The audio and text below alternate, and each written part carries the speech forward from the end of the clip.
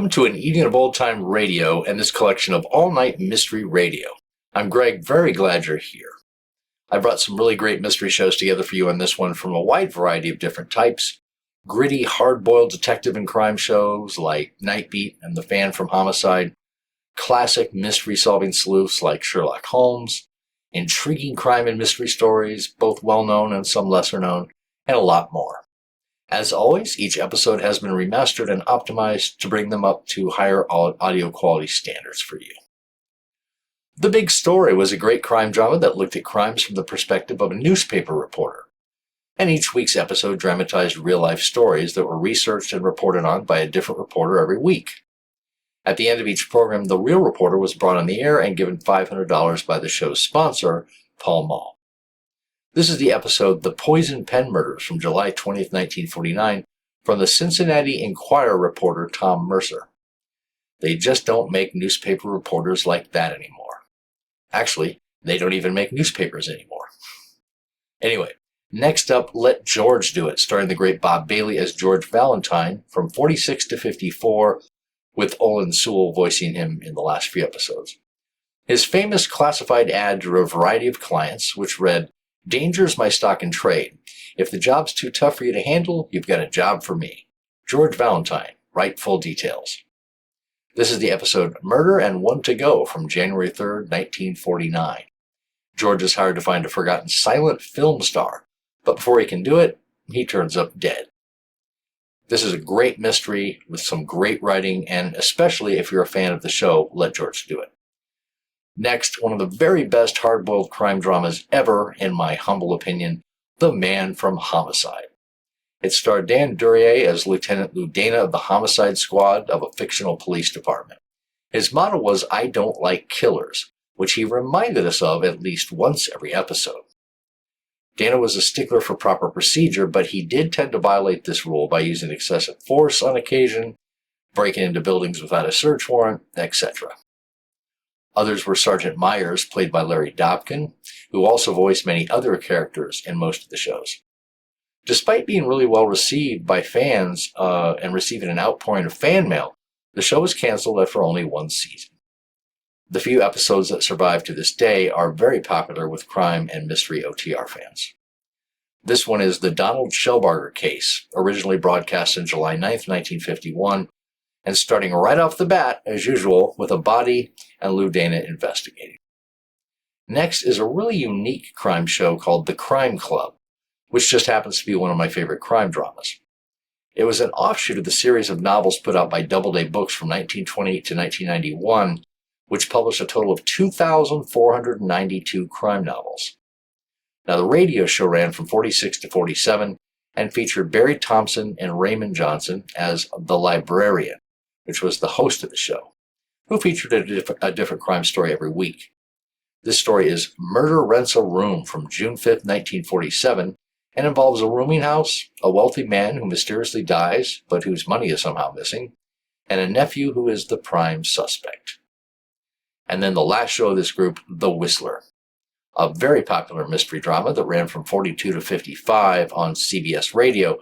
Each episode was narrated by a character known only as The Whistler, who sometimes spoke directly to the characters in the show, basically breaking the third wall, taunting them. And each of the stories focused on someone committing a crime, which inevitably ended with them making a fatal mistake that was their eventual undoing. I love this show, and I love this episode, Conspiracy, from September 29th, 1948. How many murders occur purely out of hatred, with no financial or material motive at all? A reporter from the Baton Rouge Times gets a first-hand taste as he finds himself plotting to kill a woman who has betrayed him. All right, enjoy these great mystery shows, and I will be back in a little bit. The Big Story.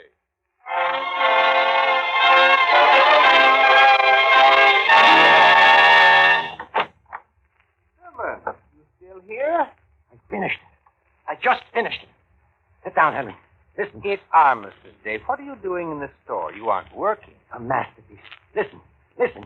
Mr. Adam Demopoulos, conductor, Cincinnati Symphony Orchestra. No, Herman, not another letter. In your so-called orchestra is a so-called violin player named Tabor. If there is a worse violin player in the world, I do not know him. It's not enough that he is a power musician. As a human being, he is garbage. Herman, someday you'll write one too many of those letters. Someday you'll be sitting here like now, alone, after work, and the door will open, and... Herman, the door, it's opening. It's a customer. No, Herman, it's not a customer. It's Herman!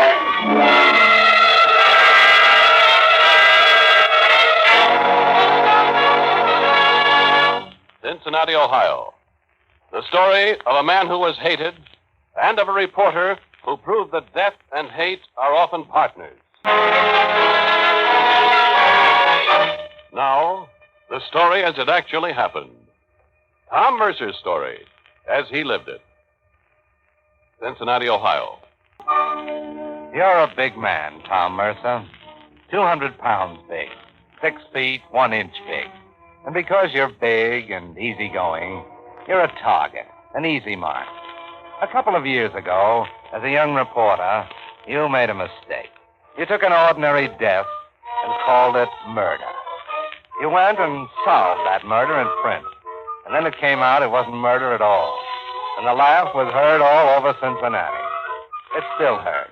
Wherever you go, they say of you, there goes Mercer, the great sleuth, out to make another name for himself. And so, when this story broke, a killing in the Standard Laundry at 6216 Central Parkway, all the boys in the press room at police headquarters said, Well, we don't have to cover it. Not with Mercer on the job. If it's murder, Mercer will solve it.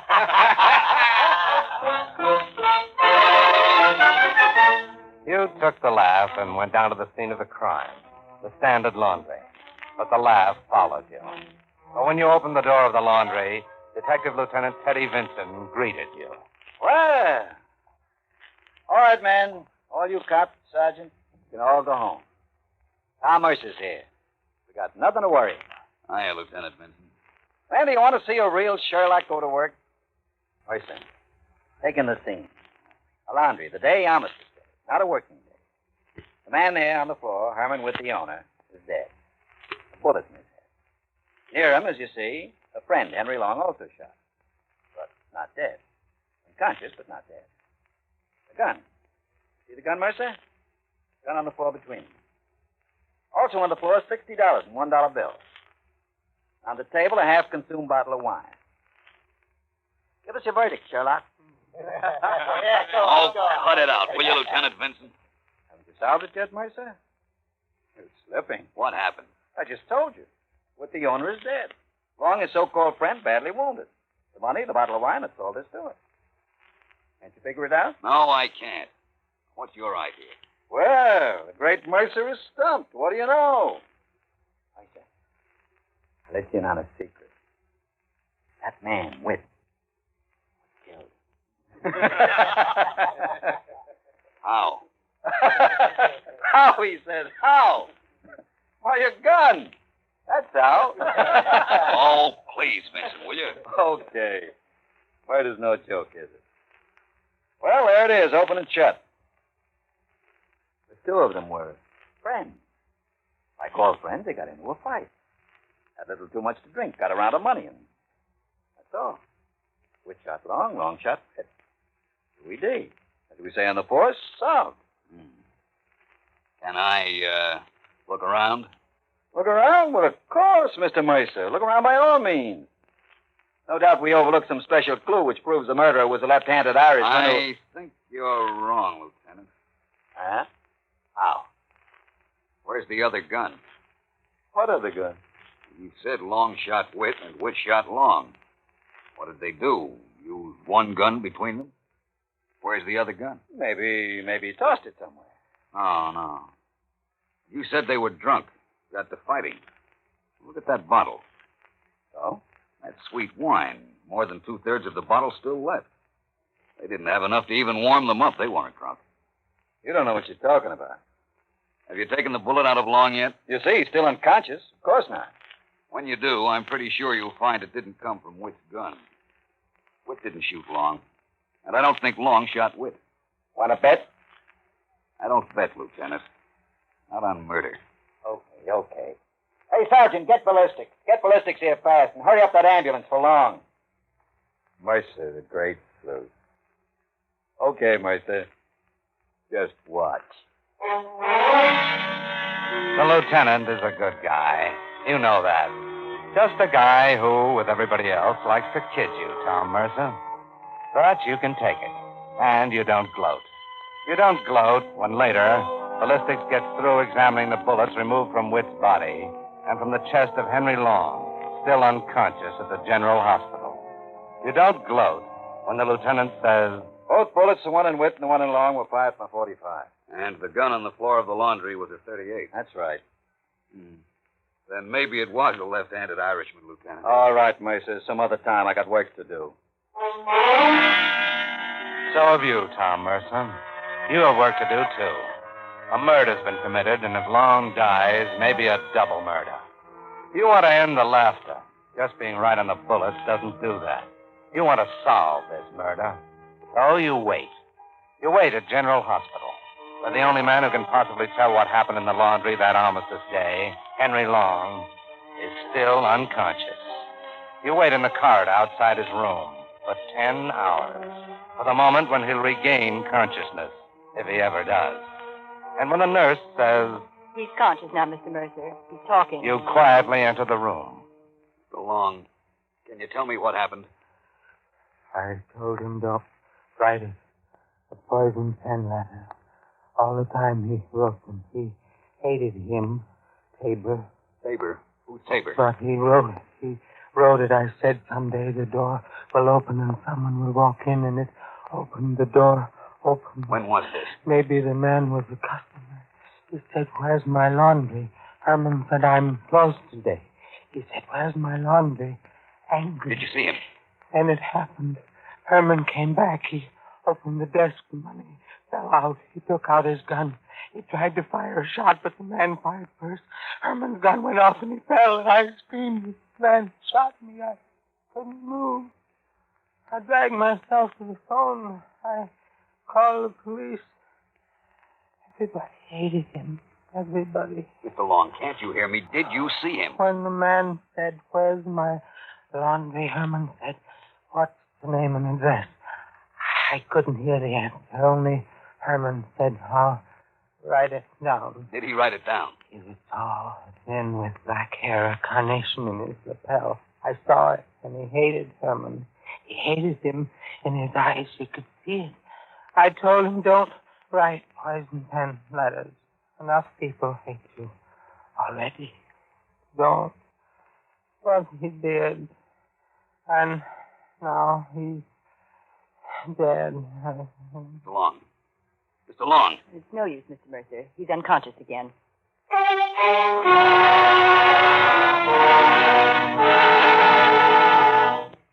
That's right. I was Mr. Witt's secretary. Taine's my name. Gloria Taine. He wasn't very well liked, was he, Mr. Witt? You kidding? How many friends does the skunk have? What do you mean? I'm not saying anybody'd kill him, but like Mr. Long, who was a friend of his.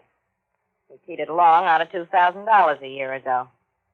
Anybody in the shop will tell you. He worked us like slaves. He never had a good word for anybody. Ever hear of a man named Tabor? No. Sure. I don't lie. He lied.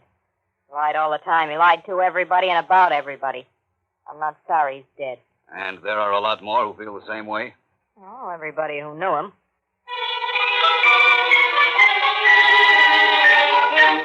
Hate is the clue. Who hated him enough to kill him? You begin digging. 2 weeks ago, you find he fired a man who'd been with him 12 years. A man named Emmons, a bookkeeper. Sure, I hated him. 12 years I gave him. Worked late, sweated for him. What did he give me? My walking papers. But, Mr. Emmons, you didn't hate him enough To shoot him? I wouldn't waste a bullet on him. You know something, mister? 15 years ago, he played the fiddle. Played with some orchestra, the Cincinnati Symphony, I think. And he got fired. He never forgot it. He kept writing letters, poison pen letters, every week, saying this fiddle was no good, that one was no good. That's the kind of a man he was. Take what he did to Tabor. Tabor? That's right. First violin in the symphony. He always said Tabor stole his job. He used to call him up in the middle of the night, 2 o'clock, and scare Tabor's wife. She had to go away to a sanitarium. He was nuts, mister. That's what he was. Wish he died years ago. Wish I never met him. What happened to Tabor's wife? His wife, I don't know. I think she died in the sanitarium. Tabor still with the symphony? Sure. Why? Oh, nothing. Nothing at all. Just an idea. Yes, I'm Tabor, Mr. Mercer, and I'll be frank with you. No news of the past 10 years pleased me as much as the death of Herman West. But as to what you're thinking, since I'm tall and thin and have dark hair and occasionally wear a carnation, at the time of the murder, 4:45 p.m. on Armistice Day, you see, I read all the details. I enjoyed the story. I was playing a concert in Indianapolis. I was playing the solo part at that precise moment of the Beethoven violin concerto. Dead end. Hate comes to a dead end. What now? Back at the laundry, still probing, still asking questions of Whit's secretary. Suddenly, she says, This is funny. What? This laundry slip. I make out all the laundry slips, but this ain't in my handwriting. Let me see it. 2231 Vine Street. You have a customer there? No, I checked it. That's what's funny. Is this his writing? Whose? Mr. Witt's. Hey, that's right, it is. Where'd you find it? In his desk drawer, crumpled up Give it like... to me. Give it to me, quick.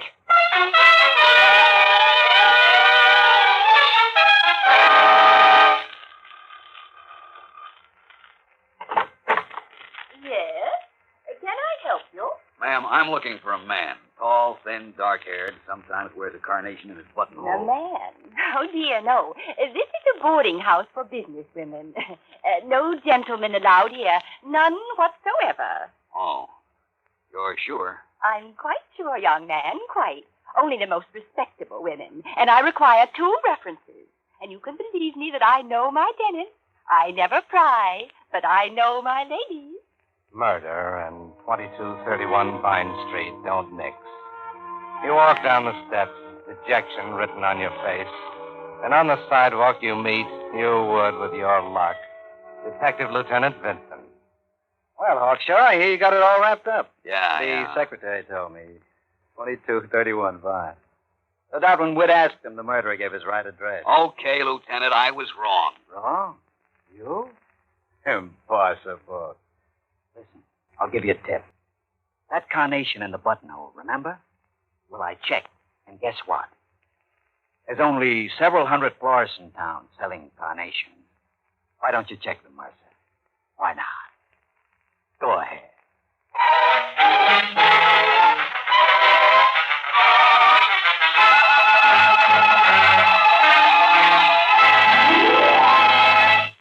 For years now, you've been the butt of bad jokes, Tom Mercer.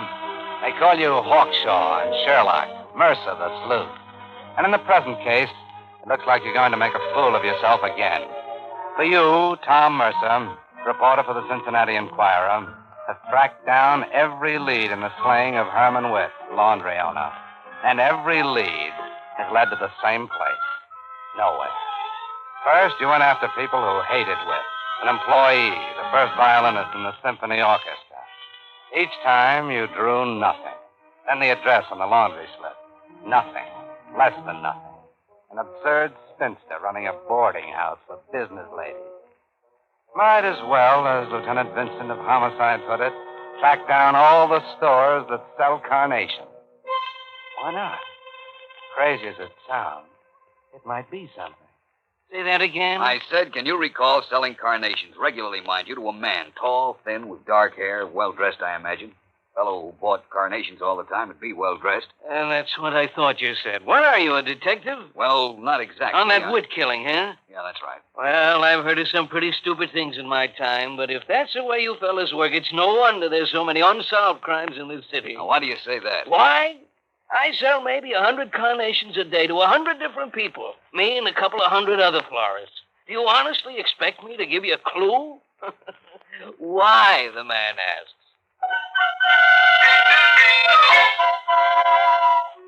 He's right. Of course he's right. You were grasping at a straw and hoping you'd come up with the answer. The carnation idea is crazy. You give it up. And then, on your desk at the paper, a day later, is a message.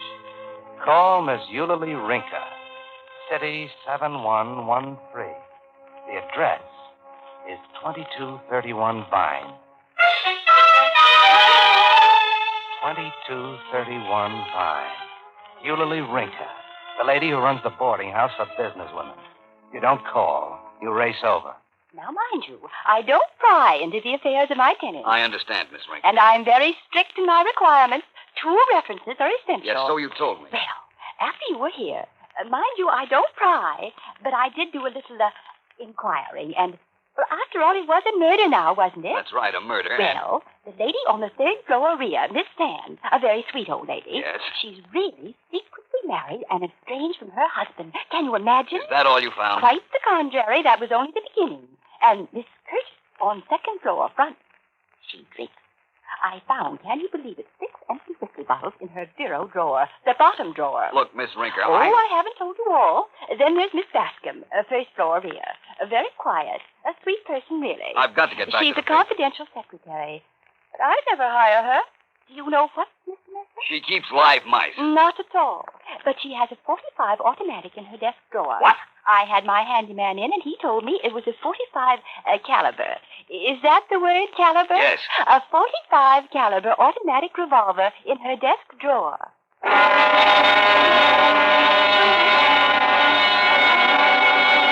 Miss Bascom, That's correct. would you mind coming down with me to police headquarters?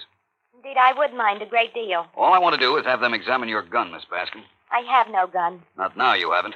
I have it. That is, Miss Rinker and I have it. I have a permit for the gun. Did you know the gun was fired? I'd guess within the past week. Did you know that it was fired twice? No, it wasn't. How could it have been? You tell me, Miss Bascom. Look, I don't want to go to the police. Please, I don't. If I tell you, will that be enough? It depends on what you tell me. Well, I lent it to a man, a casual acquaintance. He said he wanted to buy a gun. I wanted to sell it. So I lent it to him to try it out. He took it, and later he brought it back and said, this won't do. When was this? About a week ago. Armistice Day? I think it was. Yeah, Armistice Day. Yeah, I wasn't working that day. What time did you lend it to him? About 2 o'clock. When did he bring it back? About 5:30, I think. Yeah, he just said he wanted to try it out. Why? What happened? He tried it out, Miss Bascom. About 4:45, he tried it out on 2 men. What? He killed one of them. No. Yes. Now, what was his name, this casual friend of yours? John Turner. I'm sorry about your not wanting to go to the police, Miss Bascom, because I'm afraid my friend, Lieutenant Vincent, would never forgive me if I didn't take you down with me. Shall we go? That's his picture, Miss Bascom? Yes, sir, Lieutenant. There's no question. This is the man. If you don't mind, Mercer, let me do the asking. Sorry. There's no question this is the man? No, sir, no question. He was just a friend of yours, Miss Turner? Oh, not a friend. I just met him once or twice. Okay, you can go, but be on tap if I need you. Yes, sir. And I hope you have a permit for that gun. Oh, yes, sir, I do, if you want to see it. All right, never mind. Use that door. Yes, sir. Well, quite a record our friend Turner has. Larceny, breaking and entering, narcotics charge, wanted in Kansas, auto theft. Can't figure it. Why? The whole thing's crazy. A guy writes poisoned pen letters. His employees hate him. Everybody hates him. Then this turns up. Nuts. Can I say something? I said, can I say something? What? The long arm of coincidence is a funny thing. Don't give me police theories, Hawk. Hawkshaw, I've heard it before. Now, don't worry, I'm not sensitive. Now, will you let me talk for just a minute? Go ahead. What stopped us, all of us, you, me, everybody, was that Whit was a hated man. When a hated man gets killed, hate, we figure, must be the motive. So we suspected Tabor or Emmons. I even thought for a while it was Long. So? But it wasn't any of these people. It was an accident, a pure and simple accident. The motive was robbery, pure and simple robbery. Turner's a pro. His record shows it, a professional gunman. He figures he'll knock over this laundry. He takes Armistice Day because no one will be around and the banks are closed, so there'll be cash there. He goes in. He puts on a front by asking for his laundry. When Whit gets suspicious and pulls out a gun, he kills him. He shoots Long and escapes. Since when does a pro give his right address? It wasn't his right address. It was the first address that came to his mind. He hadn't planned it all the way. When he asked Whit for his laundry, Whit asked for his address. That surprised him, so he said, just like that, 2231 Vine. Even pros make mistakes. You know something? What? I think you're right. No. Yep. Hawkshaw, I think this time you're right. Well, thanks, Lieutenant. Never mind the thanks. Now we've got to find Turner. And that won't be easy. Well, Lieutenant, I thought I'd leave something for the police to do. The laughter connected with your name, Tom Mercer, goes out of people's voices. When you write your story on who the killer is, how it was found out, the cracks begin to fade away. The wise guy looks. And then the dragnet goes out. John Turner. Tall, thin, dark-haired, carnation in the buttonhole. Wanted in Kansas. Wanted for breaking and entering. Wanted for murder. You keep the story alive during the months of the search for him. You keep the people aware that he's around, what he looks like, so that one evening the laughter around your name goes away for all time, because this happened in a fruit store on the outskirts of town. Close enough, mister. That's all right. But if you want a dozen oranges, maybe some apples, I get them for you. No. Instead of the oranges, mister, or the apples, mister, give me what's in the cash register. What? You no get my money? Stay there. I call the police. Hey, you somebody I know. You the man. That's right. You the man I read about in the paper. You the man who killed the man who owned the laundry. That's right. Operator, you give me the police. That's right.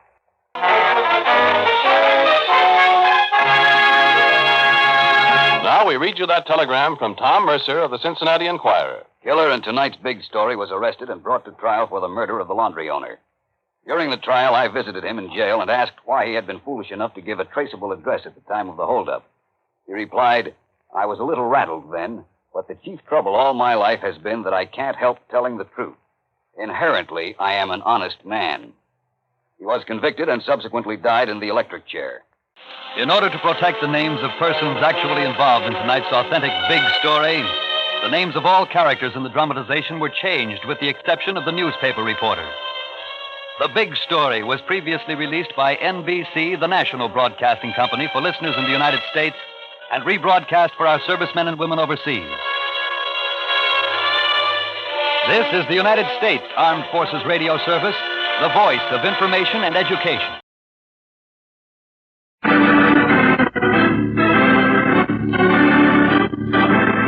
Standard of California, on behalf of independent Chevron gas stations and standard stations throughout the West, invites you to Let George Do It. Murder and One to Go. Another adventure of George Valentine. Personal notice. Danger's my stock and trade. If life's giving you so much punishment you're buckling at the knees, you need my help. George Valentine. Write full details.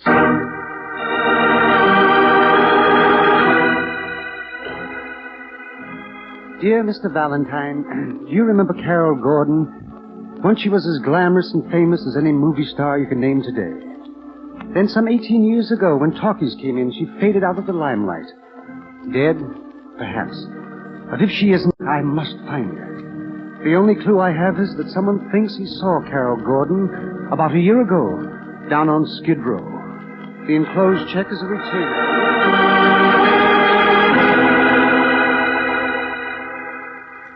Check is a retainer, and if you succeed in finding her, there will be a substantial bonus. Sincerely yours, Henry Crichton. Henry Crichton. Business management and artist representation. Carol Gordon? Careful. Don't say you remember her, Brooks. He'll give your age away. Well, I don't remember. 2 world-shaking events took place in the 20s. The stock market crash and Carol Gordon. Her autograph always gets you 2 of Wallace Reed in the trade. And now Skid Row. Well, maybe this Mr. Crichton knows of a small part for her. Well, if he's gambling with $250 just to play Good Samaritan, I'd like to shake hands with that gentleman. And if he isn't, it might be a good idea to find out what's on his mind.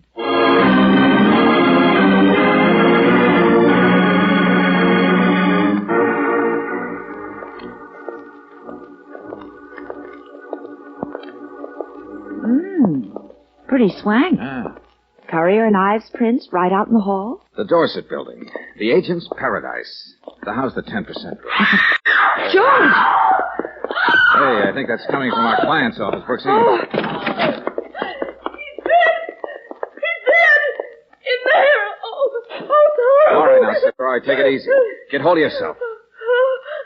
What? Try to calm down. Who's dead? Mr. Crichton, I just came back from lunch. I found him lying there on the floor. The fire poker next to it. His head. Oh, won't you please call the police?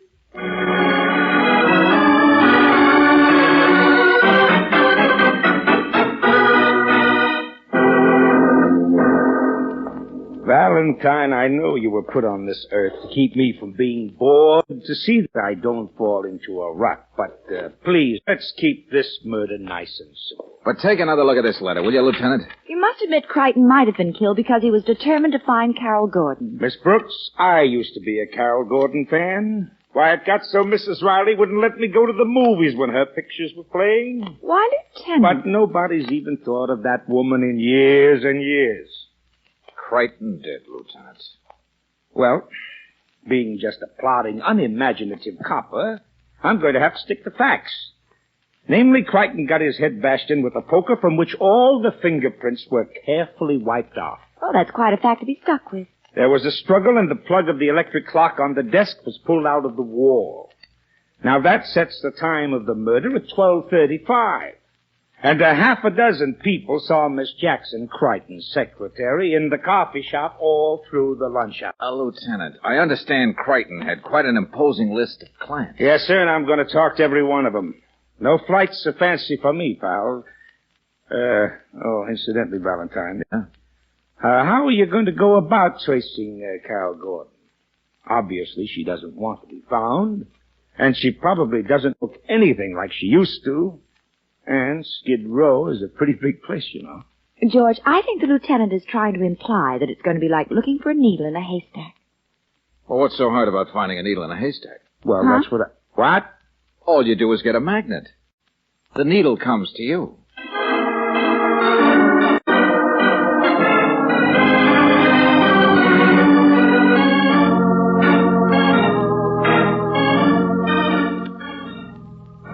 Now, look, Mr. Gabranian, what'll it cost me to have you run this picture in your movie house tomorrow afternoon? You mean you're going to pay me, fella? What's wrong with it, fella? Oh, nothing's wrong with it, Mr. Gabranian. It was a super colossal production back there in 1928. Yeah, Romance in April, starring Carol Gordon. Never heard of her, fella. You in the movie business and never heard of 1928, I was running a coffee pit. I wish I was still running it. Well, anyway, you wouldn't mind showing this picture for $50, would you? There's just one thing we ought to tell you, Mr. Yeah, I knew this was coming, fella. There's no sound, no music in this picture. It's a silent. Something new, huh? You don't think for a moment I'd talk you into anything that would damage the reputation of Gabranian's Cameo Theater, the gem of Skid Row? Are you kidding? I don't even advertise the picture we're playing. I just hang out a sign, soft seats, open all night, 15 cents. Then this ought to be right down your alley. The slumber of your selected clientele won't be disturbed by any noises coming off the screen. Just a little piano music for mood. Yeah, lady, you might got something there. This is a gal who knows all the angles. Yeah, on her they look good, too. Too bad the cameo ain't barbecue house like it used to be. You're a real nice filly, lady. Why, thank you, Mr. Gabranian. I don't know whether to blush or whinny. Huh? What's that? Now, what about it? Does Romance in April play here tomorrow? It plays. Money in advance, fella. No objection to me selling the tickets? You sell, but remember the tickets are numbered. I'll know just how many people go in. Oh, you're a trusting soul, Mr. Gabranian. You said it.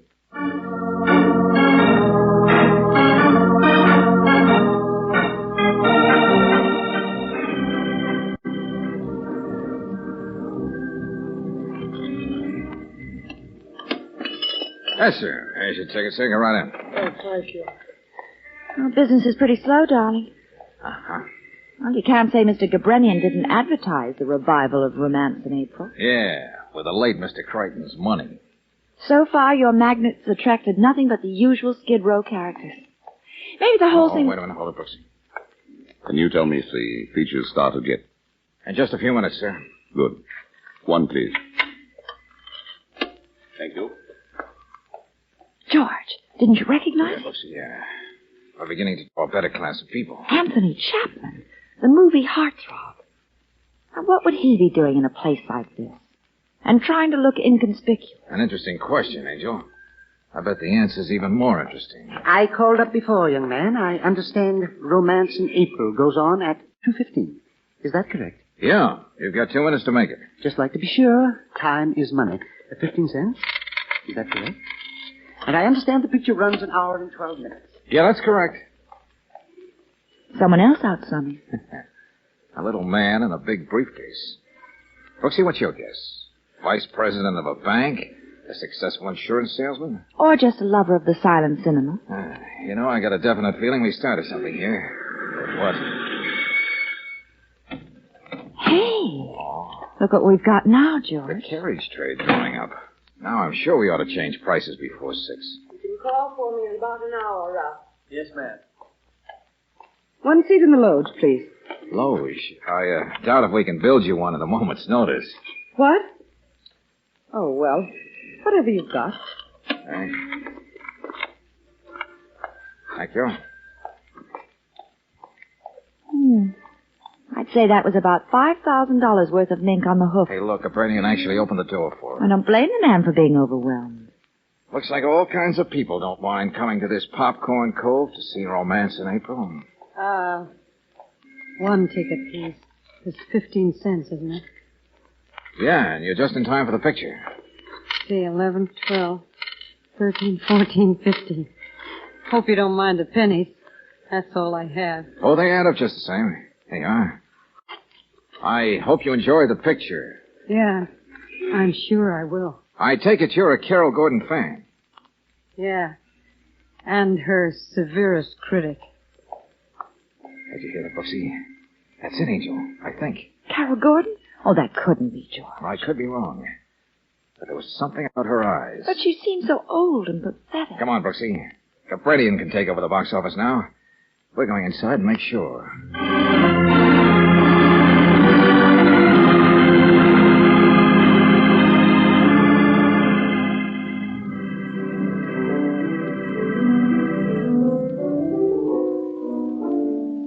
Must have broken Gabrenian's heart to hire a piano player for the day. That girl on the screen, Angel. Look at it carefully. Don't you see some resemblance between her and the woman we saw before us at the box office? Sorry, George. Can't talk myself into it. Yeah.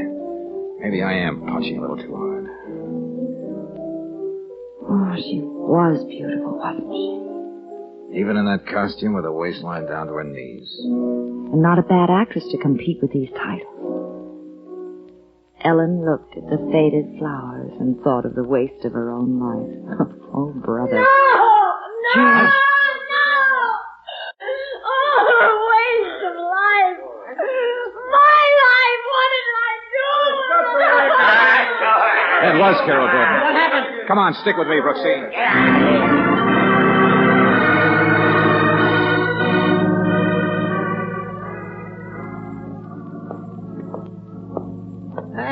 Her room is right down the hall here, folks. Yeah, see, Brooksy?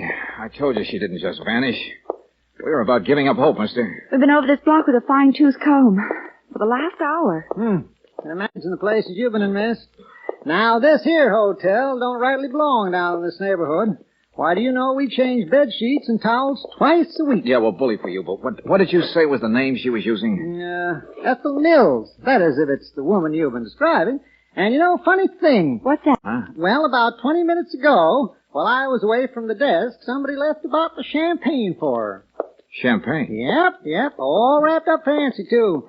Brought it right up to her. No other hotel around here gives room service like we do. Well, here it is. She's in there all right.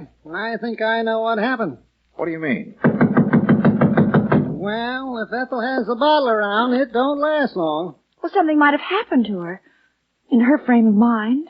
Yeah, we better take a look, friend. Yeah, that's right, young fella. Don't want anything bad happening to the reputation of the hotel.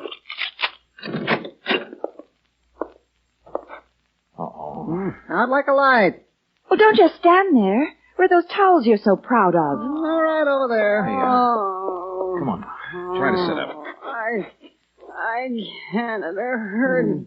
Usually she don't feel like that until the next day. And the bottle's only half empty. Seems somebody left a card with it, too. To Carol Gordon. On the day of her triumphant return to the screen. Wait, this wet towel ought to help her. No time for that, Brooksy. We have to get her to a hospital. But George, she's only been poisoned. One sniff of this bottle will tell you that. Poison? Somebody else followed her here from the cameo. Somebody who wants to see Carol Gordon dead.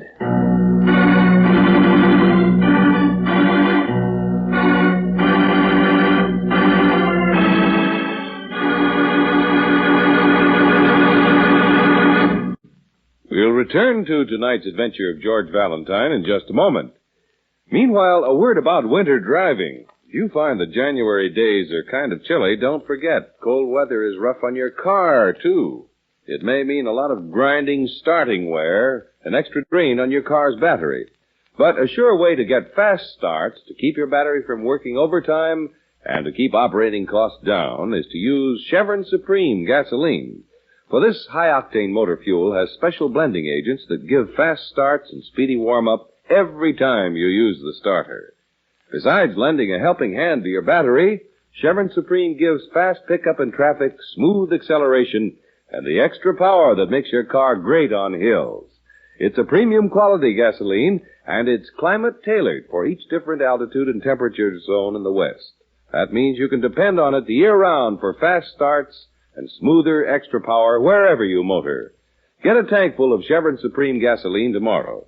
Get it at standard stations and at independent Chevron gas stations, where they say and mean, we'll take better care of your car.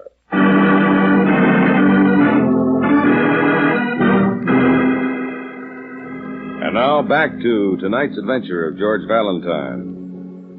Someone hires you to trace down an old movie star named Carol Gordon. Even before you can get started, your client is found murdered. You pick up from there and finally locate the once famous beauty in a cheap Skid Row hotel. The payoff there is that someone's tried to kill her, too.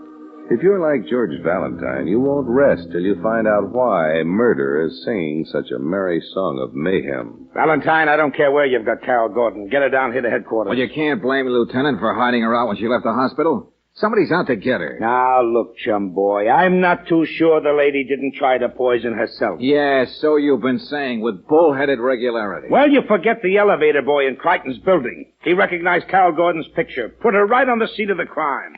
Now, guilty conscience. I want to talk to her. Uh-huh.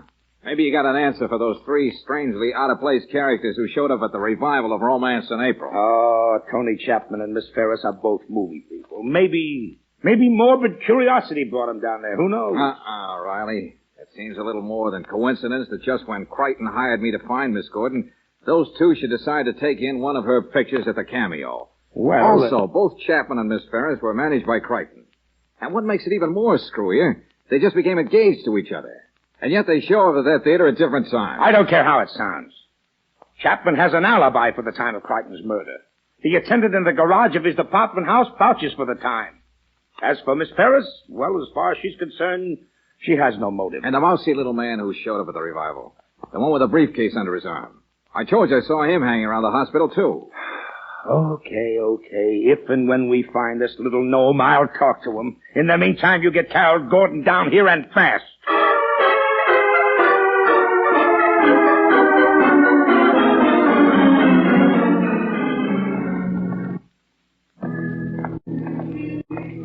Here you are, Miss Gordon. My car's parked right over here. There's really nothing I can tell the lieutenant, Mr. Valentine. Well, you just tell him the truth, Carol. And if he growls at you a little, don't let him upset you. Okay, here we are. The three of us can fit into the front seat. Well, I know my story sounds a little weak, but I did drop in to see Henry Crichton on a personal matter.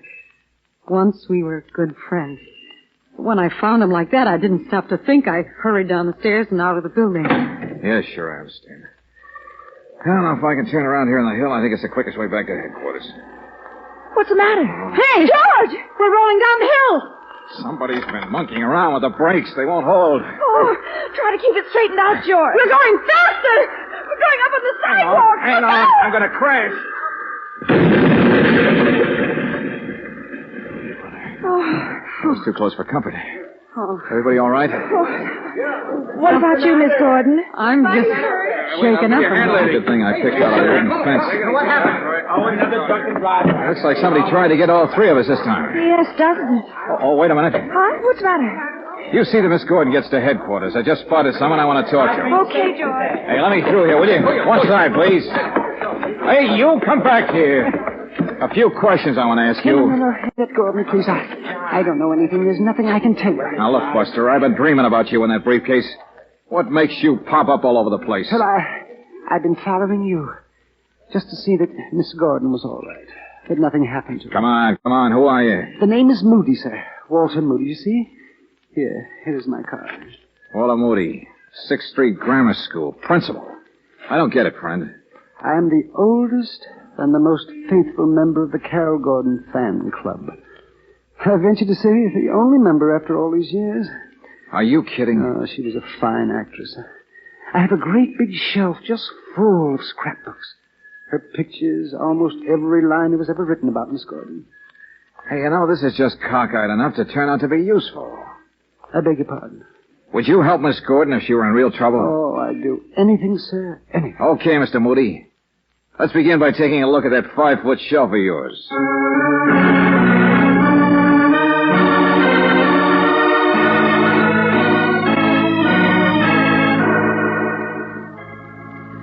You mean Carol actually used to correspond with you, Mr. Moody? Oh, yes. Personally. I used to send the information in a newsletter to fans all over the country. This must have been a big event in her life, according to this communique. My dearest number 1 fan, something has happened here today in this beautiful little town that's made me the happiest girl in the world. Soon I hope to be able to tell you all about it. I've always been curious about that, Mr. Valentine. What did she mean? Eudora, California, December 9th, 1929. You know, Mr. Moody, I may be able to satisfy your curiosity.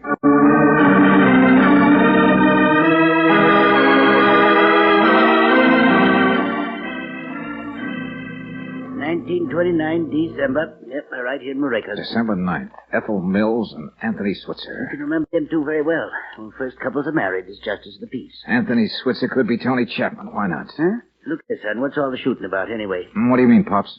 Just last week, fella was here. Named Crichton. It's with a young lady. Long blonde hair. He wants the same information. I think you've really given me something to wedge with, Pops. Thanks a lot.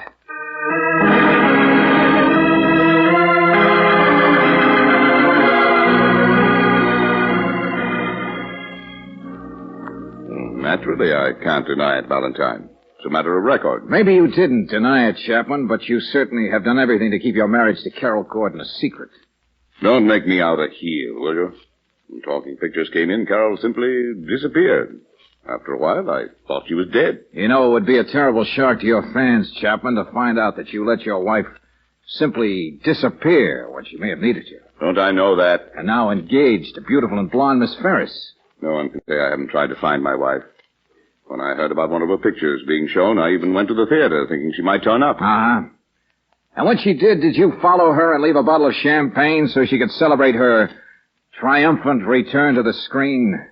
But what? I don't know what you're talking about. I lost her in the crowd after she ran out. You know, Chapman, you'd fit in nicely as the murderer of Crichton if you didn't have such a perfect alibi. I've been through all that with the police. The attendant downstairs in the garage told me drive in at 12:30. Yeah, I know.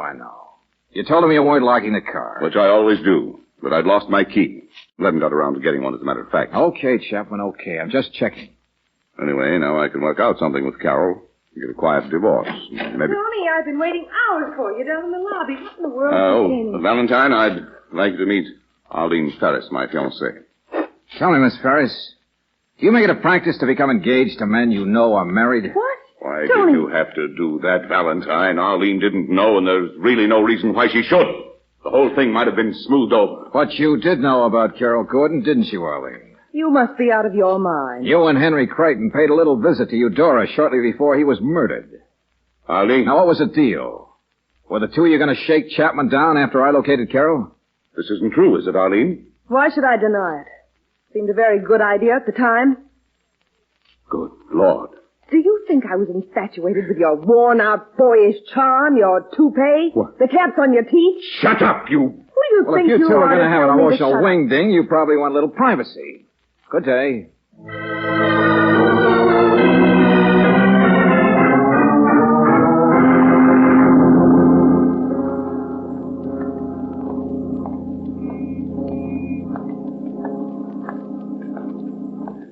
Hey, Lieutenant. We can use this office in back of the garage. Go on in, Miss Gordon. Tell me, Valentine, why a garage? Why didn't you call up and ask me to meet you in a Turkish bath? Oh, please, Lieutenant, the ladies. Now, what's this all about? Well, I didn't think you'd have any objections to Miss Gordon making a phone call. Oh, for the love of Mike, why couldn't she have done it from my office? It wouldn't have worked that way. Oh, I don't know if I can say the things you told me, Mr. Valentine. I hate Tony. Hated him ever since he didn't lift a finger to help me. When he knew I was desperate. Just do your best, Carol. As an actress, your best is better than you think, I'm sure. Okay, here's his number. I'll dial it for you. Well, Here you are. All right. Hello. Tony? This is Carol. Yes, I know this must be a shock to you. But listen, dear. Let me do the talking. Tony, I've been unfair to you all these years. I should have come back and let you have the divorce. It must have been dreadful for you. Couldn't we do that now? Quietly, so that no one need ever know. Then you'll be free. Yes. Meet me in 5 minutes. On the corner of State and McGovern. Please, hurry. Goodbye. Oh, you were wonderful. Yeah. That ought to get Mr. Chapman down here in the garage with the speed of light. Light? Why don't you try shedding some once in a while, Valentine? There shall be light, Lieutenant, I hope. Now, you ladies stay here in the office. Come on, Riley. Here's Chapman's custom job over here. Well, what do I do? Just stand here and admire it? What the... Come on back here, Lieutenant. We want to see this act without being seen. Why'd you do that? Just a pious hope. And if I'm wrong, Wait a minute. There's Chapman. Back of his car.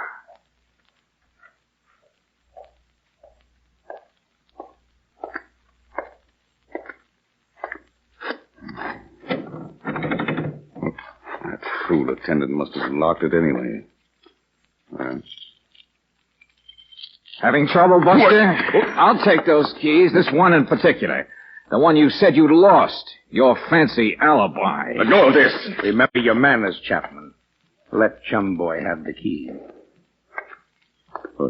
What is this? A frame-up? Oh, famous last words. That's the trouble with elaborate alibis. People are so forgetful. Or to say it another way, friend, you just put the finger on yourself.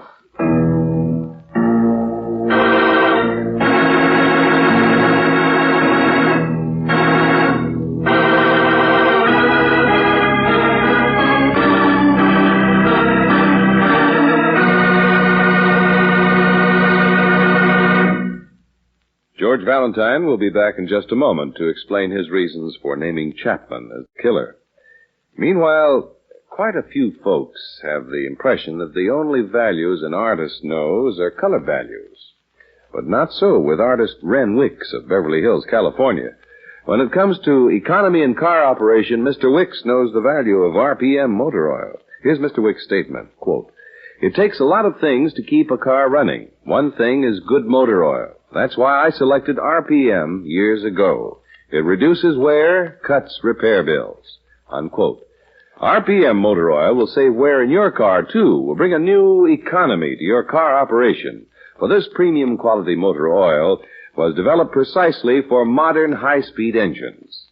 Chemical compounds in RPM keep your entire engine cleaner. They protect those finely polished, close-fitting parts. Protect them from corrosion, gum, lacquer, and carbon. If your car is about due for a drain and refill, give it a new lease on life by getting RPM motor oil. Remember, it's better for your car and for your pocketbook. Get RPM at independent Chevron gas stations and standard stations where they say and mean, we'll take better care of your car.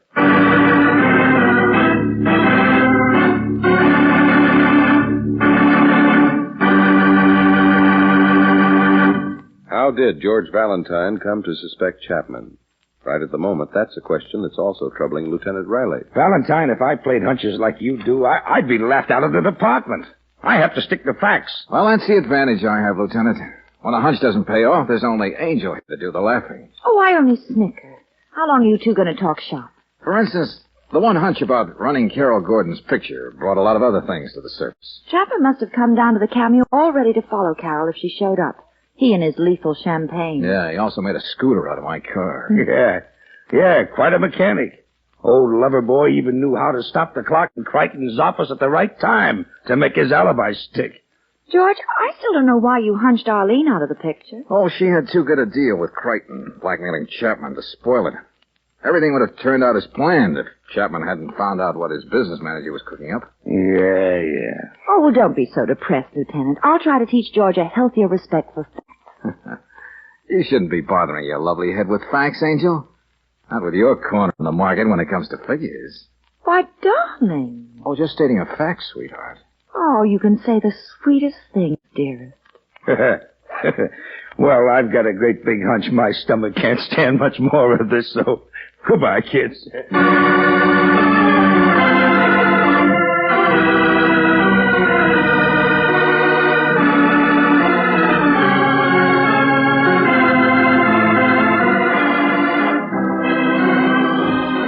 Tonight's adventure of George Valentine has been brought to you by Standard of California on behalf of independent Chevron gas stations and Standard stations throughout the West. Let George Do It stars Robert Bailey as George with Francis Robinson as Brooksy. Wally Mayer appears as Lieutenant Riley. Tonight's story was written by David Victor and Herbert Little Jr. and directed by Don Clark. Also heard in the cast were Jeanette Nolan as Carol Gordon, John McIntyre as Chapman, Virginia Gregg as Arlene, Howard McNear as Moody, Louis Van Ruten as Gabrenian, and Dick Ryan as the manager.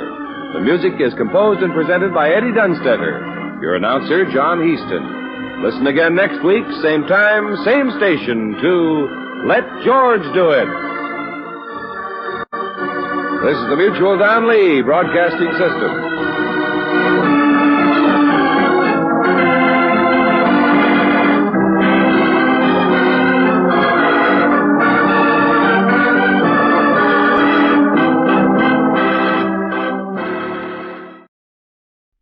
The Man from Homicide.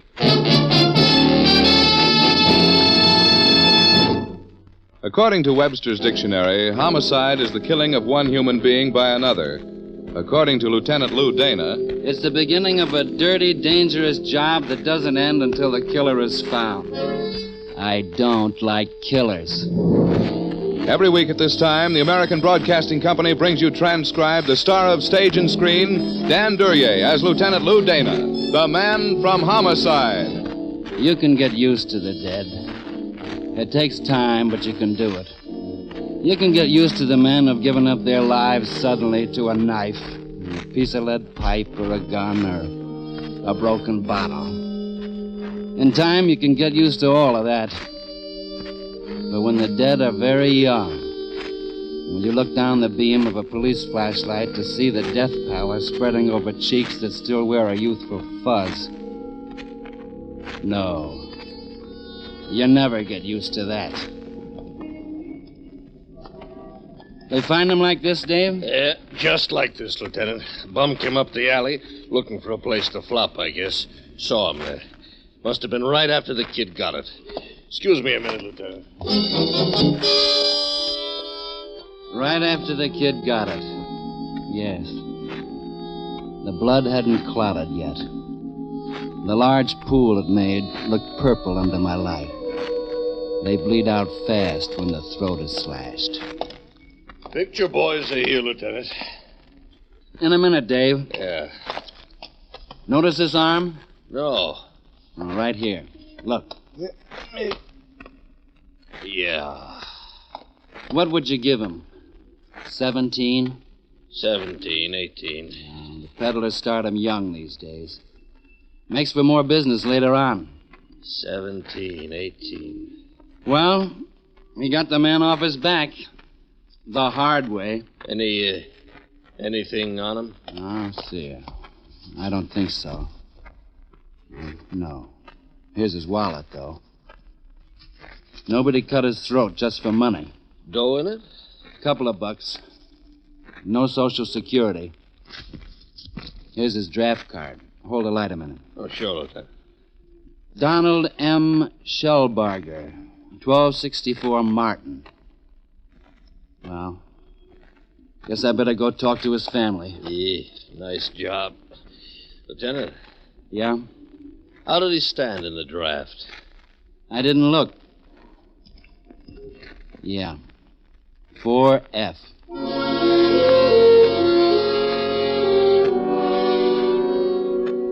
"1264 Martin was a tenement. No worse, no better than other tenements. It was after 1 in the morning when I got there, but you can usually find somebody up on a hot summer night. I found out that Don Shellbarger lived on the 3rd floor, rear. No answer at the door, so I settled down to wait. I must have been tired. Hey! Hmm? Take a load somewhere else to sleep it off, will you, Jack? Oh. You live here? If you can call it living. Let's go inside. Hey, now, wait a minute. Police. Oh, copper. What is it now? We better go inside. All right. We'll go inside.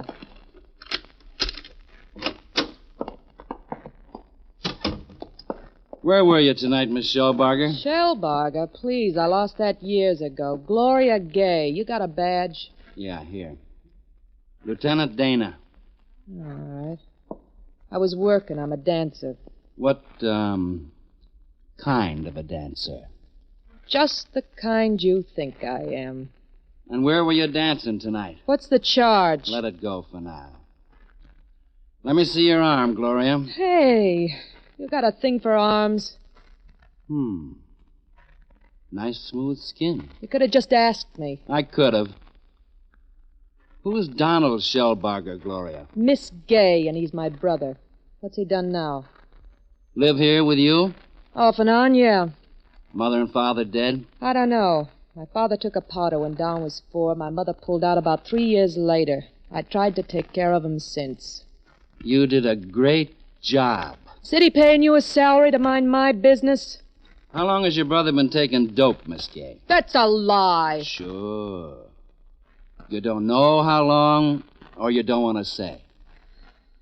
I didn't know. He hasn't been home much lately, but I didn't know. All right. Miss Gay, your brother was murdered tonight. No. You might have told me right off. You might have told me. I'm sorry. I'm homicide detail, Miss Gay. My first responsibility is to catch murderers. Anything else has to come second. 18 he was. Know any reason for anyone killing him? No, I guess even I didn't know him too well. I tried to raise him, but you know. No, you don't. Anybody else live in this apartment, Miss Gay? My husband, off and on. Care to explain that? There hasn't been anything between us for a long time, but I let him stay because he can't find another place. He's a... You wouldn't understand that either. Got any idea where he is now? There's a bar over on Elm. It's just called Ed's. Frank's kind of handyman there. Frank? Okay. Anything else? That's, Don's picture? Yeah. Nothing else. I'll be in touch. Sure. And I'm sorry. Just leave me, will you? Just leave me.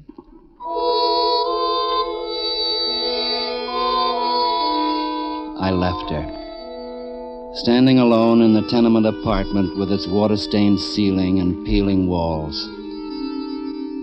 This was the home from which Donald M. Shellbarger, age 18, had tried to escape. Well, he finally made it. What catches most killers?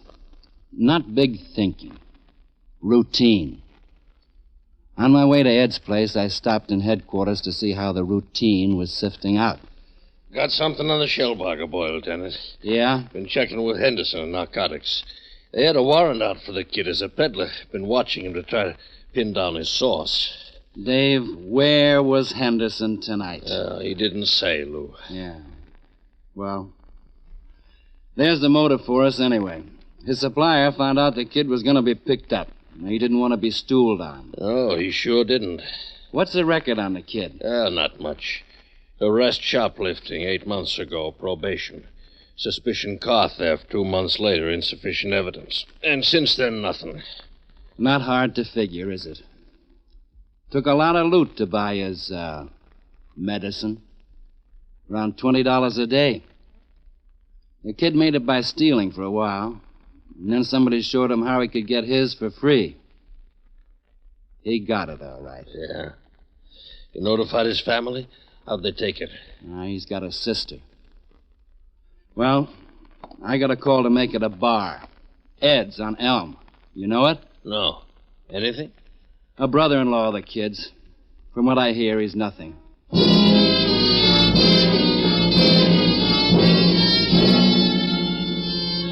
2:30 when I hit Ed's place. A neighborhood bar, small and dirty. 2:30 a.m. was after closing. But in bars like Ed's, it makes little difference.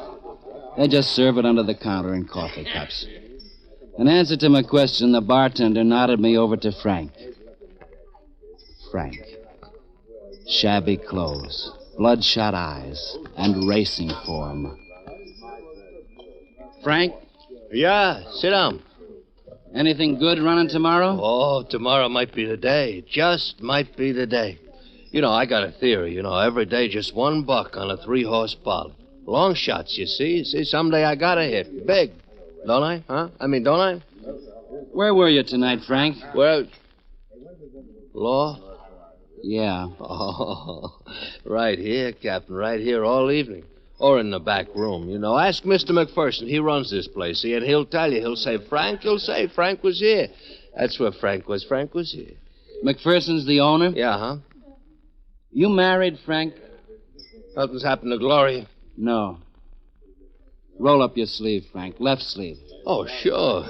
Sure, Captain, sure. There. You only take yours in a glass, huh, Frank? Beer. It's all I can afford, see? But look it now. It stands to reason. I'm going to hit it someday, now, don't it? Law of averages? Just 3 horses. That's not much to ask for, is it? And look at what I got picked out for tomorrow. See, right here. Now, look at Frank. What? The kid, Don. Did you ever look at his arm? Don? Oh, I know. No. Come on. You knew. Well, I got the word here and there, but I didn't say anything to Gloria, because he'll come around. Don'll snap out of it. Why, he's... Did you know how he got his money? No, I didn't, Captain. Now, look, I swear I didn't. Talk, Frank. No, please, look, I didn't. I'd tell you if I knew. Honest, I would. Look at Captain. He's almost like my own son. Oh, sure, he's had a little trouble, sure, but he'll snap right out of it any day now. He'll come Frank, right...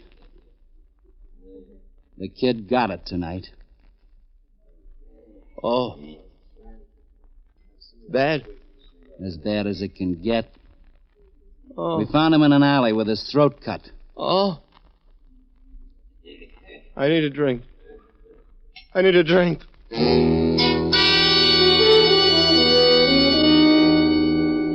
Frank stumbled his way over to the bar, and I let him go. In the back of the room was a swinging door. I went through it, took a few steps down a narrow hallway that reeked of stale beer, and turned the knob on a door lettered Office. Empty.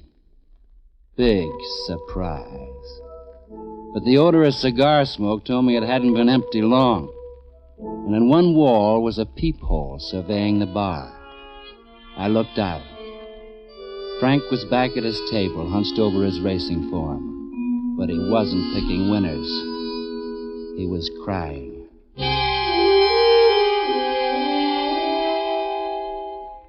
I took myself out of Ed's place, and Frank didn't look up as I got McPherson's address from the bartender. After persuasion. It was a good address, and his name wasn't Ed. It was Andy. He interested me.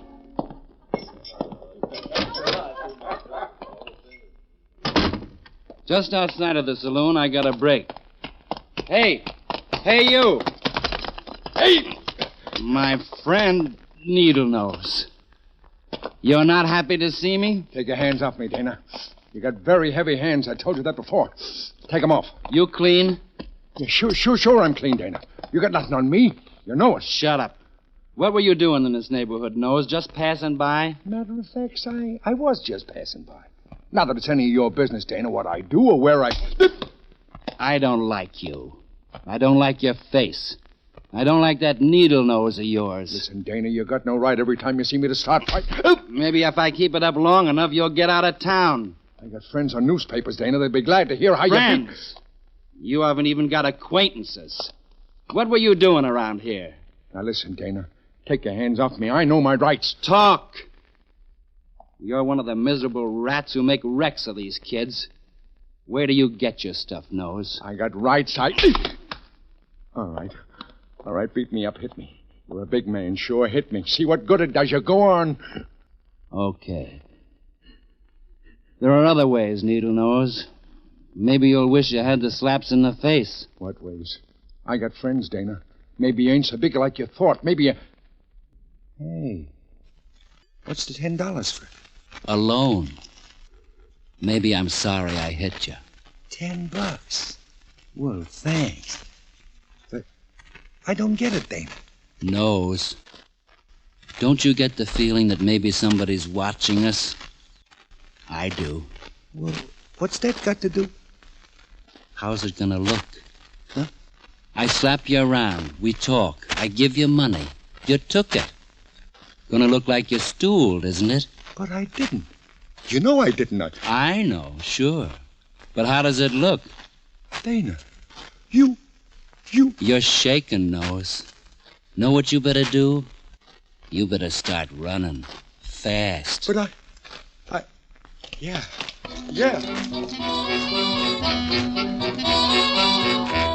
I stepped back into the shadows of a warehouse doorway to let Needle Nose get a good start and see who might start trailing him. It wasn't a smart move.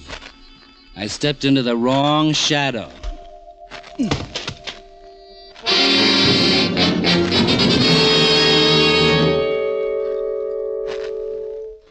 Something was dripping.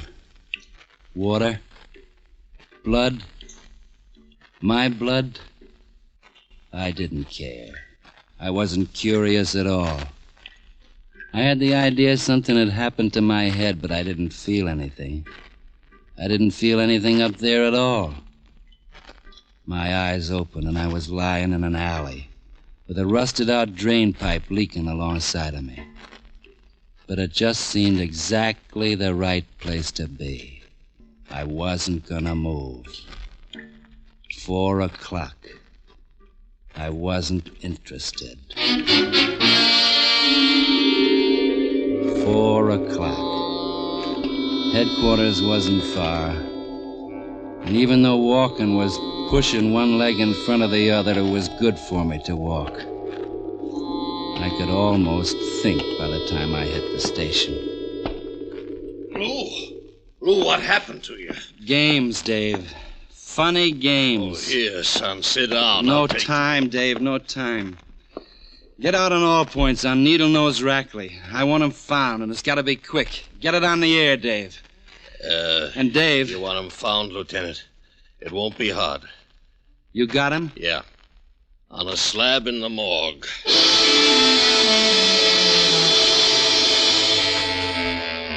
4:20, and I was just beginning to care about time again.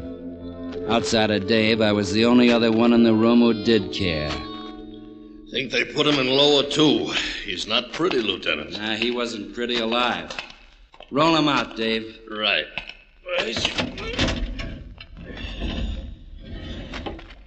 There he is. It's a funny thing, Lieutenant. He had to die before we found out his real name was Henry. Henry Needle Nose Rackley. For the second time in one night, I was looking down at a man with his throat cut. This time, I could feel responsible. If it wasn't for me, Needle Nose could have been still alive. Alive and ruining the lives of 18-year-old kids. I looked down. I didn't feel sorry at all. Put him back, Dave.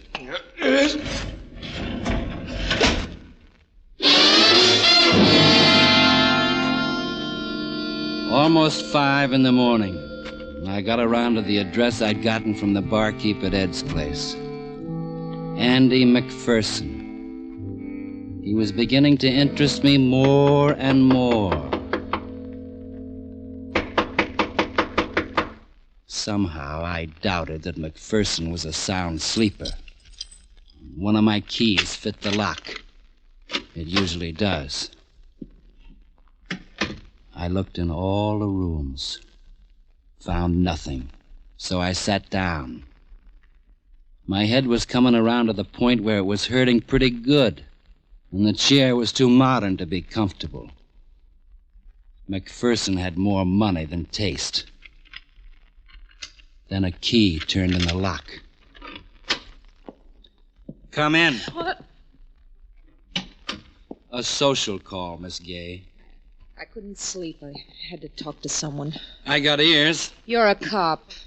Yeah. And my apartment doesn't look like this at all. It's a little hole in the wall with only 2 keys. I've got both of them. Well, an early morning newscast. Why did you come here, Miss Gay? My job is finding your brother's killer. You're either on one side or the other. You don't think much of me. Oh, we won't argue it. What's McPherson to you? I've been going with him. How's he get his money? I never asked him. It was the same color as all other money. That's pretty doubtful. Look, Miss Gay, I want you to go to the Windsor Hotel on Elm. Register there in your own name, right now. I want to use you as bait. Will you do it? It's for Don? Yes. All right. Miss Gay, it's only fair to tell you that I tried this trick a few hours ago and got a man killed. Oh? Well? You couldn't be that lucky twice.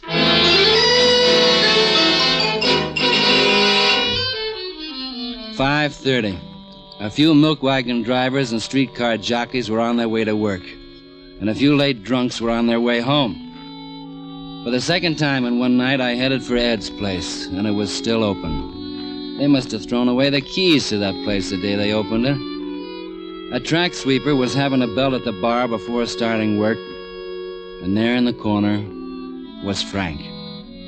Clothes a little shabbier, eyes a little more bloodshot, and racing form a little more dog-eared. Frank. Oh, the law. Got those 3 horses picked out yet? I don't know. No, for the first time in my life, I got the feeling that maybe today isn't the day. I don't know. Frank. About Gloria. What about Gloria? She took a hotel room, Frank. I think she found out something about Don's killer and she's scared. Want to know where she is? Well, sure I want to. Maybe you better not tell me. The Windsor Hotel, No, Frank. maybe you... Windsor Hotel. Be seeing you, Frank. I just wanted to let you know. Yeah, thanks very much, huh? Thanks very much.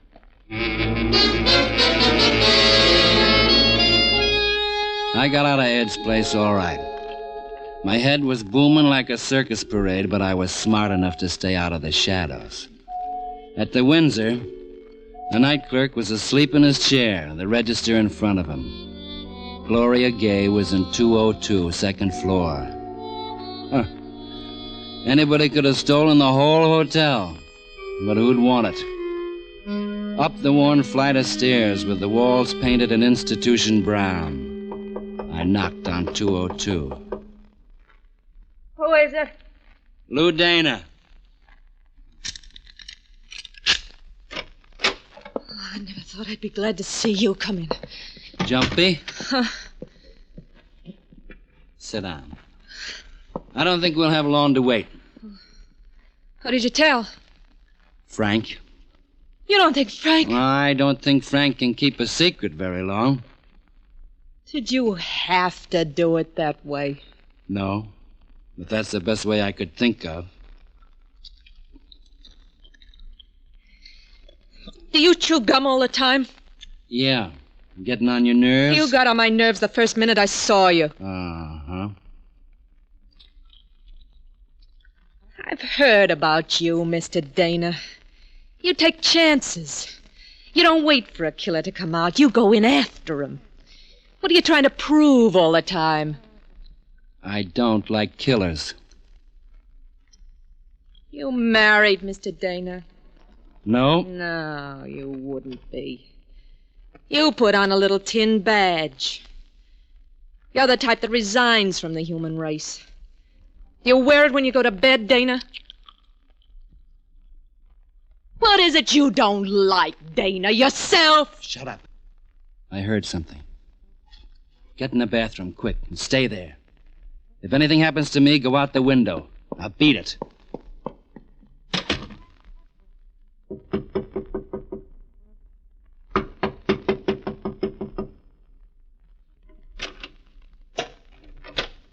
Hi. Oh, I guess I made a mistake. I guess you did. Come all the way in, McPherson. Let me get a good look at you. Who are you? You know who I am. Yeah. Big guy, aren't you? What'd you bring with you, knife or gun? Come on in and close the door. Sure, I'll close it.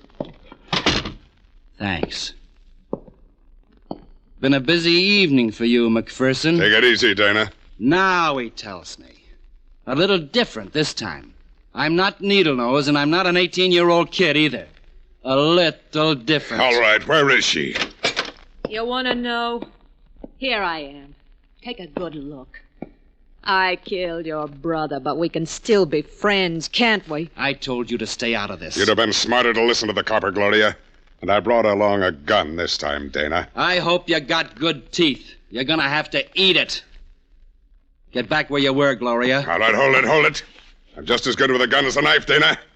All right, freeze, copper. I said... Frank, watch out, Frank! Oh, no! Hold on to it, McPherson. Hold on to it and get your arm roped. Oh, you didn't hold on to it. Take care of Frank, Gloria. Is it bad, Frank? We get a doctor for you. You'll be all right. I didn't want to tell him, Gloria, but he made me. He made me. It's all right, Frank. It's all right. He made me to... Gloria? Yeah, Frank. Just this once? I didn't do so bad. Did I? Oh, you did great, Frank. You did great. Frank. 3 in one evening, McPherson. You're a dandy fellow. All right, take me in. But I'm not talking, Dana. Not talking? I got a lawyer. A lawyer? McPherson, it costs the state about $40,000 to electrocute you, and I'm just itching to save him that dough. Come on. You got a knife. Make a move for it. Come on. All right, let me alone, Dana. Let me alone. Let him alone. Killed 3 people, and now he wants to be let alone. Come on, McPherson. You're a big fellow. One move. No, Just bat one eyelash. Come on. Let me alone. Take him in, Dana. He's all through. Yeah.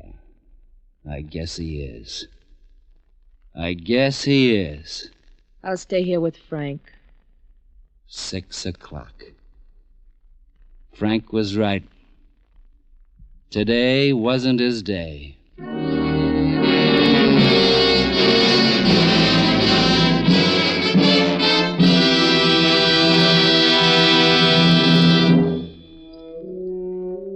What does a cop think about after a case?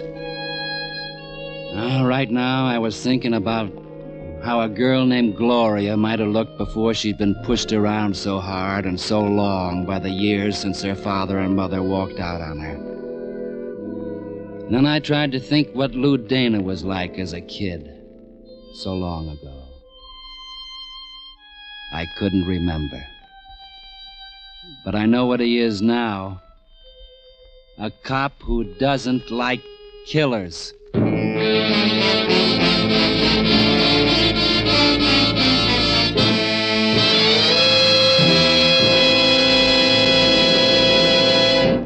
have just heard another in a series starring Dan Duryea as the man from Homicide, with Larry Dobkin as Dave.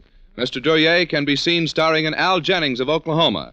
In tonight's cast, you heard Gene Bates as Gloria, Bill Boucher as McPherson, and Joe Forte as Needlenose. Music was by Basil Adlam. The Man from Homicide is transcribed and written by Lou Vitties, directed by Dwight Hauser. Be with us again next week, same time, over most of these same ABC stations to hear Dan Duryea as the Man from Homicide. Lou Cook speaking. This program came to you from Hollywood. This is ABC, the American Broadcasting Company.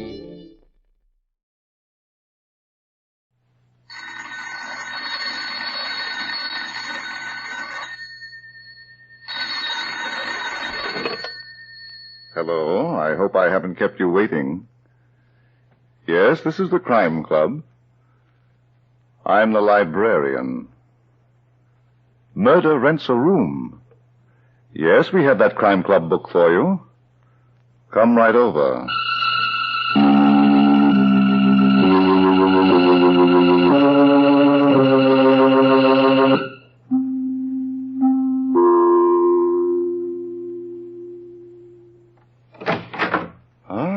You're here. Good. Take the easy chair by the window. Comfortable? The book is on this shelf. Here it is, Murder Rents a Room, by Sarah Elizabeth Mason. The very intriguing story of an old homestead that sold hospitality until death became a border. Let's look at it under the reading lamp. The great plantation of Cliff's Edge had once been the pride and the showplace of the community. But that had been a long time ago, and nobody remembered. Now it was just thousands of acres of dried-out, desolate land. And on the house that had once been magnificent, there was a sign. Hunting, fishing, rooms for rent. Yes, times had certainly changed on the great plantation of Cliff's Edge. It was late morning of a fine spring day, just 3 days after the body of Uncle Brock Curtis had been found in the swamp. A bullet in his head. Now Uncle Brock was lying peacefully among his ancestors on the hill. And his survivors, having paid their last respects, were in the huge living room of the house, waiting. Yes, they were waiting for Lee Randall to read the will. And so was Sheriff Bill Davies, as he stood unnoticed by the door with Tom, his deputy. Well, how about it, Lee? All right, Kitty. Give me a moment to break the seal. Want me to get you an axe? Kitty! What's the matter with you, Kate? You might be a little more respectful. Uncle Brock hasn't been in his grave more than half an hour. I've shed all the tears I'm going to. I'm tired, honey. Very, very tired. I'd like to get some rest for a change. In the name of God, amen. I, Brock Curtis, being of sound mind and body, but aware of the uncertainty of this life. Lee, can't you skip the forest and get right down to the mushrooms? All right, Kitty. Kate gets this house and the grounds. So this is what happens when my back is turned. I stayed here with Uncle Brock and helped him run the place. Yes. How I wish you'd stayed in New York. I'll bet. Go ahead, Lee. Thanks. The rest of the property goes as follows. 1/3 to Kate, 1/3 to me, and 1/3 to you, Kitty. Lee, what about Jeff? Isn't there anything... I'd better read that part, Kate. I make no provision for my worthless nephew, Geoffrey Gaines, for reasons that my said nephew should clearly understand. Poor Jeff. And he's the one who really needs help. How much do we get, Lee? A little over 2,000 apiece, Kitty. 2,000? Are you kidding? Uncle Brock was a rich man. My father once said he was the richest man in the township. That was a long time ago. When he died, all he had to his name was this property and a little over $6,000. That's true, Kitty. Kate and I checked his papers yesterday. I'm afraid Uncle Brock made some pretty bad investments none of us knew about. You don't say. We found a pile of no-good stock certificates in the safe. I don't believe it. I've got them in my office at the bank.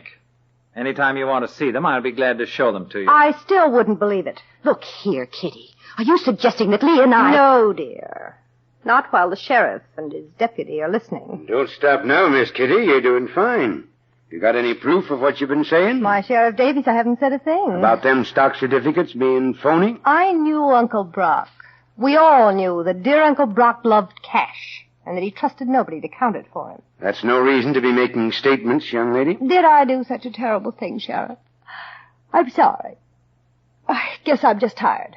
I'm going to my room. Will I see you later, Lee? I don't think so. Well, you might be wrong.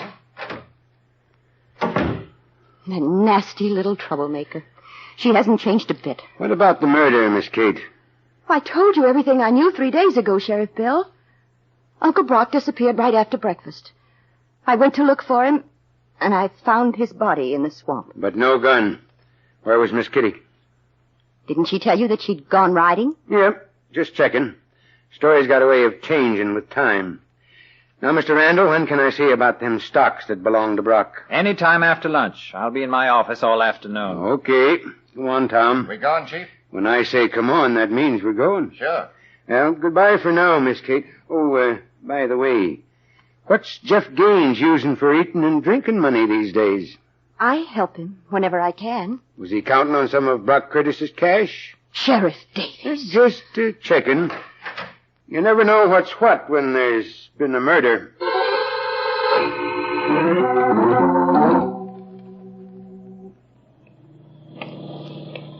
Hey, Chief, we're passing Jeff's farm. I know. Okay, but I figured you wanted to talk to him. Changed my mind, Tom. We're going back to headquarters. Uh-huh. You got an angle? Maybe. Going to relax and let nature take its course. Oh, I see. There are 4 parts to this puzzle, and Jeff's only one of them. Sure. We do nothing until all 4 parts get moving. If them stock certificates are phony, then somebody's got a lot of cash that belonged to Brock. Yeah, but what's that got to do with nature? Human nature, Tom. Nobody likes to be left out in the cold.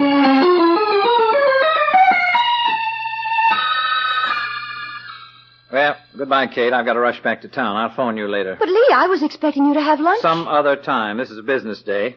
I may be only second vice president, but the bank still needs me. All right.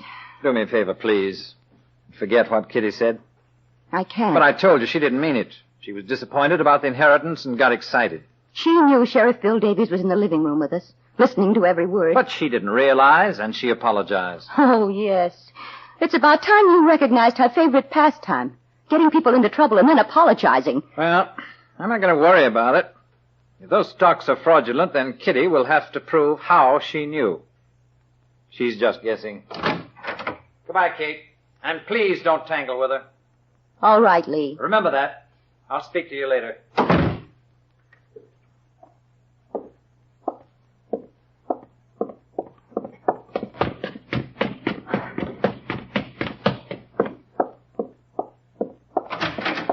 Kitty? Hello, darling. What were you doing in Uncle Brock's room? Looking around. What for? Ooh, the little things that always point to a murderer. You know, like a safe that can be opened by anybody. You know there was never any secret about that safe, Kitty. No. And nobody ever went to it, except Uncle Brock. Nobody, dear. Kitty, I'm warning you. If you're bent on making trouble... What will happen? Will my body be found in the swamp, too, with a bullet in my head? What do you want? My share of Uncle Brock's money. You're getting it. Yes, darling, but not where I like it. Think of Jeff. He gets nothing. You're changing the subject, dear. Kitty, why don't you try to be reasonable? It isn't my fault or Lee's fault that Uncle Brock made those investments. You know how he kept things to himself. Yes, I know. Lee checked those stocks through the bank. And when he told me they were worthless... You sat right down and cried. Oh, shut up. How do you think I feel about losing my share of $150,000? I could never imagine. Owning a lot of paper in companies that don't even exist anymore. Do you think I like it? Then why don't we make a deal? What do you mean? You killed Uncle Brock, honey. Did I? Don't misunderstand. I'm not complaining. Just give me half the money and we'll kiss and make up. You're very shrewd, Kitty. But not smart. Business before compliments, cousin dear. Do you think asking me for money is going to make you look innocent? Oh, a twist of the table and I'm under it, huh? Why did you come back from New York? I couldn't resist the call of the wild. You were gone for 2 years, and not one letter from you. But 4 days ago, just one day before Uncle Brock was murdered, you came home. Why? Don't get wound up, Kate. You needed money, didn't you? You're liable to break a spring. Didn't you? And you knew exactly where to find it. Then you admit those stocks are phony. You were the first one to bring that up. Excuse me while I eat my words. Was it part of your plan to get the sheriff to suspect everyone but you? No, dear, it was my plan to get what I was entitled to. But I'll take what's left. You've done such a good job of convincing me. What have you done with the money? You don't seem to understand, Kate. I'm agreeing with you. There is no money, except $6,000 and a lot of worthless paper.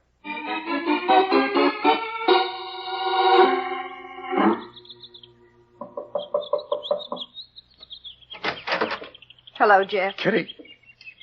Kitty, sweet. What do you want here? Are you still mad at me? You've got no right to come to my house. Leave me alone. Jeff.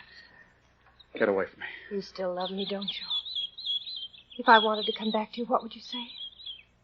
What would I say? Let's go in. Kitty, are you asking me what I would say? Look at this place, Jeff. How can you live in such filth? You get used to a lot of things when you don't care. Oh, I'm sorry. I wasn't nice 2 years ago when I broke our engagement, went to New York. I can forget that now. They tell me you've become a drunkard and you've let your farm go to rot. Oh, Jeff, I was such a crazy fool.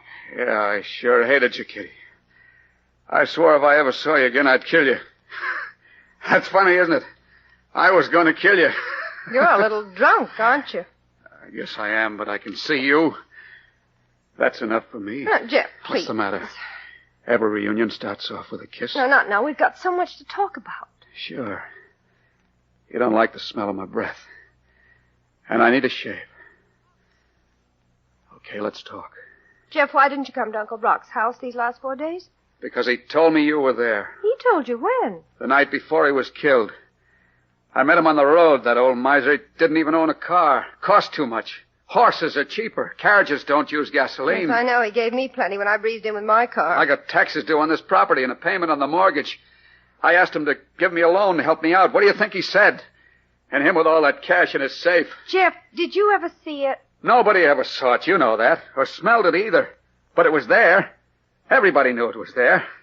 And it's still there, waiting to be spent. No, it isn't. What did you say? Somebody stole it. Now, see here, Kitty, I've got a great sense of humor, but don't take any bets. Don't get excited. You didn't lose anything. I didn't expect anything. He told me he was going to cut me out of his will. But Kate promised to pay off my debt so I can keep my home. Kate? She was here the day before yesterday after Sheriff Bill and Tom got through asking me a lot of silly questions. She told me not to worry. Jeff, don't believe everything you hear. What are you talking about? You're not getting any help. Sheriff Davies is going to arrest you for the murder of Uncle Brock. What? Me? That's right. He's out building up his case right now. But I didn't kill him. How do you think that'll sound in court? Coming from you. Oh, yeah. From a no-good bum. Who put him up to it, Kitty? Well, I don't know for sure, Jeff, but after the funeral, after Lee went back to town, the sheriff and Kate had a long conference. That's a lie, Kitty. What? Kate's the one person in this world who wouldn't try to hang me. Would I? Oh. Thank you for being so frank. Goodbye, Jeff. I'll see you in the death house. Kitty, wait. Look, I didn't mean to give you any wrong impression. I'm just not too clear upstairs yet. You've only got one real friend now, darling. Keep that in mind. Oh, but it doesn't seem possible that Kate would. Kitty, don't you understand? She loves me. $150,000 worth? The little things she's done that proved it over and over again. She'd bring me money. She knew I was going to buy whiskey with it. She brought me my meals every day, cooked meals. Uncle Brock's been murdered and his money is gone. Once when she thought I was out cold, she kissed me and said how much she loved me. I wanted to cry because I was thinking of you. Jeff, are you going to listen to me? What do you want me to do, Kitty? Believe that Kate is framing me? Believe that I love you. Sure. All right. Now, we've got to get away from here as soon as possible. I'm ready. But I want Uncle Brock's money. What? My share of it. He left it to me, and we'll need it, Jeff. Do you want me to find it? Yes, speak to Kate. Ask her to marry you. What? Yes, that's good. Tell her her husband can't testify against his wife. She'll go for that, Jeff. Maybe I ought to shave first, huh? Oh, you think of everything, don't you? No, you do. I just fall in line like a well-trained monkey.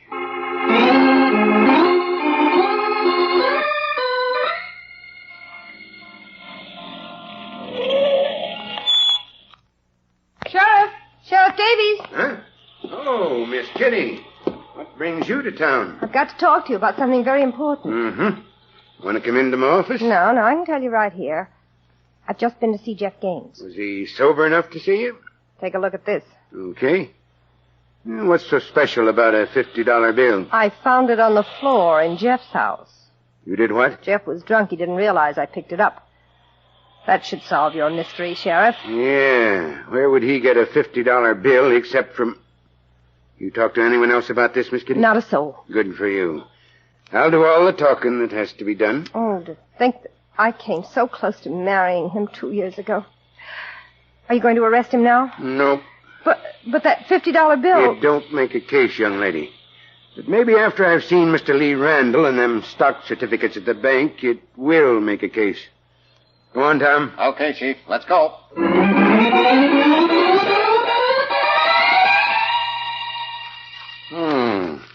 A lot of gold mining stocks, huh, Mr. Randall? Uncle Brock seems to have had a preference for them, Sheriff. Yeah, and here's some shares in an oil company in Peru. Are these all the stocks you got? All of them, representing 18 different companies. And all of them out of business? For years. Before Brock put money into them? Before? Didn't you check that when you checked the companies? Why, no, it never occurred to me. Hey, Tom. Yeah, Chief? Get some paper and make a bundle. We're taking this stuff to headquarters. Okay, Chief. But, Sheriff Davies, I need those certificates. So do I. I'm filing Uncle Brock's will for probate. These prove what's become of his estate. They might prove a lot more, Mr. Randall, when I get through with them.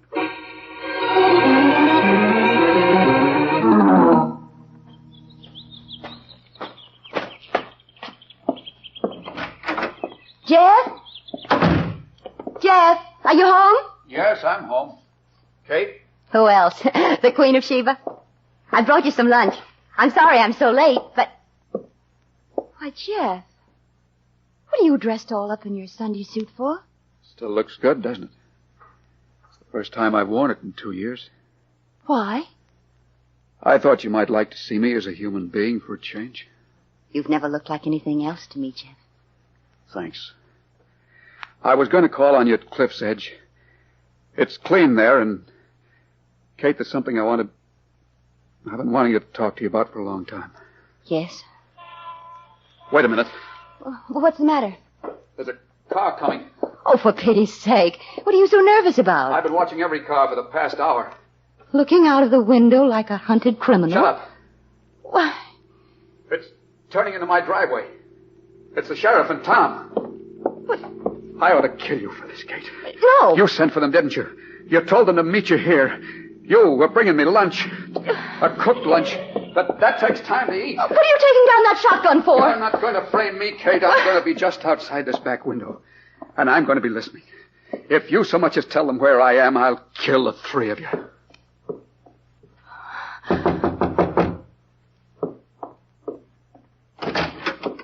Why, Sheriff Bill. Hello, Miss Kate. Tell Jeff we'd like to see him. He isn't here. Since when? Well, I don't know. I came here a few minutes ago with some lunch I'd fixed for him. And there was nobody home, huh? Okay, we'll just look around. I'm not lying to you, Sheriff. Nobody ever does, Miss Kate. Go ahead, Tom. You know what to do. Okay, Chief. And don't forget to look in the closets, too. Okay, Chief. Sheriff Bill, would you mind telling me what this is all about? We got a tip there was some money in this house. Here? Who told you? Miss Kitty. She found a $50 bill on the floor. When? A couple of hours ago. I see. It ain't funny, Miss Kate. Oh, Sheriff, it's a riot. Kitty walks in and there's $50. I've never had such luck. Are you saying she didn't find it? I'm saying she did. But not here. Mm-hmm. Where? In Uncle Brock's safe. Can you prove it? Why did she come back from New York? She hates Cliff's Edge and everything that goes with it. That ain't proof, Miss Kate. All right. Then account for the fact that Uncle Brock was murdered just one day after she came back. That still ain't proof, and until you got it, I'm going to keep on thinking what I'm thinking. Say, Chief. Yeah, what is it, Tom? He ain't here. You searched the whole house? 4 rooms and 2 closets. That's all there is. Okay. Now we'll start taking this place apart. You won't find any money. You sure of that? I'm sure Jeff isn't a murderer. Mm-hmm. You got a pretty good crush on that fella, ain't you? Now, see here, Sheriff Bill. Well, that's all right. Being in love's a mighty fine thing. But don't let it go to your head.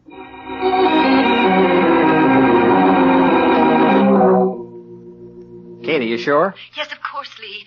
They're still at his house looking for the money. Good grief. But what about the stocks? They must be fraudulent. Lee, I'm sure now Uncle Brock had all that money in his safe. Where's Jeff? I don't know. Kate, don't start lying to me now. You've told me everything else. I don't know where he is. I thought he was outside the window.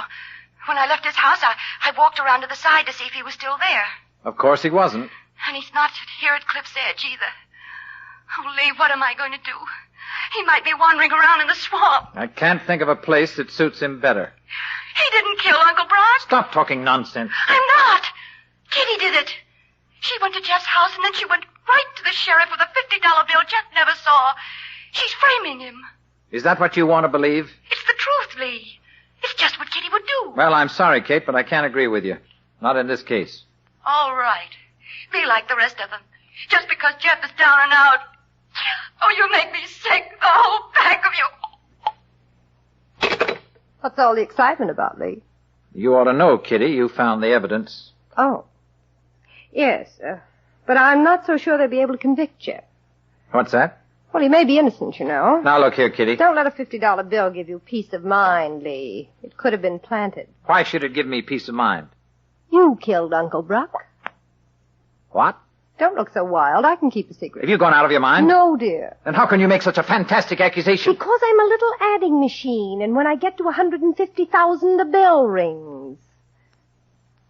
Yeah. Well, thanks for the laugh. Kitty, you're trying too hard. You always were a big bluffer. If you had any evidence against me... What were you doing in the swamp this morning? Huh? Where Uncle Brock's body was found. What's this, a new angle? Don't tell me you weren't there. I followed you when you left Kate's house. Then you must have seen me drive right here to the bank. I saw you drive to the swamp. Were you looking for this little cufflink with your initials on it? You found it in Kate's house, didn't you? With all this mud on it, Lee? Don't say that to Kate. She'd be insulted. I lost it there sometime this morning, and I didn't realize it until I was halfway to town. You're getting weaker, darling. I meant to phone her about it. When I got to the office, people were waiting. I completely forgot. Keep punching. You put that mud on there. Swamp mud.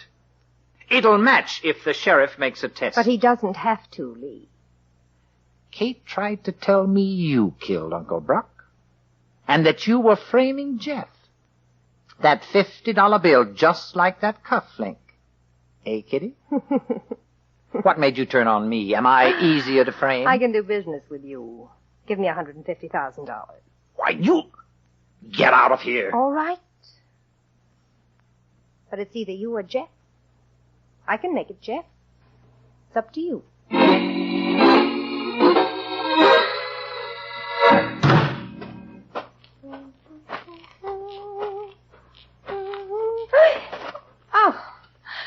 Jeff, you almost scared me into an early grave. Don't ever come from behind a tree without blowing your horn. I've been waiting for you for a long time, Kitty. I was in town. Yeah, I found that out. Where's Kate?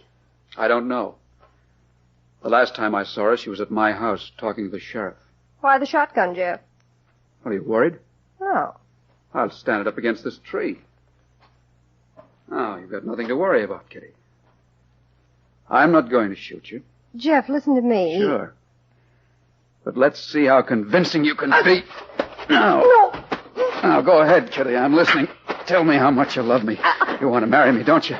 You're the only real friend I've got, huh? All you want is the money Kate stole from you.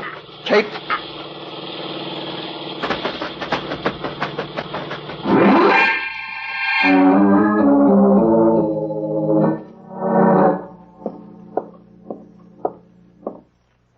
Where's the sheriff, Tom? He's in there, Mr. Randall, in the inquiry room. Thanks. Hey, you can't go in. He's got someone... It's all right. He sent for me. I'm going to give you one last chance, and you'd better... Oh. Come in, Mr. Randall. I'm glad you got here so fast. What's this about Kitty having been murdered? We found her body in the trunk compartment of her own car. It was parked in front of Kate's house. Good Lord. Kate. Yeah, we figured somebody was going to take it for a ride tonight and maybe drop it into a river someplace. Jeff, maybe. What do you think, Mr. Randall? Naturally. She'd have been too good a witness for his prosecution. But why is Kate here? She claims she done it. Kate. I've got nothing more to say, Lee. That's how it's been going for a couple of hours. I thought you, being a member of the family... Yes, Sheriff, would you mind? I'll be in the other room. There's no one crazier than a woman in love. Oh, there's one thing you ought to know, Mr. Randall. Yes? I got a report on those stocks. The companies they were issued for never went out of business. What? I got told they never even existed. Lee, what's the matter? What's the matter? Shut up and leave me alone. I'm sick and tired of having to make excuses for this family. Lee! You admit you murdered Kitty. Very well. Then you must have killed Uncle Brock, too. And don't look to me to get you off. Where you going, Mr. Randall? Get out of my way, Tom. I've got orders to stick with you. The sheriff ain't through yet. You're not going anywhere, Randall. Get back inside. You'd better have a perfect explanation for this, Sheriff Davis. Close that door, Tom. Okay, Chief. Now, Randall, let's have the whole story from the beginning. Well, if you're suggesting that I'm a murderer, maybe I can sue you for false arrest. I can, too. Yeah. All right. Guess I'll have to do the talking. Did, you ever see this paper before? I've seen hundreds of government bonds. This one in particular for $10,000 and with that serial number. It's the negotiable kind. Anybody can sell it. Well, Mr. Randall? How'd you get it? I had an idea your Uncle Brock was too smart a man to keep $150,000 in cash in a safe that wasn't safe. How did you get that So bond? I checked with Mr. Brewster, who used to be the president of your bank. He's a pretty old man, and his remembering ain't what it used to be. But he remembered them bonds Brock Curtis bought 18 years ago. 15 of them at $10,000 apiece. That's when I got a notion to check the brokerage houses out of town. Yeah, and we found one in Baltimore. That'll do, Tom. I think Mr. Randall wants to talk now. Well, a few weeks ago, Uncle Brock asked me to draw up a will for him. He told me about the bonds. Where were they? In the wall of the cellar. He took me down there and showed me the exact place. I was the only one who knew, so I killed him. Why did you kill Miss Kitty? How did you know I killed her? When I drove up to Kate's house, I saw Jeff running away. Kitty was unconscious, nearly dead from strangulation. Thanks for telling me.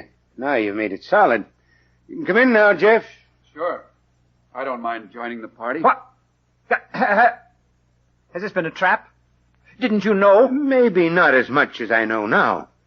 Jeff gave himself up to me for choking Kitty to death. But when Tom and me went up to Kate's house to have a look, we found a trail of blood. Kitty had been stabbed. Yeah. She was making too much trouble. She always was a troublemaker. Wasn't she, Kate? Okay, Tom. Let's go, Mr. Randall. I'm pretty tired. I think I'll go into my office and put my feet on the desk. You kids can stay here if you want to. But don't get any notions. Remember, you're on county property.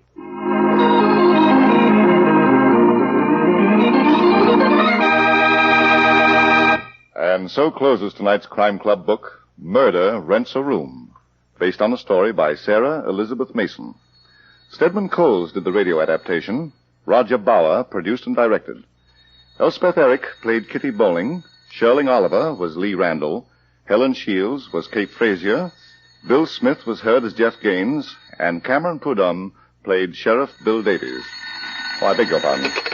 Hello, I hope I haven't kept you waiting. Yes, this is the Crime Club. I'm the librarian. Yes, come over a week from tonight. Good. We have the very intriguing story of a romance that had murder in its heart. It's called Death is a Knockout. In the meantime, there is a new Crime Club book available this week and every week at bookstores everywhere. Yes, it's available now. Fine. And we'll look for you next week.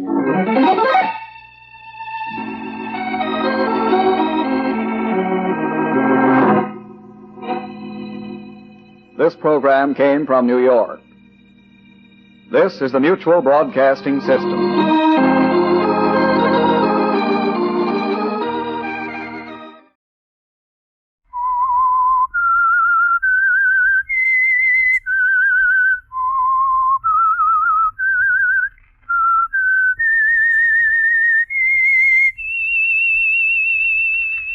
That whistle is your signal for the signal oil program, The Whistler.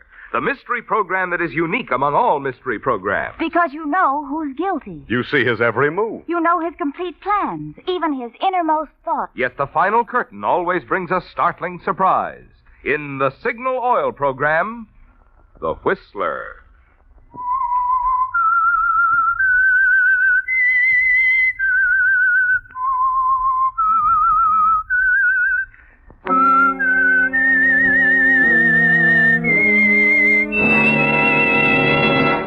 I am the Whistler, and I know many things, for I walk by night. I know many strange tales hidden in the hearts of men and women who have stepped into the shadows. Yes, I know the nameless terrors of which they dare not speak. Yes, friends, it's The Whistler for the tops in entertainment. And for tops in gasoline quality, it's Signal. It takes extra quality, you know, to give you extra mileage. And Signal is the famous Go Farther gasoline. So look for the Signal circle sign in yellow and black that identifies friendly independent signal stations from Canada to Mexico. Before you hear the Whistler's strange story, here is an important announcement for Whistler fans everywhere. New broadcast time for the Whistler. After this broadcast, the Whistler will be heard every Sunday evening, beginning next Sunday, October 3rd. Now, please listen carefully. In California and Arizona, the Whistler will be heard each Sunday evening at 9:30. In other states, at 8:30. Now, don't forget, California and Arizona, 9:30 Sunday evening. In other states, 8:30 Sunday evening. Beginning next Sunday, October 3rd. And now the Whistler's strange story. Conspiracy. The lunchroom was deserted, except for a young man who sat perched on a stool at the end of the counter. From time to time he looked up, stared out the window into the driving rainstorm, and then his eyes wandered back to the newspaper spread out before him. Here's your melted cheese, Joe. Anything in the paper about the storm? Mm-hmm. Who's that guy's picture there? Alvin Pettis, local citizen, shoe clerk, and murderer. Coffee or milk, Joe? Coffee. Who'd he kill? His wife. His wife, huh? On account of another guy? No. He had a dame? No. Oh, he did it for the insurance. No. He just didn't like her. Let me see what he looks like, Joe. So this is Alvin Pettis, huh? I don't like his looks. So he's a murderer, so people look at his picture and they shudder. I wonder how many of them are entitled to do that. I wonder how many of them might not be murderers, too, if the circumstances were right and there wasn't any law. Huh? Salt and pepper, Hazel. Oh, here. You newspaper guys. What about people being murderers under the right circumstances? Haven't you ever hated somebody enough to kill him if you knew you could get away with it? Well, I don't know. Still, there was a guy in St. Louis once. Yeah. Mm-hmm. You take a city full of people, the innocent and the guilty, with their loves and hates, their pride and greed and jealousies. And in that city, a pronouncement is made that on this date, between this hour and that one, there is no law, no retribution, that the crime of murder will go unpunished. Don't you think there'd be quite a few people killed? Don't you, Hazel? Think it over, baby. Think it over. Never mind, probably for me. I'm expecting a call from Thorne. Hello. This you, Joe? Yeah, what's the latest report on Old Man River? Just got a call from the sheriff at Greendale. Things are getting tough down there. If the river breaks through, they'll have to start looking for that town somewhere off the coast of Cuba. Greendale? But the army's out there. They're losing ground, Joe. The levee might hold another hour or two, maybe more, but she's going tonight, and I want you to be there when it happens. You're liable to pick me up off the coast of Cuba, Thorne. Send a boat after you, sweetheart. But phone that story in first. You know, color stuff. I was there. I saw it happen. Hot coffee, sweating soldiers. Man versus nature. Okay, I'll give my all for the dear old Baton Rouge Times. I'm on my way, Thorne.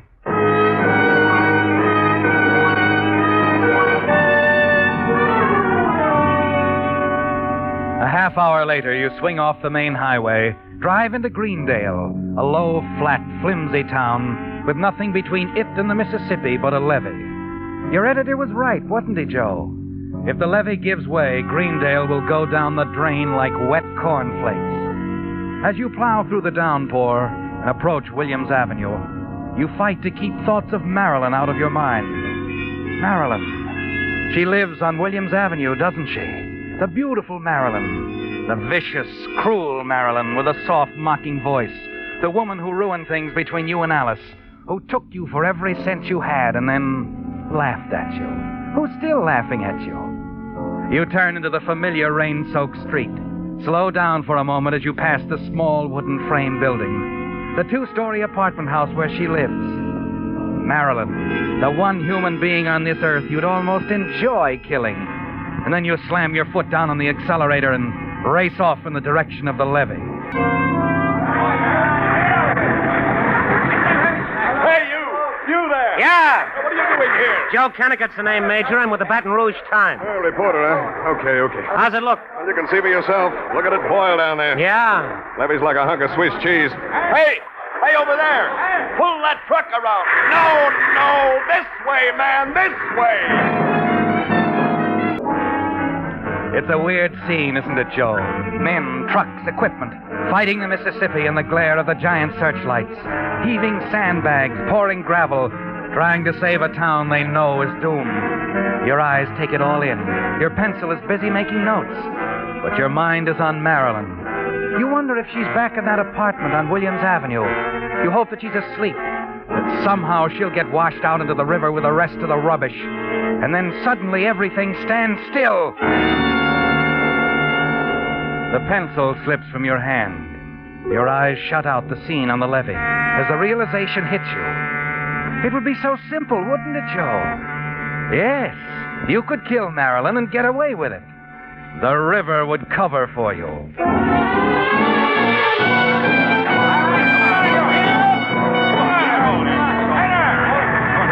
right, hold it, fellas. Hold it. There's no use punching any longer. We're licked. Come on, pull the equipment out. Evacuate. Come on, hurry up. Get moving. How much longer before the river breaks through, Major? 10, 15 minutes at most. Oh, Sergeant. Yes, sir. Send a man to warn them down at Greendale. Hey, look, Major. Yeah? You'll need every man you've got here. I'll go. Oh, now don't be a fool, Kennicott. If the flood hits before you get to Greendale... I'll take my chances, Major. That's where my story is going to be, Greendale. Besides, I can spread the warning myself. As you walk along the ground floor hallway of the 2-story building on Williams Avenue where Marilyn lives, a door opens suddenly at the end of the dingy corridor, and you hear the petulant voice of Angela Dickerson, the woman who lives in the apartment across from Marilyn. Quickly, you step into the alcove and wait. You don't want to run into the inquisitive Miss Angela Dickerson at this moment, do you, Joe? Moments later, you hear the door close and the hall is silent, and you hurry on to Marilyn's apartment. Marilyn. Oh, it's you. Yeah, me. I thought it was Your someone new else. boyfriend? Awful wet out tonight. He probably crawled under a rock. What do you want, Joe? There's a flood on the way, baby. Yeah, I know. I heard about it over the radio. I was just throwing a few things together to take with me. You're wasting your time. You aren't going anywhere, baby. Oh, now, look, don't be silly. I'm not going to take that lamp with me. I've got... I know. Joe. Joe, wait a minute. Joe!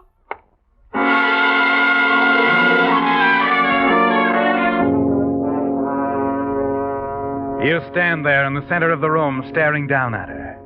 Then as you set the lamp back on the table, you hear it. A distant rumbling, and the floor seems to be swaying beneath your feet. The door behind you bangs shut, and you wheel around and watch it open again and then close. It's not your imagination, is it? The building is actually swaying. The flood has come. Quickly, you run into the hall and right into a thin-faced little man. You hadn't counted on a witness, had you, Joe? Wait a minute, buddy. Come here. Get out of my way. I gotta get out of here. No, you don't. No, you can't stop me. What's your hurry? Let me go. No use struggling, pal. You're not going to get away from me. Hey, no. Hey. You can't let him get away, can you, Joe? You're sure he saw what happened in Marilyn's apartment, and you've got to kill him, too. You reach him just at the entrance of the apartment building, and the two of you go crashing down into the flooded street. No, don't. Please let me go. Murder's a solo job, pal. Strictly solo. Why you? Don't think you can get away from me. You scramble to your feet, stagger after the little man. You're gaining on him. 30, 20 feet. And then... A telephone pole crashes down in front of you. There's a crackle of flame, and the main force of the flood hits at that moment. Everything is water. You remember reaching for something solid, finding it, and then nothing. It's all right now. Just relax. You'll be all right. All right. What's going to be... Where am I? In the hospital. You're a lucky man. They picked you up right in the middle of it. Had quite a time making you let go of that telephone pole. Oh, yeah, the pole. The telephone pole. What's that? Oh, no, it's just the man in the other bed. They picked the two of you up at the same time. Brought you in here together. Nurse, will you give me a hand with this patient? Oh, yes, Doctor. What do you make of it, Doctor? I don't know. Man's had a terrible shock, of course. Amazing it wasn't killed. William, Doctor. Mary. He's been going on like that for over an hour. The same thing over and over again. About a murder. Murder? Yes. Something about the flood covering it up. Then about a fight. Uh-huh.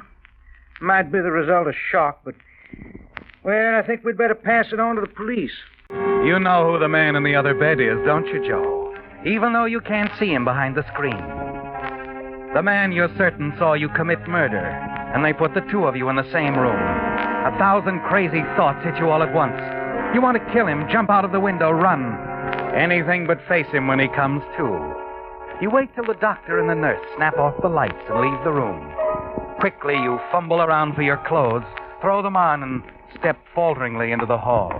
Where do you think you're going? Oh, Florney, I got a little tired of this place. I thought you might need some help. Thought I might need some help, huh? Look, just leave it to me, huh, Joe? So you're a hero. So you warn the town and get caught in the flood. Well, fine. Don't overdo it. Listen, Florney. I'm not going to lose my best reporter because he's too dumb to know when he ought to stay in bed. That, sweetheart, is where you're going right now. Will you listen? Don't butt in. You've been through a lot tonight. You're lucky to be alive. Now back into that room and get to bed. The doc's ordered a hypo to make you sleep. Just to make sure you don't get any more ideas about leaving, I'm taking your clothes.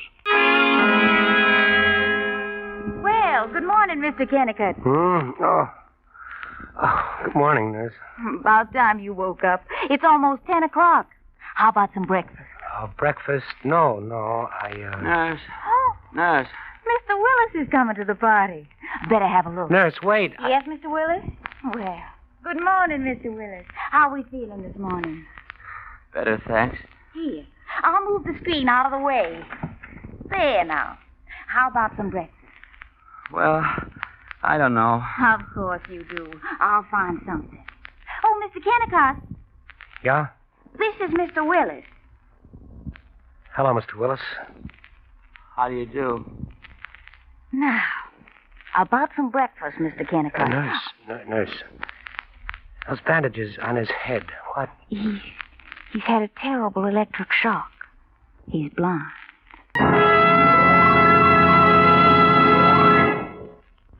With the prologue of Conspiracy, the Signal Oil Company brings you another strange story by The Whistler.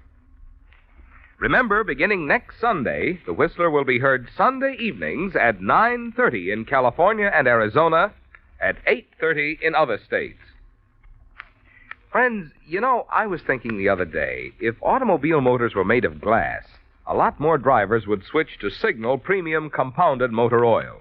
Because through the glass, you could actually see how those compounds in Signal Premium Compounded Motor Oil go to work inside your motor to make it run better and last longer.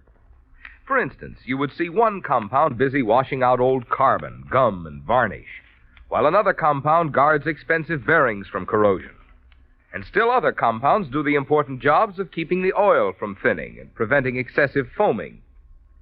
Yes, this improved type Signal oil that combines scientific new compounds with 100% pure paraffin base does a lot more than just lubricate. So if you really want a sweeter running motor, be sure you make your next oil change a change for the better. Switch to Signal Premium Compounded Motor Oil at Signal service stations. And now, back to the Whistler.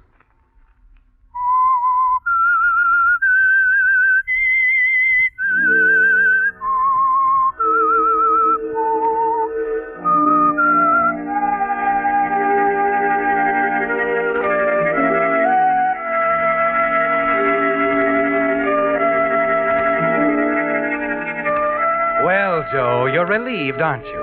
Relieved to learn that the one person who could point you out as a murderer, the man who lies in the same hospital room with you, can't see. No, Mr. Willis won't be able to identify you as the man he saw standing over Marilyn's body at the apartment house on Williams Avenue just before it collapsed from the force of the flood. You can lean back now and relax. Take your time. Wait for your strength to return. The following afternoon, you're released from the hospital.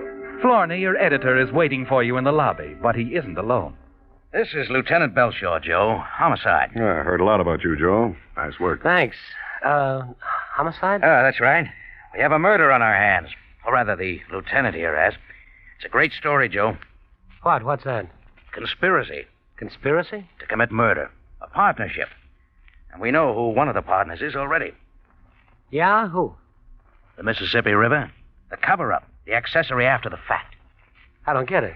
Well, Florney is trying to say we picked up a woman's body this morning. Knocked around pretty badly and no identification yet. Your boss thinks she was murdered, Joe. You still think that little guy Willis is talking through his hat, huh? Oh, now look. He took a lot of voltage with water up to his knees. His head's still spinning. He's not responsible for what he says. Willis? The guy in your room upstairs, Joe. You hear him say anything in his sleep last night? No, I don't remember. Well, come on. Let's go up and have a talk with him. Now? Sure, why not? Yeah, why not?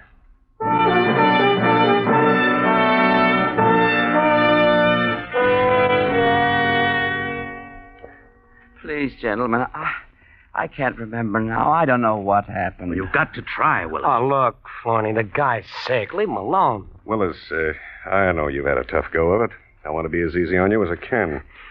Then please go away. Sure, after you level with us. Now, 10 minutes ago, I was willing to write this thing off as a flood death. Now, I'm not so sure. Listen, Lieutenant, I told you If it's murder, one thing can lick us.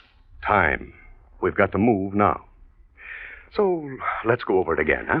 I told you. I must have been dreaming. You don't dream the same thing over and over again without a reason. We picked up a woman's body out of the wreckage this morning. She could have been murdered. And she could have lived in that apartment on Williams Avenue you mentioned. Who was she? We don't know. There's nothing to identify. Now, look, I asked you for a straight story when I got here, and I haven't got it yet. Well? You're scared, aren't you? No. Oh, why should I be? Come on, Willis, come on. We'll take care of you. Just give me the story.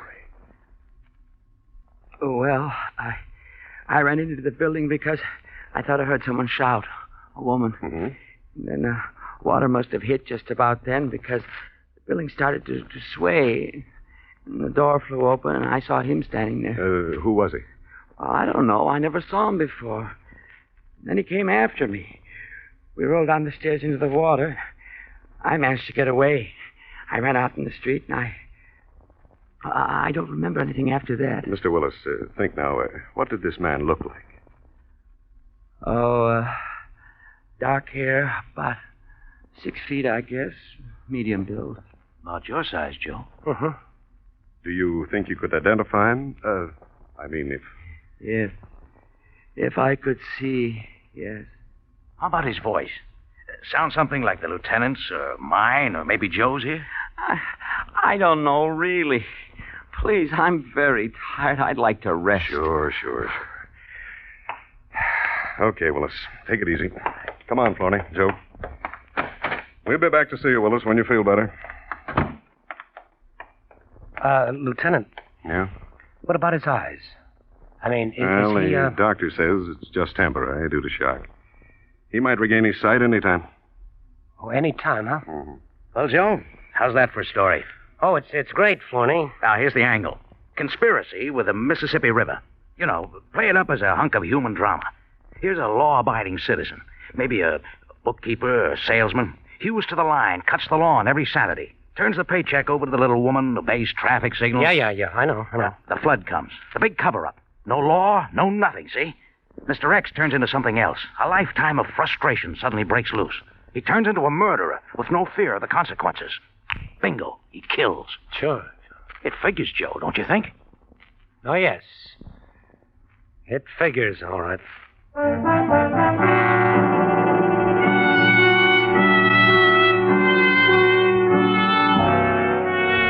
Yes, it figures. If you run out now, they'll add it up in a minute, won't they, Joe? Somehow you've got to stop Willis from talking. You've got to get to him before he can see again. And that isn't going to be easy. A material witness. The police are probably watching him every second, waiting for those bandages to come off so they can hustle him down to police headquarters to put the finger on you. You've got to think of something, some way to silence Mr. Willis. And that evening, as you sit in your office, trying to find a way out, the door bursts open and Thorne enters. Joe, get your coat. What's the matter? Get your coat, man. We're meeting Lieutenant Belshaw at the hospital. It's about Willis. He's being released. Willis? Yeah. He finally came out of it, Joe. He can see.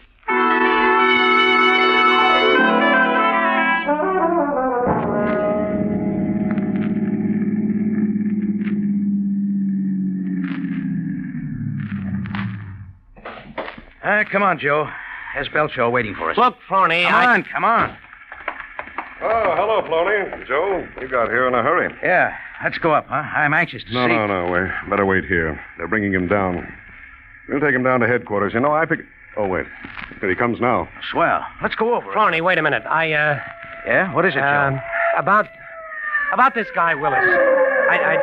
Lieutenant! Huh?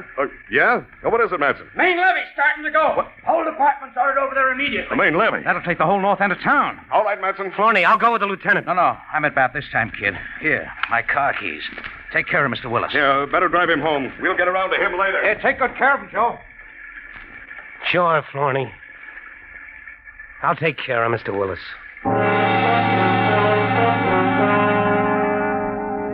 It's the sort of a break you get once in a lifetime, isn't it, Joe? Just a split second before Willis had a chance to identify you, the river saved you. The police are gone now, Thorne with them. And you stand alone in the rain and watch Mr. Willis approach. He won't get away this time, will he, Joe? You turn up the collar of your overcoat. Keep your face away from him and hustle him into the car, the back seat where he can't see you. Minutes later, you're racing across town. Then as you hit a deserted section not far from the Red River Bridge. Mr. Kennicott. Yeah? Would you stop the car? Stop the car? Sure.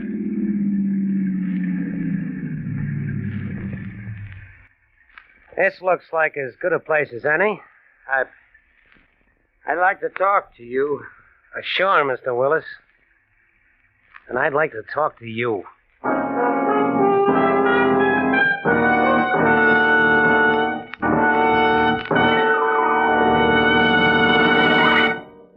The Whistler will return in just a moment with the strange ending of tonight's story. Meantime, for the benefit of any contract bridge players who missed last week's Whistler, I want to repeat some news of especial importance. The first changes in the rules of contract bridge since 1941 were made this month at the Culbertson Teachers Convention. You probably already know that. But the news is that all of these new bridge rules have been boiled down into compact, easy-to-understand form by Signal's own bridge expert, Robert Lee Johnson. And a copy of them is already waiting for you at your nearest Signal service station. Now understand, these new bridge rules are completely separate from the 6 lessons in contract bridge now being distributed by Signal dealers. So whether you're collecting Signal's bridge lessons or not, if you play contract bridge at all, you'll want this handy summary of all the new rules in contract bridge. It's free, of course, at all of those friendly yellow and black service stations throughout the West, from Canada to Mexico, who feature Signal, the famous Go Farther gasoline. And now back to the Whistler. The morning broke, bright and clear. The storm had passed, and some 20 miles out of Greendale, a police car was parked on the highway by the washed-out Red River Bridge. 2 men stood there looking down into the ravine. There's your car, Floney, down there. Yeah. I guess the river had washed the bridge out before it happened. Willis didn't know that. I can't get over it, Belshaw. Joe is the greatest guy who ever lived. He was already dead when the car crashed, Floney. Dead? Joe was dead before they... Yes, come on. Willis is over here at the bank. He's cracked up pretty bad. All right, Kelly. I'll take over. I think he's ready to do some talking, Lieutenant. Yeah. Willis. Willis. You must be Lieutenant Belshaw. I remember your voice. Yes, look. You're not going to last much longer. We found the wrench you used in Joe Kennicott. Why did you kill him? I had to, Lieutenant. At the hospital. I knew he was in another bed at the hospital all the time. Yes, go on. That's why I faked blindness. I had to find some way to cover my face before he woke up. But why? So he wouldn't recognize me. And last night when he picked me up in front of the hospital, I knew I had to get rid of him so he could never identify me. Identify you? Well, what did you... That woman you found yesterday morning. Huh? Her name is Dickerson. Angela Dickerson. She was my wife. Ran away years ago. I killed her the night the levee broke. There at the apartment on Williams Avenue. I killed her. Joe Kennicott was in an apartment right across the hall. He must have seen me. That's why he chased me. I see. But there's one thing I'll never understand. He wasn't just trying to catch me. He was trying to kill me. I can't figure out why.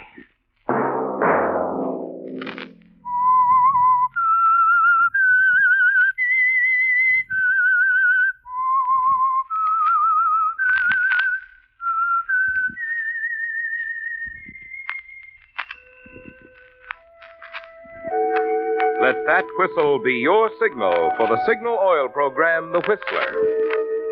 Don't forget, friends, beginning next Sunday, The Whistler will be heard every Sunday evening at 9:30 in California and Arizona and at 8:30 in other states. The Whistler is brought to you by the Signal Oil Company, marketers of Signal gasoline and motor oil and fine quality automotive accessories. Featured in tonight's story were Frank Lovejoy and Wilms Herbert. The Whistler was produced and directed by George W. Allen, with story by Harold Swanton and music by Wilbur Hatch, and was transmitted to our troops overseas by the Armed Forces Radio Service. Marvin Miller speaking. I hope you've enjoyed the mystery show so far. Let's dive right into the next group. First up, Molle Mystery Theater, running from 1943 to 1954 on various networks. Initially sponsored by Molle Brushless Shaving Cream, it did change its name to just Mystery Theater in 1948 when Molle dropped its sponsorship.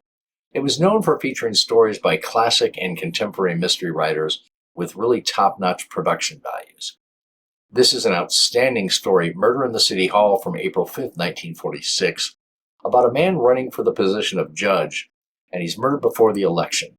It turns out that he was neck-deep in corruption that rises to the highest levels. Next, that great crime drama that ran on NBC from 50 to 52, Night Beat, starring Frank Lovejoy as Randy Stone, another reporter working for the Chicago Star. He covered the night beat, searching for strange stories, and usually wound up getting involved in solving the crimes that he was covering. Others in the show were Joan Banks, Parley Bear, William Conrad, Paul Frees, and several others. This is the episode The Slasher, where Randy suspects that an artist is a serial killer after running across him looking for his unfaithful girlfriend. It aired on November 10th, 1950, and is one of the best Night Beat episodes in my humble opinion. Next, a lesser-known show today, but still an outstanding crime drama, Inspector Thorne. It was short-lived, produced by husband and wife team Frank and Ann Hummert. By the way, they also produced Mr. Keen, Tracer of Lost Persons, Hearthstone of the Death Squad, and Mr. Chameleon, if you are familiar with those shows. Thorne is the chief detective of the Homicide Squad of New York City. He portrays himself as a bumbling, error-prone man, very similar to Detective Columbo in the 70s television show, if you remember that. And this ruse was used to fool criminal suspects into divulging information. Carl Weber plays the title role, and later Stotts Cotsworth, and Danny Acco played Sergeant Muggio. I really like this show, and it's a shame that more episodes did not survive. This is The Golden Girl Murder Case from August 3rd, 1951, about a famous actress who's found murdered shortly after her wedding. Next, Mystery is My Hobby, a.k.a. Murder is My Hobby, a great crime drama that ran on Mutual from 45 to 46 and starred Glenn Langan as Barton Drake, a police inspector who also happens to be a writer, collecting material for his book while he solves crimes, with the assistance of Inspector Noah Danton. In Mystery of the Burning Light, Barton investigates a murder on his friend's boat. A really suspenseful story. And then the last show of this group, Mr. District Attorney. This was a great crime drama that aired on NBC and then ABC radio from 39 to 52, and featured a crusading district attorney fighting crime and corruption. The title role was a nameless attorney for several years, played by Dwight Weist, then Raymond Johnson, and then Jay Jostin, and then Tony Randall, and then finally David Bryan in the final years. The host was the voice of the law, played by Maurice Franklin and Jay Jostin, before he took over the title role. Edith Miller, the district attorney's secretary, was played by Vicky Bola, and Miss Rand, the receptionist, was played by Eleanor Silver and Arlene Francis. Len Harrington, the DA's chief investigator, was played by Walter Kinsella and Len Doyle from 1940 onwards. Now, if you like more procedural mysteries and ones that show the courtroom/attorney side of an investigation, then you'll really like this show. This is the episode The Case of the Deadly Snowflake from May 26, 1948, about a blind safecracker and his subsequent betrayal.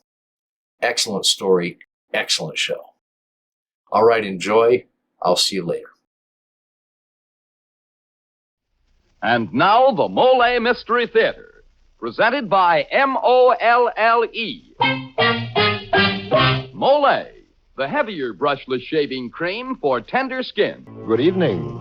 This is Jeffrey Barnes, welcoming you to the program that presents the best in mystery and detective fiction.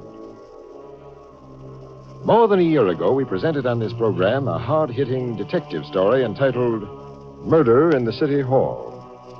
I received many letters from you fans telling me how pleased you were with that story. And I wasn't surprised, for that story was based on a novelette entitled Spanish Blood, written by one of the greatest of the modern mystery writers, Raymond Chandler, author of The Big Sleep and of the recent hit motion picture, Murder, My Sweet. Well, tonight we're going to repeat that fine story. So here it is, Raymond Chandler's Murder in the City Hall. Well, say, Mr. Barnes, before we get started, let's turn the clock back to 8 o'clock this morning. You know, 8 o'clock, the time of morning that lots of men hate because they have to shave. That is, except the men who shave with Molle, the heavier brushless shaving cream. Yes, sir, with Molle, it's smooth. So smooth. It's slick. So slick. It's a smooth, slick shave you get with Molle. Molle, the heavier brushless cream for tender skins. That's right. Molle is the shaving cream that's heavier, the cream that's made for a wiry, hard-to-cut beard or tender skin. Because Molle is heavier, it not only softens your whiskers, it stands them up straighter and lets your razor clip them off close and clean. So you shave faster, closer, easier, and you shave painlessly with Molle, the heavier brushless cream for tender skins. Molle. And now for tonight's Molle mystery, Murder in the City Hall.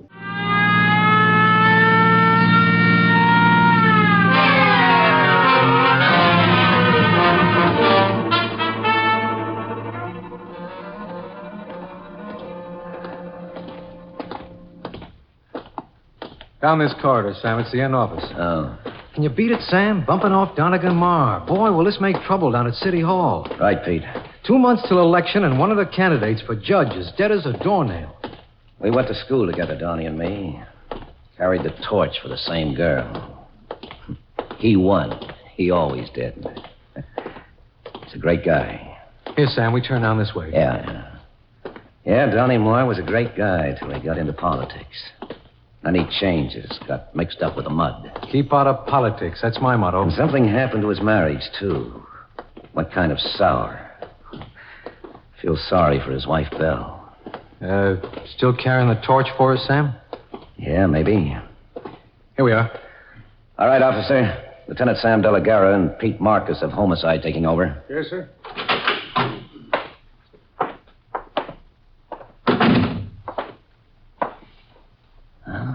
Here's the body.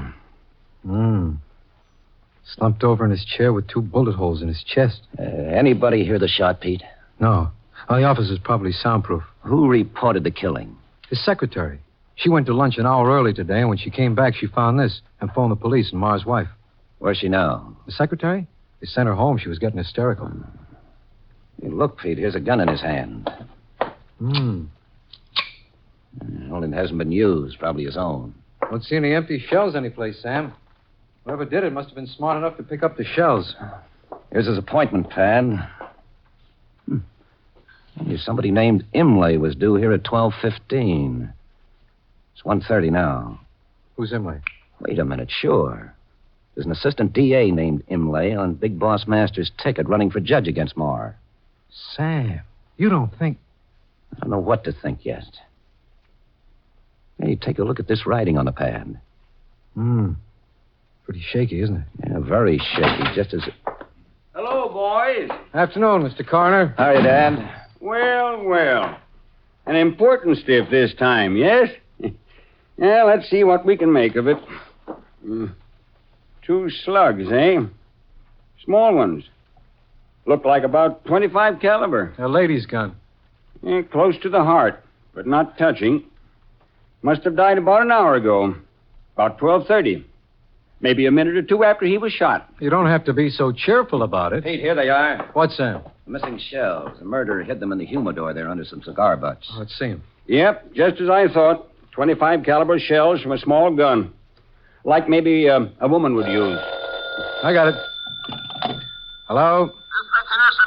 Oh, yes, Commissioner. This is Lieutenant Pete Marcus. Yeah. No, nobody's been here but the coroner. Hold everything till you get her. Sure thing. No printer, cameraman yet. Only me and Sam De La Guerra. Yeah. Yes, sir. Here, Sam. The commissioner wants to talk to you. Hello, Commissioner. Sure. What am I doing on the case?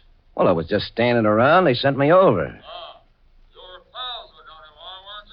Well, sure, I knew Donnie Moore, but I didn't room with him.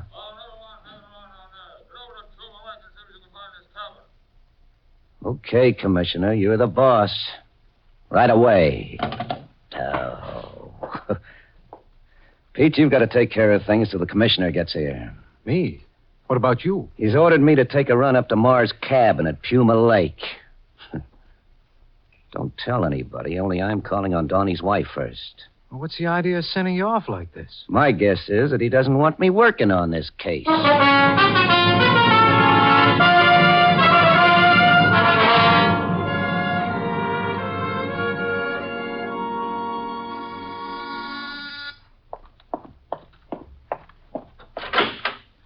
Oh, hello, Mr. Sam.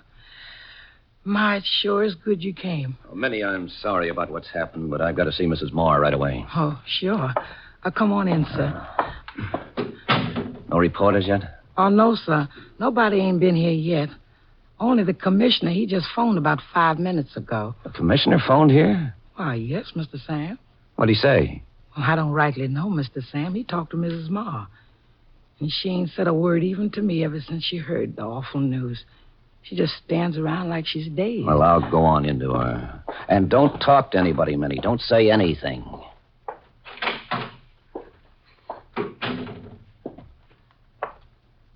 Hello, Belle. Oh, Sam. Sam, I don't know what to say. It's all so terrible. I know. Donnie was in a tough racket, Belle, and when you play with fire... Who killed him, Sam? That's the important thing. Have you any idea? Well, there might be one suspect. A man or woman? A man. Somebody connected with the Masters gang Donnie was running against. Oh, what's this rotten city government coming to? Belle, are you really so sorry Donnie's killed? Why do you ask that? I want to know. Yes. Yes, I am sorry, Sam. I really am. I didn't think I could be, but now that he's dead... I knew something went wrong between you two. Donnie'd been running around with a fast crowd, other women. Oh, please, I'd rather not talk about it. Just as you say. What did the commissioner just say to you on the phone? Oh, how do you know he called? Well, let's not go into that, Belle. What'd he say? Well, it seems that a man named Imlay, one of Donnie's opponents in the election, had been mixed up with a nightclub singer called Stella Lamott.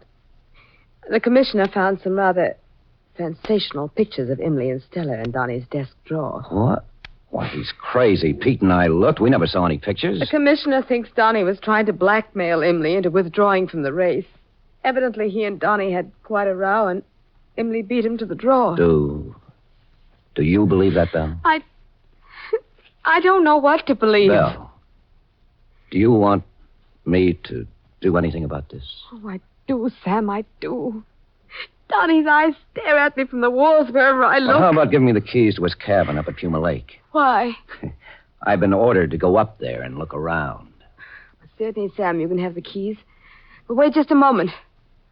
I'm going with you. You know what I think, Belle? They're sending me up to Puma Lake to get me out of the way down there. Who's they? Oh, the commissioner, and behind him, Boss Masters. Sam, do you think Big Boss Masters might have had Donnie killed? No, Belle, that doesn't add up. Why not? Because Masters would never have allowed Imlay to become involved in such a thing. Imlay was running on Masters' ticket. Well, then you don't think Imlay's the murderer?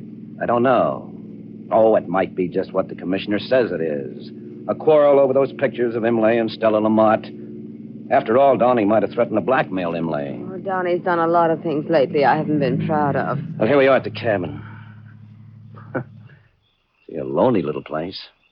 When was Donnie up here last? Oh, I don't know. He was always coming up here for conferences. At least he said he was coming here. Well, I'll nose around a bit, see what I can find. I'll come along with you, Sam. No, Belle, no. You wait here in the car. You can turn on the radio if you like. I'll be right back. Take it easy, kid. Calm down. I'll be all right.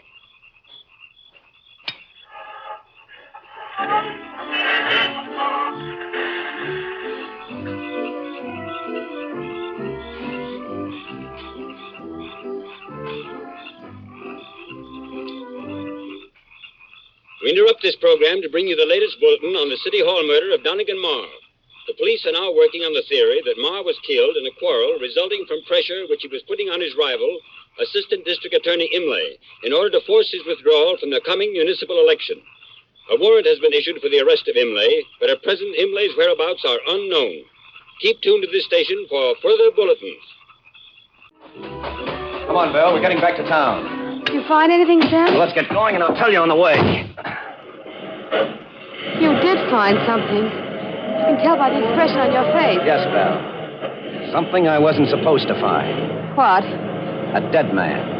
A bullet through his temple. Sam, who is it? Imlay. Imlay? Yeah, and he's been dead for hours, at least since last night. But Donnie was killed this morning. That means that... Imlay couldn't have killed Donnie, exactly. Then...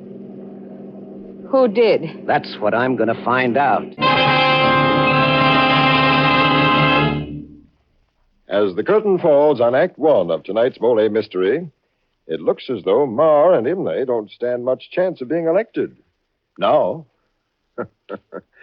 What think you, Mr. Seymour? Well, Mr. Barnes, would you believe it if I told you that there are plenty of men who'd be willing to change places with either of them? Damn. Well, almost, anyway. For instance, there's the fellow who'd sooner be shot at than shave. And say, man, if that's how you feel about shaving, chances are you have wiry whiskers or a tender skin. So try Molle, the heavier brushless shaving cream for tender skins. Molle gives you a shave as smooth as sailing, as slick as a whistle. Yes, Molle is a heavier cream. The cream that not only softens your whiskers, but holds them up straight as corn stalks while your razor cuts them down quickly, easily. With Molle, you shave faster, closer, easier, and you shave painlessly. Try it.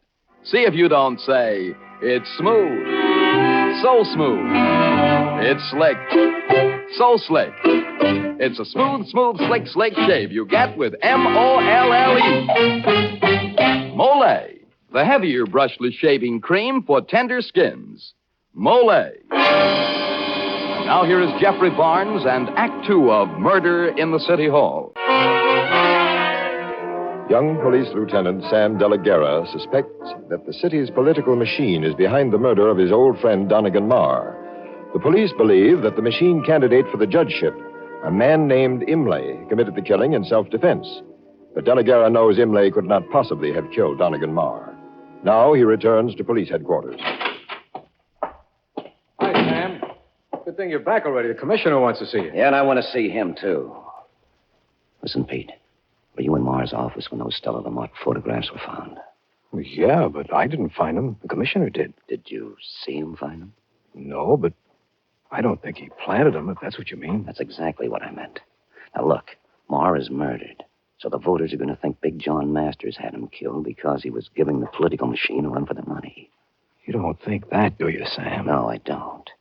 But even if the killing had no political meaning, Masters and his machine would have to clean this killing up fast, or else. And if they can pin the killing on Imlay, the case is a cinch. Then Masters gets all the votes. How do you figure that? Well, Masters and the commissioner pin the killing on Imlay. You get it? But they do it so it looks like Marr was blackmailing him. So Marr's a villain, and Imlay's practically a hero because he's shot in self-defense. Good Lord, Sam, you don't That's think... the way they've doped it. Commissioner. There you are, De La Guerra.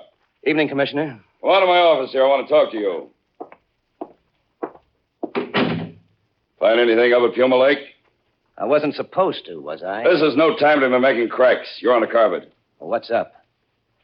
You didn't do a very good job up at Marr's office this morning. You said you went over it. And yet you failed to find the photographs Marr had in his desk. So you walk in and find them immediately. That'll be enough, De La Guerra. Then when I order you up to Puma Lake, you stop by and pick up Marr's widow and take her along with you. Oh, word certainly gets around fast, doesn't it? What's wrong with my taking Mrs. Marr up there? Never mind.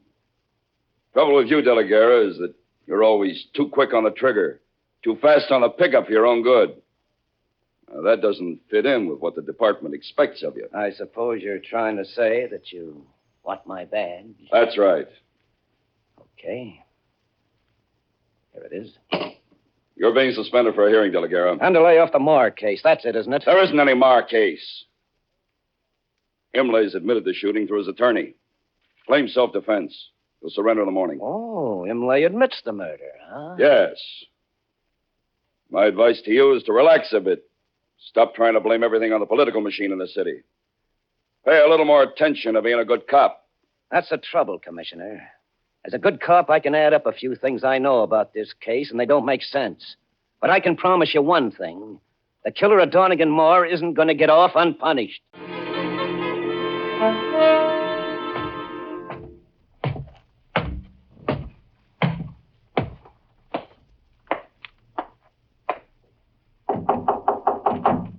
Yeah? Who's there? It's me, Sam De La Guerra. Hello, Joey. Okay, copper. Come in. What do you want? I got $100 for you. This ain't Christmas. Why? You know a girl named Stella Lamont? I don't know. I might. Well, you ought to. Stella Lamont's only her stage name. Her real name's Stella Chill. She's your sister. So what? What about her and assistant DA named Imlay? Nothing. You better talk fast, Joey. You're going to be sorry. Stella's accused of the killing of Donnie Marr. She never even knew Ma. But she did know Imlay. Well, what's wrong with that? She was playing him for a shakedown. Yeah? Tell me more. Stella and a guy named Taribo were working together on it. He put Stella up to it. So she put some drops in Imlay's liquor and he passed out. Then she and Taribo set up those pictures. She put an arm around his neck and put a bottle of liquor in his hand. And just like a dame, she gets scared and spills the whole thing to me. Why'd she get scared? She got to like Imlay. She was afraid Taribo might rub him out. So I followed Taribo. I live in a shutter. After a while, I trail him to Big John Masters' apartment. I see. Did I get my $100? That listens good so far. What do you make of it, Joey? Only that Stella didn't kill Ma. Imlay must have done it. Where can I find Stella? I think maybe she's left town. Just like I'm going to do. It ain't healthy for me in this town. Get your hands up over your head, both of you. Don't look this way, copper. Keep your back turned. No,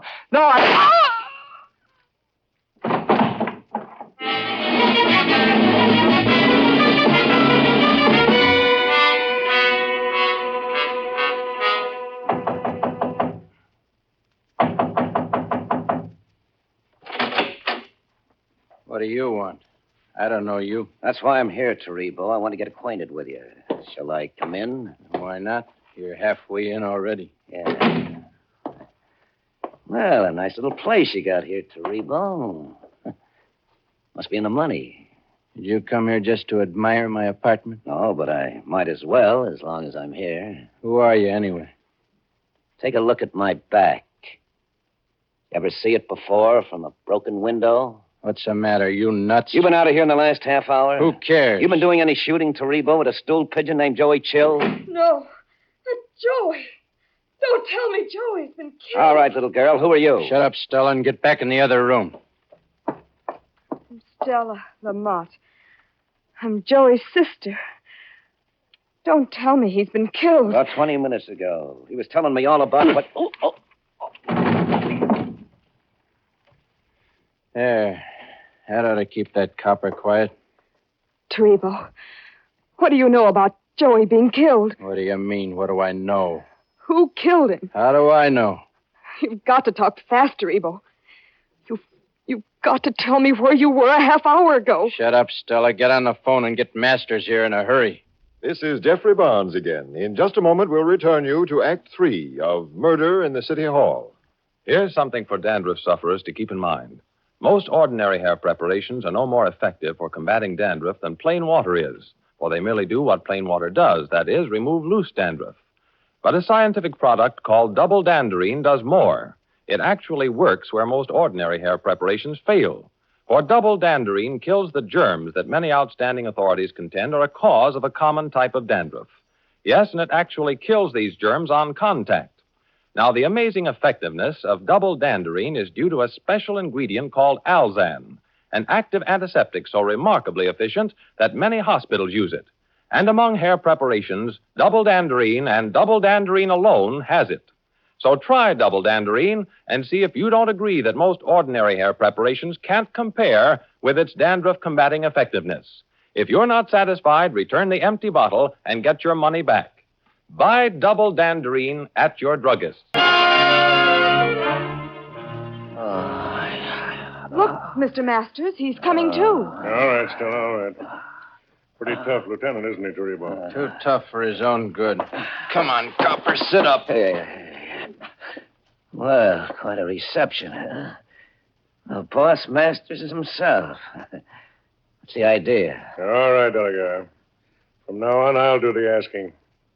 What do you want coming here to Taribo's apartment? I was looking for Stella Lamont. Why? I want to find out who killed Donnie Marr. What's there to find out? Imlay has confessed to his attorney that he killed Marr. Why hasn't he appeared and made his own confession? We expect him to do that in a day or two. Only he won't. Because he's dead. Lying flat on his face in that cabin up at Puma Lake. Imlay? Dead? He can't be. And what's more, he was dead before Marr was killed. He couldn't have killed Marr. Well, Garrett, what you say is true. Sure. Imlay probably went up to talk with Marr as soon as he got wind of those pictures you had Taribo fake. Why wouldn't he? When he went to see Marr last night and not this morning. He must have got into a fight and Imlay got killed. You mean Marr killed Imlay? Who else could have done it up there? And who killed Marr? Yeah, who killed Marr? How about it, Masters? Oh, why should I have Marr murdered? You must have had those pictures of Stella here planted in Marr's desk. All right, Delegate. We did plant those pictures. We had to do that. Only now... Now it won't work because Imlay's dead. Delegate, I'll pay you $5,000 if you can find me the murderer of Imlay. How much do you know about the case? Several things. First, Marr evidently got a fake phone call from someone making an appointment for Imlay at 12:15 today. Okay. Now, that must have scared Marr if he knew he'd killed Imlay the night before. So what could he do under the circumstances? Why, stall, of course. Send his office girl off to lunch, put his gun where he could reach it in a hurry. Be all set for trouble. And when his 12:15 visitor arrived, he got his gun out, but he didn't use it. So what? I'm not sure yet. But Marr was no slouch with a gun, and he was on edge. He was all set. Why didn't he shoot? Why? Because it was a woman who called on him? A woman? You mean Stella here, because she loved Imlay even though she started to frame him. Why, you dirty... No, I didn't kill Marr. Come on, Stella. Talk. You must have known that Ma was going to blackmail your boyfriend. Sure, Stella. For you lousy... Look out! This is for you, Taribo. You killed Joey. Oh, why, you little... No, Taribo.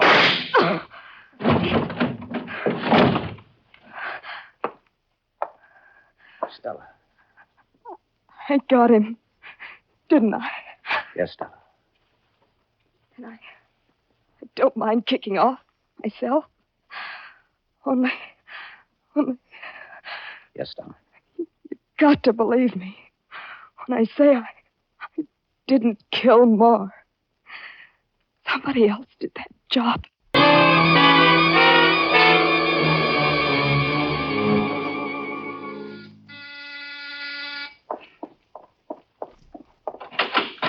Oh, hello, Mr. Sam. Oh, hello, Minnie. Where's Miss Moore? In the other room. She just sits in there and don't Okay, sleep. okay. Oh, Sam, I've been waiting and waiting. What's happened? Stella Lamont just killed a skunk by the name of Taribo. Oh. Case is officially closed, I guess. I pinned Donnie's murder on Taribo somehow. There'll be an inquest, of course, investigations, plus a lot of people shooting their mouths off to horn in on the publicity. And the papers will play it up big for a while. But as far as the police are concerned, the case is tied up in a package. Oh, Sam, I'm so glad it's all over. Yes. Only I'm pretty sure now a woman really killed Donnie. A woman? Yes, Belle. But they'll never know who. Oh, one of those women he'd been running around with. Maybe. What makes you think a woman killed him? Because he was shot with a small gun, such as a woman might use. Sam, that doesn't prove it was a woman. No, not exactly. But for a while, I was sure Stella Lamont might have killed him. But she didn't? No, I'm positive of that. Her dying words to me tonight were that she didn't kill Donnie. And you believed her. Oh, Sam, how could you take the word I had of to her? believe her, Belle. The caliber of her gun didn't match the shells I found in Donnie's office. And then on my way here, I began adding up all the clues. Then you know who killed Donnie. Donnie didn't die right away, Belle. The coroner said that. And Donnie had nerve. He tried to protect someone. Someone very close to him, Belle. And the writing on his appointment pad was pretty shaky. He must have written Imlay's name on the pad afterwards, when he was alone and dying. Well, maybe Donnie was sorry how he had treated you, Belle. What? Anyway, he wanted to shield you. Oh. All right, Sam. It was the horrible kind of women he went around with. I was desperate. I had to stop him. Downtown, they like the case as it stands now. Nobody will ever figure out who killed Donnie. I'll get my police job back, all right. And you, Belle, you're going to do what Donnie wanted you to do. Do? Do what, Sam? You're going to suffer, Belle, Oh, no. the way you're already no, I don't suffering. Want to. No, Sam, I can't stand You're it. going to suffer the way Donnie wanted you to suffer. You're going right on living with the memory of how you killed him until you've really paid. The hard way.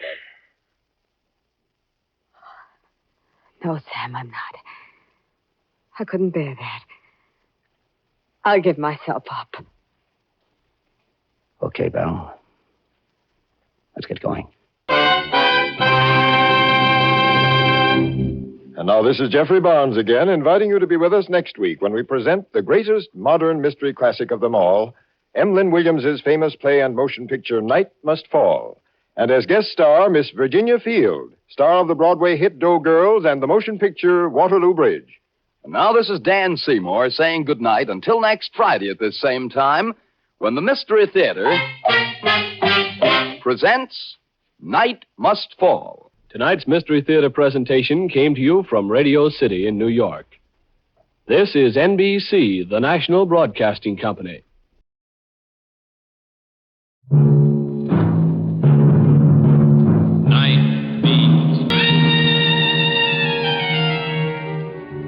Hi, this is Randy Stone. I cover the night beat for the Chicago Star. Stories start in many different ways. This one began with a flash of a knife and a woman's scream, and ended up with a new kind of love and a woman's tears.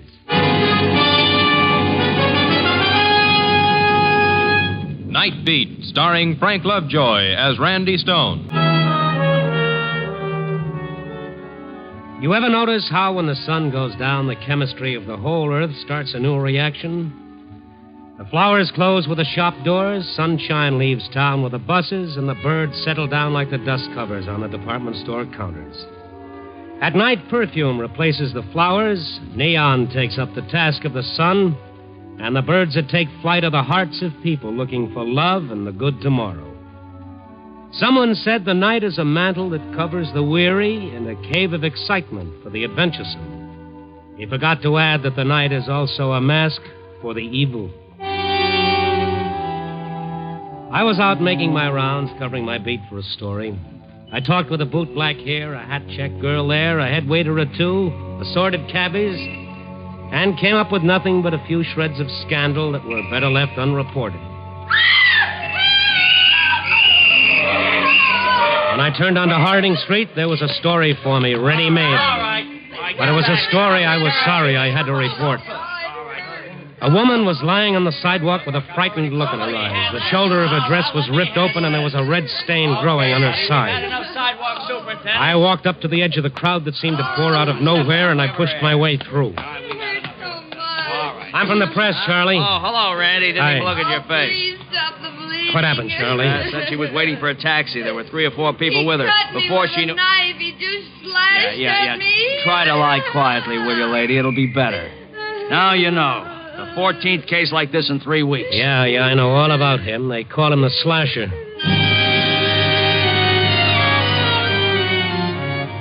Like a good newspaper man should, I got the names, the places, the what, why, and how, and then I phoned them in. Whoever did it moved into the darkness so fast nobody could get a good look at him. And the man the whole police force had tried to find for 3 weeks had come and gone like a vampire phantom. And another woman, they were always women, lay on the ground wounded. The whole thing disgusted me, and after the police had cleared things up, I went into Mike Creshaw's place for something cold to take the hot, dry taste out of my mouth. Yeah, wouldn't that curdle your hair? Yeah? Right on this very street. I'd like to get my hands on that screwball. Just one hand. I'd fix him so as he wouldn't be able to cut paper dolls. I hope they catch him soon. Why don't you newspaper men do something? You got the power in this town. Well, nobody knows what he looks like, where he comes from, or where he goes. What would you do if you were a newspaper reporter? Well, now that you mention it, I don't know. But sometime, somewhere, they're going to catch him. And things are going very bad with this gent. Very bad indeed. Here, let me put a head on it. Thank you. Mike, tell me, where'd you get those new murals on the walls? All right, huh? Yeah, we had them done just last week. The place looks like a magazine cover, huh? Mhm. Look at those legs. Who did them? Oh, some joker named Rick. Rick Bennett. Works over at the Hofbrau now. I got him the job. Me. That's pretty good-looking art for a bar. Hey, he owed us a tab. We let him pay it off that way. What's the matter with the face of that girl, the one on the right? Hey, you know, I've been wondering about that myself. I think he must have made a mistake somewhere. What do you think? Maybe he did make a mistake. Yeah, but look at that shape. Rick Bennett at the Hofbrau, huh? That's the guy. Does sketching. Thank you, Mike. I'll see you later. I didn't tell Mike what I was really thinking because it sounded too far-fetched to be true. But that mistake on her face looked to me like a scar. Why would a guy paint a scar on a beautiful woman's face? I dropped into the Hofbrau to get a look at this Rick Bennett. He was sitting in a corner booth with a pad of sketching paper, some charcoal, and some pastels. None of them were busy. I walked over. How much does a sketch cost? $1. Mm-hmm. Well, that's a deal. Here's your buck. Caricature or serious? Oh, serious. I'm going to give this to my girl. Don't waste your time. Turn your head, will you? A little more. Okay. You been around here long? 3 weeks. Been here all night? Just came in 10 minutes ago. Uh-huh. Mm-hmm. I'm an orphan. I got 3 teeth missing. I was a shot put champion in high school, and my favorite food is liver and onions. Anything else? No, not right now. He finished the picture in a few minutes. Without a word, he handed it to me. It was a perfect and talented reproduction, except for one thing. Down the left side of my face was a long, jagged scar. It's my trademark. Want your buck back? No, not especially. This is the strangest trademark I ever heard of. And the reporter hears of a lot of strange things. What? Hey, you a newspaper man? Uh-huh. Yeah, give me the sketch. Yeah. There. It's clean. No scar. And here's your $1 back. This one's free. Oh, thank you. I get this preferential treatment just because I'm a reporter? That's right. If I'm going to ask a favor of somebody, I have to use better manners. If you don't mind, I thought maybe you could help me. What's your problem? I came here looking for a girl. Yeah. Ever seen her? No. Her name is Selma Vasic. She's beautiful. Too beautiful for her own good. She sings and dances a little. Well, I don't dance. Well, maybe you've been in a nightclub somewhere and she danced by. Can't seem to place her. It's the most important thing in the world that I find this girl. Being a reporter, you get around. You should know a lot of people. I do, but I'm afraid she isn't one of them. Selma's somewhere in Chicago. I know it. I'm not leaving this town until I find her. All right, calm down. Why do you want to find her? You ever hear of love? You know, boy meets girl. We had a little quarrel. Boy loses girl. She left. But I want to see her and make it all up to her. Got an extra copy of her picture? I got hundreds of them. I can give them to you in watercolors and oils and tempera and pastels in mud, plaster, or blood. And if I happen to see her?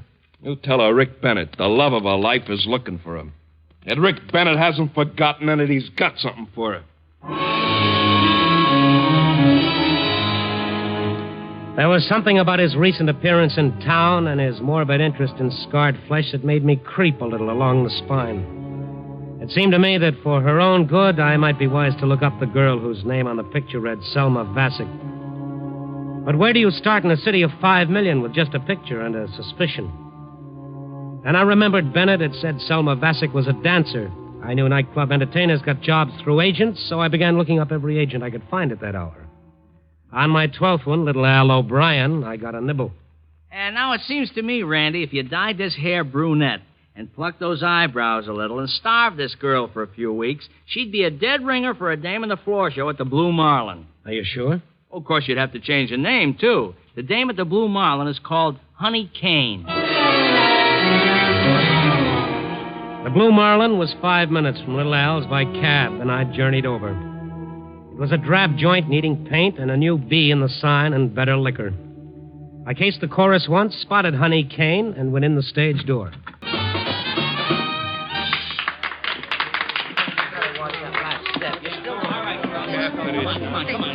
I caught her just coming off the floor. All right, one side, Buster. Selma. My name is Honey Cane. Didn't it used to be Selma Vasic? Go on, stop bothering me before I call some of the boys.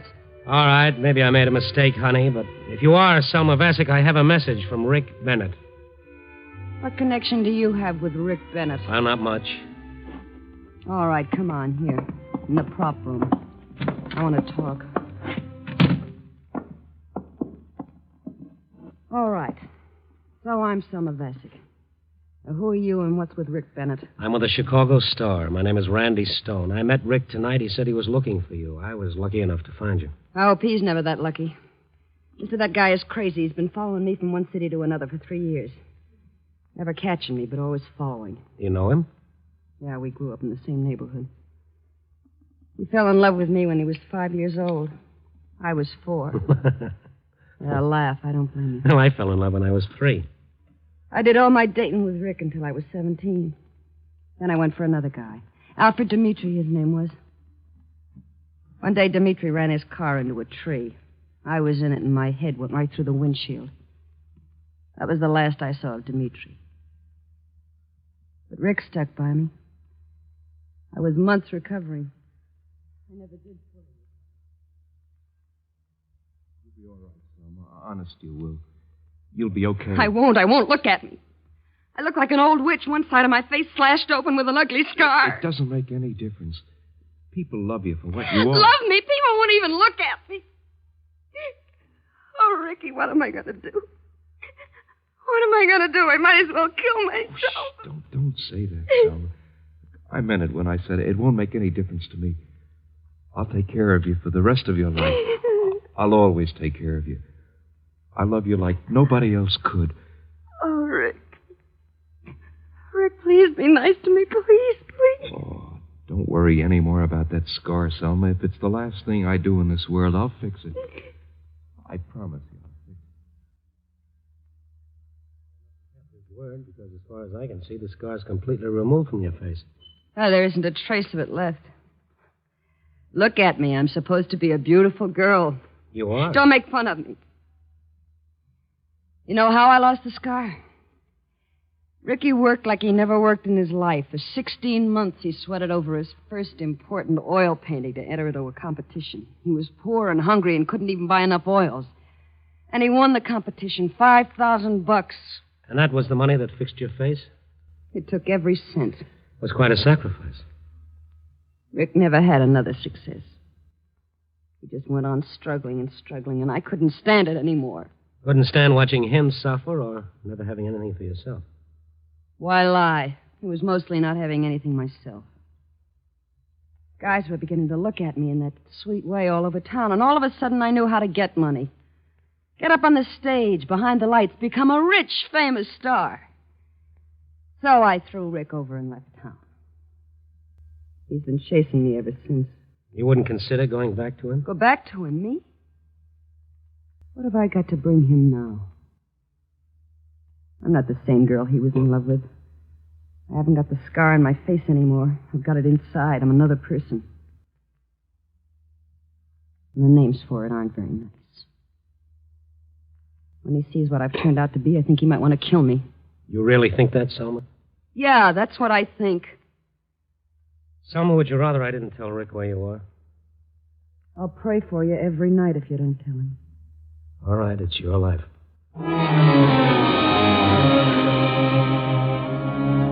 I took it slow and thoughtful back to the Hofbrau. Rick was strange and Selma was strange, and the whole world seemed tortured at the moment. I guess I should never have poked into their lives, but I couldn't escape the feeling that there was something about Rick Bennett that bore looking into. At the Hofbrau, they said he went home to his rooming house. I went there. Oh, Stone, the newspaper bug. What are you doing here? May I come in? Sure. You want another portrait? No. I think you know why I'm here, Bennett. Yeah. I don't suppose you had any luck. As a matter of fact, I did. I found her, just like that. You found Selma? Selma, you found her? Well, where is she? Come on. Well, come on. Where is she? I can't tell you. Can't tell me after I've been looking for months and months for her? Well, come on. Spit it out, will you? Don't waste time. If you'll sit down and be quiet, I'll tell you about it. You tell me about it right now, or I'll tear you inside out. This is going to get you nowhere. Talk. Talk! I'll break every bone you have. Now, you want to get up and talk sense now? All right. Don't tell me. I never needed anybody before. I don't need anybody now. All right, don't tell me. I'll find her myself. When I do, she'll wish she never saw me. Put down that knife, Bennett. Yeah?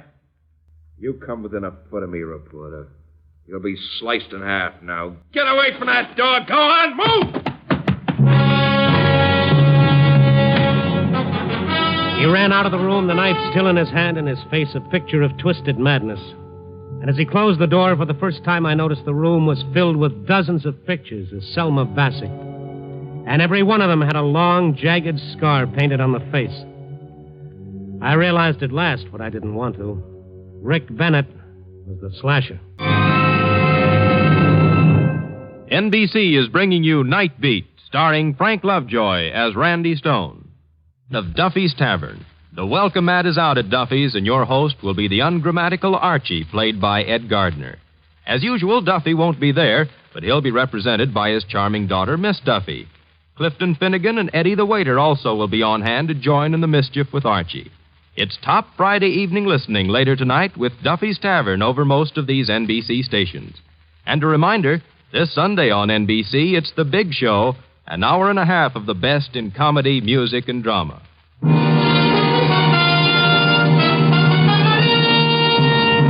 And Now back to Night Beat and Randy Stone. As I stood in Rick Bennett's miserable room looking at the scarred picture of Selma Vasek everywhere, my first fear that he was going to run right out and find her disappeared after a little thought.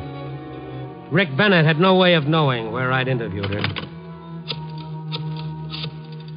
I didn't think he should be running around the streets with a knife in his hand, so I called the police.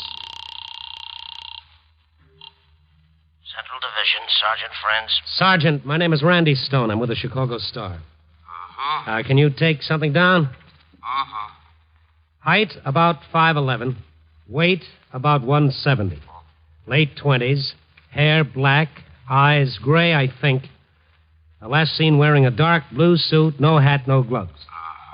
His name is Richard Bennett. He's the slasher. He's the slasher. I just tangled with him, and he was carrying a knife. Also, I ran into him 2 blocks from where a woman was slashed tonight, and also, I've talked with him long enough to think that he thinks he's got a good reason for slashing people. Who'd you say this was? Randy Stone, Chicago Star. You sober? Yes. Where does this Bennett guy live? Well, he used to live where I'm calling from now, but I don't think he'll be back here. Okay, Stone, thanks for the tip-off. We'll get an all points out on him right away. Shouldn't be hard to pick him up. After that, I jumped into my car and headed for the Blue Marlin to have another interview with Honey Kane, alias Selma Vasek. The neons were out when I got there, but a grizzly old man with a red face was mopping the floor. Everybody's gone home, mister. Open game 5 tomorrow afternoon. Come back then. Really be twirling then. Look, Pop, I'm trying to get a hold of one of the girls in the show. Who isn't? And who you calling Pop? All right. If I could land something better than mopping floors, I'd want to get a hold of one of them myself. Oh, please. Look, her name is Honey Kane. Do you know her? Sure. I do it up in my tails and haul out my Cadillac and take her out champagne drinking every night. Go on, beat it. I got my mopping to do. Where can I find out where she lives? I've got to get in touch with her. Try Julius. He knows those things. Julius? His stage manager. Real short, yellow-livered guy. He don't let me stand in the wings and watch the last show. Wouldn't hurt him nothing doing that. Yeah. Where can I find him? In the hobnob across the street. Being a big shot.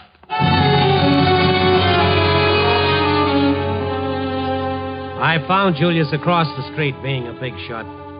It was intermission for the little orchestra that was playing there, and he was standing behind the vibroharp playing lost chords. A bored bartender and a drunk passed out in an empty booth were his audience.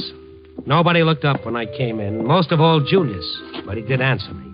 Yeah, I'm Julius. I just came from the Blue Marlin. The janitor there said you could help me. Yeah? He's a dirty old man. I'm trying to locate one of the girls in your show. A lot of people are, brother. Now, why don't you... I went all through that with the janitor. I don't want to go through it with you. Now, my name is Stone. I'm a reporter. I'm on a story. I want to talk to Honey Kane. Do you have her address? Yeah, Mr. Reporter on a story. I got her address. But I ain't handing it out to you. You talk too smart. You move too quick. And you're sort of a jerk. I just don't like you. And I don't like you, mister. Well, I want that address, and I'm going to get it. How I get it's up to you. Wait a minute. Tell me where Honey Kane lives and make it fast. All right. Let go of me. Got a book. Keep it on me all the time. I always know what you guys who go prancing around for dames want to know. Come on, get it out. I don't need to. I remember hers. Yeah? 1312 Commodore, apartment 16C. Honey never gave me no tumble. You guys must be doing some good, huh? Yeah, she'll get around to me before long. What guys? You're the second one been around here asking for Honey tonight. Who else was asking? A wise guy just like you. Came in 15 minutes ago. He talked smart, too, and was sort of a jerk.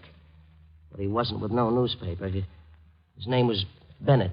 Rick Bennett. Where's the phone? When Rick Bennett had run from his room with a knife in his hand, I didn't think he had any way of locating Selma Vasek, but I'd underestimated his ability to trace my steps.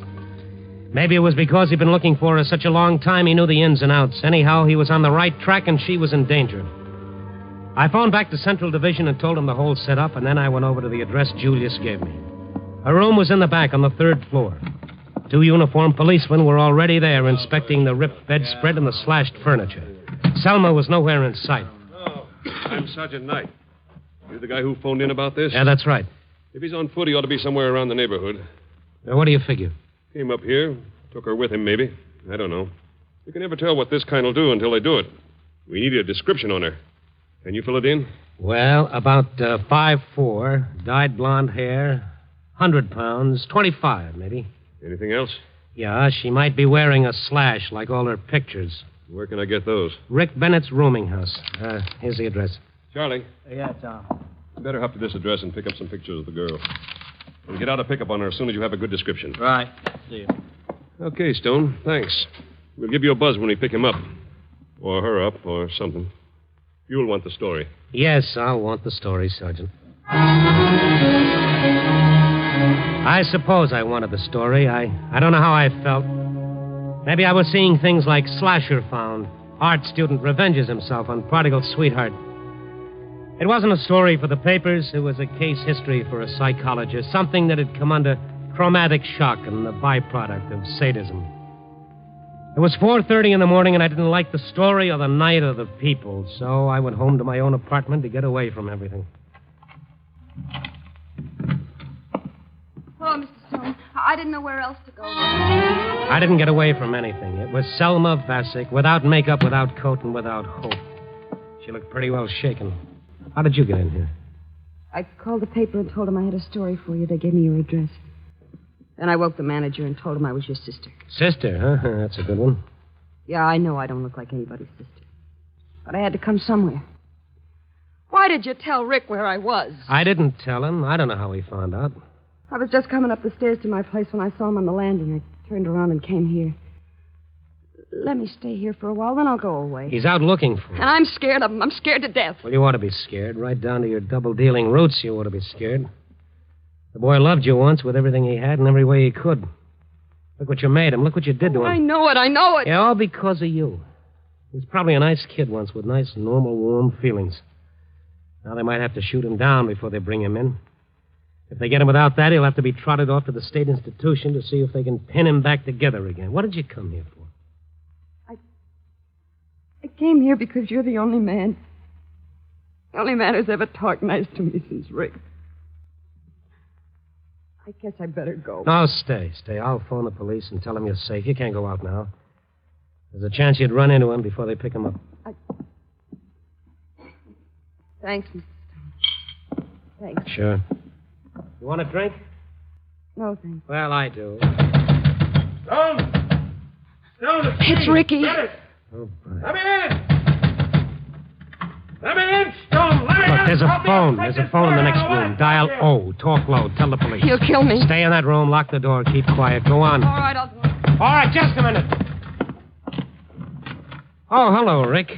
Now, you've had a big night. Where is she, Stone? Where's Selma? I thought you went out looking for her. I did, and believe it or not, I found out where she works and where she lives, but she isn't at any of those places. Oh, that's too bad. Have a drink. Listen to me, wise guy. You phoned her or warned her that I was after her, and you know where she's hiding. Now tell me. Tell me where she is, Stone, or I'll carve you up. The same knife I'd seen him grab from the table in his room was still in his hand. This time it looked about 3 feet long and several shades shinier. He held it waist level, cupped in his right hand, and he walked toward me. I didn't know whether to take a chance and try to get at him or stand my ground and try to argue him out of it. Either way, he was a madman. He had a knife, and he looked like he was going to use it. Ricky, stop it. What? Selma. I'm the one you want, not Mr. Stone. He's never done anything to you. I'm the one who's hurt you. Selma, use your head. You shut up, Stone. She's right. Come here, Selma. You changed.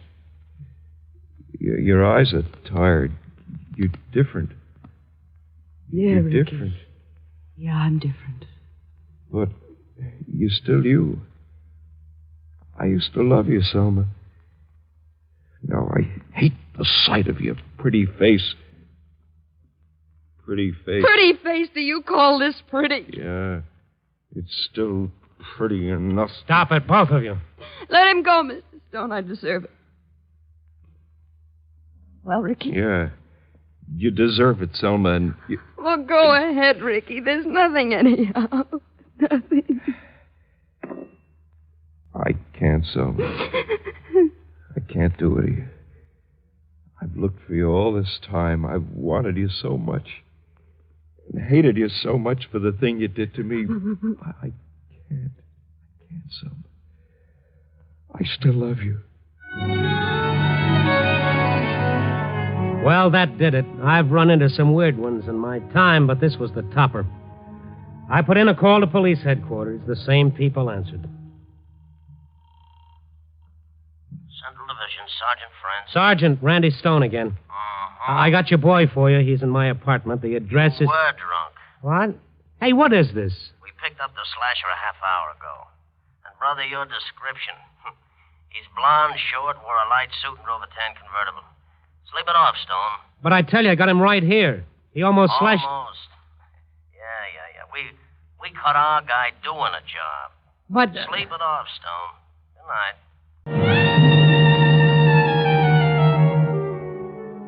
Yeah, that's how mistakes almost happen. But that isn't all. A psychiatrist examined Rick Bennett. He prescribed love, affection, honesty, and rest. He said it might take a long time. And Selma Vassick said she didn't have anything to do for the next 50 or 60 years. So the last I saw of the two of them, they were looking around for a preacher. Me, I looked around for a moral. I hate to say it, but I can't think of anything else. A definition of love. Love is so close to hate, and hate is so close to love, that if you find yourself hating someone you love, you're liable to love someone you hate. That makes sense? Love never does, people. Copy, boy.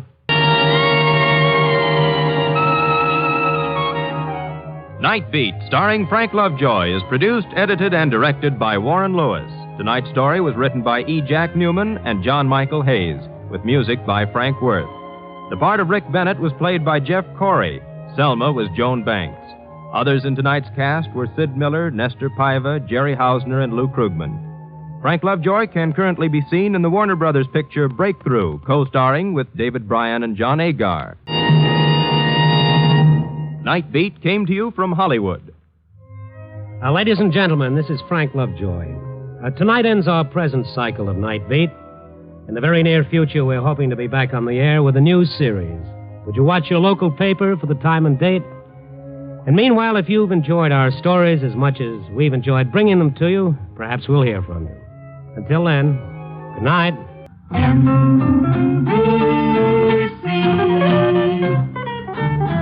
Enjoy the very best in radio. Be sure that you dial and write.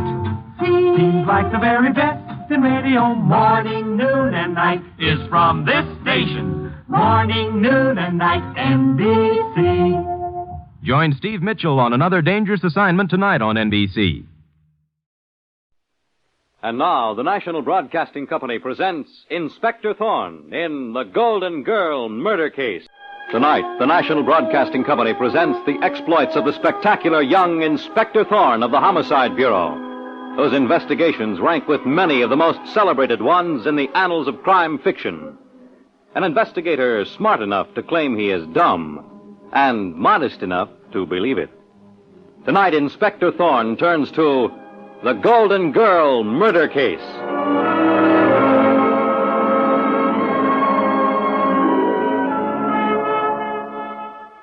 The story opens in the private drawing room of a train speeding into New York City as we see Roberta Ralston, the golden girl of stage and screen, in the arms of her husband of a day, young and handsome Larry Holt. And the fabulous Roberta, whose career has brought her fame and fortune, is saying, "Oh, how lucky I obeyed that whim to visit my old hometown, Larry. Otherwise, I wouldn't have met you, fallen in love, and eloped with you all in a few short weeks." Oh, Roberta, the miracle is what a dazzling girl like you could see in a plain Joe like me. I'll be trying to tell you all through our honeymoon, Larry. Are you glad we're going to my lovely brownstone house in New York? I don't care where we go, Roberta. Where this train takes us as long as I'm with you. Darling, we'll have such a wonderful honeymoon. The door. Who's that? Remember me, Larry? The girl you left behind you? Oh, Janet. Janet Mills. What are you doing here on this train? Who's got a better right to wish you and your bride good luck but the girl you were engaged to for 3 years? The girl you jilted practically at the altar. Oh, now, Janet. I suppose you'd like me to take it lying down, wouldn't you? Janet. I suppose after 3 years of loving you and waiting for you, I'm supposed to cross it all off just like that. No, of course not. You ought to know how tough it was for me to tell you, to write you that I couldn't marry you. Yes. After 3 years, I get a letter. Goodbye, good luck. I'm marrying the golden girl of stage and screen, Roberta Ralston. I feel rotten about it, Janet. And so does Roberta. Oh, Roberta feels rotten, too. Yes, Janet. But things happen that way, and sometimes people get hurt. But you never get hurt, do you, Roberta? I'm sorry. I know how you must feel. You know how I feel. You, Roberta Ralston? You have everything, looks and fame and money. And I had only one thing in my life, Larry.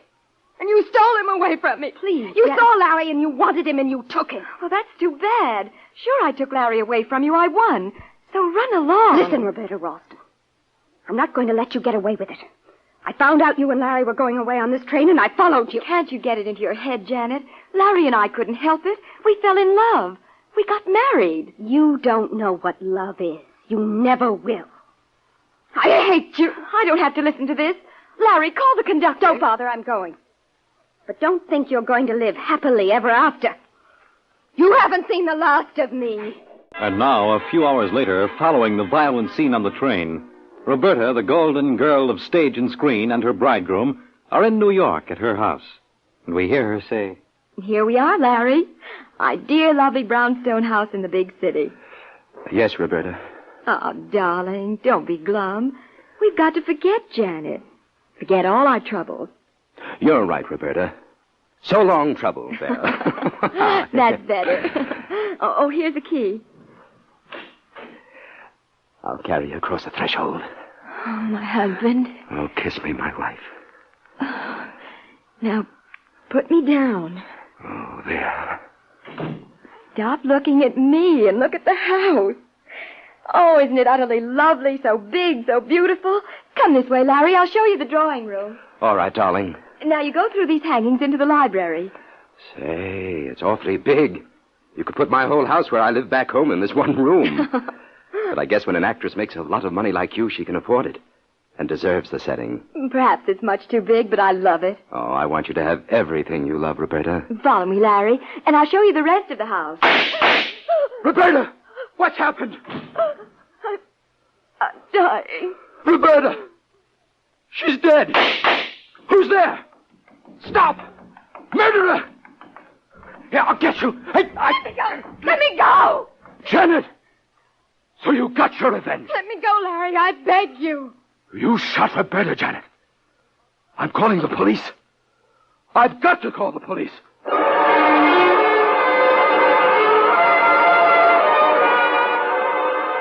And now we see one of the most famous crime fighters of the day taking control. A man who looks like anything but what he is. The spectacular young Inspector Thorne of Homicide. With his assistant, Sergeant Muggan, by his side, the young black-haired Inspector Thorne is confronting a haggard Larry Holt and saying, Mr. Holt, your marriage yesterday to Roberta Ralston was announced in the papers, so I know about that. I suppose you came here on your honeymoon? Yes, Inspector Thorne. Please tell me what happened, Mr. Holt. We'd just arrived here. Roberta started to show me the house. I was following her as she went into the library. She passed through those red hangings. There were 2 shots. She fell.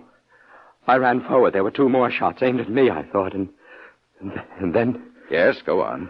This is hard for me. I know. Take your time. Time won't help. You see, I believe I know who murdered Roberta, and I'm to blame. You? How come? Just a moment, Sergeant Muggan.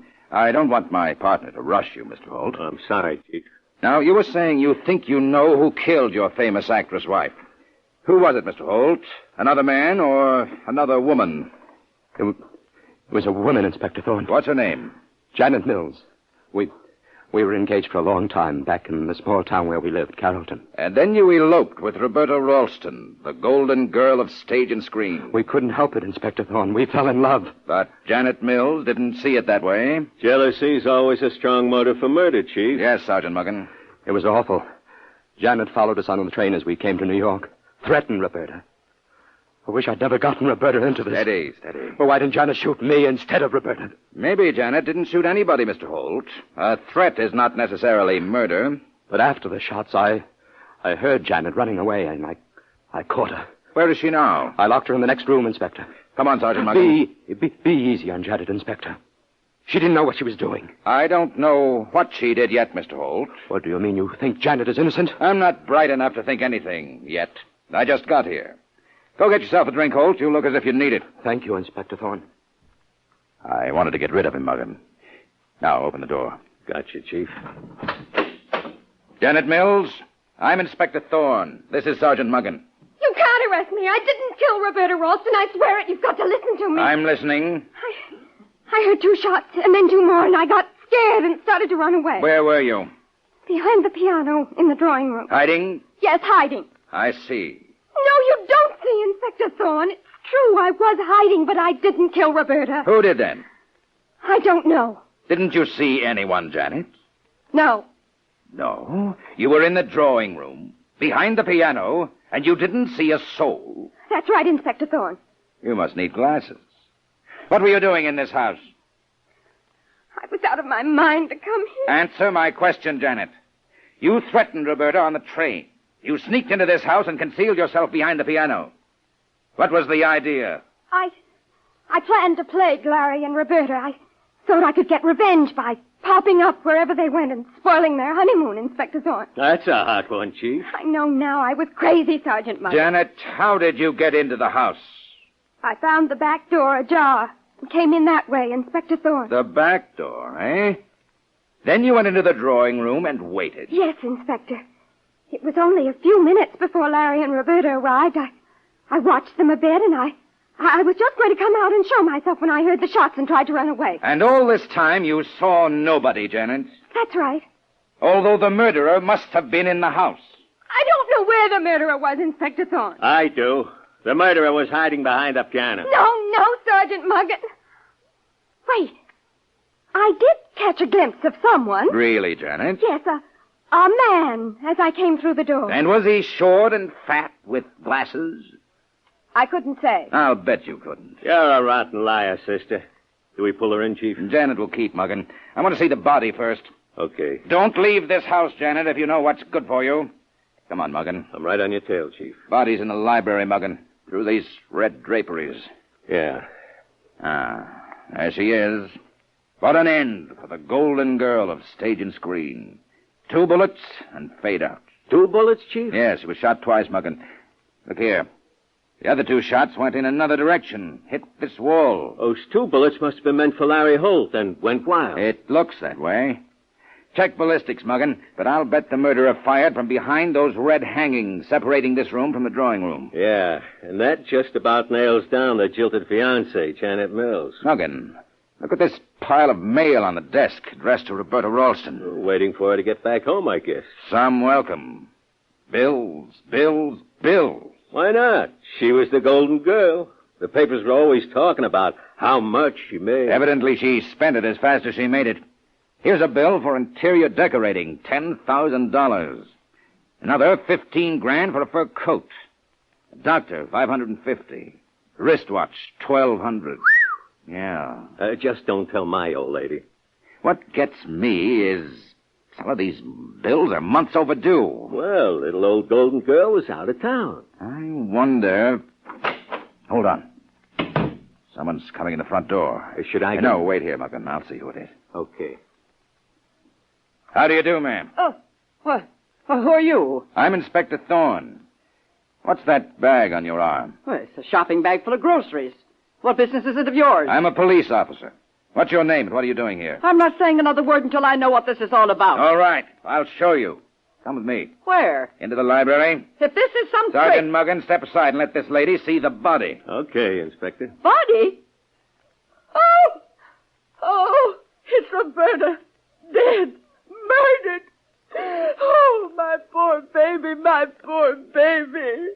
Oh, how terrible. Come along outside now. Oh, yes. Oh, the sight of her lying there. She was so young and beautiful.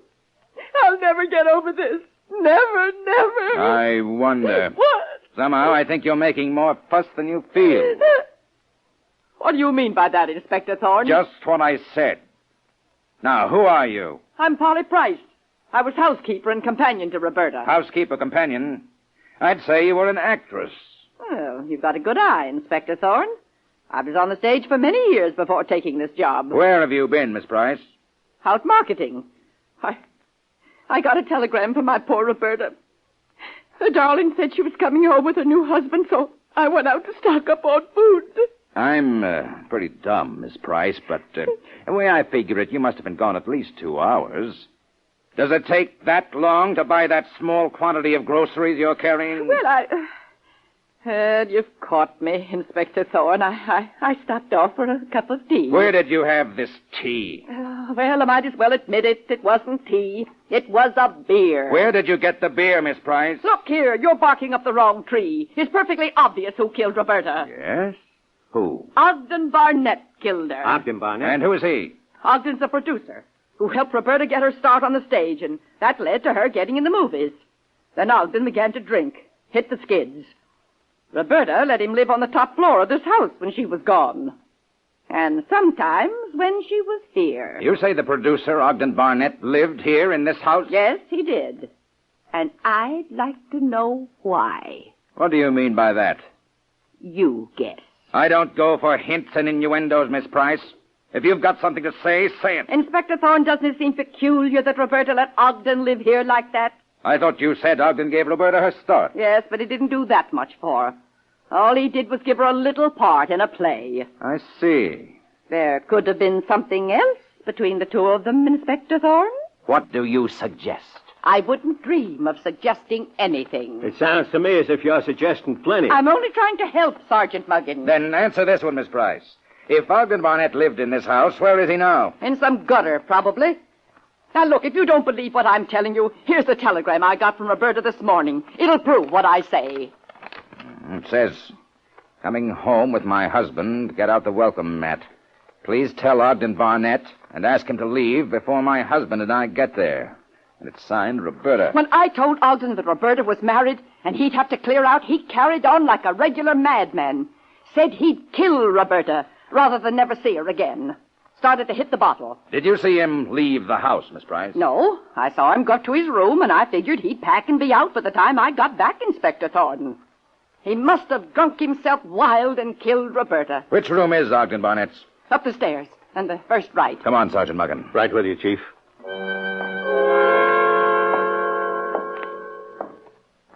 She said the first door to the right, Muggin.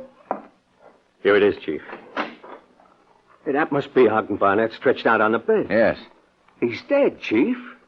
No, Muggin. Dead drunk.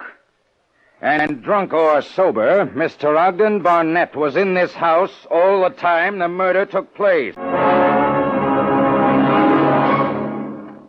Inspector Thorne in The Golden Girl Murder Case will return in just a moment. But first, tomorrow the new comedy team of Bob Elliott and Ray Goulding come to the NBC microphone in a full hour of light satire and nonsense sketches. Bob and Ray tomorrow night and every weekday afternoon, Monday through Friday. Then on Sunday there's High Adventure with the Saint. Then the Whisperer brings you suspense as he enters the underworld to solve cases which have baffled the law. Later, screen actor Lloyd Nolan comes to the NBC microphone as Martin Caine, Private Eye, a fellow who has the uncanny ability of being able to get himself into plenty of fast-moving, hard-hitting trouble. Then there's Mr. Moto, ace Japanese-American security agent, intent on preserving world peace while fighting those who seek to plunge the world into another war. Make a listening reminder to hear The Saint, The Whisperer, Martin Caine, Private Eye, and Mr. Moto this Sunday. Then Thursday evening, hear stories dealing in time and space and brought to you in future tense on Dimension X. Yes, for the best in summer radio entertainment, keep tuned to this, your NBC station. Now, back to Inspector Thorne and The Golden Girl Murder Case.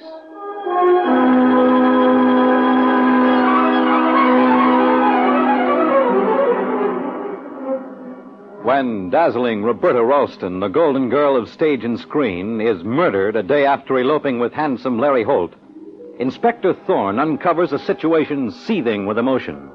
Janet Mills, Larry's jilted fiancée, is caught running from the murder house after the shots. Then the inspector meets Polly Price, an ex-actress working as a housekeeper companion to Roberta, and Polly accuses Ogden Barnett, a down-and-out producer who has been living in the murdered woman's house, of killing Roberta when he was told to clear out. Then Inspector Thorne finds Ogden Barnett dead drunk in his upstairs bedroom. And now, Ogden Barnett has been restored to consciousness, and we hear the inspector saying to him, All right, Ogden Barnett.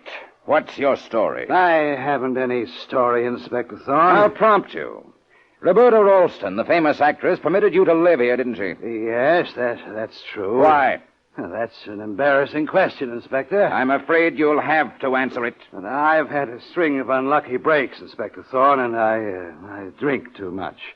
Roberta was the most generous girl in the world. It would seem so. To take a man who has no claims on her and support him. I don't know what you're implying, Inspector Thorne. I gave Roberta her start in show business, and she was grateful. I understood you merely gave her a small part in a play. That was the part that made her, and she knew it. All right, we'll skip that. Go on. I taught her everything. I did. If she were alive, she'd tell you. Yes, but she isn't alive, so it's only your word. It's the truth. If it is, then it seems you felt you had a claim on Roberta. And how did you feel when you were given your hat and told to go? Well, I was... A short time before Roberta was murdered, Polly, the housekeeper, told you she was married and bringing her new husband here, that you'd have to clear out. Isn't that so? Yes. What did you do then? Well, I took a few drinks. Quite a few, I'd say. Yes, Inspector. I was celebrating. And if you know everything, you know I was celebrating the last coffin nail in the heart of Ogden Barnett. I see. I loved Roberta. And now that she's dead, I don't care what happens to me. The point is, did you kill her rather than lose her? Kill her? I tell you, I loved her. You say you took to the bottle in despair. But you could have taken a few drinks and killed Roberta. Don't be stupid. I was blind drunk, out cold. I didn't even know what was going on. So you say. You saw me yourself, Inspector Thorne. How could I have killed Roberta if I was unconscious? No doubt your intelligence is higher than mine, Barnett. But it doesn't take many brains to figure out that you may have gotten blind drunk after the murder, not before. I didn't. Maybe you hoped to cover yourself that way. You threatened to kill Roberta. Who says so? The housekeeper, Polly. Polly? Huh. Polly might have shot Roberta herself. The hypocritical old bag was cheating Roberta right and left. Cheating her? Polly took care of the household, and Roberta never checked up on her. Over the years, Polly must have stolen a pretty penny. Keep on talking. Maybe Polly was afraid the new husband wouldn't be as trusting and open-handed as Roberta. Maybe she was afraid of being found out. Could be. Oh, what is it, Sergeant Muggen? We found the murder gun, Chief. Where? That's just it. We found it in Polly Price's shopping bag. What? That doesn't make sense, Muggen. Polly was out. If Polly murdered Roberta, she wouldn't have brought the gun home in her shopping bag. What's the joke, Barnett? That might be just what Polly wants you to think. What? Don't sell Polly short, Inspector Thorne. Do you know what her act was before she retired from vaudeville? She was one of the cleverest mind readers in the business. Is that so? Come on, Sergeant Muggen. We're talking to Polly Price right now. And we'll see who mind reads who.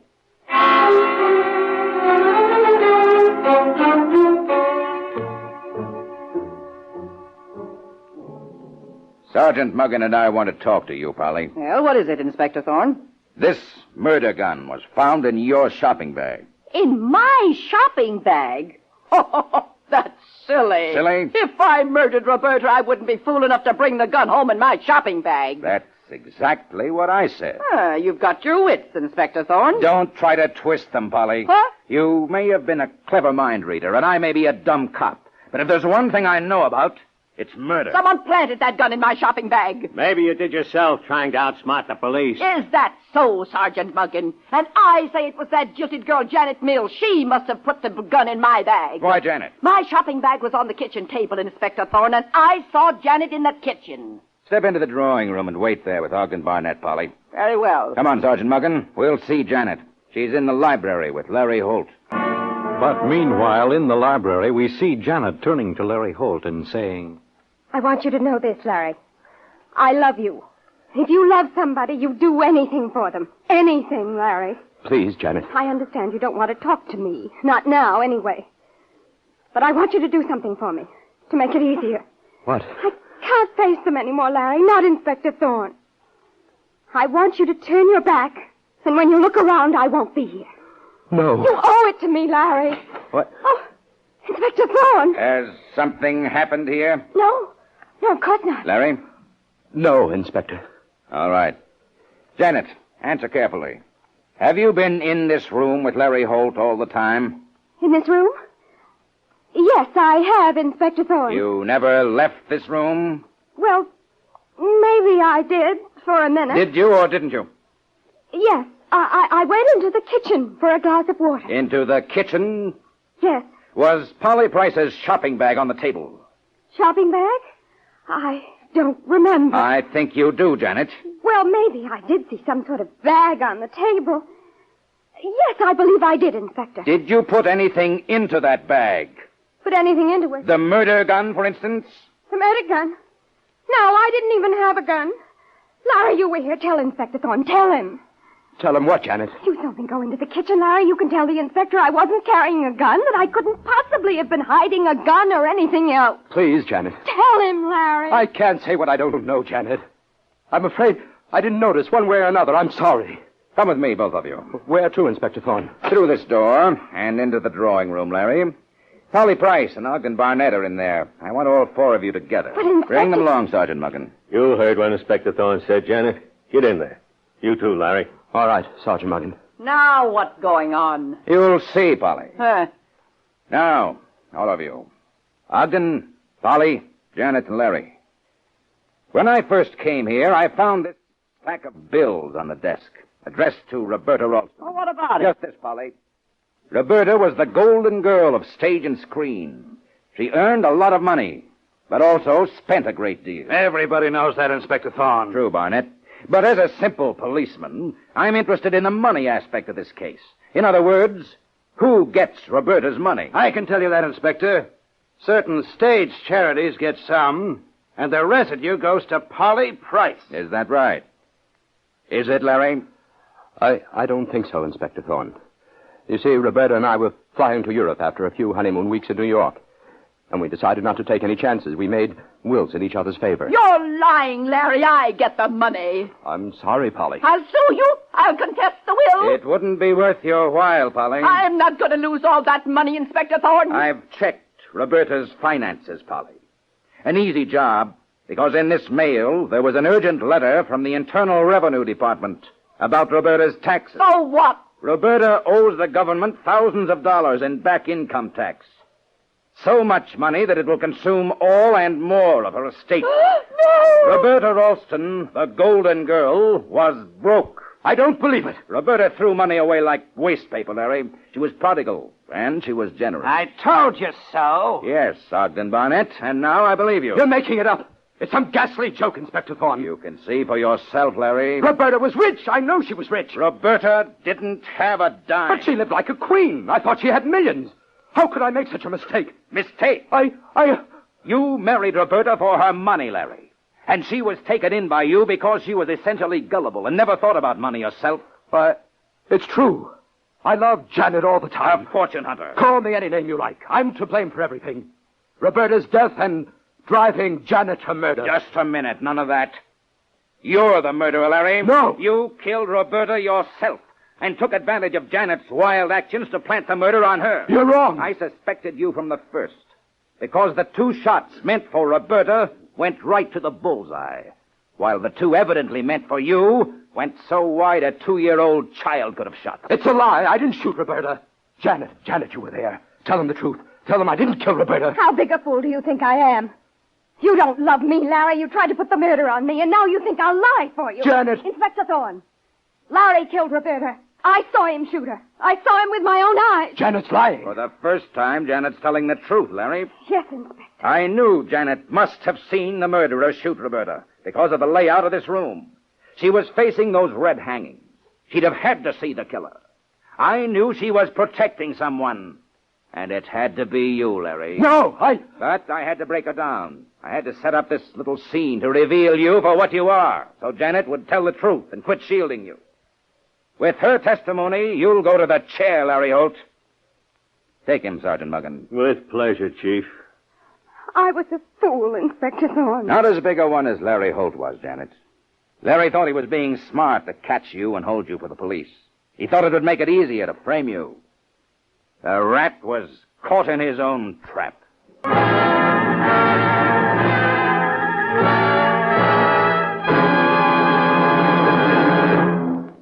And so ends the Golden Girl murder case. The part of Inspector Thorne is played by Carl Weber. Direction by Kenneth McGregor. The script was written by Carol Warner Gluck, based on the original radio play by Frank and Ann Hummert. This is Fred Collins inviting you to tune in again next Friday at the same time when the National Broadcasting Company will present Inspector Thorne in The Defrosted Refrigerator Murder Clue.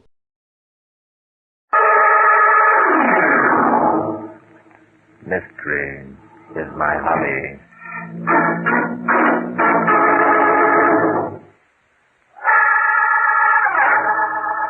Good afternoon, ladies and gentlemen. This is Barton Drake speaking. For today's drama, I've selected case history number 63 from my book, Mystery is My Hobby. I call it The Mystery of the Burning Light. Kirk Orson, a friend of mine, had invited me on a cruise in his yacht. Among the passengers were a group of show people and their agents. We set sail in the early evening, and about 9 o'clock, something went wrong with the electric wiring system.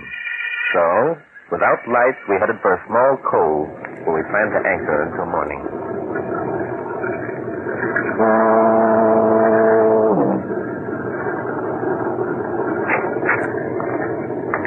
Oh, hello, Bob. Come in. Hello, Kirk. Everything all right? Oh, I think so. According to my reckoning, we should be entering the cove right now. You're quite a navigator.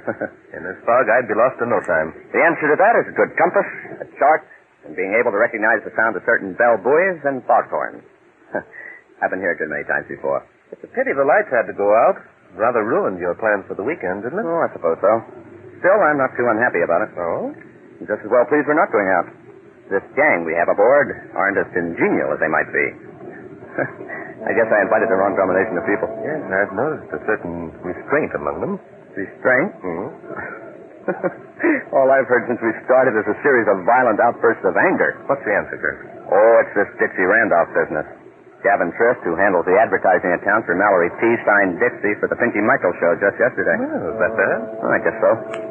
It seems that Gav had promised a job to Ellen Niles.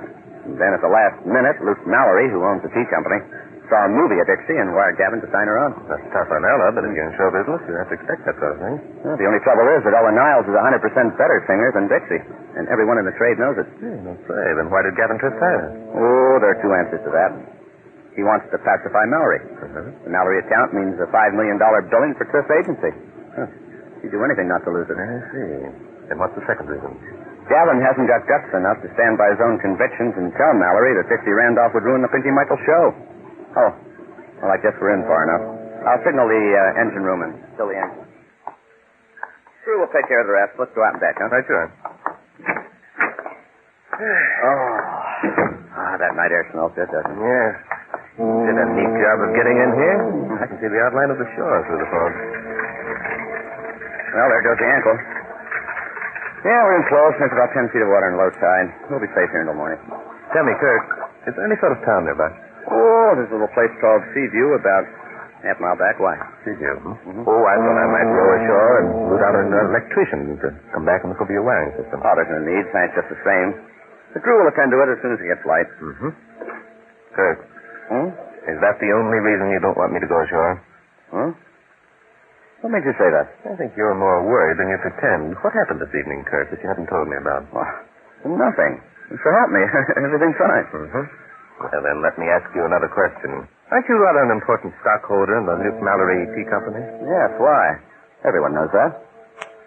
Bart, I can't understand your sudden, suspicious attitude. In fact, I think you can, Kirk. You know, I just like being made a goat. However... What's that? It sounded like a door banging. It seems to have startled you considerably, Kirk. Someone's coming. Kirk. Oh, Kirk. Where are you, Kirk? Ella, over here. Oh, Kirk. What's wrong? Heavens, you're here. Oh, Kirk, it's terrible. What's terrible? Speak up, girl. Dixie. She's dead. What the devil, you... Went to her stateroom to borrow a cigarette. No one answered my knock, and I opened the door, and there she was, lying in her bed. A knife in her throat. Good Lord. She was murdered? Are you so surprised, Kirk? Ella, you'd better show me where Dixie's cabin is. Oh, no. I just can't go back there again. I can't. Sorry, Ella. You'll have to. Come along, Kirk.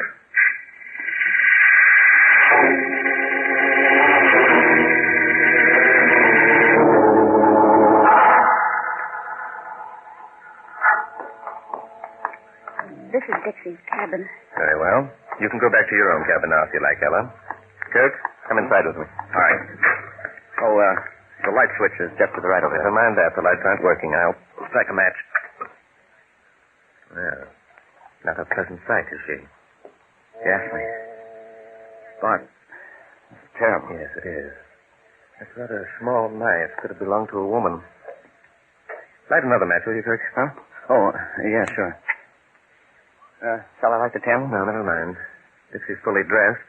No signs of a struggle. Don't touch that book, Kirk, or anything else. Look, I was only going to put it back on the table. She apparently was reading and dropped off to sleep. Yeah, the candle's burned more than halfway down. Bart, whoever murdered her must have blown the candle out. What are we going to do? Right now, we're going outside and close up the stateroom. Come along. But you're going to do something, aren't you? Not now. Not until Inspector Danton gets here. Inspector Danton? But look here, Bart. Yes, I know, Kirk. Look, you rather suspected that this murder was going to take place, didn't you? Of course not. Is that why you invited me on this cruise? You hoped I'd be able to solve the crime without having the police in, Don't you realize, Kirk, I haven't the authority to do a thing without a policeman or someone connected with the police department? Bart, so help me. You're way off the beam. Yes? Naturally, I don't want a scandal if it can be helped. Naturally not. Tell me, Kirk, will your ship-to-shore radio work without electric current? Yes, it's a battery set. Well, that's good. What are you going to do? I'm going to contact Inspector Danton. In the meantime, I think you'd better say nothing about this to anyone. The fewer people who know about it, the less trouble we'll have in apprehending the guilty party.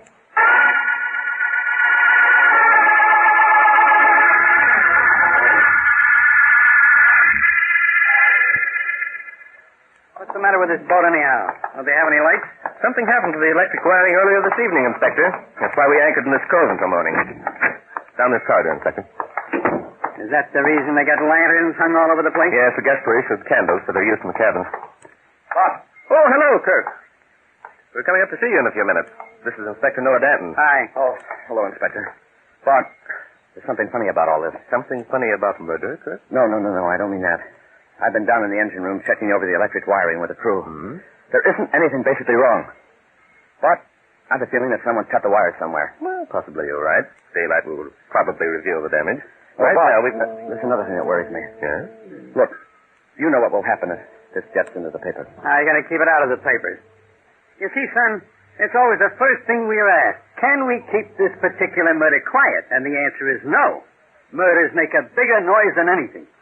So you better make up your mind to getting a little free publicity. Sorry, Kirk, but that's just the way it is. I guess you're right. Well, just do as easy as you can, will you? Of course. Oh, is there anything I can do? No, not just now. We'll want to talk to you later, of course. Yes, of course. Oh, I'll be in my cabin. Right? The same old stuff. The only way I know to keep murders quiet is not to murder anyone. Well, you can't blame them for trying, Inspector. Here we are. This is Dixie Randolph's cabin. Get out your flashlight, Inspector. But you said there were candles in here. Hey, they certainly did a job on her, didn't they? Yes, they certainly did. She apparently was reading and... Say, by Jove, Inspector. What's the matter? Inspector, I'm afraid I've messed things up for you. Messed things up? What are you talking about? The knife, it's gone. The murderer must have come back and removed it while I was helping you come aboard. Fine thing. I'm sorry, Inspector. It's my fault completely. I remained on guard for over an hour, then I heard you coming, and I left my post. I don't know about this, but you don't sound natural to me. Now, look, what have you been up to? Not a thing. I swear it, Inspector. Kirk Orson urged me to conduct an investigation at once, but I pointed out I had no authority to do so without you on hand. Uh-huh. And you're sure you're surprised because the lethal weapon is missing? Surprised? Yeah, why didn't you lock this stateroom door and keep the key when you went out to help me on board? Well, Inspector, I hate to admit it, but I never thought of it. Oh, you never thought of that? No. But, look, if you're trying to pull a fast... Inspector. Okay. Now, who are the suspects and who on board knows about this lady being knifed? Well, let me see. It was Ella Niles who discovered the body, so she knows. Kirk Orson was with me when I investigated, so he knows. Yes, that's all. You're sure of that, eh? I'm never sure of anything, Inspector. All I have are ideas and theories. Well, now that you're here, I guess we can begin our investigation. I propose that we start at the first cabin, wake up its occupants, question him or her, and then go on to the next cabin, and so on and so forth until we find our murderer. That's a good idea. There's only one hitch that I can see. And what's that? How are we going to know the murderer when we see him or her? Also, when are you going to give me the real lowdown on what you've been up to? Also, whom do you suspect of committing this murder and why? Inspector, I'm afraid I've given you the wrong impression completely. I know absolutely nothing worth talking about. Come on, man. Let's get going.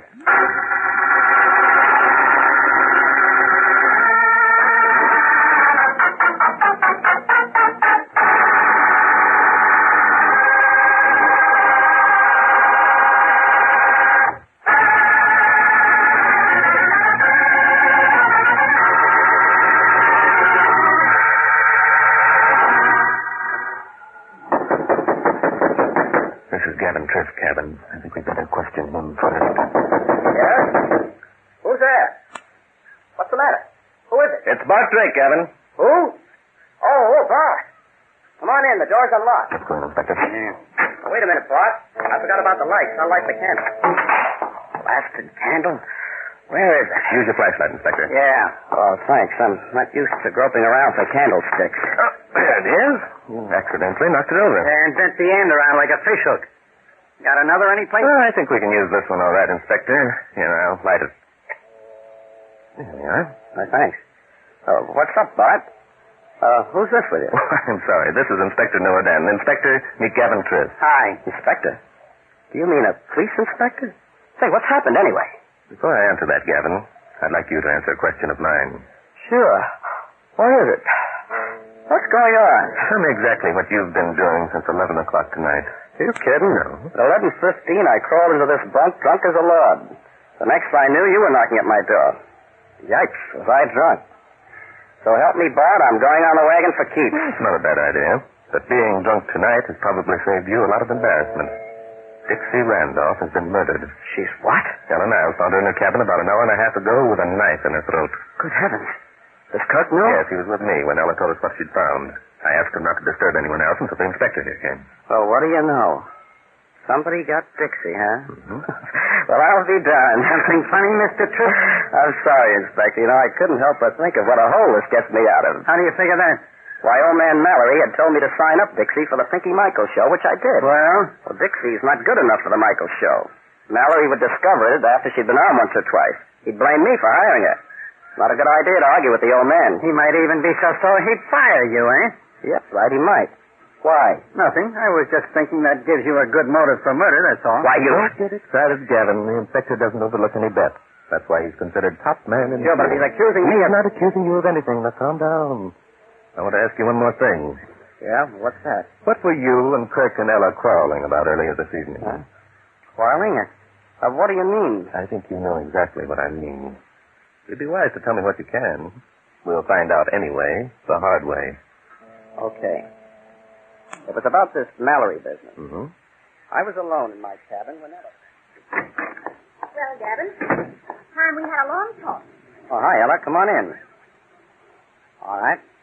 Now, tell me, what you're all steamed up about? Oh, don't stall, Gav. You know what I'm steamed up about. Why'd you do it? Do it? Do what? Oh, quit acting, Gav. You're not fooling anyone. Dixie just told me you signed her for the Michael show. Well? You fool. You're cutting off your nose to spite your face. Why, Dixie won't last on that show 2 weeks. She'll make you and Luke Mallory the laughing stock of the trade. Why, she'll... All right, Ella. That's enough. Oh, is it? Well, I'm glad you came in, Kirk. I've got something to say, and no one's going to stop me from saying it. I've just learned that I'm the victim of the dirtiest double-cross. No one's double-crossed you, Ella. I happen to know that Dad's telling you the truth. Mallory And I happen to know that you're in love with Dixie Randolph, Kirk Orson. I happen to know also that she thinks you stink. You're handing her this Pinky Michaels job as a Shut up. I won't shut up. I'm going to have my say. I've strung along with you bums for over a year, being satisfied with 2-bit spots on second-rate shows. Then the Pinky Michaels job comes along. No one and when... promised you anything, Ella. You were lucky that you got those 2-bit spots, as you call them. Now, wait a minute, Kirk. There's no need for us to begin insulting each other. Ella, be sensible. You know as well as I that Dixie won't last with Pinky. Plenty of time. What do you mean she won't last? She'll last or I'll pull my stock out of Mallory's lousy company, and he knows it. See? I told you it was a soft, a dirty conspiracy to crowd me out. Call it anything you want to, Ella. But Dixie gets the job, and she keeps it. So you might as well forget the whole thing. Oh, might I? Well, we'll see about that, Kirk Orson. I'm not forgetting anything. No one's pushing me around. I know enough to push... I won't. Shut up. Open your trap once more, and I'll knock those pearly teeth of yours down your throat. Take it easy, Kirk. You don't have to slap the poor kid around. No? Then what are you going to do about it, big shot? Want to make something of it? All I said was there's no need to slap her around. You don't have to get tough. I thought so. Not going to run the risk of losing the Mallory account, are you, Gav? And you better keep your mouth shut, too. The trouble with you two is you don't know when you're well off. A little success goes to your head. Take my advice. Kirk, stay there and hold us off for about 5 minutes. He doesn't often get riled up, but this time he really blew his top. And you two just stood there and took it, eh? Sure we did. Kirk's got an in with Mallory because of the stock he owns. And when he really gets tough, nobody argues, unless he's a fool. And what was the ultimate result of all this, Gav? Oh, nothing exciting. Ella burst into tears and ran out of the place. Kirk and I sat around having a few drinks and cooling off until the ship's lights went out. Then he left to see what was wrong. This, light going out deal is something I don't understand. On a yacht this size, there should be someone who can fix them. There is, Inspector. But Kirk and I thought it best to wait until daylight before repairing the damage. Oh, you and Kirk... Thanks for your cooperation, Gav. Inspector, shall we visit the occupants of the next cabin?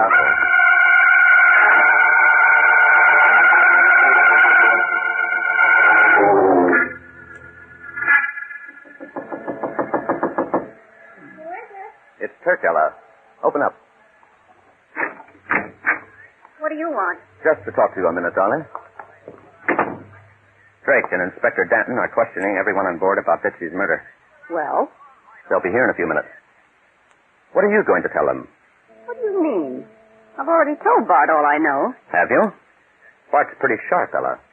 Sooner or later, he's going to ask you, how come you could see Dixie when you went in to borrow the cigarettes? What in the world are you talking about? The lights were out, darling.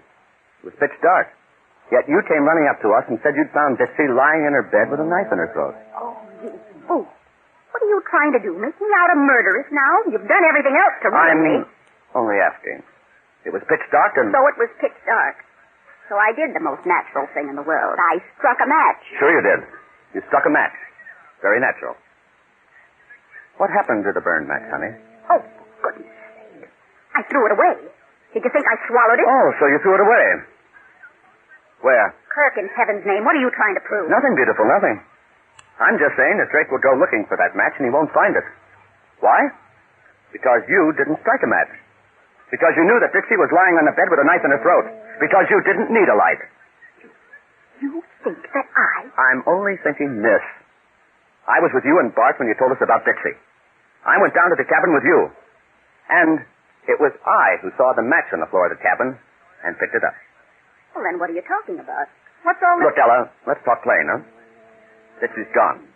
Mallory's going to be sore as a pup, but he's still going to want to sing her for the Michael show.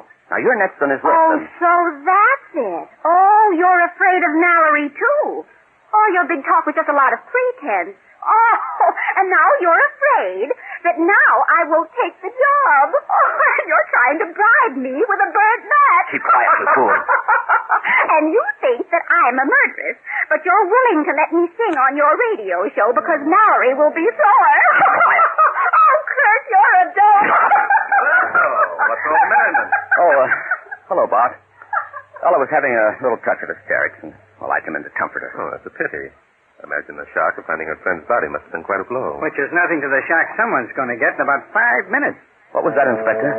Have you discovered something? Plenty. Inspector, would you mind stepping over to Gavin Triff's cabin and asking him to come here? I imagine he'd like to be in at the payoff. You bet. Hold the phone till I get back. Bart. Was the inspector kidding? Have you really discovered something? The Inspector, Kirk, never kids. Are you feeling better, Ella? Yes, I'm all right. That's good. What is it that you and Inspector Danton have discovered? In just a moment, I'll be able to... Here we are. Inside, Triff. Find a seat. Make yourself comfortable. Well, quite a gathering. Bart, you should be in radio. You have a sense of the dramatic. I am in radio, Gav. I do a show called Mystery is My Hobby. And a very good show it is. I'm in it. Okay, Bud. Let's show them how we pay these things off over the air. Very well, Inspector.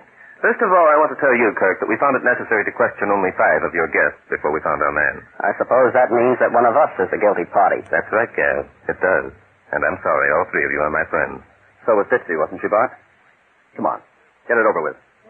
I'm anxious to see if my guess is correct. Are you referring to the match that you picked up in Dixie's cabin when we went to investigate? Yes. How'd you know that? I saw you pick it up. So that clears up that point, doesn't it? Now, Inspector, would you like to explain about the knife? Not much to explain. The guilty party came back and swiped it. We figure he must have tossed it over the side, which is fine with us. We're in shallow water here. Tomorrow a diver can find it easy. Oh, well, then there'll be no doubt. The fingerprints. I'm afraid, Ella, that the fingerprints will be obliterated. However, fingerprints won't be necessary in this case. Now, that clears up mystery number 2. Mystery number 3 is the fact that the lights went out at a most opportune time. Now, don't tell us that had something to do with the murder. It had a great deal to do with solving the murder, Gavin. If we hadn't been forced to put in at this coal, we wouldn't have been able to get hold of Inspector Denton. And that was important. Go ahead, Bart. Thank you. Bart, it was you who fouled up those lights. Right you are, Kirk. I hate to have to admit it, but I eavesdropped on the conversation between you, Ella, and Gavin this evening. But why did you disrupt the lighting system? Don't ask him to explain that. Bart has hunches, and usually they pay off. At least this one did. Let's stop beating around the bush. Who do you think murdered Dixie, Bart? It isn't a case of thinking. It's a case of knowing this time. You all had strong motives. But since it was Ella who... I didn't do it. I didn't. If you say I did, you're crazy. Take it easy, Ella. Quit acting. I was going to say, Ella, that since it was you who discovered the body and reported the murder, your innocence is fairly well established. Oh. Oh, then you don't Even think... as good an actress as you wouldn't have dared run such a risk. You would have taken time to compose yourself and study your lines. So that reduces the group of suspects to Kirk and me. Bart, don't let anyone ever tell you you're not a good showman. No, never has, Bob. Kirk, I don't admire your principles, but since you were with me from the moment you left Gavin's cabin after your argument with him and Ella, until Ella reported her discovery, you couldn't have been guilty of murdering Dixie. So, I'm it, huh? You're it, Gav. You want the proof? No, I don't want the proof, wise guy. You won't do anything. There we are. Keep your hands off. Hey, it's a gunbuster, and it's sticking right into your ribs. Okay. You don't have to get tough. I quit. It's better. Nice work, Inspector. Thanks. Sorry, Gavin. Murderers always get caught, don't they?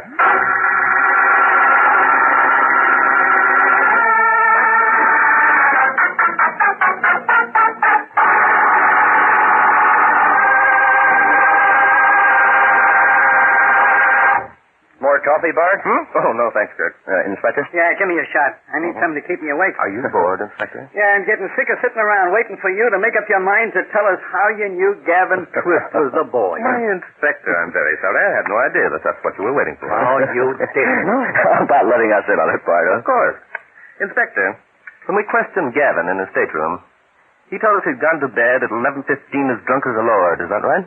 Sure he did. So what? He said he dropped off to sleep immediately and knew nothing more until we knocked at his door, correct? Okay. Get to the point. That point, Inspector, was on the candle. Huh? Gavin knocked it over in the darkness and it became bent. You remarked on it yourself. Sure I did, but I don't The fact see... that the candle point bent instead of broke when it fell over, Inspector, indicated that the tallow was warm. It was warm when I picked it up. And the only way the tallow could be warm was because the candle was burning before we knocked at Gavin's door. By gosh, that's right, isn't it? By gosh, it is, Inspector. And that meant that Gavin was lying, didn't it? Yeah, it did. Well, that clears up the last of the mysteries. All I can say is it's a lucky thing you were invited on this cruise, Bart. No telling how things might have turned out. Why, Inspector? Why? Why, because... Oh, you mean because mystery is my hobby.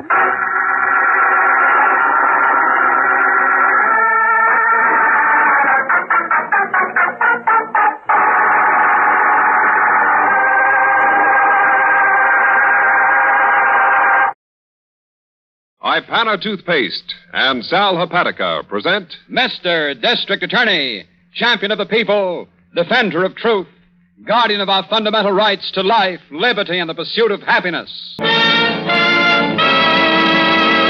Mr. District Attorney is brought to you by Ipana Toothpaste and Sal Hepatica. Ipana for the smile of beauty, Sal Hepatica for the smile of health. Ipana, Sal Hepatica. And it shall be my duty as District Attorney now to prosecute to the limit of the law all persons accused of crimes perpetrated within this county but to defend with equal vigor the rights and privileges of all its citizens. In our experience, in our war against crime, ladies and gentlemen, nothing in the popular conception of crime is so widespread and so erroneous as the idea that honor exists among thieves. In tonight's case of the deadly Snowflake, we see this so-called criminal code for what it is, a cold, stubborn, selfish fear based on a colossal contempt for decency. We begin in a bedroom darkened by shades drawn tight to the sills. Agnes? Agnes, is that you? Go back to sleep, Laird. The doc says you should rest. Him a doc. They threw him out years ago. Did you talk to him, Agnes? They told me not to. Don't you think you'd better? What's the matter? Took the bandages off your head, huh? I'm lucky I'm alive, he said, Agnes. That cop's bullet went right across my skull. I know. You're lucky you got home. I still got my fingers, too. That's real talent, Agnes. 1 in a million. What do you mean you still got your fingers? I'll get to that. First, I just want to say I'm sorry about the way I've been treating you. You what? I don't mean to, knock you around, Agnes. I just get nervous when I'm going out on a job. What's come over you, Laird? You know how it is. Feeling those tumblers fall with your fingers. It's tough work, Agnes. Oh, that reminds me. What? I want you to get hold of a guy. You remember him? Rudy Bowie. What's the matter? Nothing. I just haven't heard you mention Rudy in so long. What do you need him for? To help me. I got to get back to work, Agnes. We'll be needing dough. We could sell that crazy boat. The Snowflake? No, I mean big dough. More jobs, Agnes. Like that transfer office I had cased out. I don't see what you need Rudy for. He's no safe man. I don't need a Peterman, Agnes. Just a helper. Someone to take me around. Take you around? Laird, what do you mean? Agnes, There's something the matter. Now, what is it, Laird? I'm blind.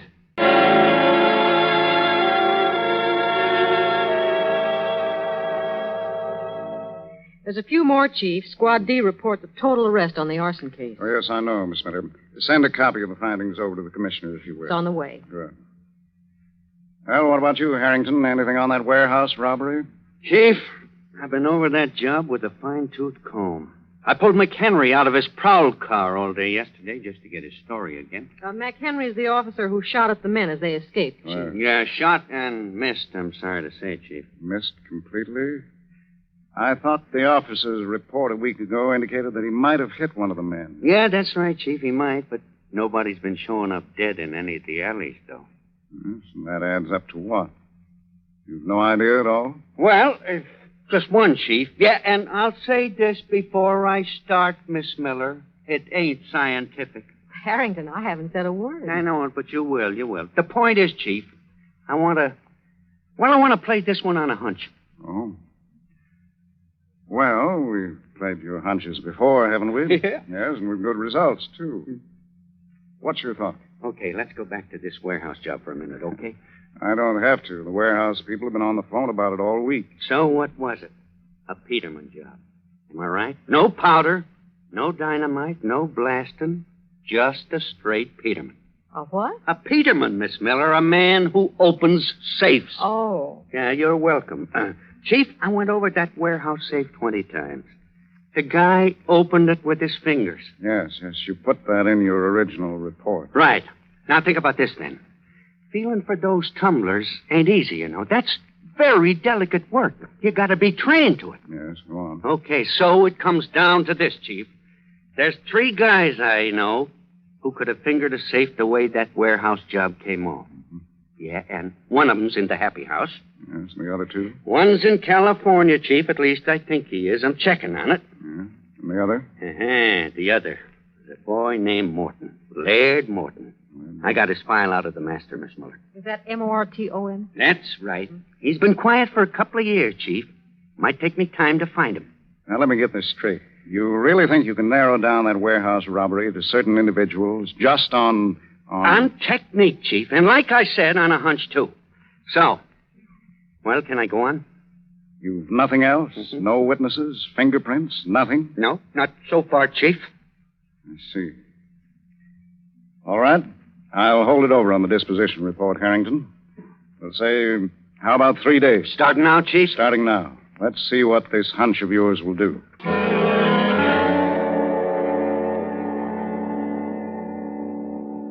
Agnes. I'm right in front of you, Laird. Don't get to jump. I'm sorry. It bothers me when you move around, that's all. You here, Rudy? Yeah, just waiting for what you say, Laird. Go on, Laird. Say what you got to say. All right, we won't waste any more time. You can lead me into the transfer office, Rudy. The way I time it, it should be 3 minutes from the car to the safe. Yeah, if we have luck with the watchman, Laird. Never mind him. Now, you both got this picture? You lead me. Give me, say, 6 minutes with the tumblers, and then we beat it. Back to our car? That's right, Agnes. From there, we go directly to the Snowflake. To the what? Laird's boat. I don't get it. Can you think of a better place to hide out, Rudy? We get aboard, shove off, we can cruise around for weeks. She sleeps 6. Gee. His boat. He bought it off some jerk during the war. Yeah. Oh, wait till you see her, Rudy. I bought it complete. Right down to the gear and galley. Yeah, sure. Well, I mean, Laird, they make the getaway on a boat? I told you, it's the safest place in the world. She's all set, too. Agnes saw to everything, didn't you? I checked all the papers in your billfold, Laird. Swell. Well, now I guess I'll get a little sleep. Big day tomorrow, huh, Rudy? Yeah, whatever you say, Laird. Want some help? No, I can make it. I've been practicing, haven't I, Agnes? Go ahead, show him. Laird, watch it. I'll be all right, Rudy. You sit with Agnes.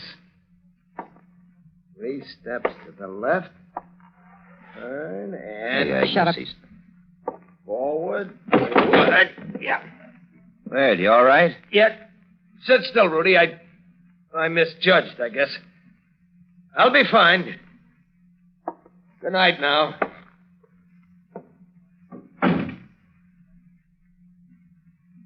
Want a drink? What's the idea, Agnes? You let him walk right into that chair. I know. I forgot to tell him I moved it. Yeah? Never mind the drink. Hold still. Rudy, listen. Still, I said.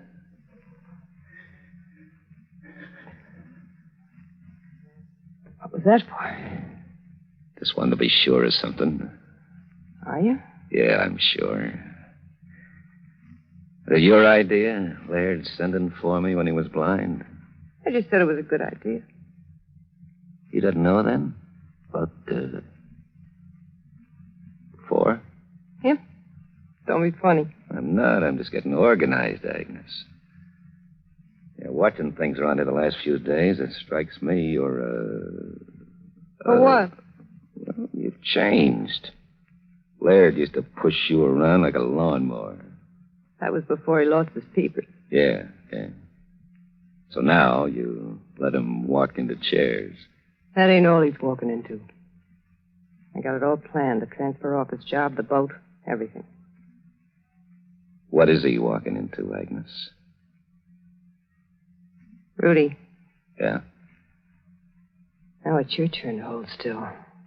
Baby,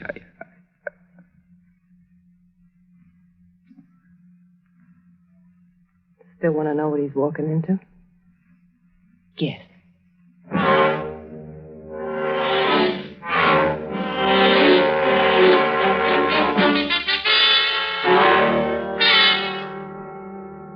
Okay, Chief, so it boils down to this. Yes? Either that warehouse job was a complete outsider, or it's my boy. Laird Morton, you mean, Harrington? Right, and I'm taking bets it was no outside rip and tear job. What makes you say that, Harrington? Because, Miss Miller, when a bunch of the boys plan a job the size of that warehouse deal, they line it up, see?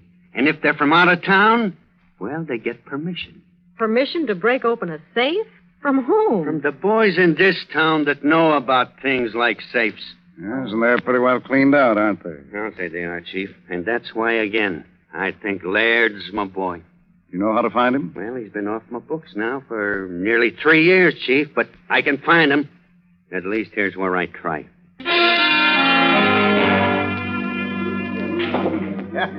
No, I'll shoot your game some other time, Harry. Yeah, and with no chalk on my cue, too. Oh, hey, before I forget it, you ever hear from Morton? Yeah, Morton, you know, he used to play snooker in here. Laird Morton. Give me 3, will you, Rusty? No, the Panatella's that's the only good cigar you got. Hey, Rusty, Harry over at the billiard joint says maybe that you heard from Laird. Yeah, Morton. Come on, Rusty, you know him. Laird Morton.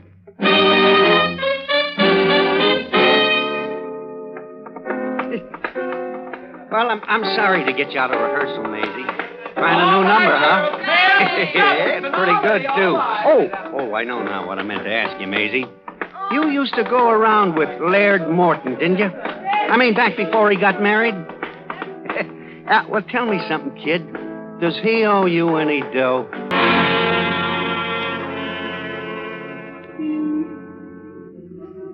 Street's all clear, Laird. I look both ways. What about the watchman, Rudy? Is he in the office? What office? I told you a dozen times, Agnes. It should be straight ahead of us, up the steps and to the right. Oh, yeah. I see it, Laird. No light on. Okay. That's it, then. Let's go in. You guide him, Rudy. Yeah, I am. That's it. Keep hold of my coat, Laird. You won't fall. Remember now, both of you. We come right back to the car and drive directly to the boat. We know that. Go on, Rudy. Door's open. I told you it would be. The watchman leaves it unlatched till 2 a.m. What's the matter? What's that around your neck, Laird? What? These. I got hold of them. Go on in, will you? Somebody will walk by in a minute. They're binoculars, Rudy. You'll need a good pair on the boat. Be still there. Rudy's opening the door. Okay. So far. Now we take the first door to the right, huh? It'll be open, too. Go on. Try it. Like a barn. Look for the safe, Rudy. Is it there? Should be over in the corner. I see it. All right. Lead me to it. Come on, make it fast. That snooper gets back here every 20 minutes. It's right here, Laird. You feel it? Yeah, I got it. Shut that door, Agnes. What? Where we come in, I didn't hear it shut. I got it. Can you open it, Laird? In a breeze. Just let me warm up my fingers. Watch the door, Agnes. Don't worry about me. Anybody comes through it, I'm ready for him. Can you imagine a big transfer company owning a safe like this? The tumblers fall like bowling pins. 2 more minutes and I'll have it. Agnes. Shut up, I hear it. Laird, somebody's at the door. What? Can't be. We come in at 1:05, didn't we? I must have got it mixed up, Laird. Rudy, stand back. Be careful with that gun. Agnes, has he got a light? Oh, he hasn't. Come on in, Grandpop. Welcome home. Told you I had this planned.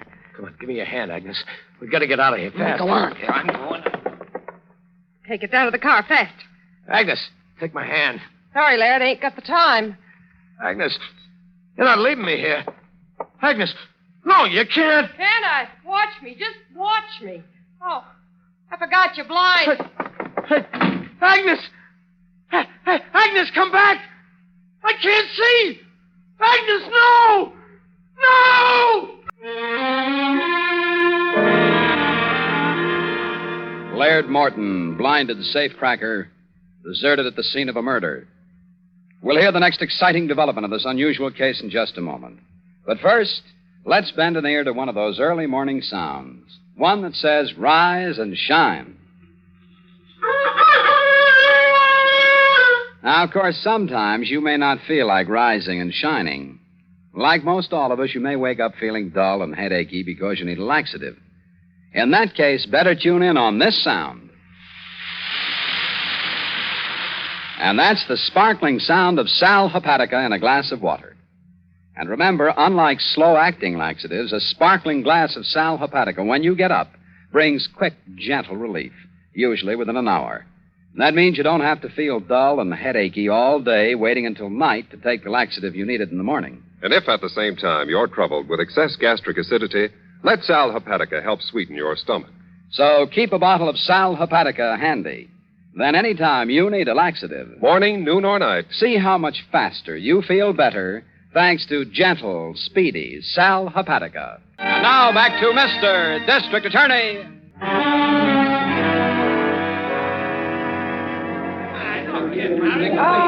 Sorry, boys. No, wait, you'll have to wait till the chief is through. That's right. Listen, I'll let you in just as soon as he's ready. Come on now, come on. Give us a chance, will you? Come on, get outside. Out. The reporters are going to wait, Harrington? I'll say they are, Chief.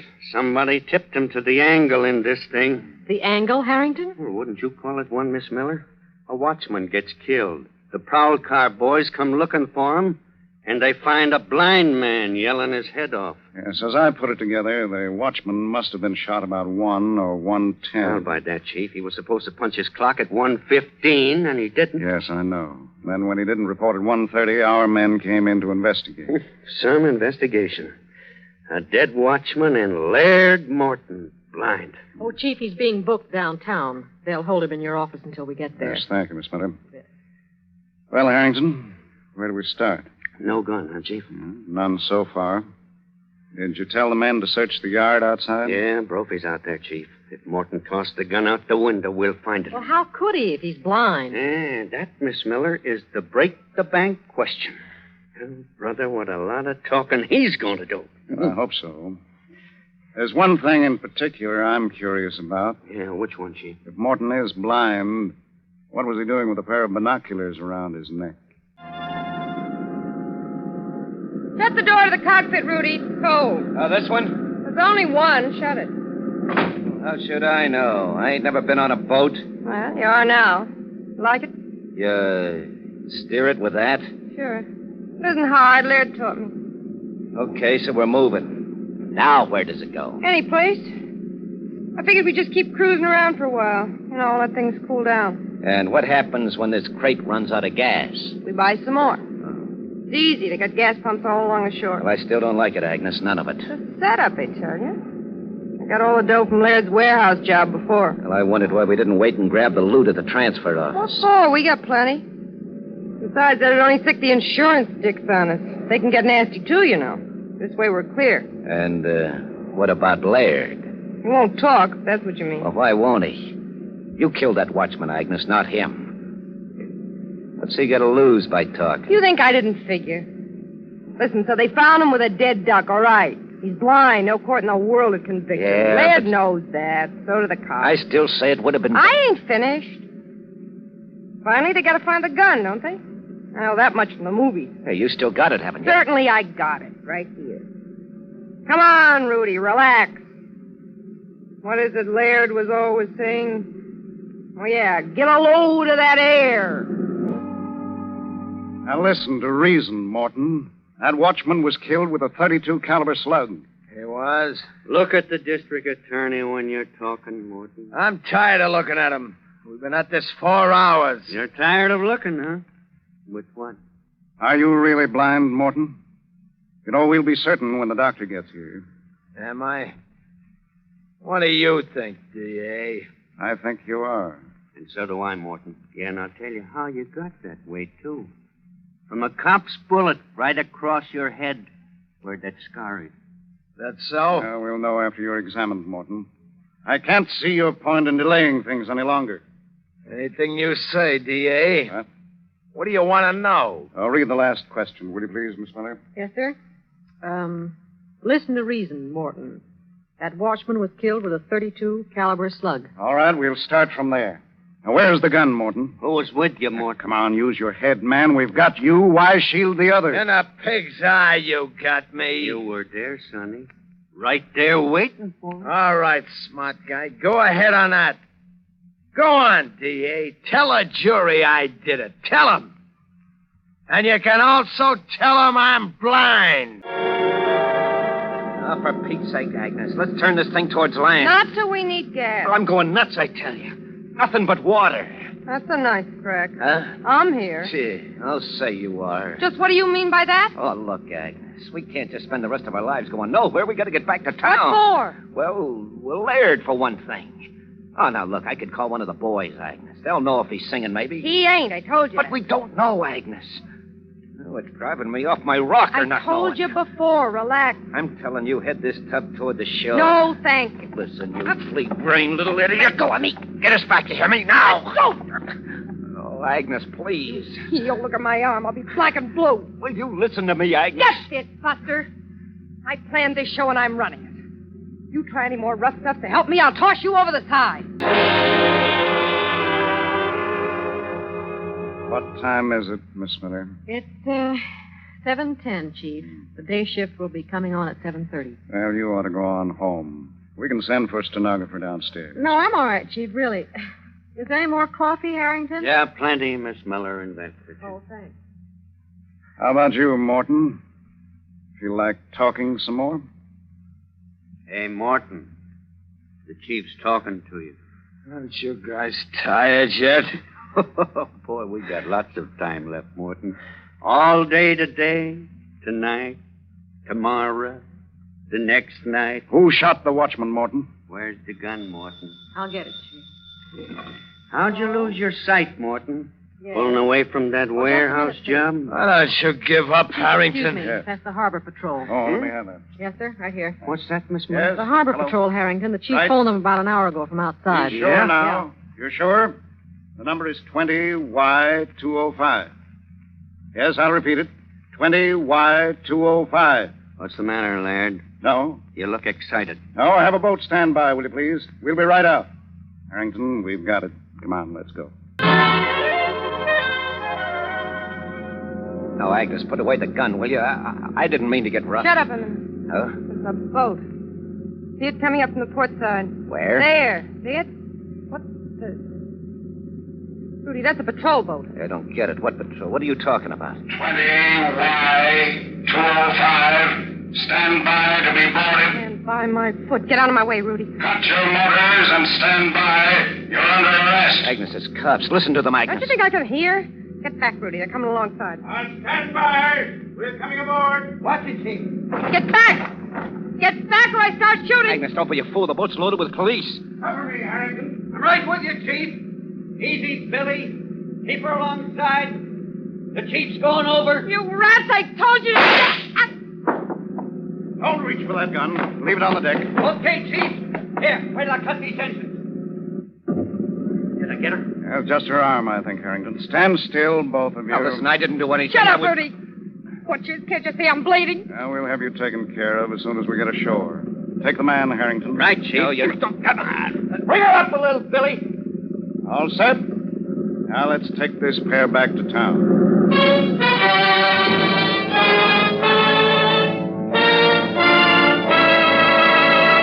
Your district attorney will return in just a moment with an explanation of his capture of Agnes and Rudy. But first, Tell me, who should know best the difference between toothpaste? who should know best the difference between toothpastes? Why, your dentist, of course. Your dentist is the skilled guardian of your dental health, the authority on care of your teeth and gums. So ask your dentist about Ipana toothpaste and gentle gum massage. Many dentists recommend gum massage. What's more, a nationwide survey reveals that more dentists recommend Ipana toothpaste than any other dentifrice. And wait a moment. More dentists personally use Ipana than any other toothpaste. There's a difference between toothpastes, all right. And dentists know that difference. Ipana cleans teeth clean, safely, too, without gritty abrasives. And, followed by gentle massage, aids the health of your gums. Help your dentist help your smile. Begin now getting your new Ipana smile. Get Ipana toothpaste. Taste the freshness, feel the cleanness, see the sparkle. See how you look with an Ipana smile. Ipana toothpaste. Now, here is your district attorney.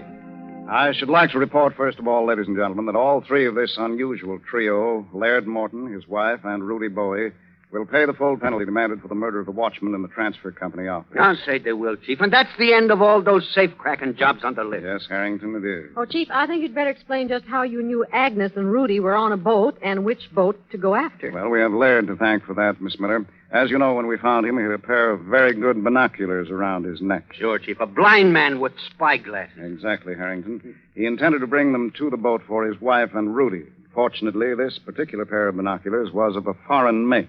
I don't understand, Chief. Well, during the war and before, Miss Miller, all such foreign binoculars had to be registered with the proper authorities.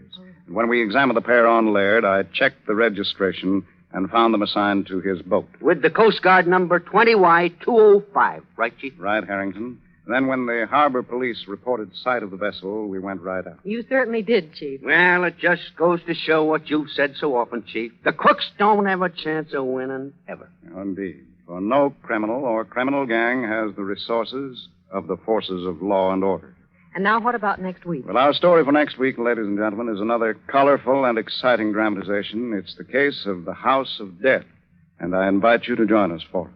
And so until then, thank you and good night. Right dress!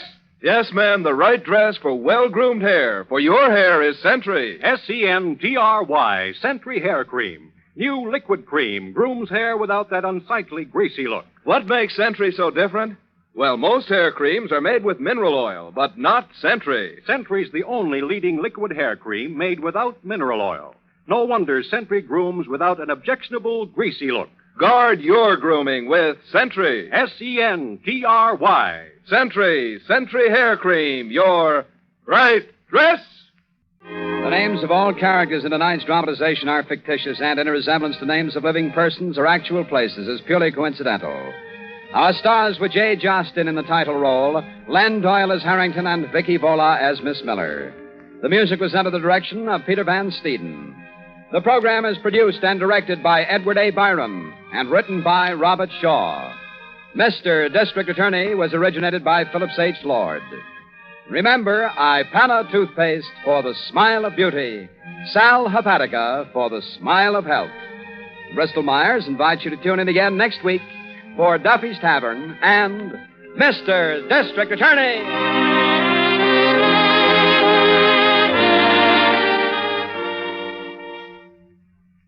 This is NBC, the National Broadcasting Company.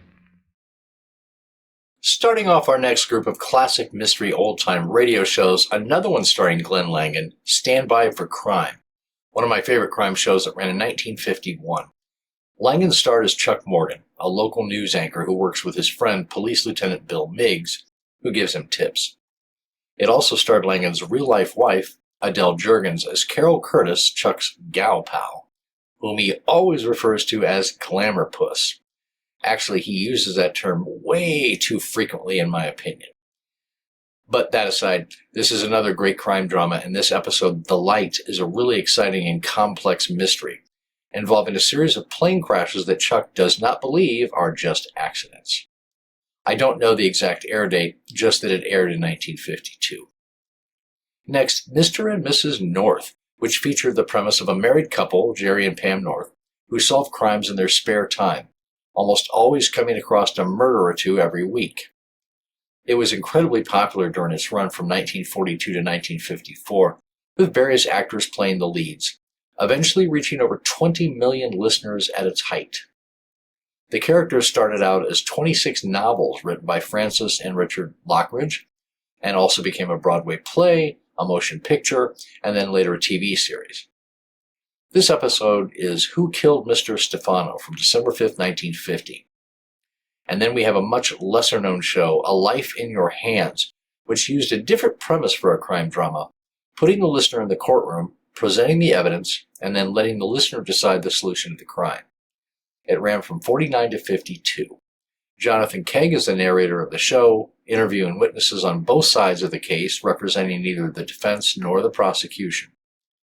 This was not only entertaining radio, but also educational, as it showed the inner workings of the legal system, and not just the solving of a crime and the catching of the criminal. This episode, Alderman is Murdered, which involves a city alderman mixed up with the wrong people, and then the cascading domino effect that his wavering from the straight and narrow causes. It aired on August 27, 1952. After that is the famous show Casey Crime Photographer, which started out as several short stories published in Black Mask, a pulp magazine, as well as several novels, before becoming a radio show. 3 different actors played Casey, with Stats Cotsworth holding the position the longest. Jan Miner and briefly Leslie Woods played Ann Williams, his reporter friend, and Ethelbert, the bartender, was played by John Gibson. Despite being a crime photographer, Casey inevitably solved most crimes and told his stories to Ethelbert and others at the Blue Note Cafe, their favorite jazz club hangout. The series ran from 43 to 55. This is a really great mystery show, and this episode, The Loaded Dice, is a really great story, with the discovery of a 300-pound corpse kicking things off. And then the last show of this group, The New Adventures of Sherlock Holmes, with Basil Rathbone as Holmes and Nigel Bruce as Dr. Watson. From 39 to 47, the show aired on Mondays at 8:30 p.m. Eastern for 220 episodes, with Rathbone as Holmes for most of those. Tom Conway did take over the role after Rathbone's departure for the last, I believe, 39 episodes. Obviously, one of the most well-known and well-loved detectives in modern history, created by Sir Arthur Conan Doyle. From the novels to the short stories to the films to the TV shows and on and on and on. This episode from the great radio show is The Camberwell Poisoning, about a series of poisoning murders in the town of Camberwell. In steps Holmes and Watson to solve the mystery. Enjoy.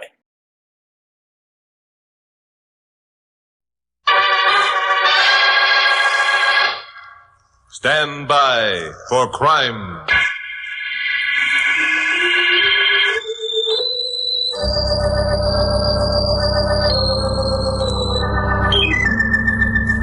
Hi, Chuck Morgan speaking. You know, being a newscaster on a radio station the size of KOP puts me in line to meet a lot of interesting people. Like Joe Stanley, for instance. Joe was a scientist. Had been employed by the government to work on some strictly hush-hush project, the hydrogen bomb, I think. He came out here to the coast once or twice a year to huddle with airplane factory executives, etc., and usually on such occasions he bunked with me. Last week Joe was here for a couple of days. Thursday morning, Carol Curtis, my secretary, and I drove him out to the airport to catch an early plane back to Washington.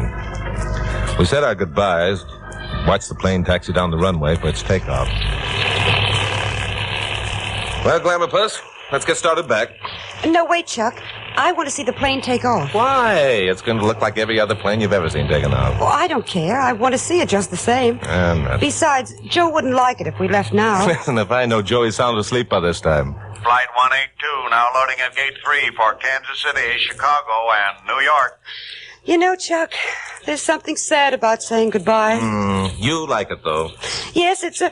What do you mean I like it? Anytime a female can find something sad enough to weep about, she's in her element. I'm not weeping. No, but you will before we get away from here. Oh, is that so? Yes, that's so.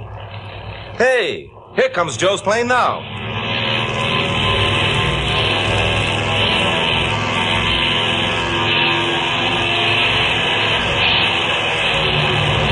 Oh, there's Joe. Look, Chuck, he's waving. Huh? Goodbye, Joe. Wave to him, Chuck. Nonsense. You didn't see Joe? I did, too. He was sitting way up front in that little egg-shaped room. That was the pilot, stupid. It was not. I guess I can tell a pilot when I see one. Okay, Glamour Puss, you win. Now, come on, let's get going. Chuck, wait. What's the matter now? Joe's plane. It's coming back. Oh, no, he's just circling around. He's trying to... Hey. One of the motors has stopped. I see it. Something's wrong. Well, it's going to go straight down that building. Watch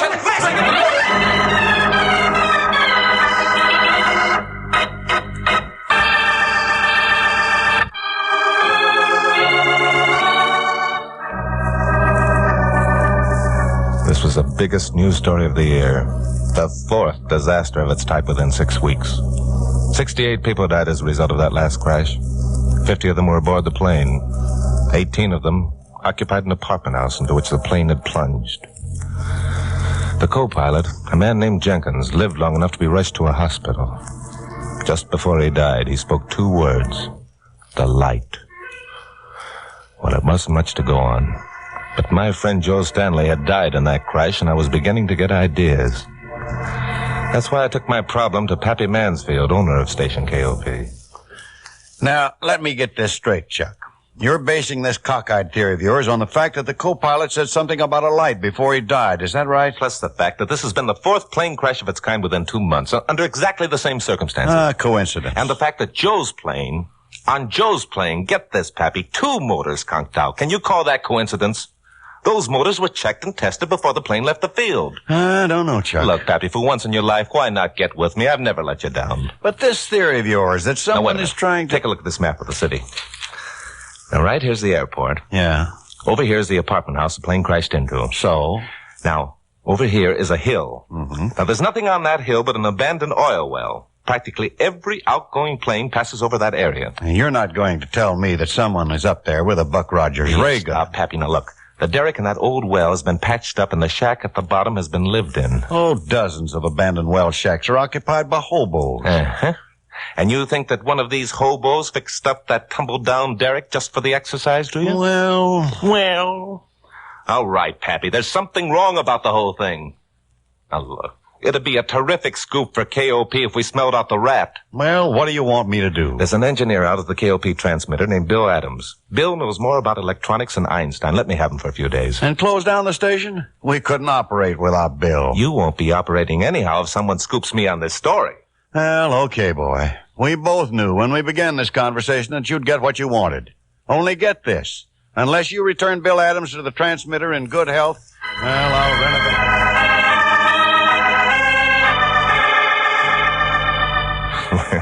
That was Pappy. Always pulling the hard-to-get-along-with act and then giving in. I picked up Carol and we drove out to where KOP's transmitter is located and had a talk with Bill Adams. Bill wanted to be helpful, but it was obvious he had his doubts about my sanity. Anyway, I gave him my ideas and asked him to check into them. But we came away from there with the feeling that we were wasting the time of Pappy Mansfield's highest-paid senior engineer. You know something, Chucky boy? I think Bill Adams thought you were nuts. Well, maybe I am, but they thought the Wright brothers were too. But they're older than you, though. Right remark. I think so. Well, where do we go from here? You are going to the city hall and find out who owns that oil well. And where are you going? I'm going out to that demolished apartment house and have a look around. Then that's where I'm going. Oh, no, you're not. Oh, yes, I am. Oh, no, you're not. For the first time that I can remember, I won an argument with Glamour Puss. This was accomplished by driving to City Hall and practically pushing her out of the car. It was late in the afternoon when I reached the apartment house. The workmen were just quitting for the day. I parked the jalopy and walked around back. A man in Levi's, wearing a hearing aid, was putting some carpenter tools back into a box. Hello there. You one of the workmen? Yes, just quitting for the day. Place was pretty badly damaged, wasn't it? About $50,000, I say. That's quite a hunk of money. You know, there was a friend of mine on that plane. Oh? A passenger? Yeah. I don't suppose any of you workmen picked up any of the personal effects of the passengers. Personal effects? Why, no, not that I know of. The workman hadn't expected the question. As a matter of fact, I hadn't intended to ask it. It was just something to say. His eyes darted to the toolbox. I took a couple steps forward. There was a briefcase lying on the ground behind it. This yours? Yes, give it to me. Wait a minute now. There's some initials here. J.S. What's your name, friend? Name? Yeah. It's John Simpson. That's quick thinking. Suppose you open up the case and show me what's inside, huh? Why should I do that? Because I'm telling you to. Telling or asking? Telling. Well, I'm telling you to mind your own business. Oh, take it easy, friend. Let go of my arm. Sure, I'll let go of your arm, but first let you and me have a little talk, huh? I cannot open the briefcase. I haven't got the key. Where is it? It's home. I forget it. What's in the briefcase? Look, friends, I'm a draftsman. Ask the foreman. Where's he? He left 10 minutes ago. Let go of my arm. Okay. Sure. There you are. So far, Mr. Simpson, everything you've told me is very convenient. You left the key home, the foreman's gone for the day. And somehow it doesn't figure. That briefcase looks exactly like the one my friend Joe Stanley was carrying when I put him aboard the plane. All briefcases look alike. Who are you, anyway? The name's Morgan. Chuck Morgan. I'm a newscaster on station KOP. I never heard of you. Fair enough. You know something, Simpson? I think you're a liar. Why, you... Don't try that again. This time I might break your arm. Then give me my briefcase. Nah. I'm sticking my chin out on this one. I'm taking the briefcase with me. And I am swearing out a warrant for robbery. That's your privilege. Here's my card. The address is right there. If you're on the level, you can have me arrested. If you're not, I'll have you arrested.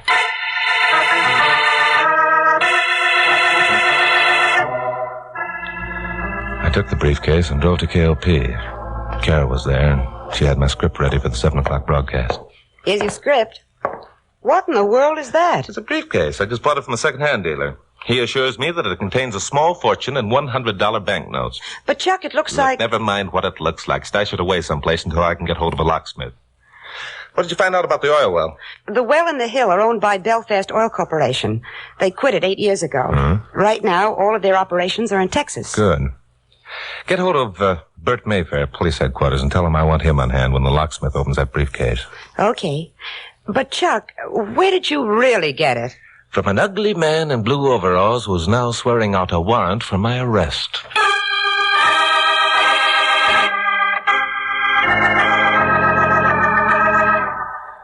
Well, I did my 7 o'clock newscast, and I told the listening public that at the 11 o'clock program I hoped to have some information that would break the airplane crash story wide open. But I wasn't anywhere near as confident as I sounded. I half expected to see the man in the Levi's and a police officer waiting for me in the corridor outside the studio, but the corridor was empty. So was my office. Not even Kara was around to needle me about the bragging I'd done over the air. So I drove out to my apartment on Wilshire. It was dark by now. I unlocked the door, went in. Before I could snap on the wall switch, somebody beat me to it. I spun around and found the ugly man in the blue overalls standing across the room. This time he had a gun in his hand. All right, Mr. Morgan. I'll take the briefcase.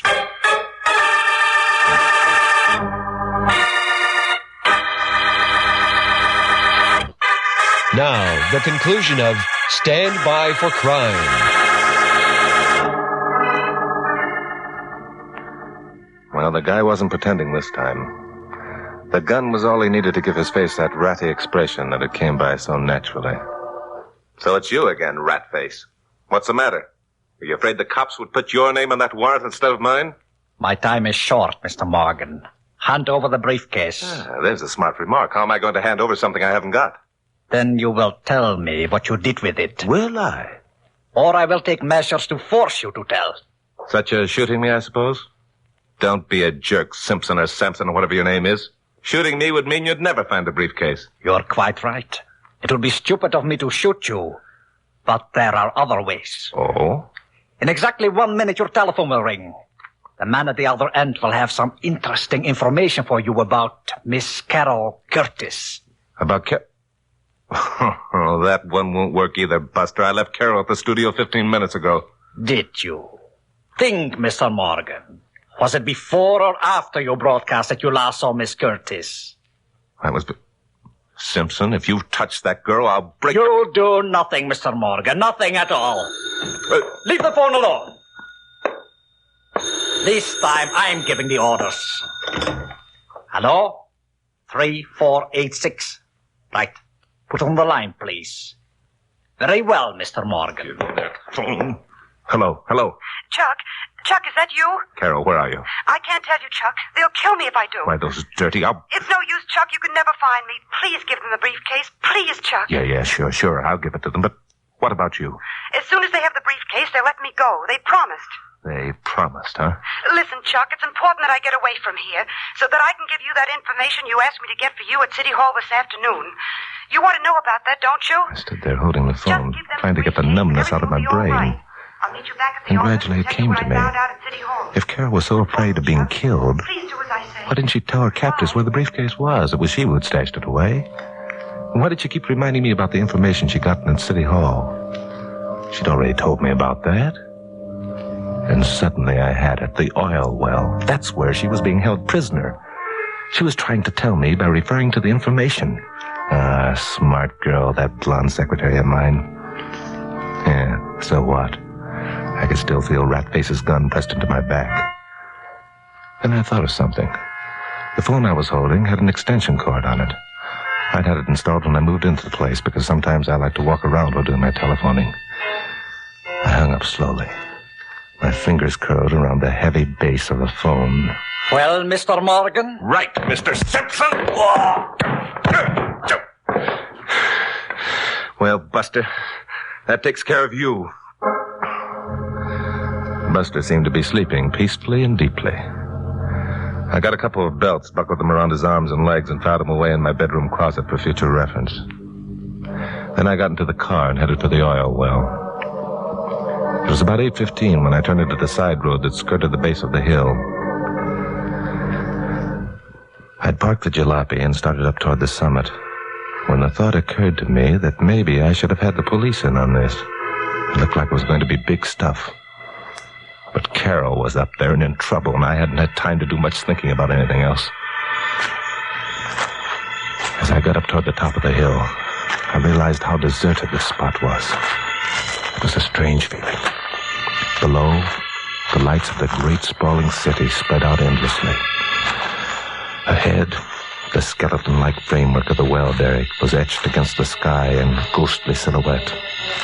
Then a figure stepped in my path, and I caught a glint of steel. I lunged forward, wrapped my arms around his legs. He fell over my shoulder, and I had him in a fireman's grip. I spun around and let go. He landed about 10 feet down the slope and cracked his head against a rock.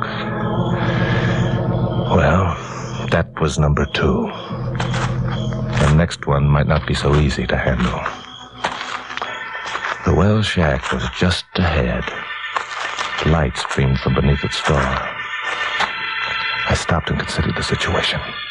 I'd be crazy to go barging in. Or would I? Wasn't it the last thing anyone would expect? Then the problem was solved for me. The door opened, and Carol Curtis stood framed against the light. Carol! Hello, Chuck? Is that you? We thought we heard someone. Carol was looking at me steadily. A look that told me to watch myself. Come on in. I want you to meet someone. You all right, Glamour Puss? Oh, yes, I'm fine. Chuck, I want you to meet Dr. Robert Burton. He's an inventor. Well, how do you do, Mr. Morgan? How do you do? Miss Curtis has been telling me about you. What an interesting life you have. I've heard your broadcast many, many times. Yes, I have. Thanks. Look, Glamour Puss. Dr. Burton was kind enough to untie me after that other man left. But, of course, I had to promise not to run away. Yeah, sure, but what other man are you talking about? Well, his name, I think, is Snide or something like that. No, a dreadful person. Really dreadful. Not at all like Ivan. Who's Ivan? Ivan? Ivan Stuka. He's the gentleman who pays me to stay here and work on my invention. He pays me well, too.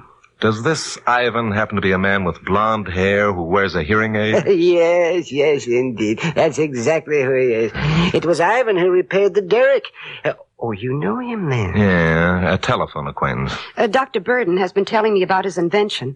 How about explaining it to Chuck, Dr. Burton? Well, I don't know. Ivan might object, and after all, it is his money. But if Ivan doesn't know, it won't make any difference. And Chuck would never tell anyone, would you, Chuck? Cross my heart and hope to die. What kind of an invention is it, Doctor? Well, it's an electric current interceptor. A what? Here, let me show you. Yeah. Now, this is a small model. It looks like a pistol, doesn't it? Yeah. Well, you see, I pointed at that electric bulb over there, and puff, the bulb is out. Well, I'll be... Quite a gadget, isn't it, Chuck? Yeah, quite.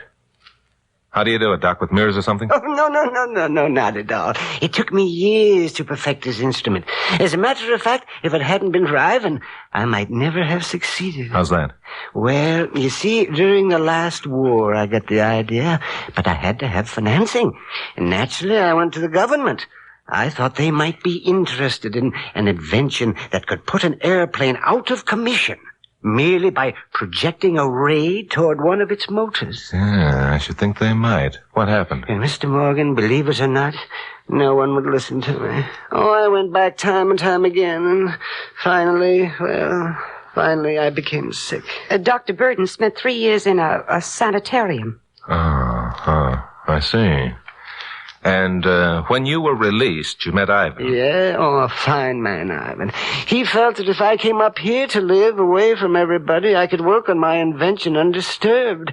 Ivan arranged for the turning on of the power and the telephone, and just everything. I've been quite comfortable. When did you get this invention of yours working? Well, about 6 weeks ago. Oh, I tell you, it was exciting. Ivan was most pleased. I'll bet. How did you test it out? Why, on a plane coming out of the airport, of course. That's why Ivan wanted me to come up here in the first place.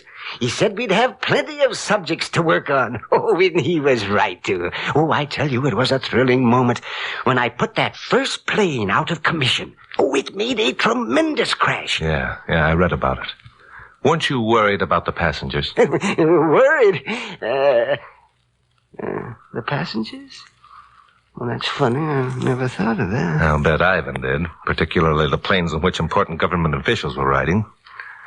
By the way, Doctor, I suppose you have the plans of your invention down on paper? That's a funny thing. Ivan keeps asking me about that. Why should I put them down on paper when they're all right here in my head? No reason at all, except if you ever wanted to sell the idea. No, but I don't. No, sirree. I've had my experience of that sort of thing, and no one would listen to me. Just as long as Ivan will pay me, I'm going to stay right here. And continue to blast planes out of the sky. Does that seem quite right, Dr. Burden, with all those passengers aboard? Yes, those passengers. It's funny, I never thought about them before. I must do something about that. I really must. Yeah. Well, in the meantime, Dr. Burden, suppose you tell me just... All right, Morgan. Get your hands up. Snipe, close the door. Well, if it isn't Ratface and the gentleman who rode down the hill. A more permanent fate is in store for you, my friend. Doctor, what have you told these people? No, Ivan, no, you mustn't be displeased. I merely told them about my invention. You fool! Now it will become necessary for me to dispose of both of them. I'll bet that would break your heart. You're so unused to killing people. After all, only 68 died because of that last crash. So 2 more won't make any difference, will it, Mr. Morgan? Except that you still don't know where the briefcase is. The secret of the ray gun is, I think, far more important than the plants contained in the briefcase. You see what kind of a rat your friend is, Doctor? He's going to murder Miss Curtis and me and then continue to induce you to blast planes out of the sky, killing innocent people. Yes, I must do something about those passengers. I simply must. Now, Ivan, you suppose that we could arrange something? You will continue to experiment with the planes I suggest, or there will no longer be funds to permit you to continue working on your inventions. Well, no. He's making a murderer out of you, Doctor, without you realizing it. This man is an agent. Shut up! Snipe, take care of the girl. All right, Morgan. This is it. Stop! A change had come over Dr. Burton. His voice held a commanding quality of vibrance that made us all turn and stare at him. Ivan's gun was still trained on me, but he turned his face to watch the doctor. Snide had taken 2 steps toward Carol and stopped. Drop that gun, Stuka. From now on, I'm giving the orders. Ivan didn't answer. None of us did. We all saw what was happening. Dr. Burden had his ray gun pointed at the electric hearing aid on Ivan's head. I could see the indecision on Ivan's face. He was wondering whether he could swing his gun away from me and get the doctor in time to save himself. I could almost hear the thoughts racing through his mind. He knew that Dr. Burton had suddenly had a change of heart. If he, Ivan, didn't succeed in shooting the gun out of the inventor's hand, it would mean the ruination of all his beautiful plans. It would mean the gas chamber for himself and Snide. There was only one course open for him. Drop that gun, I said. I'll drop it. Right, Snide, I'll get you.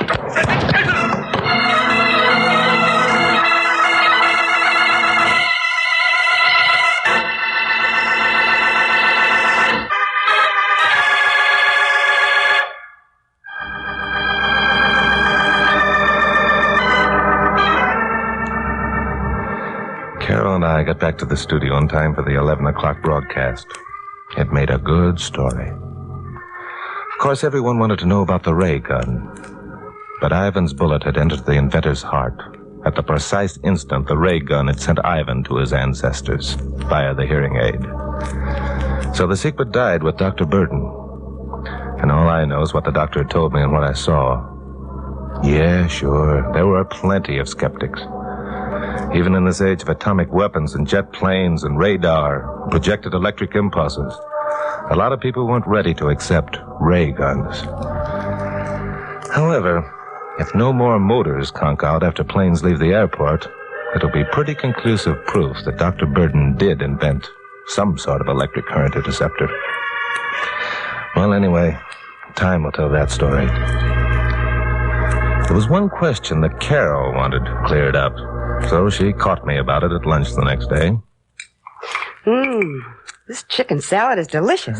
I personally go for hamburgers. You can eat chicken salad for once and like it. I need it, but I won't like it. Say, Chuck, there must have been some reason why you were convinced that Ivan was a phony.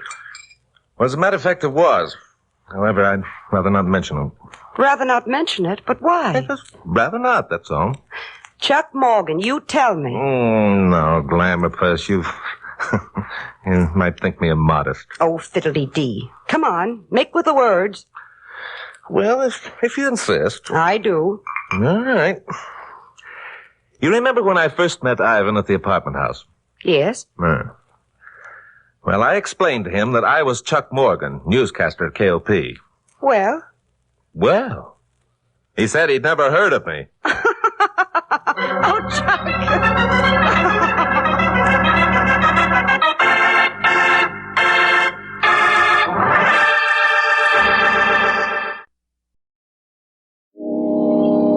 Mr. and Mrs. North, starring Joseph Curtin and Alice Frost. Unlike most people, Pam and Jerry North don't consider it a crime to be mixed up in a murder. And in some cases, the mix-up takes place before the murder even happens. For example, let's take a look into a theatrical office in Midtown Manhattan and find out why a popular baritone like Victor Stefano is seeking the advice of his manager, Gilbert Spire. I tell you, I'm going out of my mind, Gilbert. I can't sleep. I can't eat. I can't even sing anymore. No, calm down a minute. Calm down, he says. How can I be calm when this hangs over my head like a sword? Well, just what is the trouble, Victor? What makes you think your wife is trying to murder you, huh? I told you before. It's the little things. Like her staring at me. Like waking up in the middle of the night and finding her hovering over my bed. I'm afraid to let her out of my sight. But what has she actually done, eh? That's just it. Nothing. Nothing I can put my finger on. If I could only catch her at something, my worries would be over. If I could only fathom what is going on in her mind. Now, look, Victor, you've been working too hard. So many appearances at the opera, too many concerts. What has that to do with it? You think I'm imagining all this? Well, if you seriously think your wife is trying to kill you, why don't you go to the police, eh? Because there is nothing to tell them. There is no evidence. That is why I thought of the Norths. They might be able to help me. Mr. and Mrs. North? Why not? They have had experience in murder cases. Perhaps they can prevent one from taking place. But you hardly know them, and they've never met your wife. All the more reason for calling them in. He is a publisher, and I can introduce them to Yvonne without arousing suspicion. Now, wait a minute, Victor. No. I can't afford to wait any longer. It may be too late. I'll invite them to my house tonight. All right. If you want to bring in a couple of amateur detectives, go ahead and invite them. But if I were you, I'd get the police.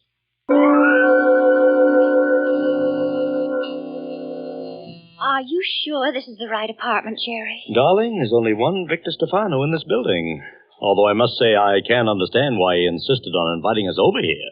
I hardly know the man. Well, aren't you going to publish his memoirs or something? I will if he'll write them, but the last time I broached the subject, he... Yes? Oh, good evening. How do you do? I don't believe we've ever had the pleasure of meeting you, Mrs. Stefano. I'm Jerry North. Who? Jerry North. And this is Mrs. North. How do you do, Mrs. Stefano? How do you do? Well, shall we go in? In where? Inside. I mean, we're Mr. and Mrs. North. Weren't you expecting us? Oh, no. Mr. Stefano didn't say a thing. Oh, now, isn't that just like a man? He invites people over for an evening and then forgets to tell you about it. Jerry does it all the time. Oh, wait, Mrs. North. Oh, wait? Yes, I'd rather you wouldn't go in just now. The place is a mess. Can't we make it some other time? Oh, but Mr. Stefano insisted on our coming tonight. That's strange.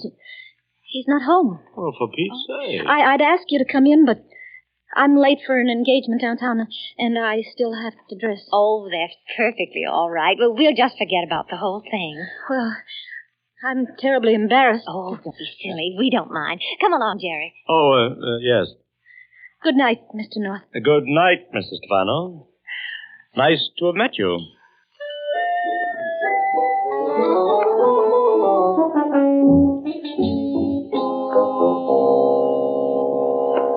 I don't get it, Pam. I don't get it at all. What, dear? The fact that Mr. Stefano wasn't in? No, the fact that you insisted on coming back home. Oh. Any other night, you'd have tried to make a big mystery out of something like this. Well, it is a mystery in a way. But it seems so personal, I didn't think we had a right to investigate it. Besides, I just know that Mrs. Stefano is innocent. Innocent of what? Anything. Well, I don't know who's responsible for the mix-up, but I had a feeling she was lying to us all the time we were at the door. That's why I believed in her. She lied so badly. Hmm? Well, isn't it true, Jerry? Bad liars are usually nice people. Sorry, but I don't follow that one. And if I... Uh-oh, there's a telegram on the floor. Oh, who's it from? Wait a second now, and I'll see. Well, here's the answer to the mystery. Please cancel engagement for tonight. Wife has theater date and can't be home. We'll call you tomorrow morning. Signed, Victor Stefano. Well, I knew it'd be something like that. Only Mr. Stefano should have called up instead of sending us a telegram. Maybe he did while we were out to dinner. I'll get it, dear. Hello. Hi, Bill. How are you? Oh, pretty good. Something on your mind? Well, it isn't exactly a blank. Say, how soon can you and Pam get up to the Lordo Apartments? Lordo Apartments? Why, we were just up there to see Victor Stefano. That's why I'm calling you, Jerry. Victor Stefano is dead. What? He was murdered less than an hour ago.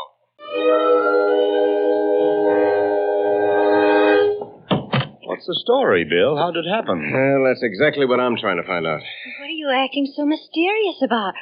Is he still there? No, the body's been removed. But he was murdered in this apartment. Oh, Bill, when? Who killed him? Have you got any leads? Now, Pam. But we have to know, Bill. We were here before, and we... Oh, I'm sorry. I didn't know anybody else was here. Mr. and Mrs. North, this is Gilbert Spire, Mr. Stefano's manager. Oh, how do you do? How do you do? I'm glad you were able to get here, Mr. North. Although I don't understand why you weren't here before. But we were. When? I told you on the phone. We were here just before you called up. Are you sure you were in this apartment, Mr. North? Why, of course. Mrs. Stefano answered the door. Oh, she did she? Well, what'd she say to you? Well, she acted very peculiar, Bill. She wouldn't let us in. Did she say why? Well, she... Bill, what is this? Why are you cross-examining us? Don't you believe we were here? Of course they weren't, Lieutenant. I told you they were lying. What? I don't know what they're trying to do, but it's a good thing you had me waiting in the other room to hear their story. What story? This lie you're telling about being here talking to Mrs. Stefano. Yes. Why are you lying, Mr. North? Who's lying? If you don't think we're telling the truth, just get Mrs. Stefano and we'll prove it. Mrs. Stefano? Are you crazy?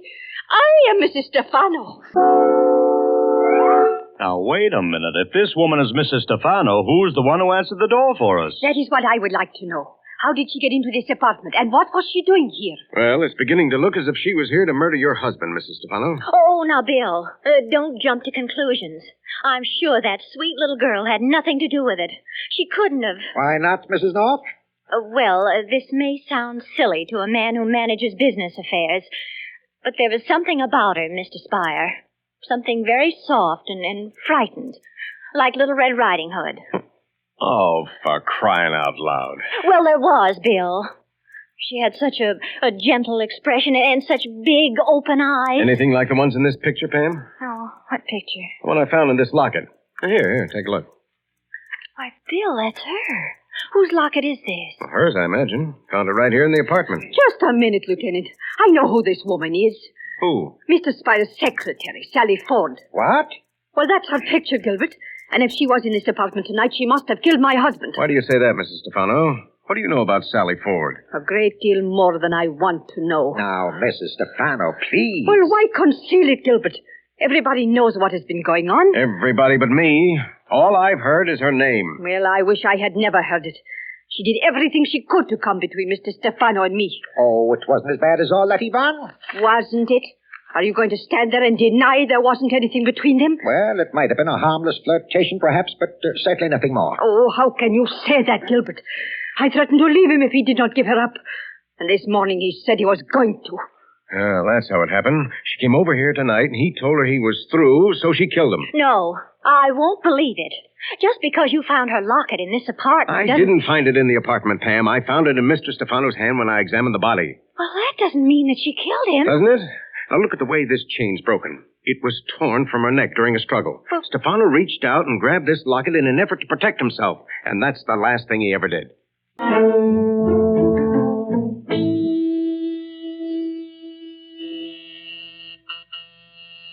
Bill, are you sure you won't reconsider before Miss Ford answers her doorbell?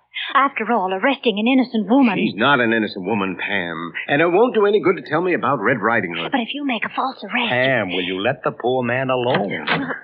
Yes? Miss Ford? Yes? Don't be afraid, Miss Ford. You remember us, don't you? Oh, no! I wouldn't try that if I were you. Trying to slam the door won't help your case any, Miss Ford. I'm Lieutenant Wigan, Homicide. Well, what do you want of me? I want you to come down to headquarters for questioning. I'm taking you in on suspicion of murder. But I didn't kill him. I swear I didn't. He was dead when I got there. Who? Don't you know who I was talking about? Well, I knew he was dead. I admit that much. Then you better come with me and admit the rest of it. No, wait. I had no reason to kill Mr. Stefano. I was very close to him. Perhaps a little too close. Get your things, Miss Ford. You're going to be gone for some time. But you're not even listening to me. Won't you give me a chance to explain? Sure, go ahead. What's your alibi? Well, I haven't got an alibi. Hey, you see, Bill? See what? A good murderess would have one. Who said she was a good murderess? I'm not one at all. Then what were you doing in Mr. Stefano's apartment tonight? How'd you happen to be there just about the time of the murder? He sent for me. I mean, he left a message for me to come there. But he was dead when I opened the door. Is that why you didn't call the police? Well, I was so frightened, I didn't know what to do, and then the doorbell rang. Is that us? Yes. I didn't know who you were, and I was afraid you'd think I had something to do with the murder.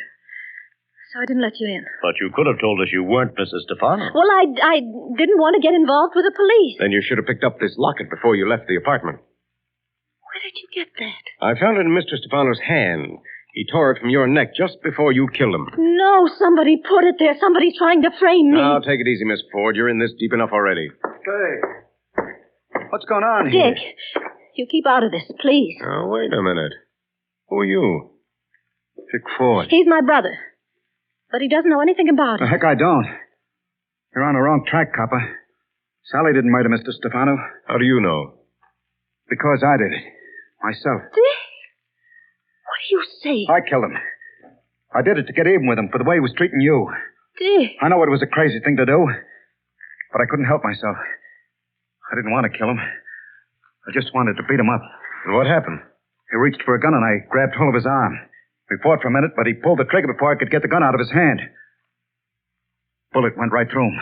Well, I'm sorry, Mr. Ford, but you can't protect your sister with a story like that. What do you mean? I killed him in self-defense. Oh, sure. You shot him with his own gun. Only he wasn't shot, Mr. Ford. He was stabbed.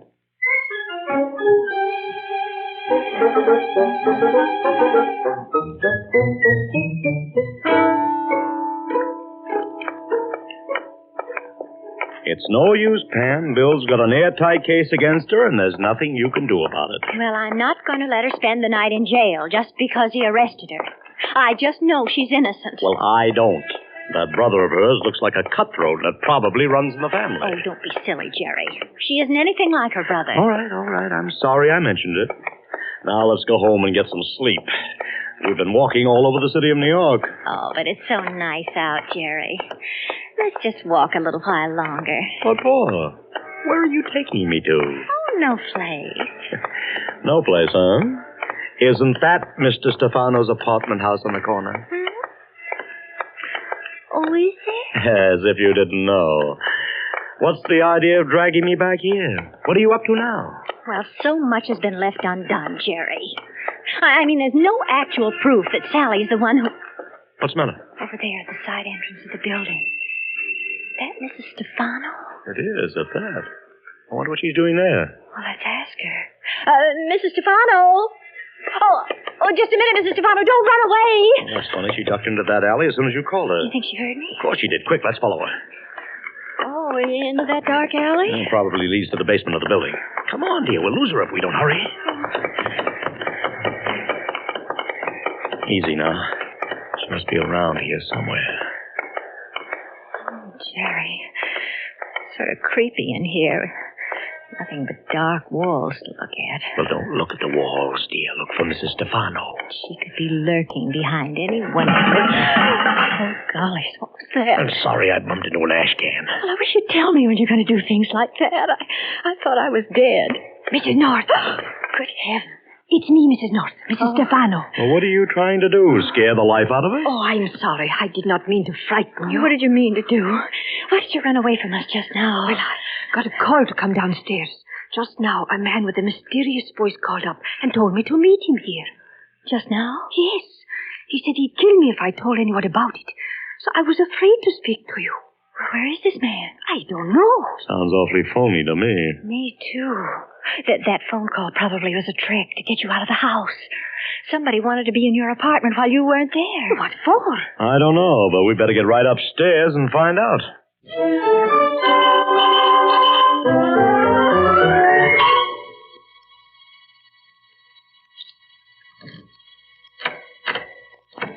Anybody inside, Jerry?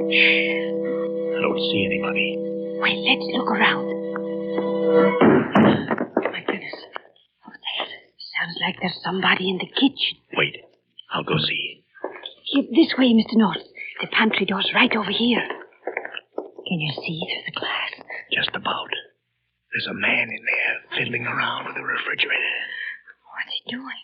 Holy mackerel, it's Dick Ford, the girl's brother. Open the door, quick. All right, just let me get my hand on something solid and I will. Now stand back. Stay where you are, Mr. Ford. What? Stay where you are, I said, or I'll hit you over the head with this chair. I wasn't doing anything. No? What'd you come here for? And why'd you call up Mrs. Stefano and threaten to kill her? Because I wanted to search this apartment. Search it for what? Evidence. Somebody's trying to frame my sister. And I've got to prove she didn't do it. Well, that's no excuse for threatening my life. Maybe it isn't. But I'm glad I came here just the same. Look what I found behind the stove, Mr. North. What? The murder weapon. All wrapped up in some newspapers. With a pair of blood-stained gloves. Let me see those gloves. Just a minute, Mrs. Stefano. I'll take those gloves. But they're mine. You bet your life they're yours.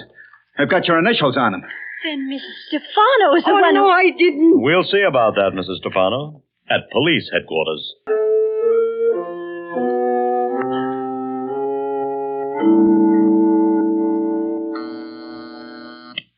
Yes? Mr. and Mrs. North are here to see you, Lieutenant. Okay, send 'em in. You want me to go, Lieutenant? Oh, no. Stay where you are, Mr. Spire. The Norths will be interested to know what you've been telling me about Mrs. Stefano and her husband's suspicions about her. At least it explains why... Bill, I've got to talk to you, Bill. Oh, well, what's all the excitement about, Jerry? We've got the murderer. Oh, really? We have, Bill. She's right outside. You mean she's downstairs in a nice little cell? I've got Miss Sally Ford under lock and key. Oh, well, you just better let her out, because she didn't commit the murder. It was Mrs. Stefano. What? Mrs. Stefano? That's right, Bill. We've got the murder weapon and the gloves she wore when she used it. Here, look.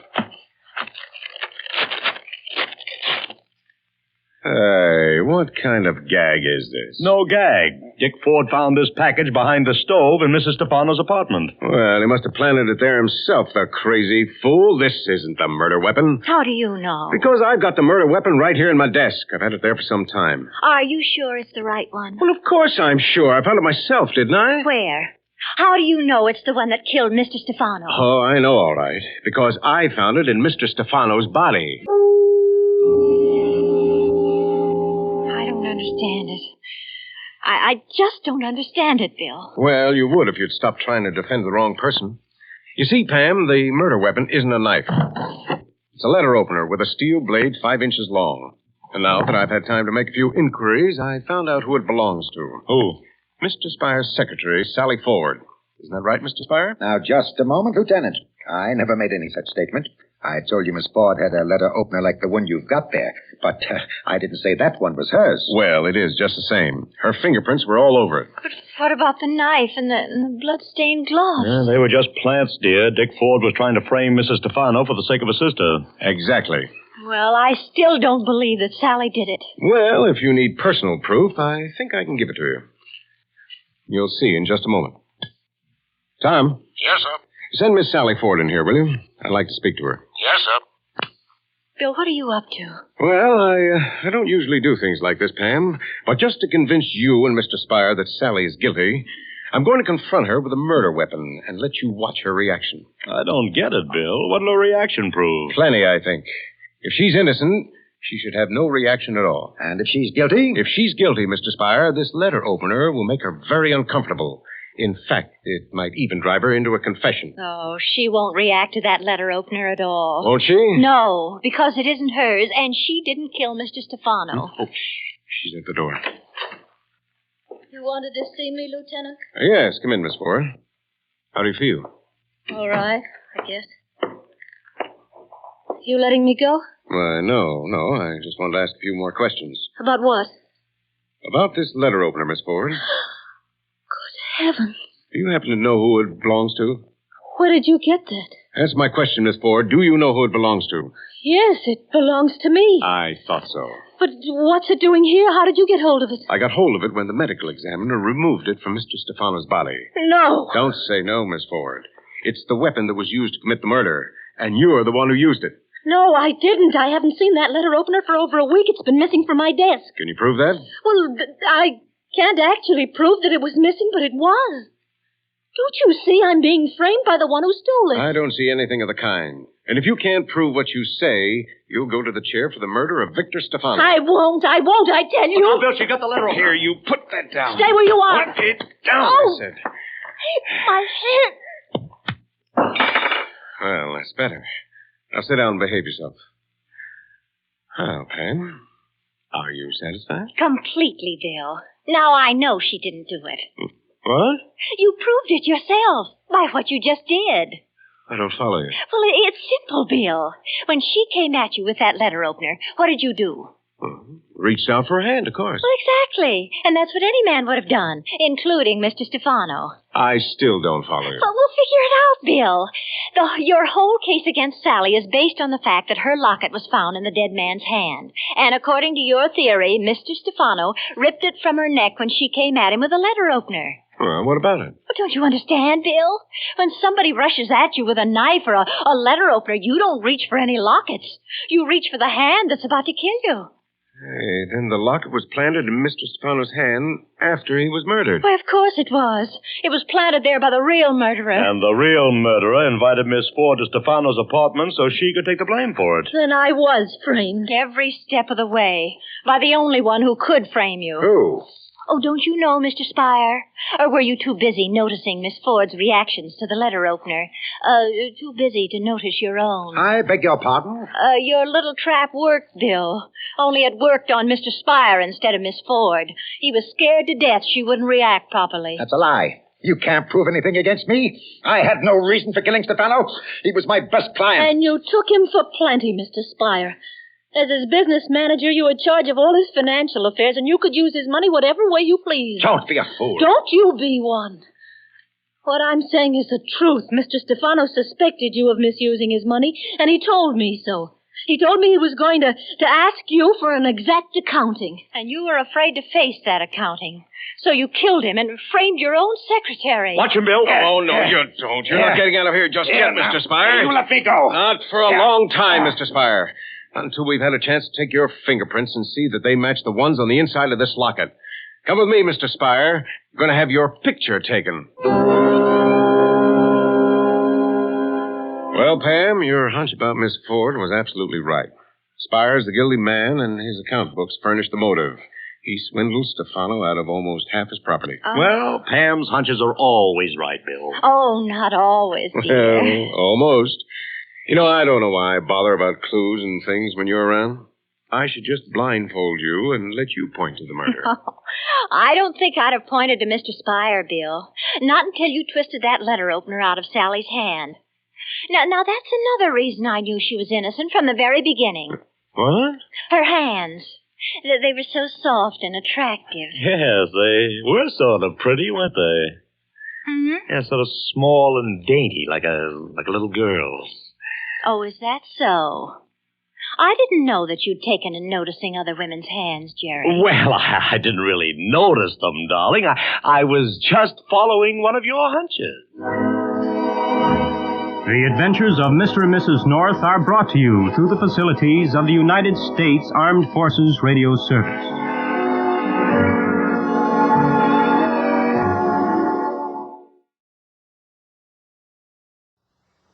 The National Broadcasting Company presents Earl Stanley Gardner's A Life in Your Hand.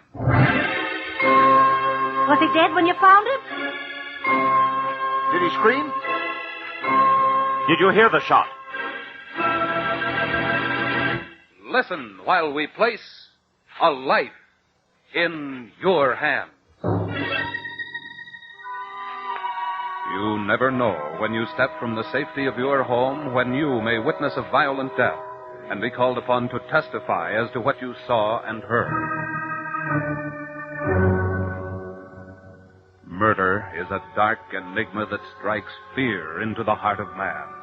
Strange, baffling, mysterious. But the darkest crime one man can invent, another man can unravel. Such a man is Jonathan Kegg, created by Earl Stanley Gardner, the world's most popular writer of mysteries, creator of Perry Mason, Doug Selby, and other outstanding characters. Ladies and gentlemen, Mr. Jonathan Kegg. Good evening. One day you might be the person who happened to be near the scene of a crime. On what you remember may depend the life of a fellow man. You never know when a crime is going to be committed. Or even now, somewhere in the city, there may be a crime in the making.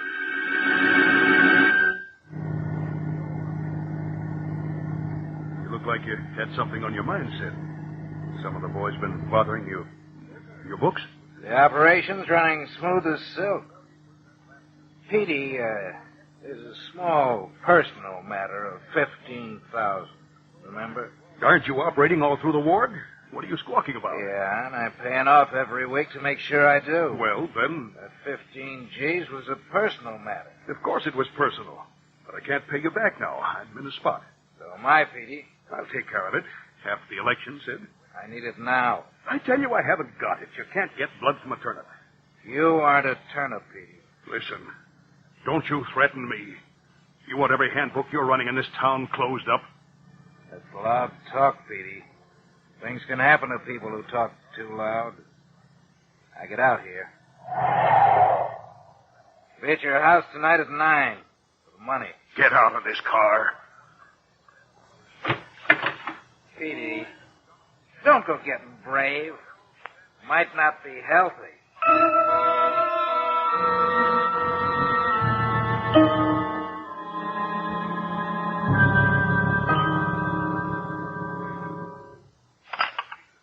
Miss Wells, get me John Maxwell at his office.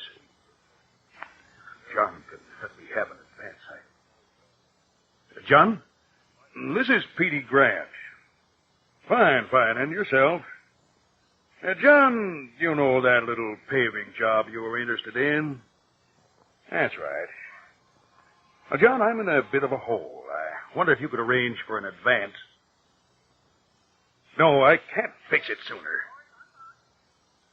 No dice, huh? Okay, John.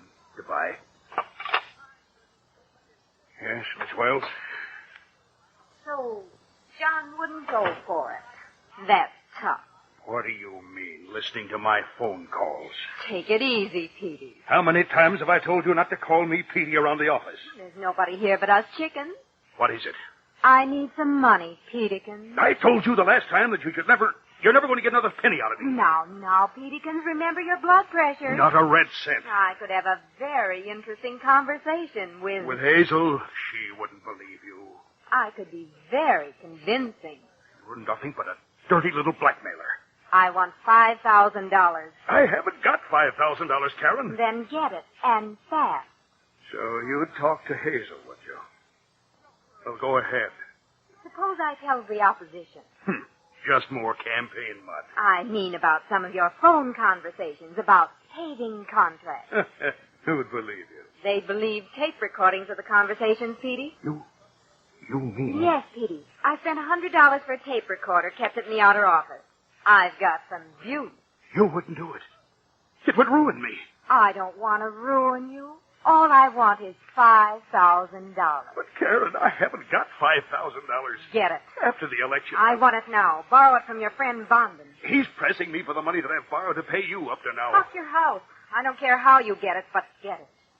Get out of here, Karen. If you think I won't talk... I said get out. Other smart girls have had accidents before this. You can't scare me. Then you're not as smart as I thought you were. Get out. Now, wait a second. Get out.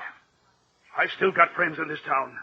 You take my advice and be out of town by midnight. I'm leaving, Petey. But no matter what happens to you from now on, remember, you asked for it.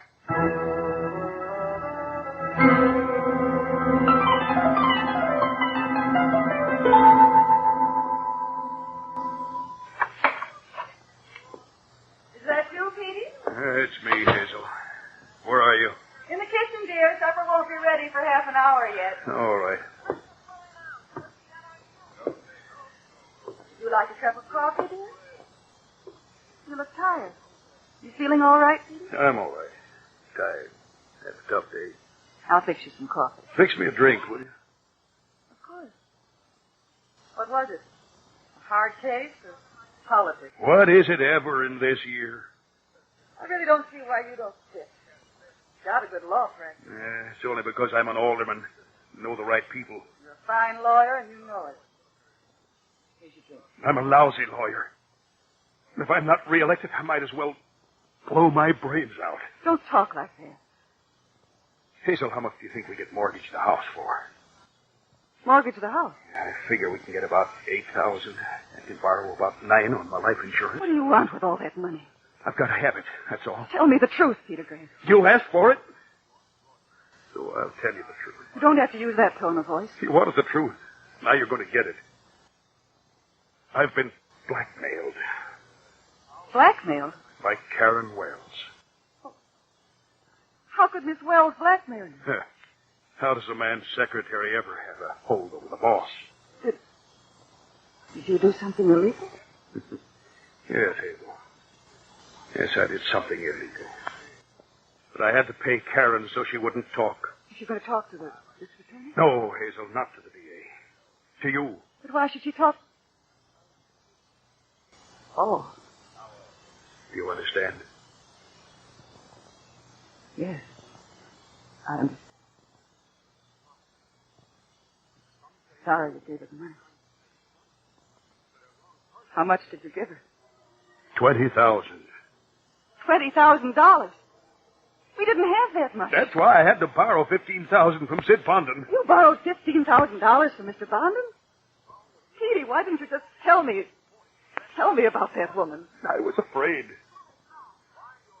You're not going to pay her any more money, are you? Not a penny, Hazel, not a penny. Well, then why are you talking about mortgaging the house and borrowing on your insurance? It's Sid Bondon. He's pressing me for the $15,000. But if you do that, it'll take everything we've got. Sid will kill me if I don't. It's only till after I'm reelected, then I can pay it off in 6 months. What if you aren't reelected? Don't worry, honey. Don't worry. I'll borrow on the house and the insurance. I'll get reelected. I'll pay it off right away. But if something should go wrong, we'd be destitute, Peter. Nothing's going to happen, Hazel. Fix me another drink, will you? Of course. Who the heck could that be? I'll get it.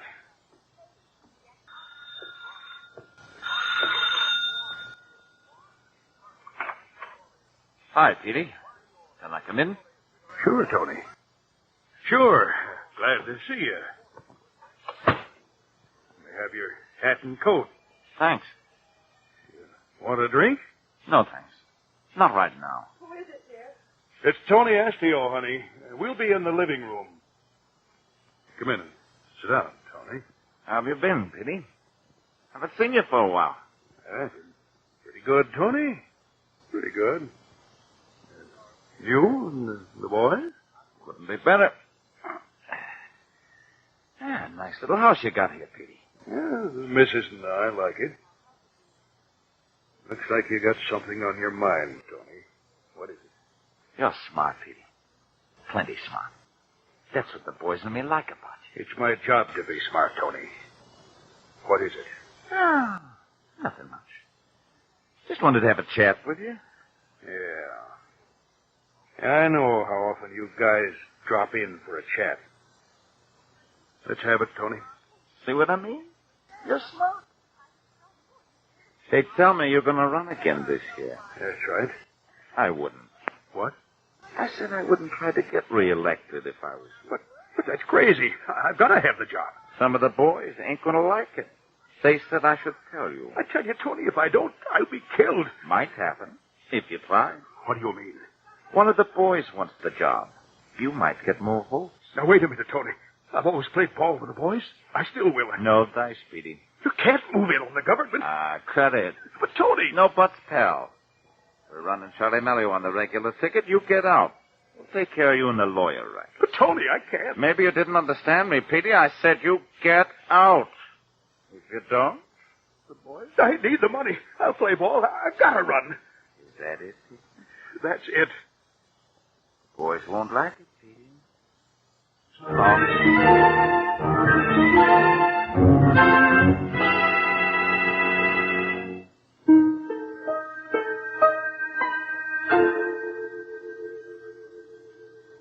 You haven't eaten a bite of this supper. No, don't bother me, Hazel. Get it off your mind, Peter. You'll feel better. Tony Astio says I can't run again. The boys are going to run their own man. The boys? That's right. The boys, the gang. But that's silly, Peter. You can get more votes than any hoodlum. There's one vote they can cast that I can't beat. It's made of lead. You got it. They'd kill me. What did you tell Mr. Astio? I told him I was going to run again. But wasn't that dangerous? Of course it was dangerous. But if I'm not running, I can't mortgage the house or get credit on my insurance. And that means I can't pay off Sid Bondon. And if I don't pay him, it's twice as dangerous. Gamblers don't like welchers. What about that girl? Don't worry about her. I had a friend of mine in the police department run her out of town this afternoon. Thank goodness. Now, here's the only way to figure it, Hazel. Sid Bondon gave me till 9 tonight to pay up. It's 9:30 now, and nothing has happened. So probably nothing will happen until tomorrow. And then? The first thing in the morning, I'll go downtown and mortgage the house and borrow on my insurance. I'll pay them more. But they won't give you the money if they know you're not running again. After I've got the money, then I'll announce my withdrawal from the race. Yehuda. You sit still, dear. I'll get it. You fix the coffee. I'll see who it is. Whoever it is, I'll get rid of him in a minute. It's probably Sid for his money. I can stall him off till tomorrow if I promise the dough. You. Yes, me, Peterkins. Thought you were smart burning my tape recordings and getting your tame copper to run me out of town. I told you not to mess with me, Karen. Wouldn't your wife like to hear what I have to say? Get out. I'm letting you get out of town with your health. You bother me with more. I'm leaving, buddy. Don't worry about my health. Worry about your own. Was that the woman, Petey? Were you listening? I was worried. I followed you. That girl tried to blackmail me too often. Just once too often. But she did have something over your head. Yes, I'm sorry. I do love you. And I love you, too, dear. More coffee? Oh, you're wonderful, Hazel. Yeah, thanks. I will have another cup of coffee. When after that, it's almost 10. Don't answer it. You can't be sure. Go into the front room. If someone says you'll be able to tell, then you can come back. Talk up good and loud. I will.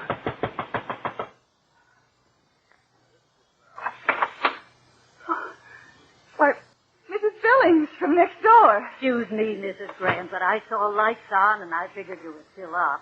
I wondered if I could borrow a glass of milk. I haven't much left, and the children... Why, of course, Mrs. Billings. We have plenty. Why don't you take a whole quart? Well, now, that's awful kind of you. If you're sure it won't run you short. Not a bit, not a bit.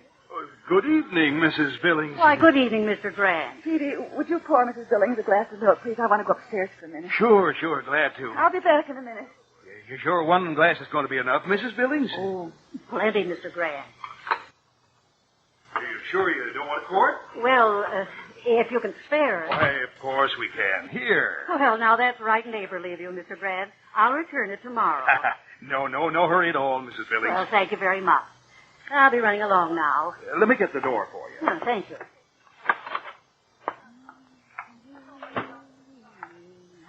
Nice folks, the Grant. Hope I don't forget to return this milk. Never did return the sugar I borrowed last week. Oh, well, he can afford it. Good heavens!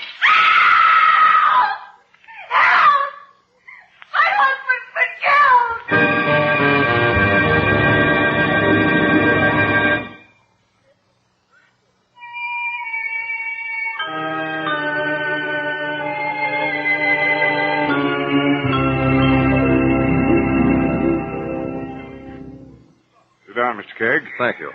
Now, what is this all about? I don't see any reason for an amicus curiae in this case. The presentations have been quite fair. Well, first, sir, I appreciate your seeing me in your chambers. Now, a lot of this case has been tried in the papers. The whole city is worked up about it. I can understand people getting worked up when a public official is murdered. They should. But sometimes they want a scapegoat. Possibly. But you'll have to give me a more tangible reason than that before I can permit you to serve as amicus curiae. Well, as matters stand now, Karen Wells is almost certain to be convicted. She was found loitering nearby. True, the gun was found on the back porch. But how many women know enough to file the numbers off a gun? How many would choose a weapon as large as a .45? Or could hit the broadside of a barn with one from outside the kitchen? The thing I'm getting at, Your Honor, is that no connection between the Wells woman and the murder weapon has been established. You think she's innocent? I believe further cross-examination is indicated. Well, there's not much to go on. Still, it is a point that hasn't been stressed. A human life is at stake, Your Honor. All right. I'll go along with you. All we want to do is get the truth.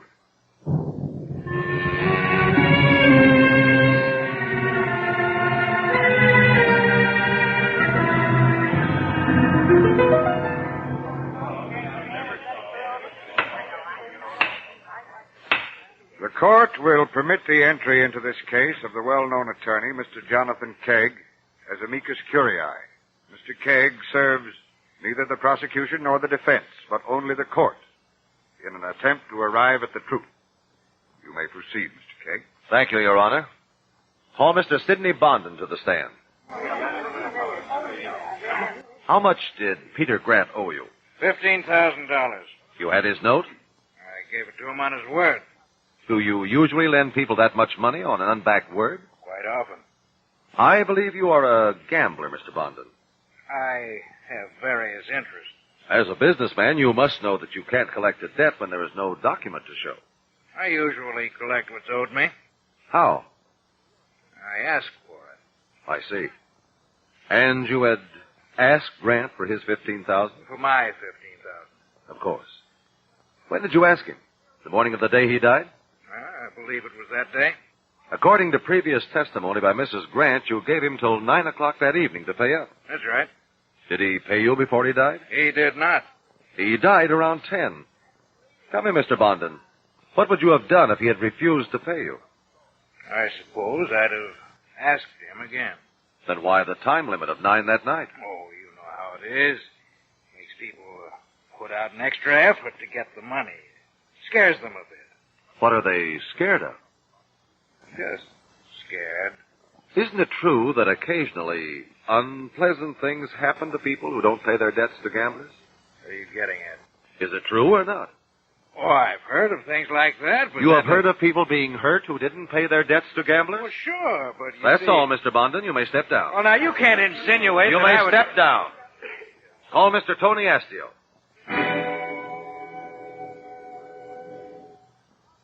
Mr. Astio, what do you do for a living? I'm a businessman. Any interest in politics? Not personally. How do your closest friends earn their living? They're businessmen, too.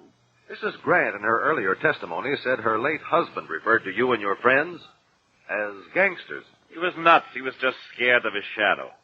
You visited him the night he was killed? Yeah. So what? The witness will confine himself to answering questions. Did you advise him not to run for re-election as alderman? I might have.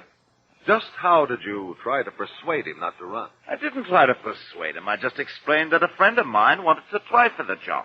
And that if he ran, he couldn't expect the help of me and my associates. Did he agree not to run? No, he said he was going after the job again. Did you threaten him if he ran? Threaten him? Well, I wouldn't hurt a fly. That's all, Mr. Astio. You may step down. I would like to call the victim's wife, Mrs. Hazel Grant. Mrs. Grant, can you tell us exactly what happened the night your husband was killed? I've already... What is it you want to know? Everything you remember of what occurred. Well, Petey came home for supper around 6. He was very tired and depressed. He wanted to drink. I asked what was wrong, and he told me about the Wells woman. What did he say about it? He said she'd been blackmailing him. He was going to have her run out of town. What else did he tell you? He said he'd have to pay Mr. Bondon $15,000 he owed him, or Mr. Bondon would kill him. He was afraid of Mr. Bondon? Yes, sir. What did he propose to do about this debt? Well, he talked about mortgaging his insurance in our home. And what else happened? Then Mr. Astio came to the house and told him he couldn't run again. I said that was silly and that he could win easily. And he said they had one vote that he couldn't beat because it was made of lead. Did that seem to frighten him? Yes, it did. He felt that he couldn't get loans unless he was going to be elected, so he planned to borrow the money on the house and the insurance first thing in the morning when everyone thought he'd be reelected, and then withdraw from the race that afternoon. That way he could pay Mr. Bondon and still not get hurt by Mr. Astio and his friends. I see. Did anything else happen that evening? Yes, that Wells woman came to the house. She was furious because Petey wouldn't give her any more money, and when Petey ordered her out, she threatened his life. Had you any other visitors before your husband died? No, sir, that was all. Oh. Oh? Did you remember something, Mrs. Grant? Well, I don't think it's important, but if you want everything... I do. Well, a neighbor, Mrs. Billings, stopped by to borrow a glass of milk.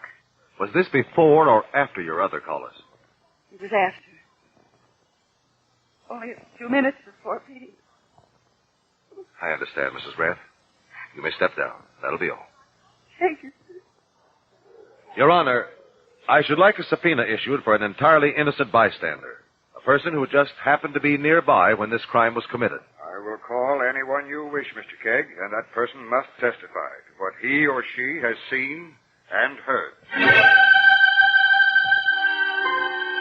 Jonathan Kegg is about to call as a witness a person whose only connection with this crime is that person happened to be near the scene when the crime was committed.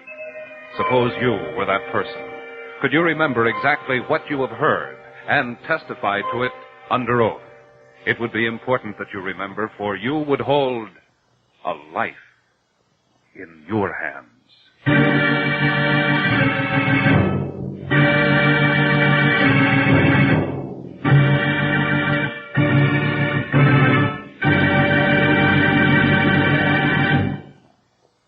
The Labor Day weekend lies just ahead, the long weekend that will find millions of America's motorists, picnickers, and sportsmen taking to the woods. More and more people outdoors spells more chance for forest fires caused by carelessness. Learn and follow these 4 simple rules of forest fire prevention. Crush out cigarette, cigar, and pipe ashes. Break matches in 2 after using. Drown all campfires, then stir and drown again. Find out the law before using fire. Remember, only you can prevent forest fires.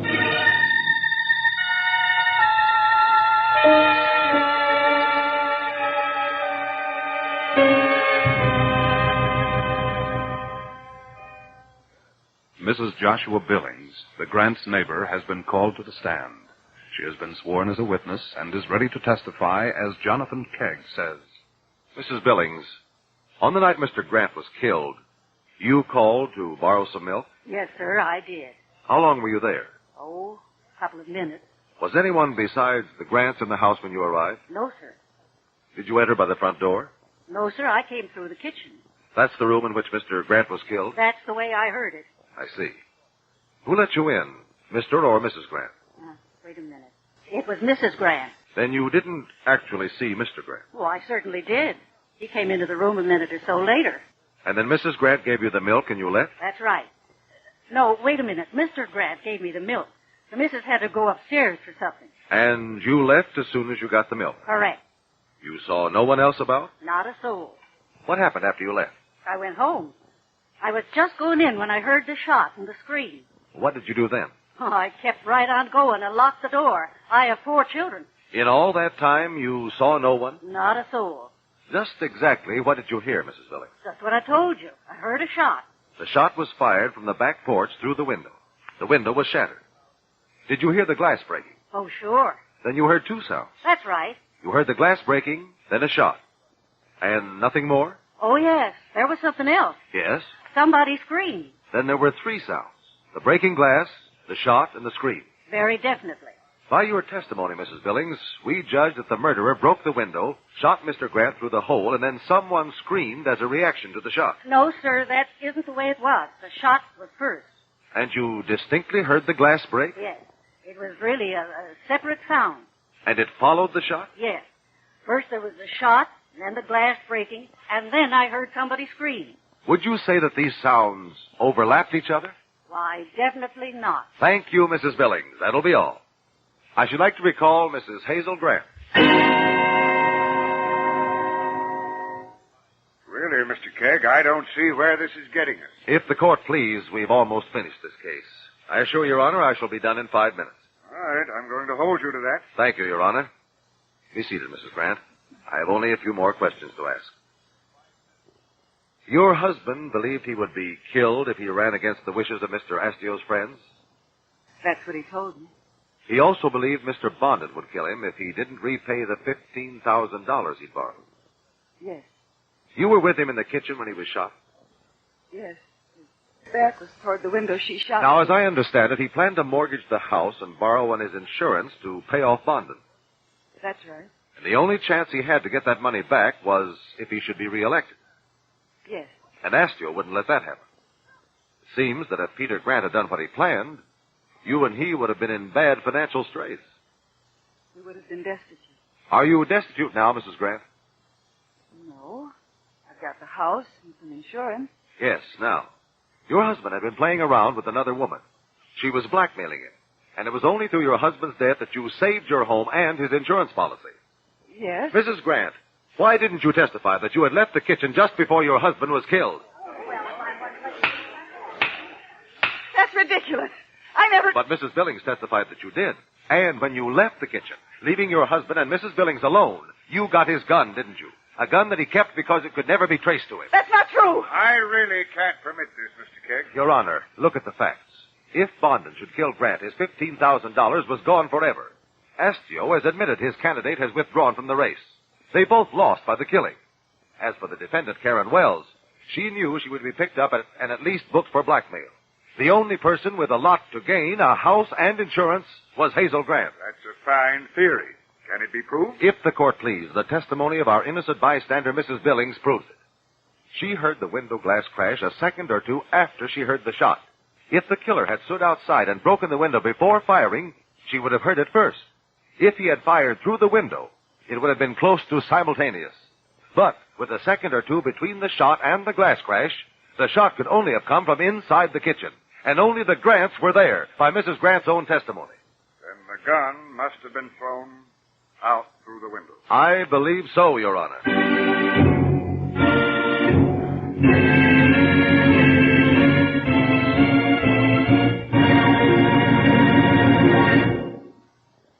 Mr. Kegg, that was a most thrilling case. And what satisfaction you must get from saving an innocent person who is wrongfully accused. There would be fewer of them, Mr. Stone, if all citizens responded to their responsibilities more readily. You're so right. But I'm not here to preach. Only to invite our friends to watch for our return to the air. Thank you, and good night. Good night.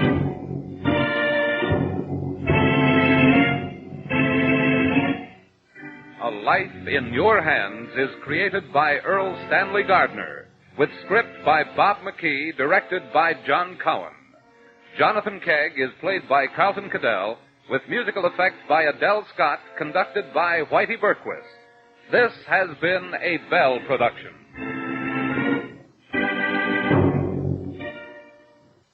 This is NBC, the national broadcasting company. The Anchor Hocking Glass Corporation brings you Crime Photographer. Hiya, Casey. Mr. Marvin and me been wondering what happened to you. Hello, Ethelbert. Hi, Tony.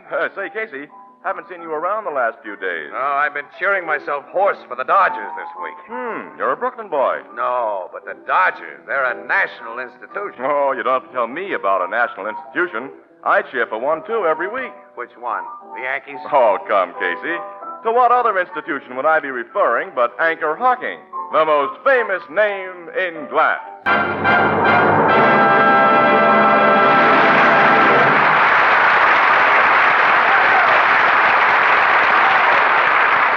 Good evening, ladies and gentlemen. This is Tony Marvin. Every week at this time, the Anchor Hocking Glass Corporation of Lancaster, Ohio, and its more than 10,000 employees bring you another adventure of Casey, crime photographer, ace cameraman who covers the crime news of a great city. Written by Alonzo Dean Cole, our adventure for tonight, Loaded Dice.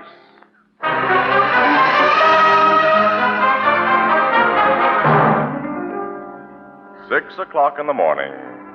A grim, gray hour when many of us regretfully leave comfortable beds to begin the day's work. But Casey's work ended only a few hours ago, so he has a long sleep ahead of him. But... Uh-oh.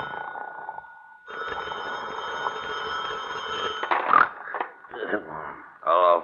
Casey? Huh? Is that you, Casey? Yeah, it's me. This is Steve Drake. Who? Steve Drake. Oh, hello, Steve. I was going to phone you last week to see if you had any tip. Hey, what's the big idea of waking me up at this hour of the morning? You got a lousy nerve Hold to it, Casey. Now listen to me. What do you want? You and I went to school together. We used to be pals. Well, it's no excuse for I calling... need help, Casey. No guy is a pal of mine who wakes me up. You need help, Steve. Plenty, I think. Oh, excuse me for yelling at you, fella. I was still half asleep. Will you come to my apartment right away? I'm living in Adlin Gardens, a Barclay house, 4A. As soon as I can throw on my clothes if you're in a jam. What's wrong? I think I'm in a bad jam. You think? Yeah, I haven't the guts to find out by myself. It'd be too dangerous if I tried. Hurry over here, Casey, hurry.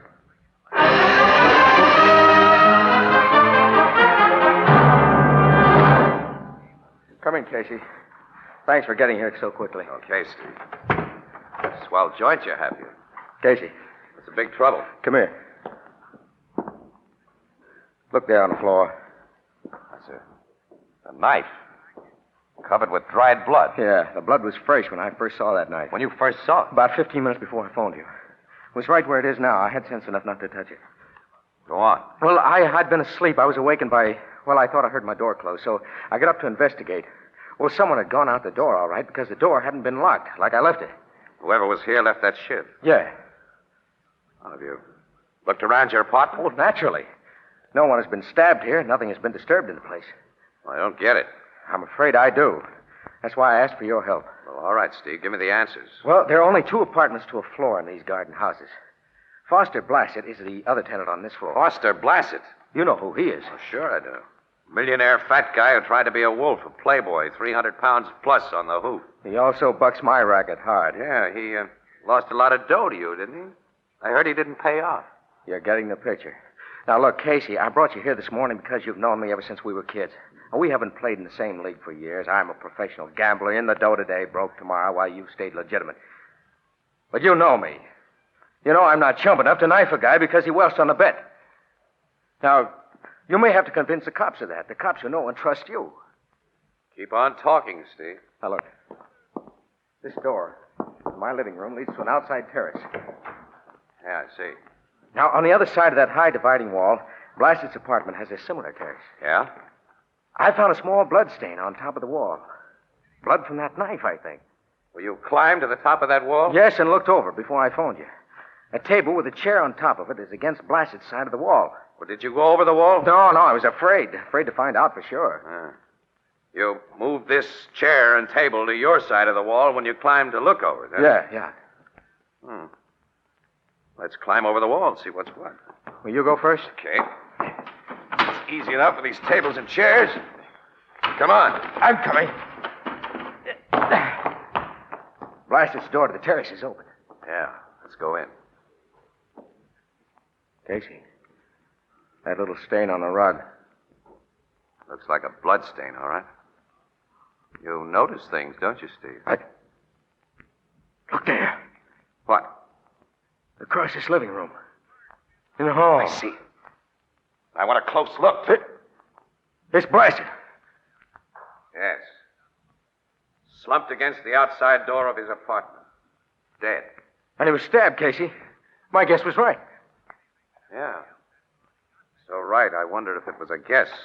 What do you mean? A little guy like you couldn't move Blasted after he fell against this outside door and blocked it. There was only one other way for you to get out of the apartment, the terrace, which led only to your place.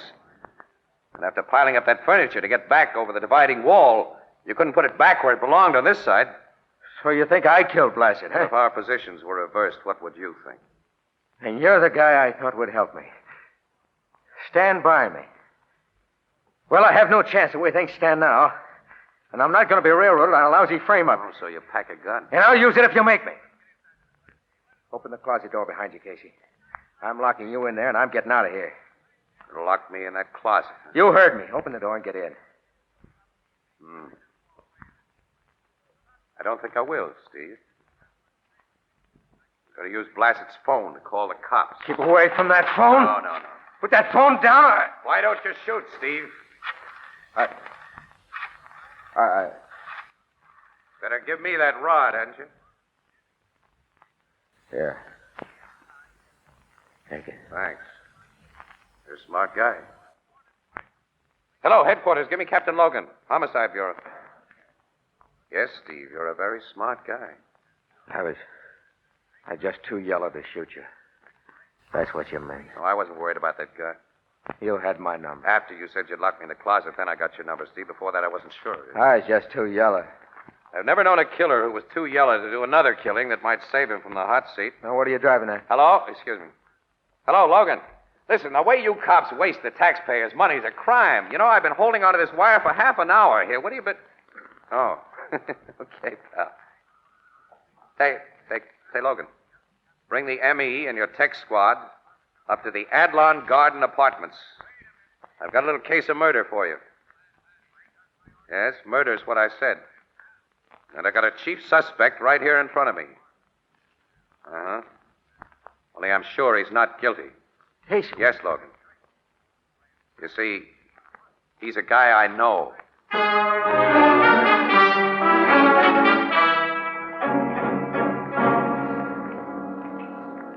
Okay, Drake, we'll talk some more about your story later. Now, you'll stay here in the kitchen with this officer while I see what my men have dug up in the other rooms of Blassett's apartment. All right, Captain.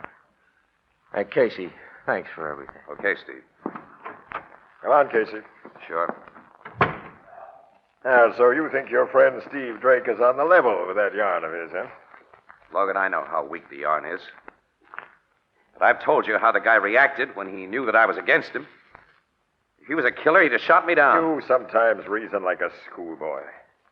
Yeah? Just because you're lucky and have stumbled out of the answers to a few front-page crimes before we cops dug them up, you think you know... Captain Logan.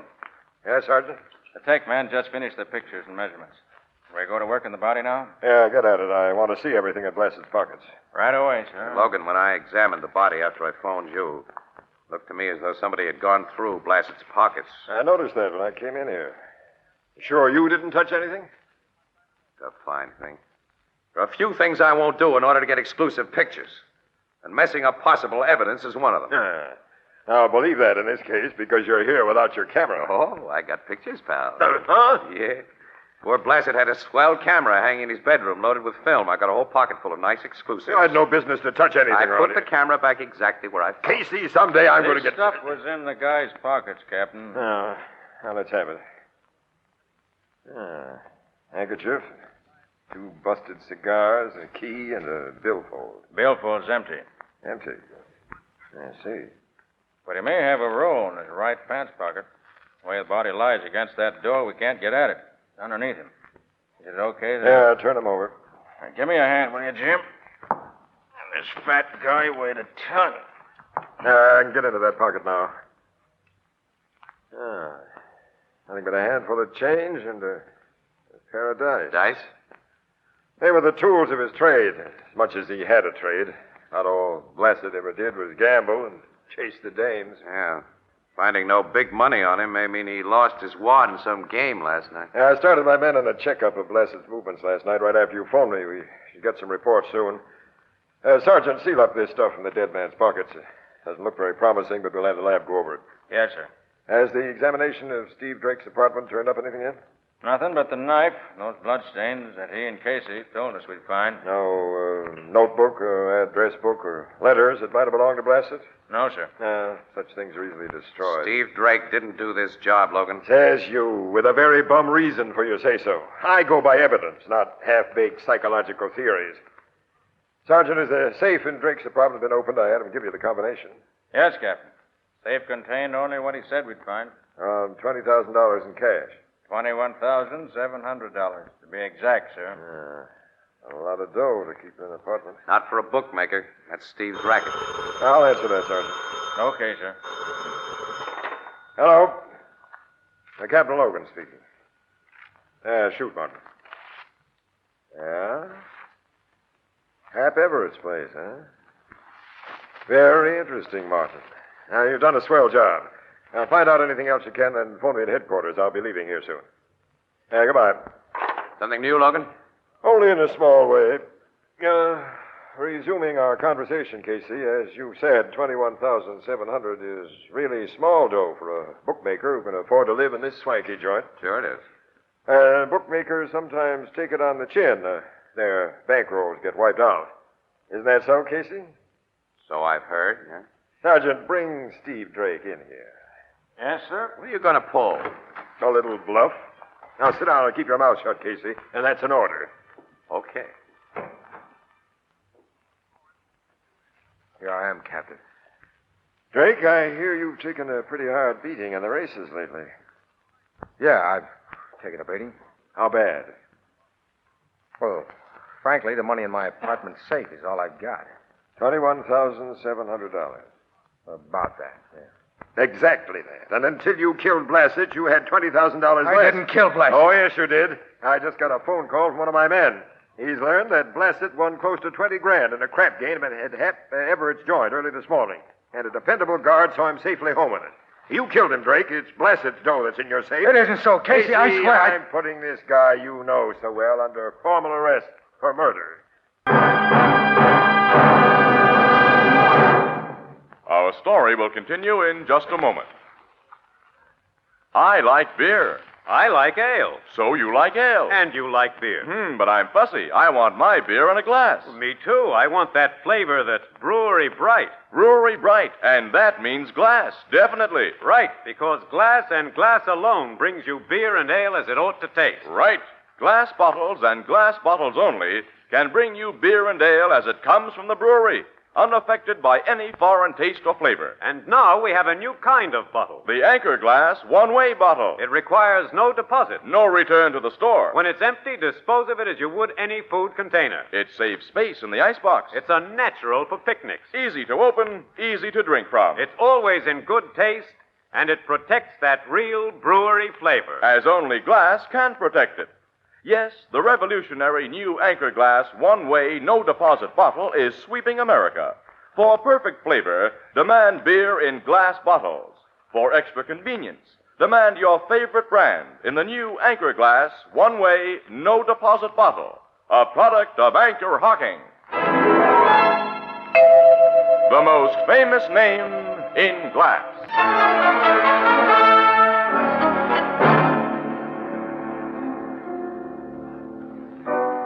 Here's your beers, gents. Thank you. Go on telling me what happened after Steve Drake was arrested, Casey. Oh, nothing happened, pal, except that he's been sitting under the bright lights ever since with cops firing questions at him. He sticks to his original story, huh? 100%. And Casey's still sold on that story. That don't sound very good to me. Has the dough they found in Drake's safe been identified by the joint Blasted wanted at? Oh, Ethelbert, gamblers are very reluctant witnesses, you know. Hap Everett has been forced to admit that Blasted took one of his dice games for plenty this morning because the cops would have learned about it from the other players anyhow. And he admits he paid Blasted off. But he says he can't identify the dough he did it with. Hap Everett works for the big syndicate, don't he? Well, he wouldn't operate if he didn't. They say the syndicate gets 50 cents of every dollar gambled around here. Yeah, or else. I never met Everett. He don't come here to the Blue Note. But a gal who works for him does sometimes. A flossy little babe named Janice Russell. I think she's a steerer for his joint. That's right, she is. She's also one of Blassed's many gal friends, or was. That guy played the field, didn't he? Yeah. Well, Annie, let's go down to headquarters to see if Logan's dug up anything new. Okay. I hope something's dug up that'll vindicate your belief in Steve Drake's innocence, Casey, but... the way this sounds, I ain't got much hope.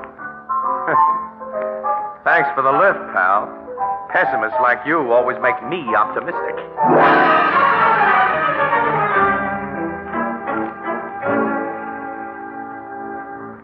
Casey, I've dug up 2 little new items. Yeah? What are they, Logan? First, I've had a personal talk with the bodyguard who went home with Blasted this morning. Yes, I wanted to know more about that bodyguard. Well, he's okay. I've double-checked that. The second of my new items may provide an answer.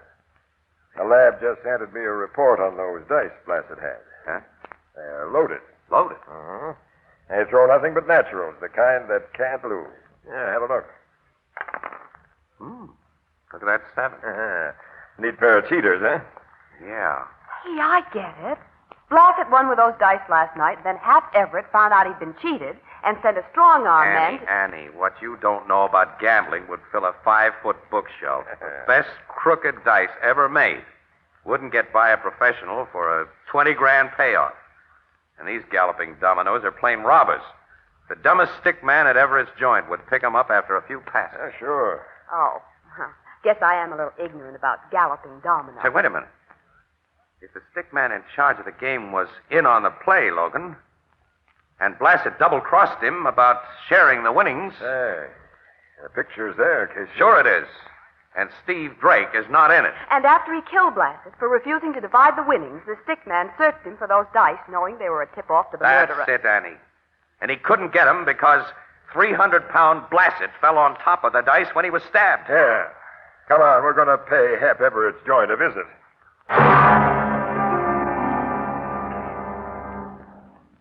Mr. Everett is in his office. I'll tell him you gentlemen and the lady are here. Yes, do, and right away. Yes, Captain Logan. Swanky setup Hap Everett has. Yeah. Big syndicate Hap works for goes in for class. The game rooms must be behind those big closed doors. Beautifully soundproof, too. Just offices and reception room out here with service quarters in back of them. Service quarters? Yeah. Equipment rooms and restrooms for the game operators and hostesses. Hostess being the refined name for a come-on gal. There's one of them now. Casey! Hello, Janice. What are you doing here? Oh, just smooching around. Miss Russell, Miss Williams. How do you do? How do you do? And Captain Logan. Army or Navy, Captain? Police. Oh. About the Foster Blasted thing? You knew Blasted pretty well, didn't you, Janice? What gal around town didn't? Were you here when Blasted won all that dough last night? I work here, Captain. How did he pile up his winnings? The hard way or by throwing a whole lot of naturals? I don't remember. What do you ask? Just curious. Mr. Everett will see you gentlemen and the lady. That's very kind of him. Captain Logan, how are you, Casey? Hello, Hap. And lovely, charming Miss Williams. Annie, this big mug is a silky wolf. Don't trust that line of his. I like Mr. Everett's line. Well, come into my office and make yourselves comfortable. Well, I'll be running along. Now, don't run far, Miss Russell. I may want to talk to you later.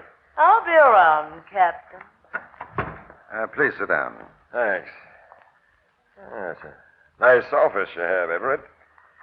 You guys do pretty well by yourselves. It's comfortable. And practical. Back doors so you can avoid unwelcome company from the front. And peepholes in both doors. Specialized professions demand specialized arrangements, Captain. Yeah.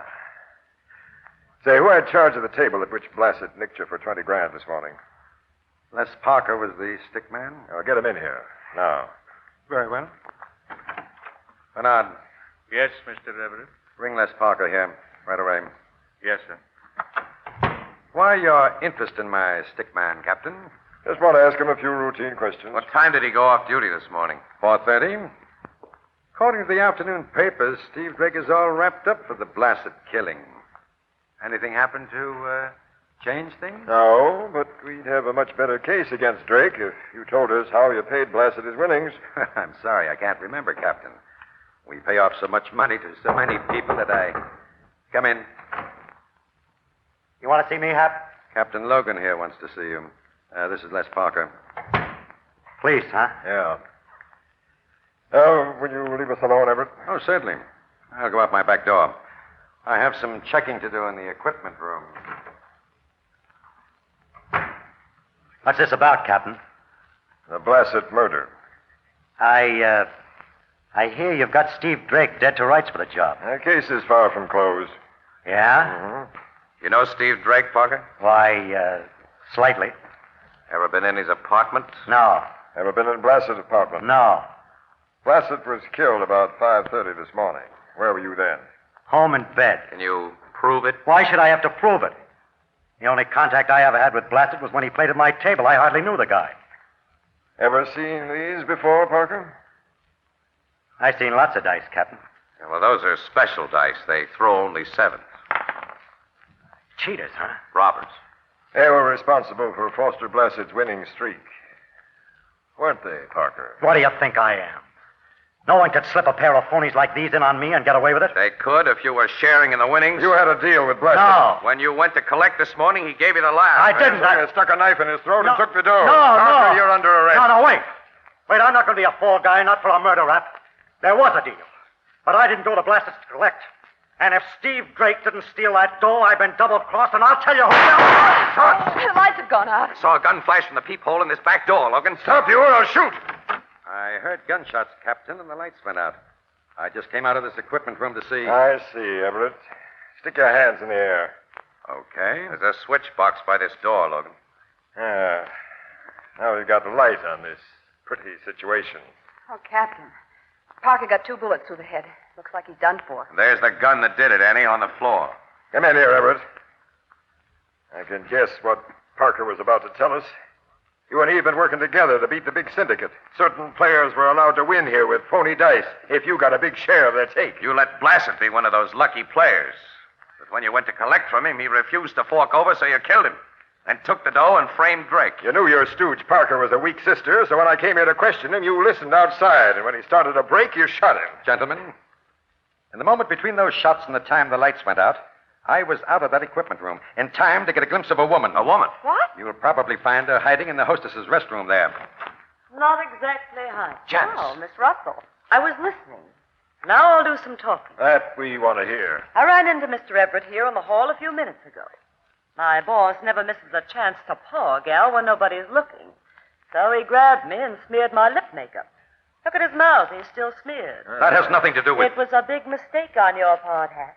If you'd kept your hands off me, I wouldn't have had to go in there to put fresh lipstick on. And I wouldn't have seen you shooting through the peephole. You saw him. He's crazy. Shut up, Everett. Go on, Miss Russell. Well, I just opened the door to come out when he fired and turned out the light. I'm an experienced gal who stays under cover when they're shooting, so I ducked back into the room She shot Parker, Captain. Check up on her.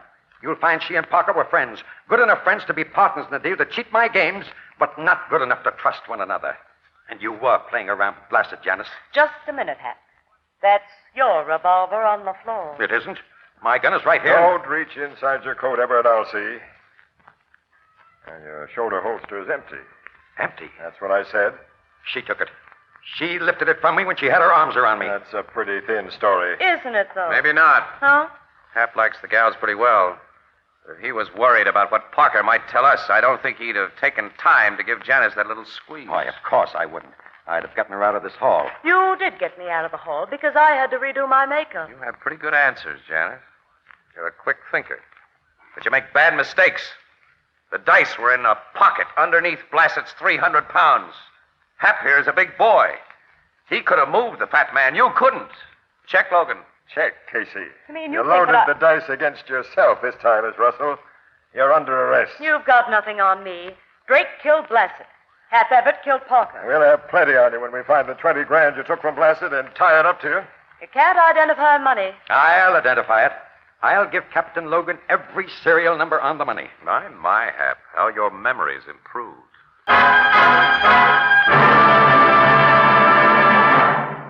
We'll join the crowd at the Blue Note in just a moment. Here's real refreshment for you. A big frosty pitcher of ice-cold lemonade or iced tea or delicious fruit juices.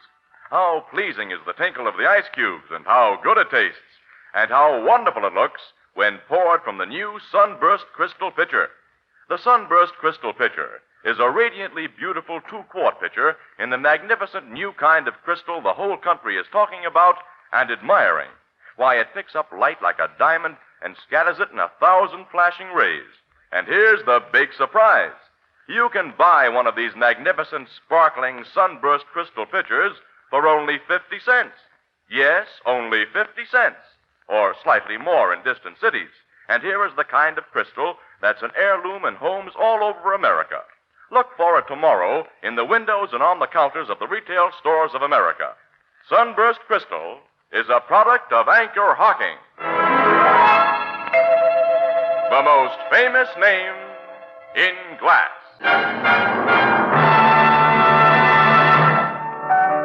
The cops found that dough in Janice Russell's apartment, huh, Casey? Yeah, that's right, Ethelbert. She hadn't done a very good job of hiding it. Well, she figured her frame of Steve Drake had been so good there'd be no suspicion of her. Even Parker, her partner in the loaded dice scheme, thought Drake had taken the money until Captain Logan went to work on him. She's just what you call a all-around bad gal. I'll say. Well, takes all kinds to make a world. That's so, Casey. But as my sister Edna says, quote, the only thing rotten eggs are good for is to make a skunk jealous. And who wants to arouse the emotions of a skunk? Did you say unquote? Oh, no, excuse me, unquote.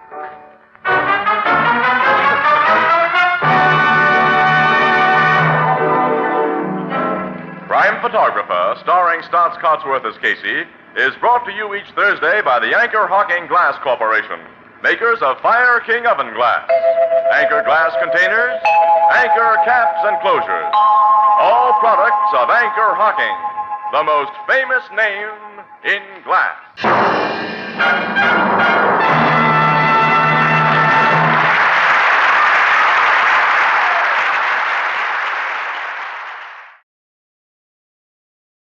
Petri Wine brings you Basil Rathbone and Nigel Bruce in the new adventures of Sherlock Holmes.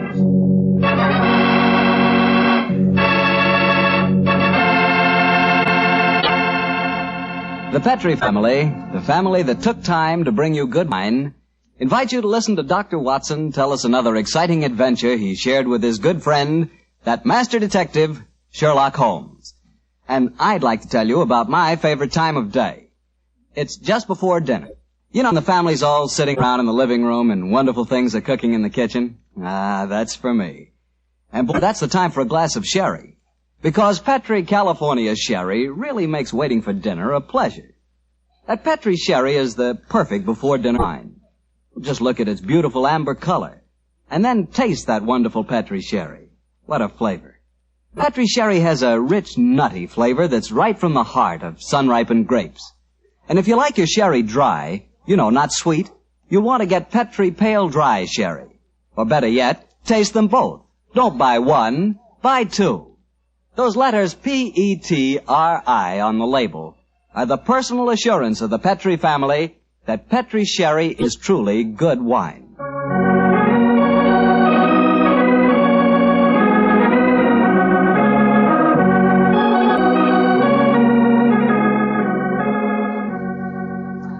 And now it's time to keep the weekly appointment with our good friend, Dr. Watson. How are you this evening, Doctor? I never felt better, thank you, Mr. Bartell. Draw up your usual chair and make yourself comfortable. Thanks. That's it. Oh, I see you've had the old tin dispatch box out again. I suppose you've been going through your notes on tonight's new Sherlock Holmes adventure? Yes, Mr. Bartell. I think you'll find it as pretty a little problem as we ever encountered. Story began in 1887. A very busy year for us, my boy. It was the same year that Holmes solved the case of the Amateur Mendicant Society, who held their meetings in a luxuriously furnished vault below a furniture warehouse. Oh, I remember that story, Doctor. And wasn't 87 the year you both escaped from death in the Paradol chamber? It was indeed. You've got a very good memory, Mr. Bartell. The story I'm going to tell you tonight topped off this unusually exciting year. It was late in October, and the equinoctial gales had set in with exceptional violence. All day the wind had howled, and the rain had beaten against the windows of our Baker Street lodgings. Finally, it was nearly midnight, as far as I remember. The storm grew higher and louder, and the wind in the chimney sobbed like a child. Suddenly, much to our surprise, the doorbell jangled, and a few moments later, our midnight visitor stood before us. He was a man of about 45, and as he looked about him anxiously in the glare of the lamp, I could see that his face was pale and that his eyes heavy, like those of a man who was weighed down with some great anxiety. And yet when he spoke, his tone was businesslike and almost aggressive. I've come to you for advice, Mr. Holmes. That's easily obtained. And help. That is not always so easy. Help the gentleman off with his coat, will you, Watson? Yes, indeed. Here you are, sir. Let me hang it up for you. Thank you, sir. I heard of you, Mr. Holmes, from Major Prendergast. Oh, yes. He said that you could solve anything. Oh, I'm afraid he said too much. But you've never been beaten. I've been beaten 4 times, sir. 3 times by men and once by a woman. But supposing you sit down and introduce yourself. My friend is Watson, Dr. Watson. How do you do, sir? How do you do, sir?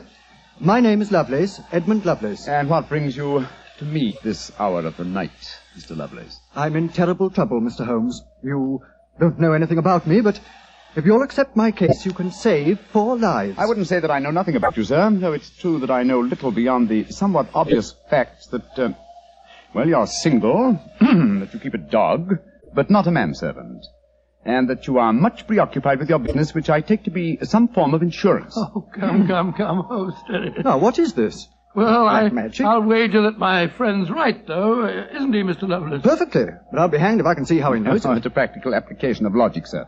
The briefcase that you carry might at first indicate a barrister or some other professional man, but your brusque, businesslike manner counteracts that suggestion.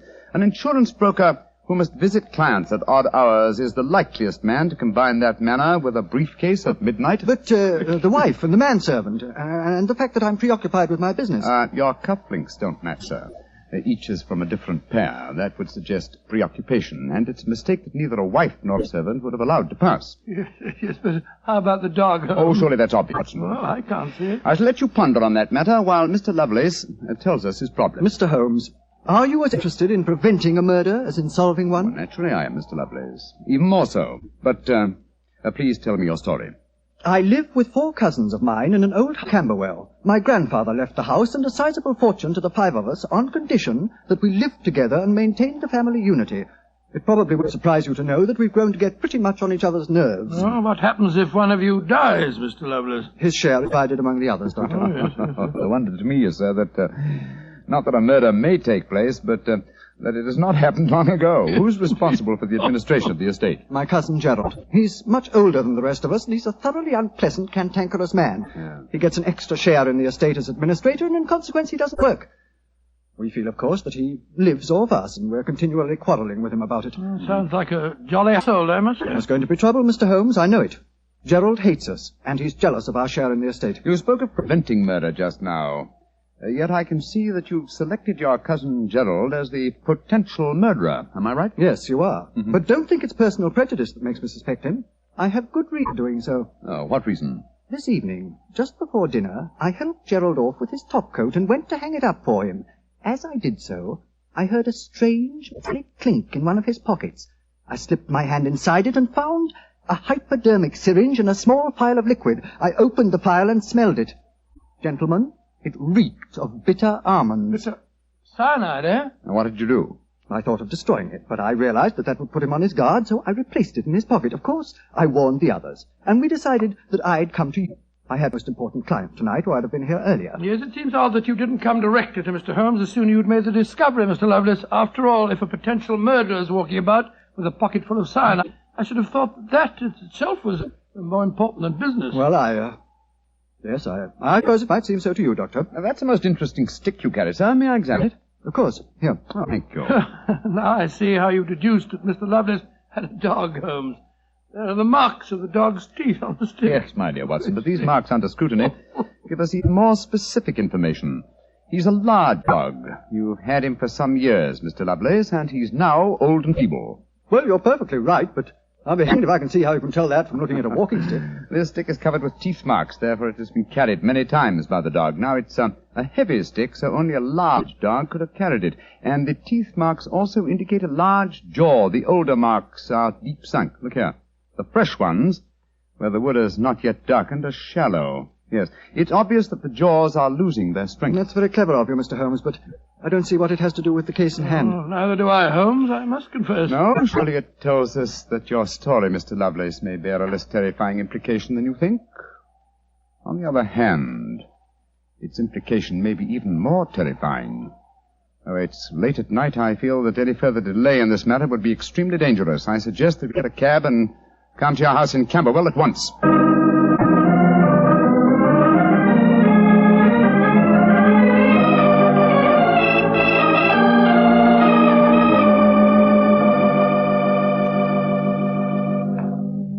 Randolph, I'm glad you're still up.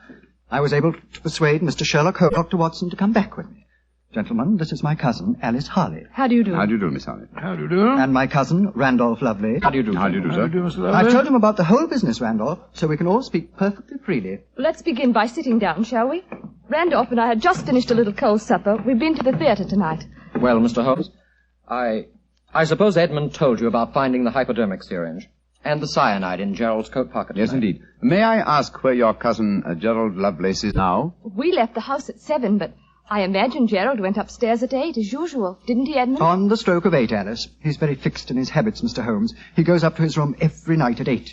There he reads or works on his accounts and eventually goes to bed any time between 10 and 1. But he might stop. I should like to speak to him a little later. In the meanwhile, may I ask you two young people, tell me honestly your feelings about your cousin Gerald? And you might as well be frank. I've kept nothing back. All right.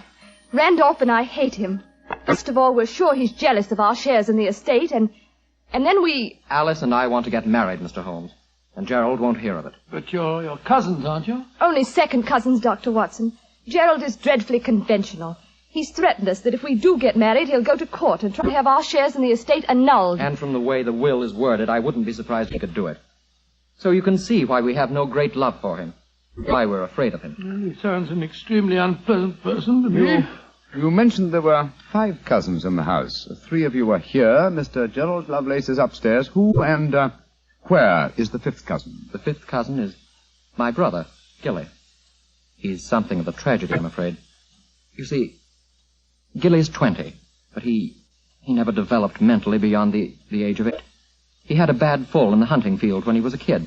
He's been like this ever since. Oh, I'm sorry to hear that, sir. But he's the dearest, most gentle boy you've ever met. And, incidentally, the one person in this house who doesn't hate Gerald. The poor fellow doesn't understand the conditions of the will, I suppose. No. But if he did, I don't think it'd make any difference. I swear that Gilly loves every living thing, especially Gladstone. Gladstone is the name of his dog. His dog? Yes. The dog may be the key to this whole matter. The dog? What makes you say that, Holmes? When a man brings a quick and painless poison home to a cell containing an old and feeble dog, it's more than possible that he has obtained that poison, quite legitimately, to give the dog a merciful death. To kill Gladstone? Oh, no. After all, Alice, dear, he is old and almost blind But, now. Mr. Holmes, if you think Gerald brought home the poison to put Gladstone out of the way, well, and I admit it sounds perfectly logical, what made you decide to come here tonight? Because I dare not even guess what you may have done by intruding the thought of murder in this situation. Where is your brother Gilly? In his room upstairs, asleep. I wonder if we might go up to him. I should like to talk to him, if you don't mind. And after that, I want a few words with your cousin, Gerald Lovelace.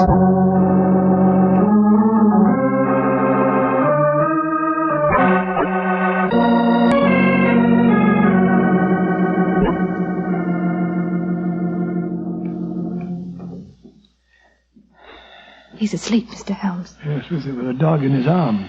I'm afraid we'll have to waken him. Gilly? Gilly? That's all right, Gladstone. We're not going to hurt him. Gilly? Who is it? Oh, hello, Alice.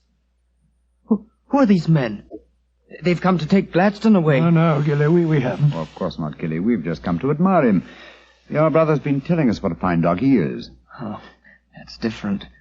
Isn't he beautiful? I just had such a wonderful dream about him.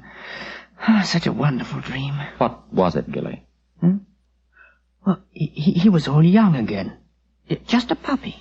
He was chasing a rabbit across a cliff top. And I was running with him.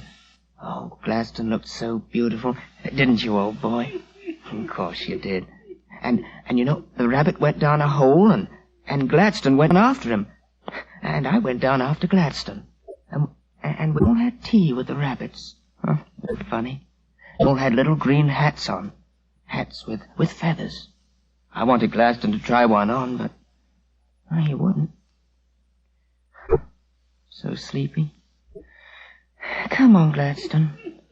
Let's go back to the tea party. Okay. This world may be a great deal more pleasant than ours, Watson. That's what I'd like to think, Mr. Holmes. Now I'd like to have a few words with your cousin Gerald. His room's at the end of this corridor. I'm afraid Gilly wasn't much help to you, Mr. Holmes. On the contrary, young lady, he told me exactly what I wanted to know. Here we are. This is Gerald's room. There's no light under the door. He must have gone to sleep. I'm afraid we must waken him, too. Must be a heavy sleeper. But he isn't. He's a remarkably light one. Come on, let's go in. Strike a match, will you, old fellow? Sure. The gas mantle's at the head of his bed, Dr. Watson. Yeah. Well, he's lying on the outside of his bed. He must be... There's blood on the pillow. Great Scott, Holmes. The back of his skull smashed in. He's been murdered. Oh, no! Horrible! Yes, Watson, but 5 blows on his head. Look here on the table by his bed. A hypodermic syringe and a broken file. Yes, a broken file. Reeking of bitter almonds. Poor devil. Well, I won't pretend I liked him. But what a ghastly way to die. All they that take the sword shall perish with the sword. So the scriptures say, Mr. Lovelace. The very suspicion of the killing has brought murder to pass. Well, it's too late to prevent it. Our job now is to find the killer and see that he's brought to justice.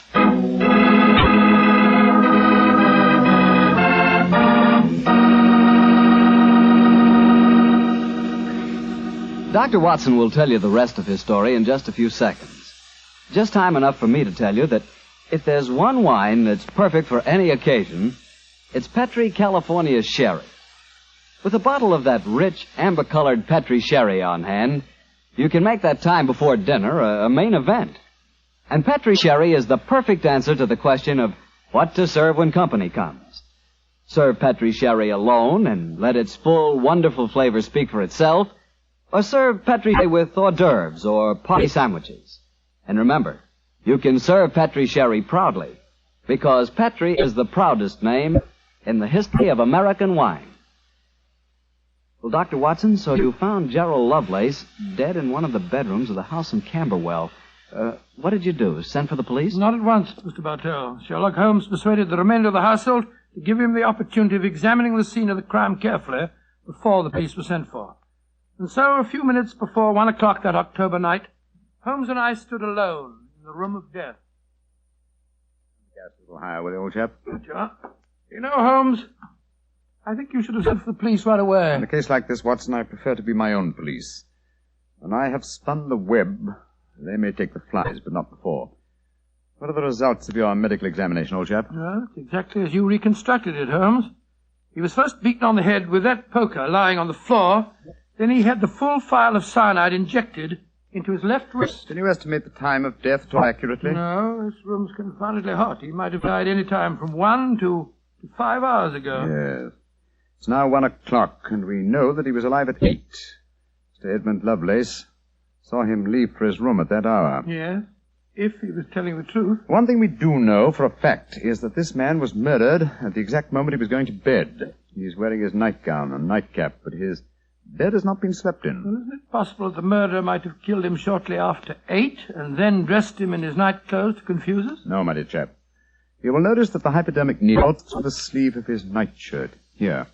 Also, the nightcap is crushed and bloodstained from the blows of the poker. No, Gerald Lovelace had prepared for bed. Yes. Look at the glass of water on the night table and the prayer book and the watch. Yes. Signs of a prosperous and meticulous man. Mm-hmm. Very fine gold watch and in excellent condition. There's the answer, Watson. What do you mean, there's the answer, Watson? I just wound this watch one turn, and then it was fully wound. That provides us with a time schedule for our murder. Come on. We'll send a servant for the police, and while they're on the way, if you'll call everyone together, I should like to put a few more questions to this family.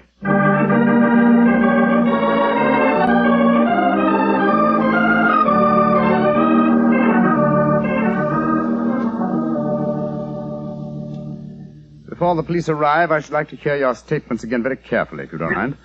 Mr. Edmund Lovelace, what were your exact movements tonight? I left here shortly before 10. From 10 o'clock until the time I came to Baker Street, I was with my client. His name and address, please. Derek Waterlow, 9 Onslow Square, South Kensington. Thank you. Make a note of these, will you, Watson? All right, you're home. You, Miss Harley, and you, Mr. Randolph Lovelace, went to the theater together. Can any independent witness testify as to your movements? Well, yes, Mr. Holmes. We went with friends, the Grant Moresbys.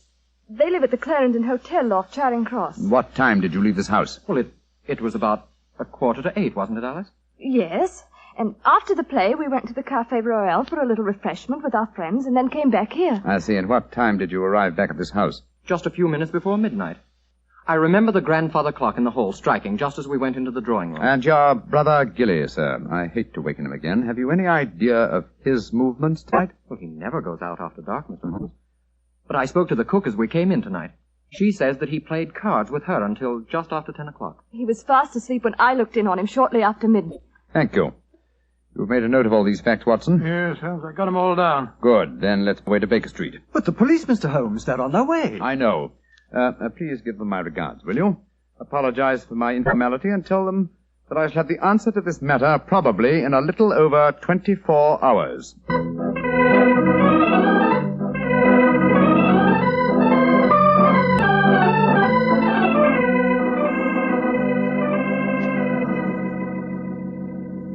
Holmes, here it is well after midnight. You haven't done a thing on the Camberwell case. No, but you have, old chap. You've checked on all the time alibis and found them valid. I'm much obliged to you. Inspector Lestrade was here tonight, you know, and he made some pretty caustic remarks, I can tell you. Oh, didn't you inform him that I'll have the answer to the problem before many hours have passed? I did, but you know, Lestrade, he wanted action. He shall have it. Is the watch still running? Yes, there's another thing. What'll Lestrade say when he finds that you took the dead man's watch? I've no idea. Oh, why didn't you take it anywhere? You sound sleepy, old chap. Yes, I am confoundedly sleepy. Why don't you go to bed? What are you going to do? Continue my vigil with my pipe and the watch of a dead man.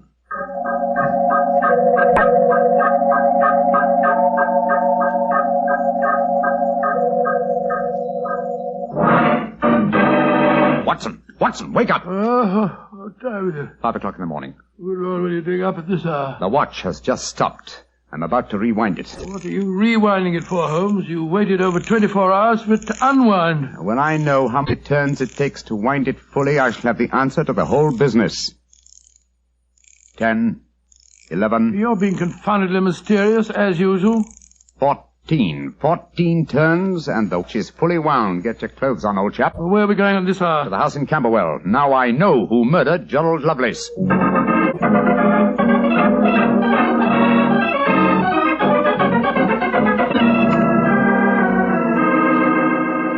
Mr. Edmund Lovelace, I'm glad you let us in. Please take us up to your young cousin's room at once. Gilly? What do you want with him? I'll explain in a moment. Please take us up to him. Oh, of course, but what brings you here at this hour of the morning? Mr. Holmes knows who murdered your cousin. Well, I'm glad to hear it. It's more than the police seem to know. They were here half the night cross-examining us. Here we are. I don't think we'll bother to knock.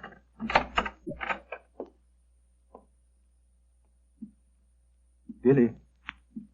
Gilly? I'm awake. We heard you coming up the stairs, didn't we, Gladstone? It's the same man again. You're not going to take Gladstone away, are you? Please don't take him away. Don't worry, Gilly. We're not going to touch him. Oh. All right, then. Oh, Gilly. Yes? You really love that dog, don't you? Of course I do. More than anything or anybody. I believe you'd even kill a man who tried to hurt Gladstone. Wouldn't you? Oh, yes, sir. I would. Gilly! No. Great Shutter. Gilly, I don't think you'd really kill a man. I don't think you could. Couldn't I, though? How would you kill him? I'd hit him first. I'd take a poker and hit him in the head so he couldn't fight back. And then I'd take the nasty needle he told me he was going to stick in Gladstone, and I'd fill it full of that water he showed me, and I'd stick it in him. That's what I'd do. Then he'd be dead. And he couldn't hurt my Gladstone anymore. Not ever. Let's leave him, shall we? Goodbye, Gilly. Pleasant dreams. Goodbye, sir. Good old Gladstone. You satisfied, sir? Yes. Poor Gilly. There's no doubt about it, of course. Can there be no one to describe the murder to him, and yet he's just given an exact description of its method? What'll happen to him? They won't try him. No. A little pressure in the right places, and he'll be released to a private nursing home. I'll do everything I can, Mr. Lovelace. Thank you, Mr. Holmes. Thank you.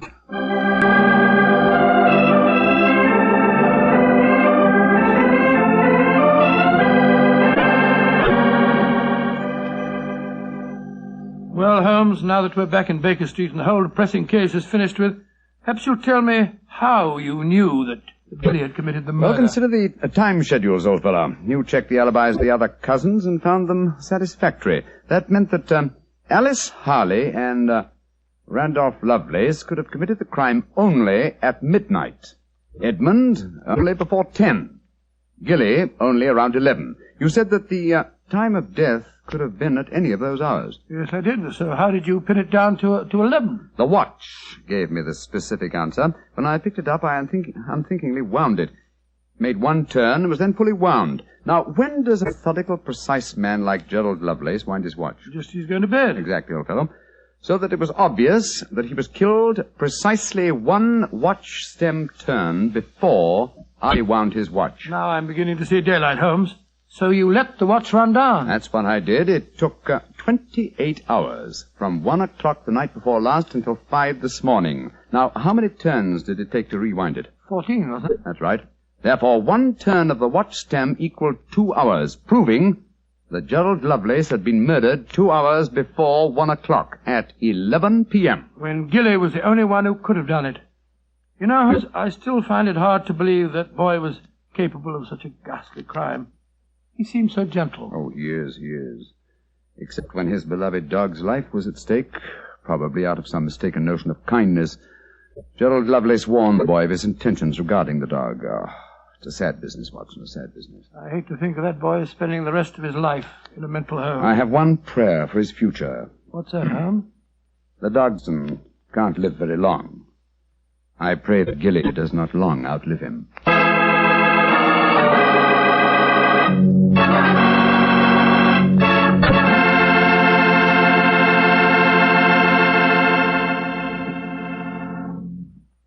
That was a remarkable bit of deduction on the part of Mr. Holmes. Yes, extremely clever, wasn't it? Of course, if I may say so, I was of some small help myself. Small help?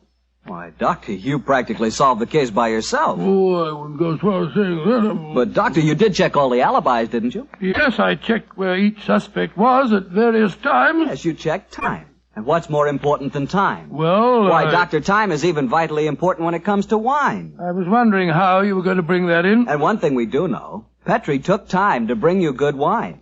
So nobody can miss with Petri wine. It's just gotta be good. You know, you can't be in the wine business as long as the Petri family without really learning all about the fine art of making wine. And don't forget, the Petri family has been making fine wine since way back in the 1800s. So, naturally, they've been able to hand on down, from father to son, the result of generations of experience at turning luscious, ripened grapes into fragrant, delicious wine. No matter what type of wine you prefer, you'll like it more if it's a Petri wine, because Petri took time to bring you good wine. Well, Dr. Watson, what new Sherlock Holmes story do you plan to tell us next week? Well, now, next week, Mr. Bartell, I'm going to tell you a most unusual adventure that Holmes and I had when we were attending a performance at the Opera House in Rome.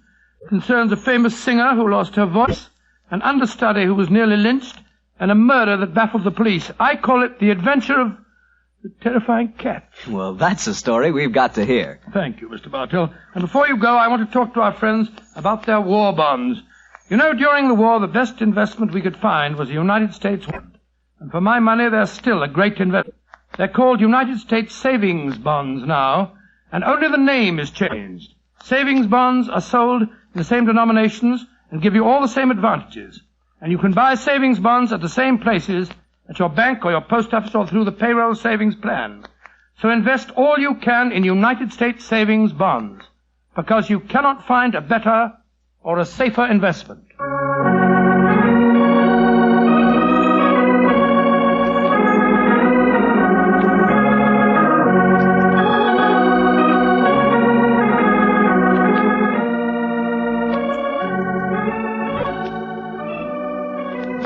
Tonight's Sherlock Holmes adventure was written by Dennis Green and Anthony Boucher and was suggested by an incident in the Sir Arthur Conan Doyle story, The 5 Orange Pips. Music is by Dean Fostler. Mr. Rathbone appears through the courtesy of Metro-Goldwyn-Mayer, and Mr. Bruce through the courtesy of Universal Pictures, where they are now starring in the Sherlock Holmes series. The Petri Wine Company of San Francisco, California, invites you to tune in again next week, same time, same station. Sherlock Holmes comes to you from our Hollywood studios.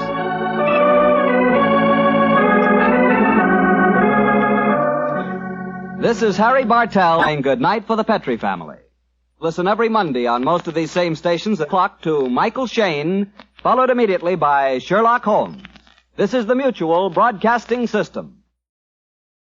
I hope you've been enjoying the all-night mystery radio collection.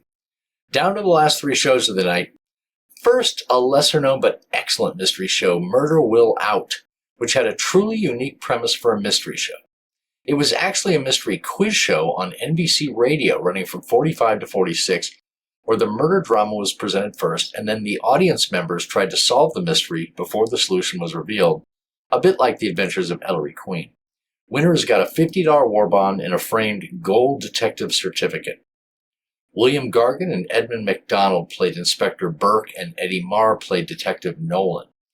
This episode is The Mystery of the Swindled Songwriter from May 8, 1946.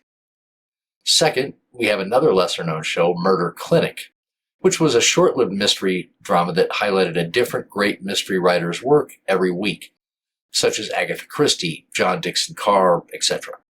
It ran from 42 to 43.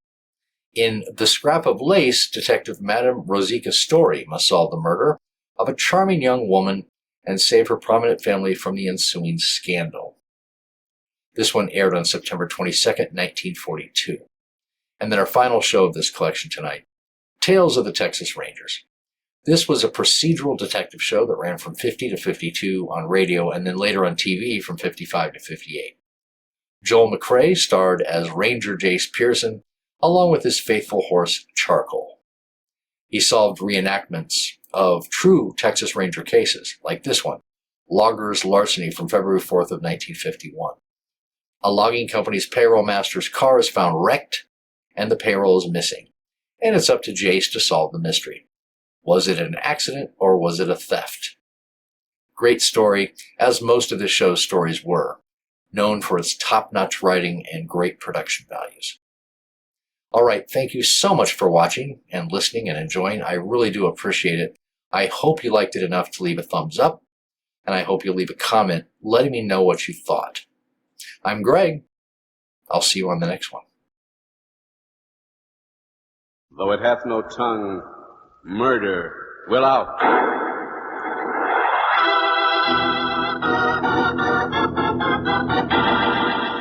Rainier Brewing Company, brewers of Rainier Beer and Ale, presents Murder Will Out.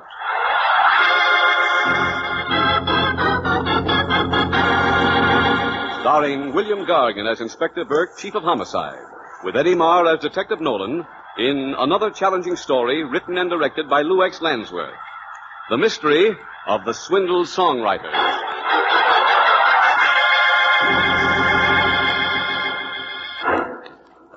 On the second floor of a drab downtown office building was located the American Institute of Music Composers. Despite its impressive name, this establishment was not an institute. It was a bunco racket operated by song sharks. Their victims were unsuspecting amateur songwriters lured by the promise of fame and riches. On the morning of Saturday, April the 20th, 1946, a burly young man entered the Institute's outer office. Hiya, miss. Well, here I am again. I guess you remember me, all right, huh? Why, yes, I... Bailey. Bill Bailey. Oh, yes, of course, Mr. Bailey. Mr. Morse said he'd have my song published today. Oh, I'll tell Mr. Moss you're here. Yeah. Oh, thanks, miss. Hello, lady. How do you do? You mind if I sit down here? Please. Are you a songwriter? Yeah. Face one, off the press today. And between you and I, lady, I sure am a lucky guy. Indeed. Yeah. Love song. Oh, how wonderful. Yeah. Today's Shirley's birthday. Shirley? Yeah, that's my girl. I'm going to give Shirley this song I wrote. Birthday present. Oh, how beautiful. Yeah, it sure is. But believe me, lady, I sure had to work. I don't mean writing the words. That comes natural to me. I mean getting the dough to pay Mr. Moore for composing the music and pay him to publish the song. I've come to see Mr. Moss about some words I wrote. No. Well, congratulations, Mrs. Swope. Mrs. Henry Swope. Well, Mrs. Swope, it's a pleasure to have met a fellow songwriter. Thank you. But I'm not a songwriter yet. No? I hope Mr. Moss thinks I have enough talent to let me join the Institute. How much does he charge? Well, he, Mr. Bailey, Mr. Moss will see you now. Oh, yeah, thanks. Well, excuse me, Mrs. Swope, and good luck. Thank you. Hiya, Mr. Morse. Mr. Bailey, let me shake your hand. You have genius, true genius. Yeah, I guess you could call it that. Oh, the lyrics you wrote. Such words inspired me to compose some of the greatest music of my career. Here, the piano. Yeah. I want you to hear the song even before I show you the printed copies. Listen. Well, you like it? Sounds a lot like Peggy O'Neill. Mr. Bailey, Peggy O'Neill has been close to the hearts for people for 2 generations. Well, you're in a hurry. I'll get your copies. That'll be $50. $50? Printing charges. But I already paid $50. 25 for music, 25 for printing. You made a down payment. The full price is $100. $100? Hey, wait a minute. You said I could have professional copies for $25. Professional copies? Why, Mr. Bailey, you ordered the deluxe sheet music edition, specially dedicated to Shirley Hobson. I have your signed order right here. Yeah, but you said it was for free. For $50, I could dedicate my song to Shirley, and I ain't going to spend no more. Don't get excited. I got to have my songs today. Today's Shirley's birthday. Mr. Moss, will you step in the other office, please? Excuse me, Mr. Bailey. Yeah, but I ain't going to leave till I get my songs, you hear? What is it, Ruth? Outside. 2 men want to see you. I think they're the police. Plain clothes. Police?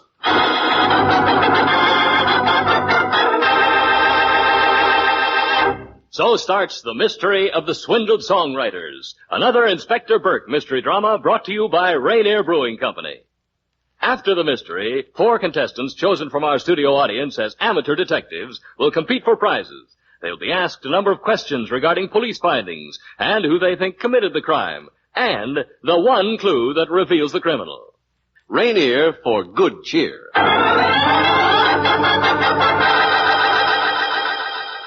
Now back to our story, The Mystery of the Swindled Songwriters, starring William Gargan as Inspector Burke.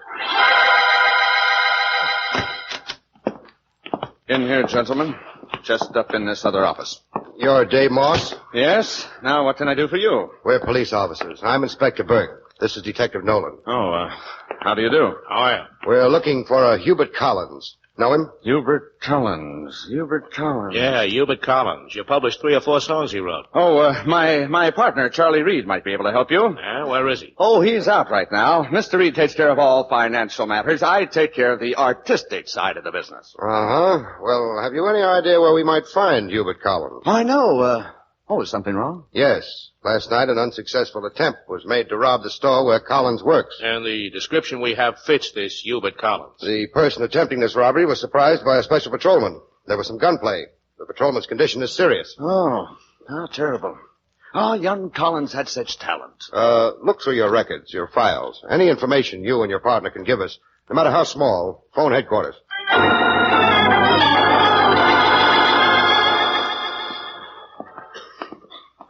you been, Charlie? I came in while they were here. Ruth tipped me off.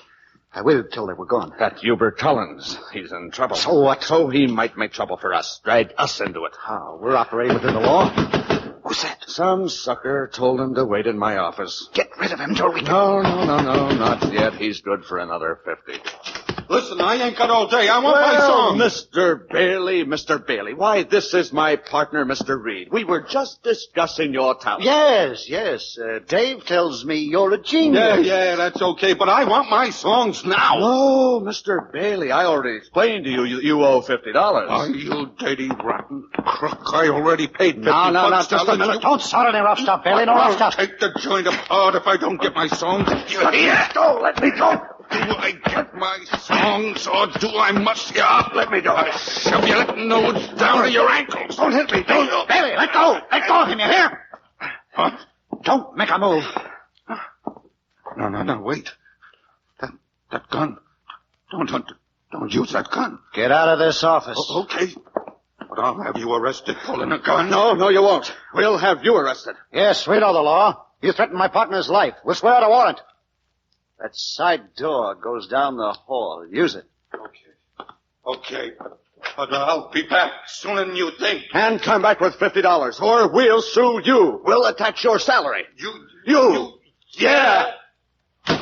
Wait. Did he get his songs? I don't know. Come on. Have a look. In my office.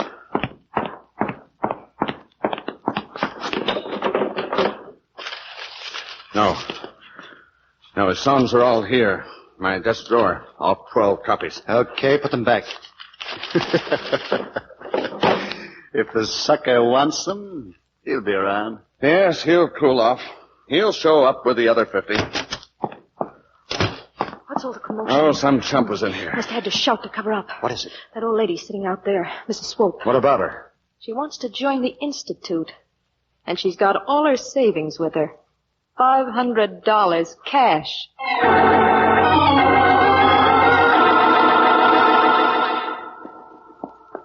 Well, sit down, please, Mrs. Swope. Thank you. You're a songwriter. No, don't tell me you aren't. I recognize talent when I see it. Well, I don't know if I am or not, Mr. Moss. I've written some words for a song. Here they are. Oh, thank you. I want you to tell me if they're any good. Oh, I'll be brutally frank, Mrs. Swope. You will tell me the worst. Oh, you can count on me. Now, let's see. We wedded in the springtime like the birds and bees. Oh, Mrs. Swope. Brian, Oh, what is it? beautiful, Mrs. Swope. Genius, pure genius, that opening line. It inspires me to compose some of the greatest music of my career. Here, sit down by the piano. I don't want to lose the mood. Listen, Mrs. Swope. Oh, Mrs. Swope. Pardon me while I have an emotion. What is it? Is something wrong, or are you ill? Oh, I'm overcome. Dear Mrs. Swope, the beauty, the poetry, the sheer magnitude. I wrote that in memory of my dear departed husband. Mrs. Swope, you're a genius. I demand you become a member of the Institute. I won't take no for an answer. Really? We'll make your song as famous as the end of a perfect day. We'll print thousands of copies. I'll even make a recording with my own voice now. Well, how much will all this cost, Mr. Marth? Mrs. Swope, such talent as yours should be given to the world. I insist you become a senior member. What does that mean? We will publish every song you write. You will be famous, wealthy from the royalties you receive. Well, how much will it cost? Only $500, Mr. Swope. You owe it to yourself. To the memory of your dear departed husband, Henry Swope.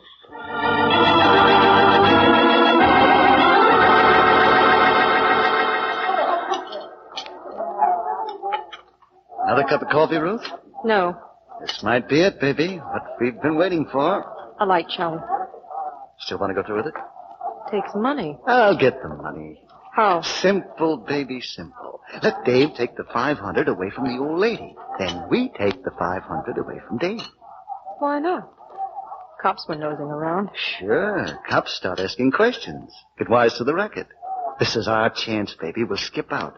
Let Dave hold the bag. What time is it? A little after 2. I told Dave we'd meet him at 5, the office. What do we do till 5? Go to a movie, relax, enjoy ourselves. Let Dave do the dirty work.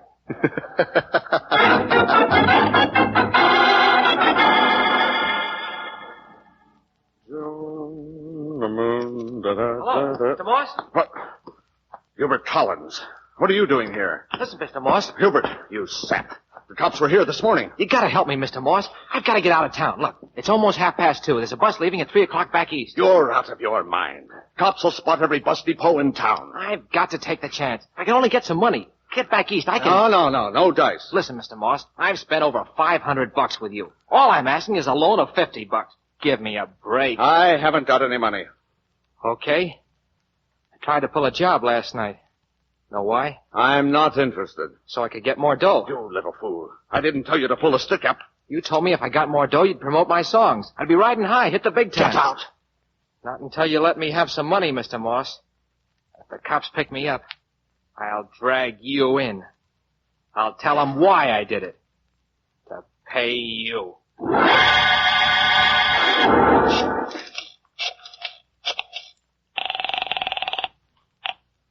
Hello?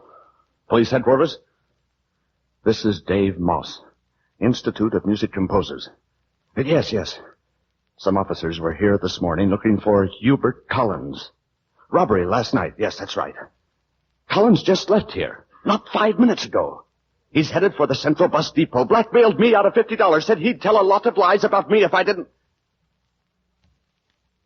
Oh, yes, all right. Send some men right down. You can pick him up.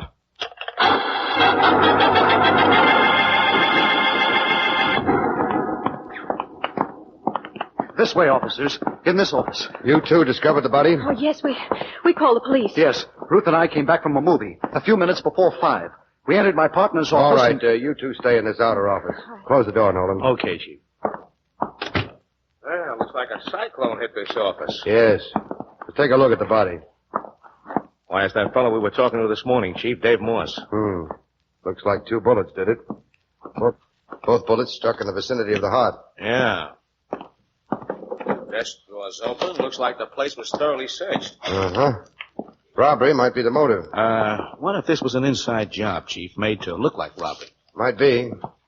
Well, we let the medical examiner and the fingerprint men go to work. Have a detail search the offices thoroughly. Come on. Where to? Talk to the victim's partner and that girl. Check on every person known to have entered this office today.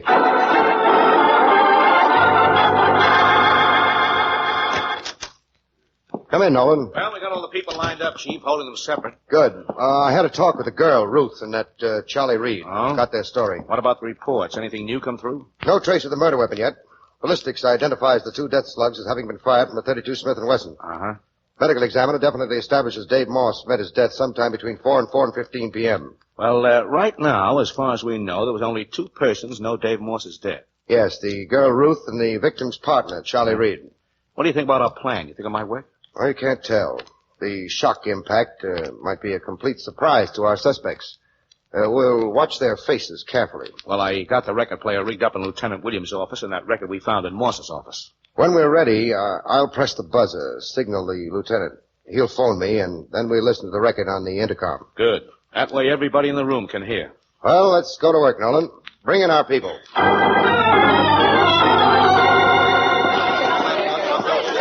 All right, everyone. Sit down, please. Mrs. Swope here. Mr. Reed. Oh, Chief, this is Miss Shelley. Shirley Hobson. And my girlfriend, Shirley. She come with me. Protect my interest. Yeah, here, officer. These songs Mr. Moss printed for Bill, all 12 copies. We want our money back. Yeah, or we make trouble. Mr. Bailey and me want to swear out a warrant and have Mr. Moss arrested. Arrested? Well, I don't understand. Mr. Moss is a dear, kind man. He's a philanthropist. Well, I don't know what that means, lady, but if you ask me, he's a dirty, rotten crook. Fit Bill's beautiful words to Peggy O'Neill. It's a dirty gyp. Why, when Bill gave me those songs for my birthday, I could have cried. And then when I heard Mr. Moss charge $50 for that tune, I knew he was a crook. That's right, Inspector. Moss was a crook. He stole my money. He and his partners, Charlie Reed and that girl. What do you We don't know mean? what you're talking about. Just a minute, all of you. Hello? Lieutenant Williams, Inspector. All set. Who? Well, hello, Mr. Moss. Moss! Quiet, both of you. Can't you see the inspector's talking? Why, some friends of yours are in my office, Mr. Moss. You what? Composed the greatest song of your career. Well, we'd all like to hear it. Go ahead and sing it, Mr. Moss. Why, that's my song he's singing. He's not singing that song. This is some trick. Yes, why are you doing this? We thought Mr. Moss might tell us who shot and killed him. Mr. Moss, What about it, Hubert? What? I don't know what you're talking about. Last time I saw Mr. Moss, he was alive. He loaned me $50. The police picked you up shortly after 4 this afternoon. Yeah, but I was miles away. I didn't go to the bus depot like I told Moss. When did you last see Moss alive? About 2:30, when he loaned me the money. Yeah, and the last time I seen Mr. Moss was this morning when him and his partner pulled a gun. No, wait. We can prove where we were. Yes, we were in a movie till almost 5 o'clock. Oh, dear. What will happen to my beautiful song? We don't know about your song, Mrs. Swope, but we'll return your $500. $450 was found on Mr. Reed's person, and Hubert Collins had the other $50. I already explained to you, Inspector, I had nothing to do with killing Moss. No, when we saw Dave Moss on the floor, Charlie looked in the drawer in the cash box. The $450 was there. I took it. We were partners. Here you are, Mrs. Swope, your $500. And we're holding one of you for the murder of Dave Moss.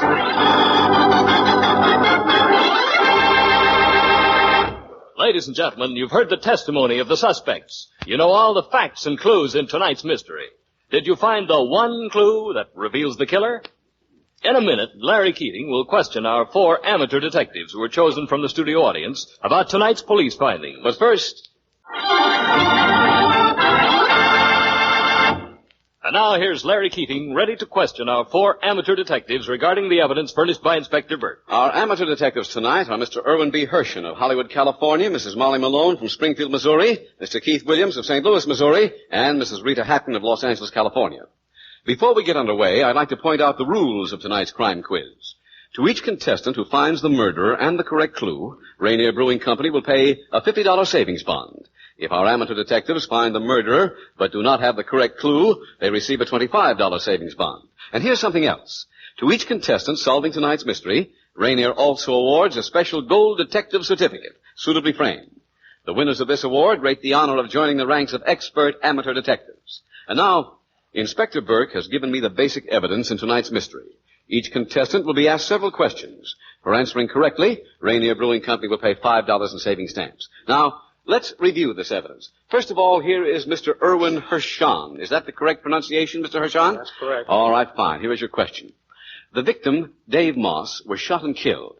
At approximately what time did the medical examiner establish his death? Between 3 and 4 o'clock. 2 and 4, I think. Between 2 and 4? No, it couldn't have been 2 and 4. It was... Take your time. Between about 2:30 and... 3 and 4 o'clock. Well, I'm sorry, old man. If you had said between 4 and 4:15, you would have had it right on the nose. Better luck next time, and let's talk to Mrs. Molly Malone now. Mrs. Malone, the Ballistics Bureau identified the 2 slugs that caused the victim's death.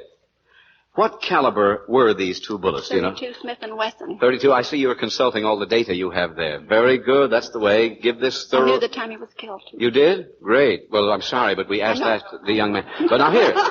All right, you know so Maybe much, I Mrs. won't know the next one. I'll bet you will. Do you know what make the gun was? Smith & Wesson. Oh, how easy. Well, I'm sorry we can only give you $5 for all this information. $5 in saving stamps, but you'll be back again and get some more money, we hope. Now, here is Mr. Keith Williams. Mr. Williams, you're quite a big boy. How tall are you? 63 and a half. 6'3" and a half, and you are from St. Louis, eh? That's correct. And I see you were with the amphibious forces in the Navy, right? That's right. Here's your question. The receptionist, Ruth, found out Mrs. Swope carried her savings with her. How much money did Mrs. Swope have? $500. That's a lot of coconuts, isn't it? That's certainly. Good. You get $5 for giving us the correct answer, Mr. Williams. Now, Mrs. Rita Hatton, if you please. Shortly after 4 p.m., Hubert Collins was picked up by the police. How much money did Hubert have in his possession? 50? Do you know where he got said 50? From Moss. From Moss. He sort of borrowed it and rather blackmailed the money from Dave Moss, didn't he? Yeah. But you get $5 in saving stamps from Rainier with our very hearty congratulations, Miss Hatton. Now here is Irwin Hershen once more. The victim's body was found by Charlie Reed and the girl Ruth.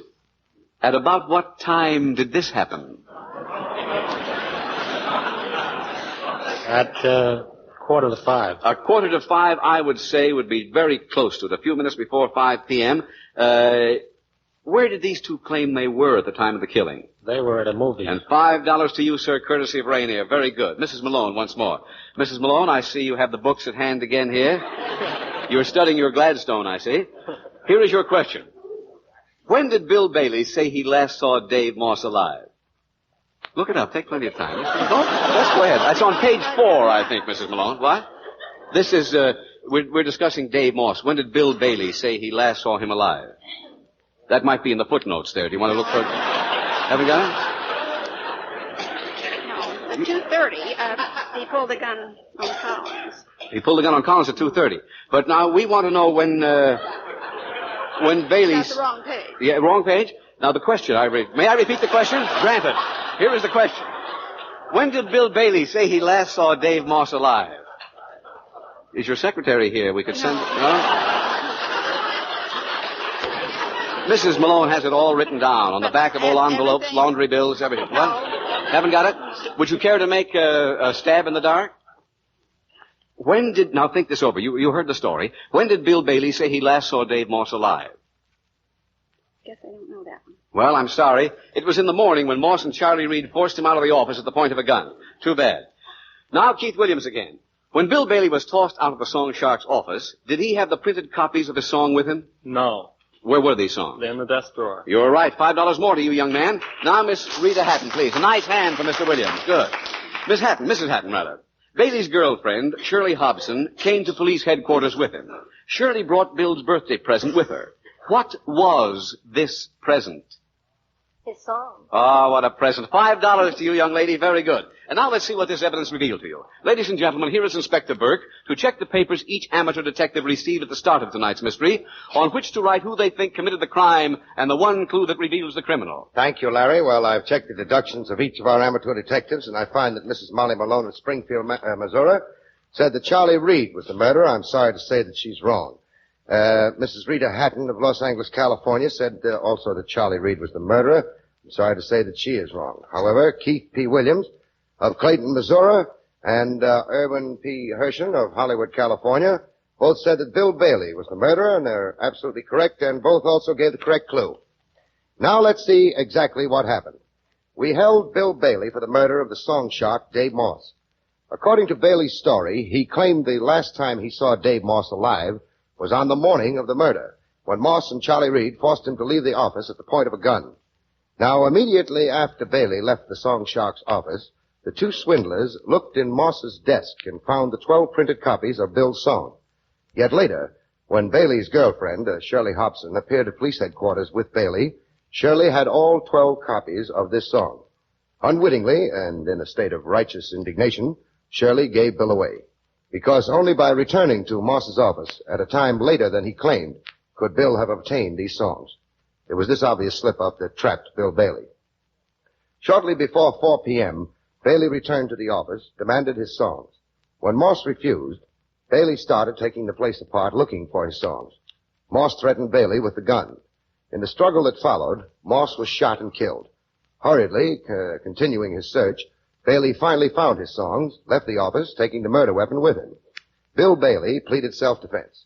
Hubert Collins was held for the attempted robbery of the store he worked in and wounding the patrolman.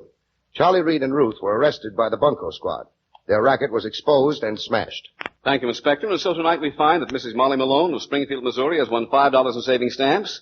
Mrs. Rita Hatton of Los Angeles, $10 in saving stamps. We have two first prize winners tonight, Mr. Irwin B. Hershon of Hollywood and Keith P. Williams of Clayton, Missouri. They each receive a $50 in savings bond, won $5 in saving stamps, and Keith Williams $10 in saving stamps. Congratulations. And to each of the winners, Rainier awards a special gold detective certificate honoring our guest as expert amateur detective. And now, Inspector, what about next week's story? Next week's story, Larry, is about an innocent witness to one of the strangest cases on record. Threatened, terrified for his life, this person came to the police and revealed a fantastic plot. What this strange plot was will be told in the mystery of the startling secret. I'll see you then. Good night, everyone. Good night, Inspector. So we bring to a close another Inspector Burke mystery drama, starring William Gargan, and brought to you by Rainier Brewing Company of San Francisco and Los Angeles. Brewers of Rainier Club Extra Pale Beer and Rainier Old Stock Ale. All characters and incidents used on this program are fictitious. Any resemblance to actual persons or incidents is purely coincidental. This is Larry Keating saying goodnight for Rainier Brewing Company and inviting you to listen in again at the same time next week. This is ABC, the American Broadcasting Company.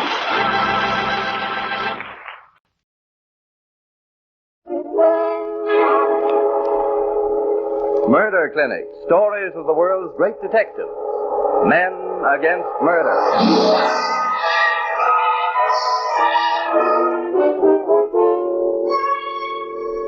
Each week at this time, WOR Mutual turns the spotlight on one of the world's great detectives of fiction and invites you to listen to the story of his most exciting case. Tonight, Madame Rosika Story in The Scrap of Lace. Good evening, Madame Story. Your being at Murder Clinic is certainly a novelty. You're surprised to see a woman detective, Mr. Knight? That's right. And even more surprised to see a very beautiful detective. It's a queer business for a woman. Most people think so, Mr. Knight. But you see, being a woman gives me one great advantage. My adversaries usually underestimate me. Yes, I suppose they would.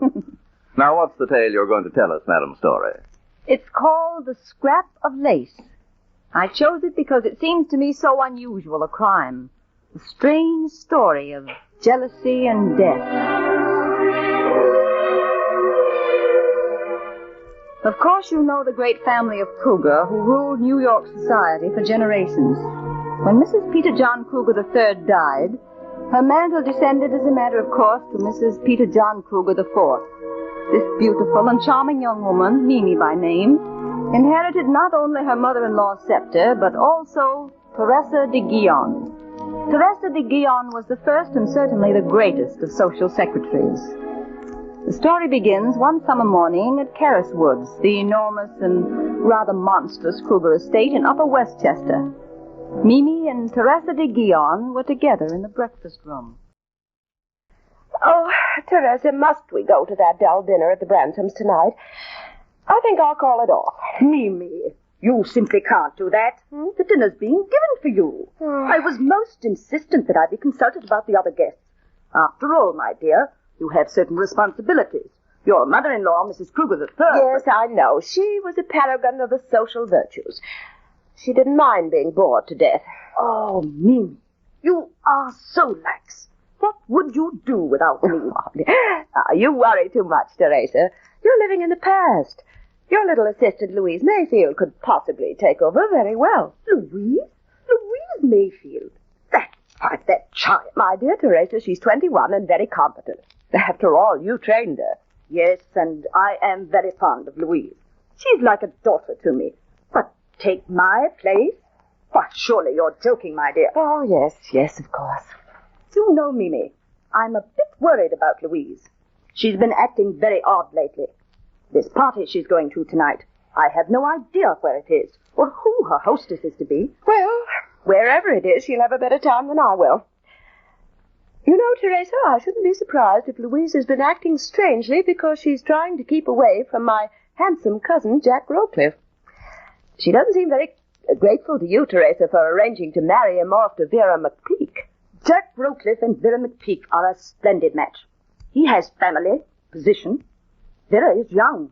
She can be molded. She can be taught. Oh, certainly, yes. And her father has 100 millions. But I don't blame Jack for straying from the fold. Louise is very lovely. And I found Vera a very trying guest. In fact, I find it all very trying. Mr. Guion? Oh, there's Louise. Louise, we're in the breakfast room. Come in here, my dear. Good morning, Mrs. Kruger. Mrs. de Guion, did you want me this morning? No, Louise, I did. Teresa insists we go to this dinner tonight. Jack and Vera are going with us. We'll be leaving around 7. Tell Jack, won't you? Must I, Mrs. Kruger? Mrs. Kruger has asked you to deliver a message. Do so, my dear. Jack, I came only to tell you about the dinner. Oh, Louise. Please, must we go through all this again? Why don't you leave me alone? Because I'm mad about you, Louise. Can't you understand? I'm in love with you. I want you to marry me. You marry and support a wife? Don't be silly, Jack.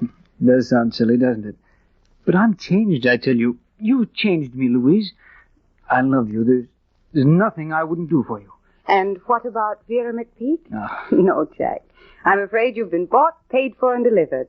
Vera won't let you go so easily. I'll tell her tonight that I'm through, Louise.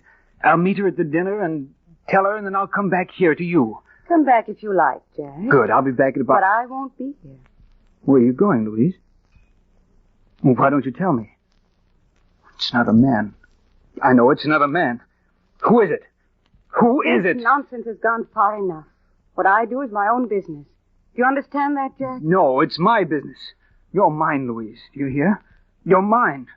I'll have you or no one else will. Jack, let go my wrist. Louise, tell me. You're hurting me, please. Louise, I want to know. Let me go. Well, Jack. Vera. Still making passes at the servants, I see. Perhaps it's just as well you saw. You might as well have this out now. Shut up, I can handle this. It's pretty easy to see what Miss Mayfield's little game is. She thinks she'll marry into the great Kruger clan. Well, let me tell you, Miss Mayfield, Jack hasn't got a cent to his name and never will have. Vera, please. I understand perfectly, Miss McPeak. I assure you I have no ambitions in Mr. Oakley's direction. Quite the lady, aren't you, Miss Mayfield? Well, watch your step. Sure, I know what you all think of me. Vulgar. Common. But let me tell you, we common clay McPeaks from Pittsburgh know how to get what we want. And we know how to keep it. Think that over, Miss Mayfield. Think that over. Yes, come in. Mademoiselle, Miss Louise. Madame Kruger has sent me to help you dress for your engagement. Come in, look. How thoughtful of Mrs. Kruger to send you, Suzanne. Have they gone? But oui, the car she left long ago. Oh, Monsieur, they were not happy. Monsieur Jacques, he say nothing. And Mademoiselle, his fiancée, the ugly one, she... Oh, you say, she's very hungry. Even Madame, she wants not to go. Well, let's not think of them, Suzanne. I'm happy, and I'm going to have a wonderful time. Now, Mademoiselle is très charmante. Very lovely. It is a thrift you go to, n'est-ce pas? It is for your young man that your eyes shine so. Maybe. You're too smart, Suzanne. But how do you think my young man will like me? How do I look? Oh, ravissant, Mademoiselle. He'll eat you up. You are so lovely. Suzanne, you are a darling. Yes, yes? Who is it? A letter from Miss Mayfield. Oh, thanks. It is a letter for you, Mademoiselle. For me? Well, it's a thick one, isn't it? Oh, how lovely. What an exquisite handkerchief. Why, who could have sent it to me? Madame Kruger must have sent it. It is one of the 6 she bought in Paris. It is perfect, Mademoiselle, for your costume, n'est-ce pas? Oh, it's lovely. What a darling Mrs. Kruger is. Oui, she is most generous. You're a carrierist, huh? Of course. Shall I put the scent, the perfume on it, mademoiselle? No, thank you. I'll do it myself, Suzanne. Oh, just put that bottle of gardenia perfume on my dressing table, please. Oui, mademoiselle. Now you can go, Suzanne. I won't need you anymore. Merci, mademoiselle. Au revoir, mademoiselle.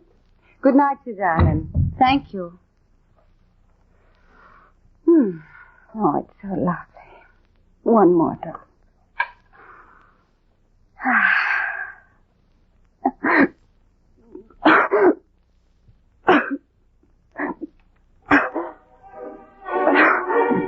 Suzanne. Suzanne. Help.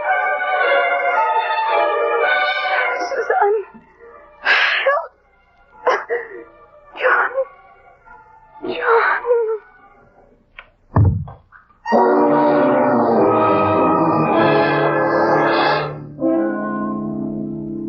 In all my years of experience, Mimi, I have never had to cope with anything so sordid. Teresa, how can you think of appearances with Louise, that beautiful child, lying in there dead?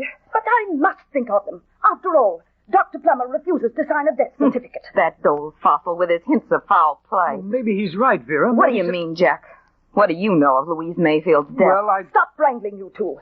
Dr. Plummer was kind enough to give us 36 hours. He's risking a great deal going as far as that. Oh, why doesn't Madame Story get here? Are you sure you acted wisely in calling her in, Mimi? Well, it was either she or the police. You said she had a reputation for discretion. Come in. Yes? Madame Rosita Story and Miss Bella Brickley. Thank heaven you're here, Madame Story. This is a terrible situation, terrible. Oh, but let me introduce you. I am Teresa de Guillon, This is Mrs. Peter John Kruger III. How do you do? Miss McPeak. Hello. Miss McPeak. Mr. Rocliffe. How do you How do, do you Mr. do? Rocliffe? It was good of you to come so quickly, Madam Story. This unfortunate accident is likely to create a distressing scandal for Mrs. Kruger. Accident, Mr. Guion? From what you told me over the phone, I gathered Louise Mayfield had been murdered. Nonsense. We don't know that, Madam Story. Nobody does. We only know Louise is dead. Poor child. We found her when we returned last night from our dinner party. It isn't nonsense, Teresa, and you know it. Madame Story is perfectly right. It would be very foolish to ask her help and not give her all the facts. What facts, Mimi? Just because that old fossil of a Dr. Plummer won't give a death certificate. If you ask me, it's a nice little scheme to get you to hire this Story woman and split whatever she can manage to get out of you. Vera.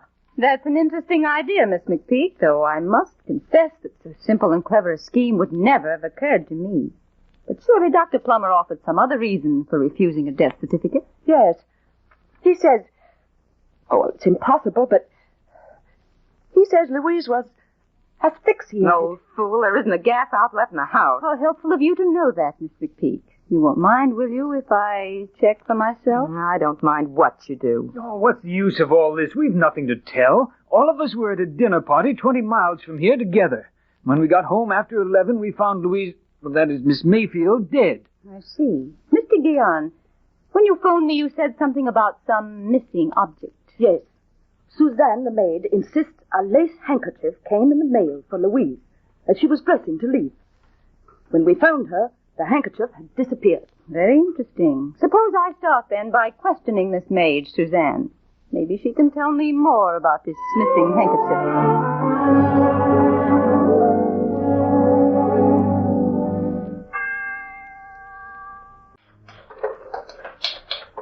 Good morning, Bella. Good morning, Madam Story. Typing last night's notes, I see. Yes. Say, you look worried. What is it? Oh, how can one look out at that peaceful garden and realize that in this house there's someone carrying the mark of Cain on their soul? Then you believe Louise Mayfield's death was not a natural one? That she was murdered? No doubt of it. Bella, that girl was asphyxiated. Oh, how horrible.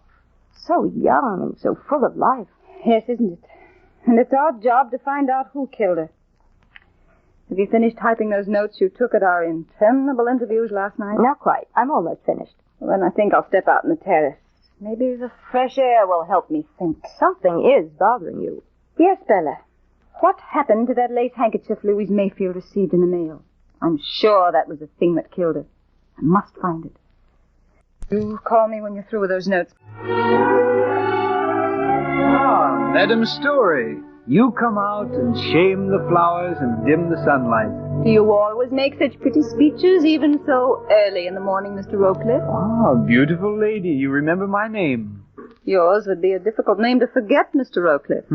Thanks to the Rotogravure and the picture magazine. Oh, that. You know, I had no hope of ever meeting you.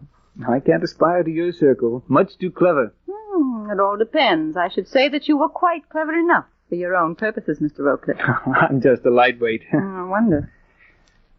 I see you're standing out under her window. That is Miss Mayfield's room up there, isn't it? Yes. Well, that was her room. Ivy-clad walls, old English ivy. Sturdy and strong, too. I wonder why the vines are so torn and broken. Oh, are they? I hadn't noticed. You loved Louise Mayfield very much, didn't you? Yes. I loved her more than anything in life. And she? Oh, why should she care for me? What am I? Nothing but a wastrel. She was in love with someone else. I know it. I could tell. But if I'd known who it was, Why didn't you tell me, Mr. Rocliffe? You'd left your dinner party and came back here last night. How did you know that I did? I didn't. You've just told me. Oh, thank you.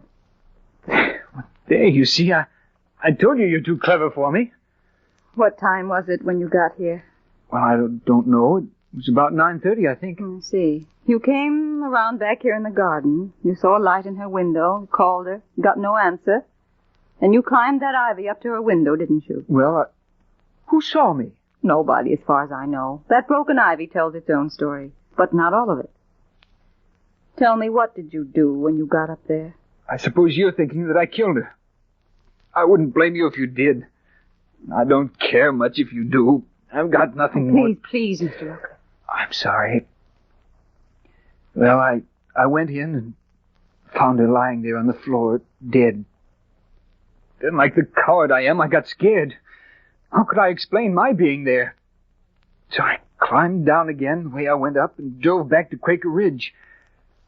I suppose you don't believe me. Suppose I say I reserve judgment.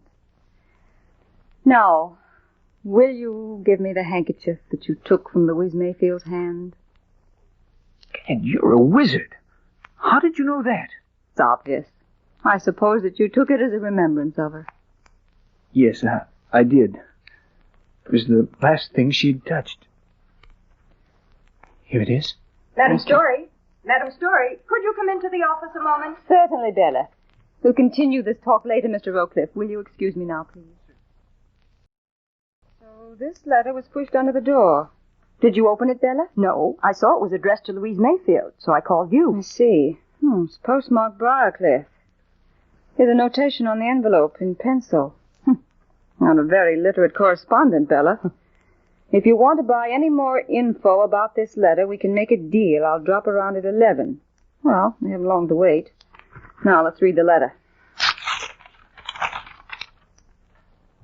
Darling, I can hardly wait till Tuesday night when I'll see you again. I'm moving heaven and earth to arrange things so we'll be together for always. All my love, dear. It's signed J. J? That must be Jack Rowcliffe.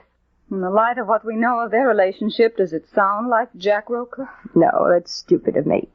But the initial. It could be the J stands for John. Peter John Kruger. Uh-huh. This must be our mysterious correspondent now. Come in. Well, ladies, here I am. Johnny on the spot, like I says. Know your business? You're the Kruger chauffeur, aren't you? Mr. Gargan's the name. Chauffeur and bodyguard. I'm sure you're efficient in both departments, Mr. Gargan. But why the bodyguard? Well, it's like this. The Krugers are important people, see? Mm-hmm. They're likely to be bothered by cranks and other undesirable citizens, get it? They need protection. And I'm the guy that can protect them. Yes, I can see that, Gargan. But now, about this letter. Yeah, that's right. Well, do I sing or don't I? That depends on your song, Gargan. First, tell me, how did you manage to get hold of this letter? Well, it's like this. I always get the mail, see? And I always deliver it. But yesterday, Mrs. Kruger and the old dame are with me. I go in and get the mail, and I look through it to see if it's something for me. And I see this letter. Well, when I come out to the car, Mrs. Kruger says, give me the mail. I hands it to her. And when I get it back, this letter ain't with the others. Well, I don't think much about it till last night when this Mayfield dame was bumped off. Then I begin to smell a rat. And this morning, I does a little mooching around. And here it is. Very graphic, Gargan. How's that? Oh, skip it. Now, what further information have you to give us, Gargan? I can tell you who sent that letter to the Mayfield dame. So, for how much? Half a G. $500? That's an expensive song, Gargan. Oh, nuts. You can put it on the expense account. You're right. Nuts it is. The $500 is yours. Thanks. Here you are. Now, who sent this letter to Louise Mayfield? Well, it was the one who did... Gargan. Madam Story, is he dead? Yes. The shot came through that window. Why? To keep him from telling us who sent that letter to Louise. Help me put him in that closet over there. Zeke, I won't let you. You can't. You've got to report it. If I report it now, the police would interfere with all my plans. I need 24 hours. You're risking your reputation. We've taken risks before. But this is concealing a murder. Why do you need 24 hours? To learn the secret of this, Bella. Why, that's one of Mrs. Kruger's handkerchiefs. No, Bella. It's the handkerchief. The one Rowcliffe found on Louise Mayfield's body. I'm staking my reputation on this little scrap of lace. Madam Story, Potter is back. Oh, that's good, Bella. Did he bring back the handkerchief from the laboratory report? Yes, here they are. Just as I thought. Oh, what a horrible use for such a lovely thing. This handkerchief was the murder weapon, Bella. But how could it have been? Because our murderer knew that Louise Mayfield used gardenia toilet water. But can we find out who sent it? I rather think we can. Bella, get those 4 lace handkerchiefs that Suzanne got for me from Mrs. Kruger. What are you going to do now? Now, my dear Bella, I'm going out to present a noose to a murderer.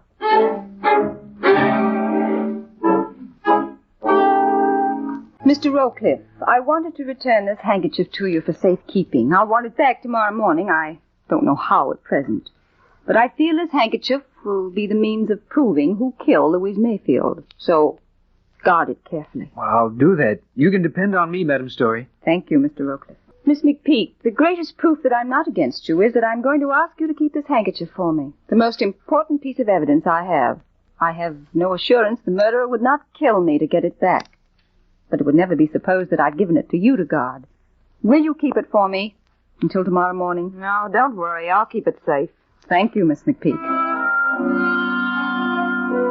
Mrs. Kruger, what I came to see you...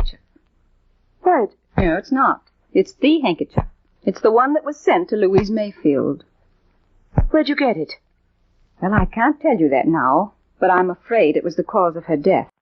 Oh, how horrible. What I'm going to ask you to do is to hold it for me just until tomorrow morning.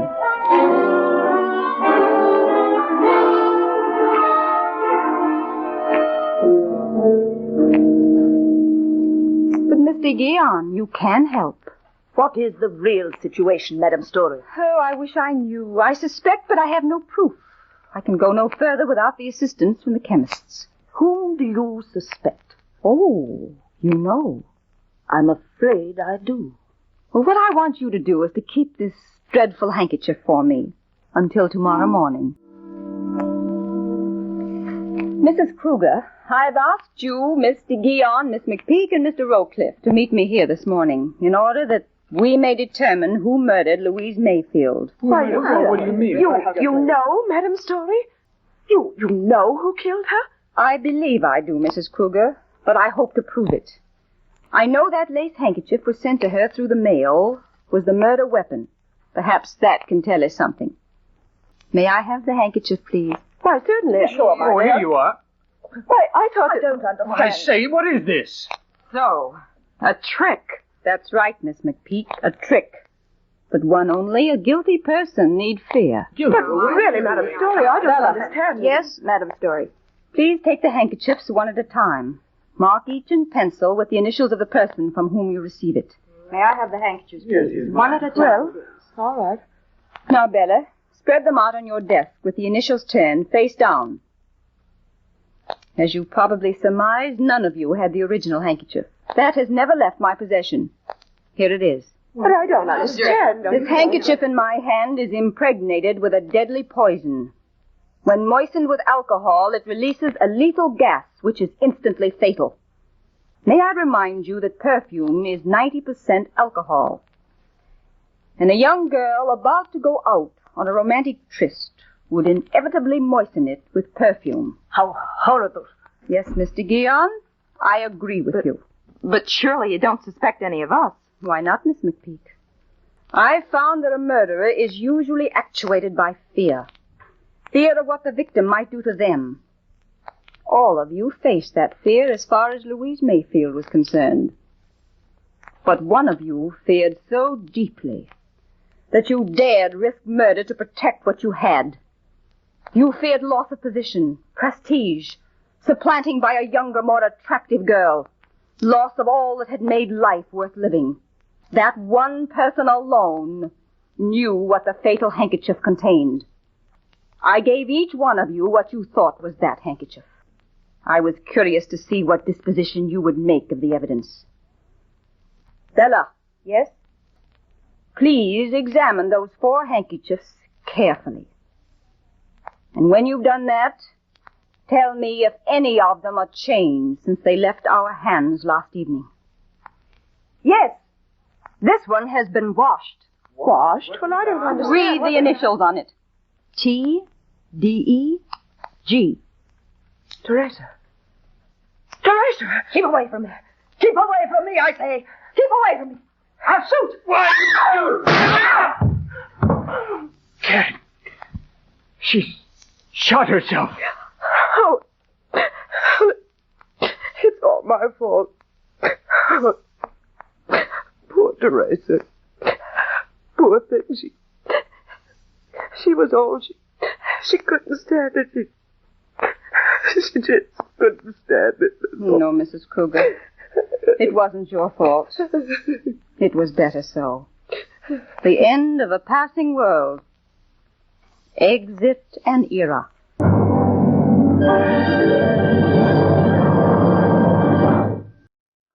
You have been listening to Murder Clinic.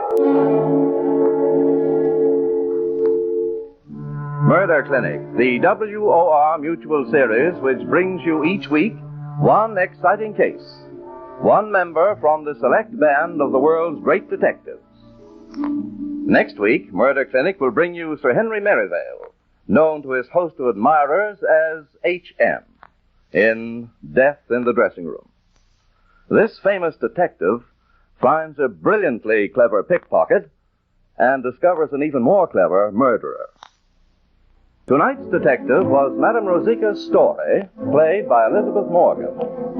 Original music was composed by Ralph Barnhart and conducted by Bob Stanley.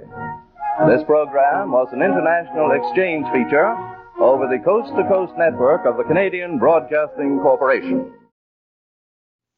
The National Broadcasting Company presents Joel McCrae in Tales of the Texas Rangers.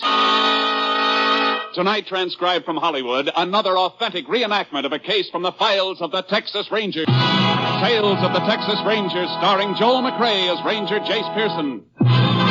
Texas, more than 260,000 square miles. And 50 men who make up the most famous and oldest law enforcement body in North America. Now, from the files of the Texas Rangers come these stories based on fact. Only names, dates, and places are fictitious for obvious reasons. The events themselves are a matter of record.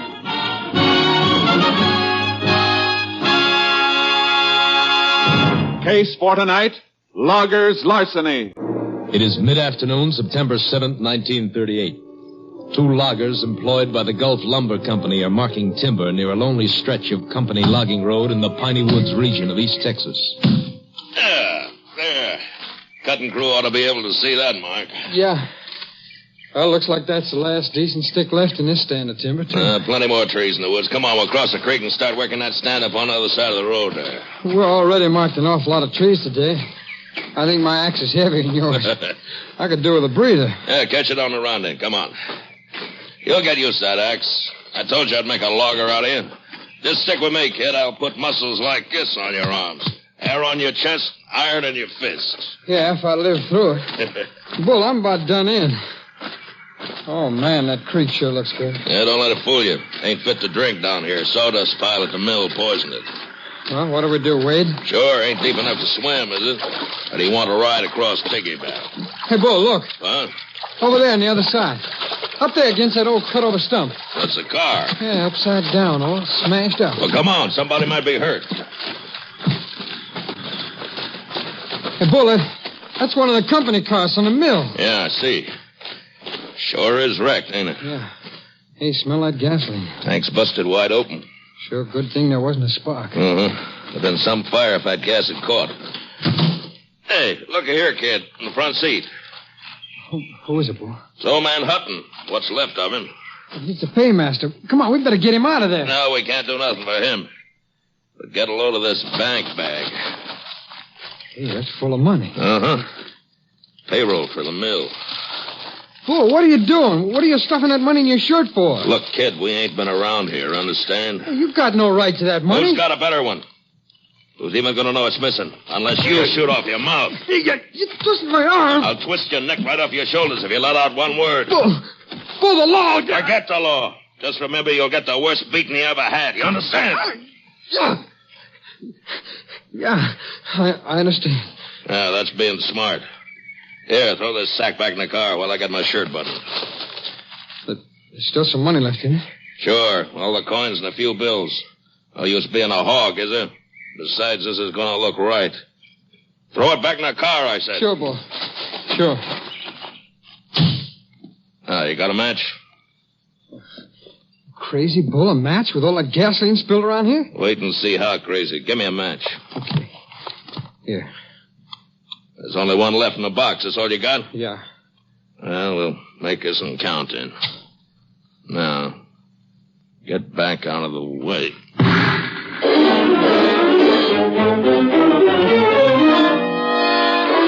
The frantic mill superintendent waited until evening to report the missing paymaster and money. Sheriff Stanton immediately contacted the Texas Rangers. An all-points bulletin for the apprehension of the man was sent out, and Ranger Jace Pearson was assigned to the case. He arrived at the mill with the sheriff early the next morning. Here's the mill office, Jace. Might as well start there. The quicker we can get a line on Hutton, the better. Yeah. If he's making a run for it, he's already got a big lead on us. Sure. I've been waiting for you. Meet Ranger Pearson, Mr. Browning. Mr. Browning's the mill superintendent. Howdy, Mr. Browning. Pleased to meet you, Ranger. Anything new here? No. I'm kind of inexperienced at this sort of thing. I sure been waiting for you. The delay's my fault. It was nearly sunup when I met the sheriff. It took time enough for breakfast and to drag the bank teller out of bed. He says your man Hutton left the bank about a half hour after closing time yesterday. Yeah, they waited until the street doors were closed before they started making up Hutton's orders for mixed currency. They usually work it that way at the bank on paydays. $18,000 is a lot of money to count out, you know. Well, we not only know how much money we're looking for, but how much of each denomination. I've got Hutton's list. The bank teller gave me a copy of it. He sure must have slipped out quiet. Not a soul in town saw him after he left the bank. No telling which direction he headed. Would you have a picture of him by any chance, Mr. Browning, to sort of amplify the description we've already sent out?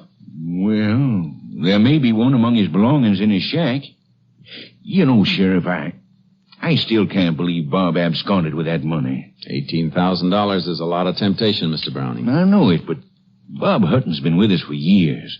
I'd have trusted him with every asset the company owns. I just don't know what to think now. We won't rule out any possibility. Before we go through Hutton's things, I'd like to talk to any of your crew who might have been working near the road yesterday afternoon. Well, Foreman Bull Evans and his helper were marking a stand of timber over by Pine Creek. They're down the drying yard this morning. The rest of the crew's out in the woods. How do they feel about Hutton not showing up? Quite a few of them wanted to dig up a rope and go hunting for him. But Bull Evans talked them out of that. Let's go find this foreman of yours. He sounds like some talker. Maybe he can tell us something.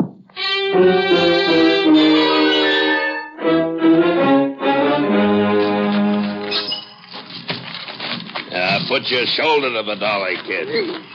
Here. Yeah, that's good. I will stack this load of sheathing beside that last bunch of 2-bys. Stand them on in and slide them in against the ridgepole there. Okay. This green stuff's as heavy as lead. Stack it up there straight. Want the whole blame rack to come down on top of you? What's the matter with you? You nervous? No, I ain't nervous. Give me a hand, won't you, Bull? Sure. There. Like I told you, keep your mouth shut and nothing will happen to you. Okay. Get that next stick now. Like that? Maybe we'll make a logger out of you yet. Bull, look, here comes the boss and a ranger. Yeah, and the sheriff. So what? Grab that next stick and remember what I told you about talking. Hello, boss. Sheriff, find old man Hutton on the payroll yet? Well, this is Ranger Pearson. Oh, howdy, Ranger. Howdy. Ranger and the sheriff want to ask you and the boys some questions. Well, sure. Glad to help. Hey, kid, hold it a minute there, will you? Yeah, sure. I understand you were working somewhere near the road from town yesterday afternoon. No, we're working a standover on Pine Creek. Sometimes it was near the road, sometimes it wasn't. Did you see anything of Hutton or the company car he was driving? We didn't see any car, did we, kid? No. Did you hear a car going either way on the road? Yeah, we didn't hear nothing. We didn't see nothing. I'm afraid you're barking up a wrong tree, Ranger. How's that, Bull? Old man Hutton wasn't crazy. He'd seen a chance at a lot of money, and he took it. He never headed back this way from town. You'll pick him up someplace long gone from here. All right, Bull. That's all. Yeah, come on, kid. Let's get back to work. Wait a minute. I haven't talked to your helper yet. Well, Bull told you. We didn't see nothing. I don't know nothing about that money. We're looking for a man right now, son. Not the money he was carrying. Are you as convinced as Bull here that he ran off with the company payroll? Well, are you or aren't you? I don't know nothing about it, I tell you. What are you so nervous about? Well, nothing. I just don't know nothing about it. Look, son, maybe you don't know it, but there's a severe penalty for withholding information from the law in this state. If you do know anything about this case, anything at all, it's your duty to tell the ranger and me now. Well, Yeah? Well, there's a pretty bad turn over there on Pine Creek. Mr. Hutton might have had an accident when nobody was around. Say, that is a possibility, Ranger. That's the worst stretch along the road. And one of those turns is a bad one. Old Bob Hutton could drive that road backwards and blindfolded. He's been doing it for years. Besides, me and the kid come in by the road last night. There wasn't no wreck along it then. Did you see anything, son? No, there wasn't nothing along the road when we went by. We came out that way this morning, Jace. Wasn't anything inside then either. Well, the area along the creek is an old cutover. Brush has come back thick in spots. The car down in there could be completely hidden from the road. Well, we're going to have to search every inch of the way out from town to eliminate accident as a possibility in this case anyway, Jace. This bad turn out by the creek sounds like as good a place as any to begin with. Yeah, let's get out there and take a look. You mind showing us that cutover, Mr. Browning? Well, not at all, Ranger. I'll get my car and you can follow me.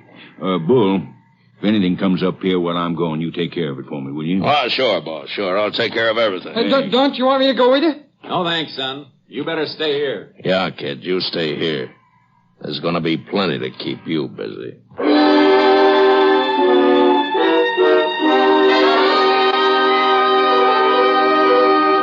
Roadside tracks and broken brush near the bad turn on Pine Creek were so faint we nearly missed them. The car itself was completely screened from the road by brush. It was badly burned and lay upside down on an open patch of grass. The body of its driver slumped near the wheel.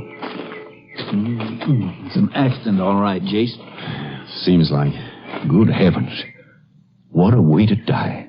Marks indicate Hutton lost control when he left the road. Judging from the damage to the car, I think there's no question but what he was dead when the wreck caught fire. Well, I hope so. I told you I couldn't believe Bob Hutton would steal that money. Looks like you were right, Mr. Browning. Here, look in this window. Yeah. What a mess. There's your money, what's left of it. There beside the springs of that burned seat cushion. Oh, yeah. I see some corn rolls with the wrappers burned off. And that fluff of ash on top of them is what's left of the paper money. It's hard to believe it would burn that much. It was a mighty hot fire while it lasted. Even the body metal's warped all out of shape. Well, Jace, looks like it's back to town for us. I got to get an undertaker's wagon out here to pick up his body. I'll have to kill that all points wanted bulletin on Hutton, too. Guess that'll about wind this up, huh? I'm not so sure, Sheriff. What do you mean? This just doesn't feel quite right. What doesn't? Finding this car like this. We might have looked for a day before we found it down here in this brush. Don't you have more to go on than that, Ranger? No, nothing more. Just a hunch. It seems like working on hunches would be kind of dangerous in your business. It usually is, for somebody. Come on, I want to get back to the mill. Well, what do you want to go back there for? You don't need a phone. You can use your car radio. Yeah, I know. But there's something funny about this. I want to get it cleared up. Hey, Sheriff, look out. Watch where you're stepping. What is it? That matchbox. Oh. Hey, wait a minute. What's so important about a matchbox? It could be plenty important. Here, look where it's lying. I don't get you, Jace. All right, look up there, Sheriff. That's where Hutton's car turned over. It slid down from there on its roof. The matchbox is right in the track, and it hasn't been crushed. Meaning it was dropped after the wreck. What? That's right, Sheriff. Let's see. It's empty. The last match was used and the box thrown away. Well, used for what, Ranger? What's a matchbox got to do with Bob Hutton's death? Maybe nothing. But even when a car's as badly damaged as this one was, even when it's drenched with gasoline, it doesn't always catch fire. Let's go back a minute. Do you know what you're saying? I think so. You mean somebody could have deliberately set this car afire after the accident? If this was an accident. Oh, but look, Jace, the only possible reason for arson in a case like this would be to cover taking the money Hutton had with him. And it's still there. What's left of it, anyway. I know, Sheriff. There we are. Give me a hand, will you, Sheriff? Sure, Jace. What do you want to do? And see if we can't get what's left of that money out without disturbing the ash around it. I want to send it into the lab. What'll that get you? If any of it's missing, they may be able to tell us. We removed the remains of the charred money bag and its contents as carefully as possible and packed them for transfer to the laboratory. When we drove back to the mill yard, Bull Evans was just coming out of the office. Hi. You find any sign of Hutton? Yes. He's dead, Bull. Dead? He had an accident. near Pine Creek. Just about where that kid suggested we look, too. What can you beat that? Where is the kid? I think we better talk to him again. Well, you ain't going to get much out of him, Ranger. Why? No, these young punks never look where they're going or what they're doing. He's got himself really bunged up. Where is he? In the first aid room back of the office. I wanted to send for a doctor, but he wouldn't let me. I got him on a cot back there. He don't feel so good. Let's take a look. Come on. You too, Bull. Yeah, sure. Right through there, Ranger. Okay.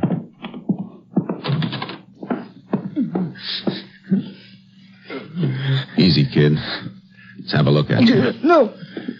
Leave me be. Why, his face is beat to a pulp. Bruises on his ribs and belly, too. What happened to you, son? No, go away. You better answer the ranger, boy. What happened to you? Go on, kid. Tell him what happened. The drying rack. It fell on me.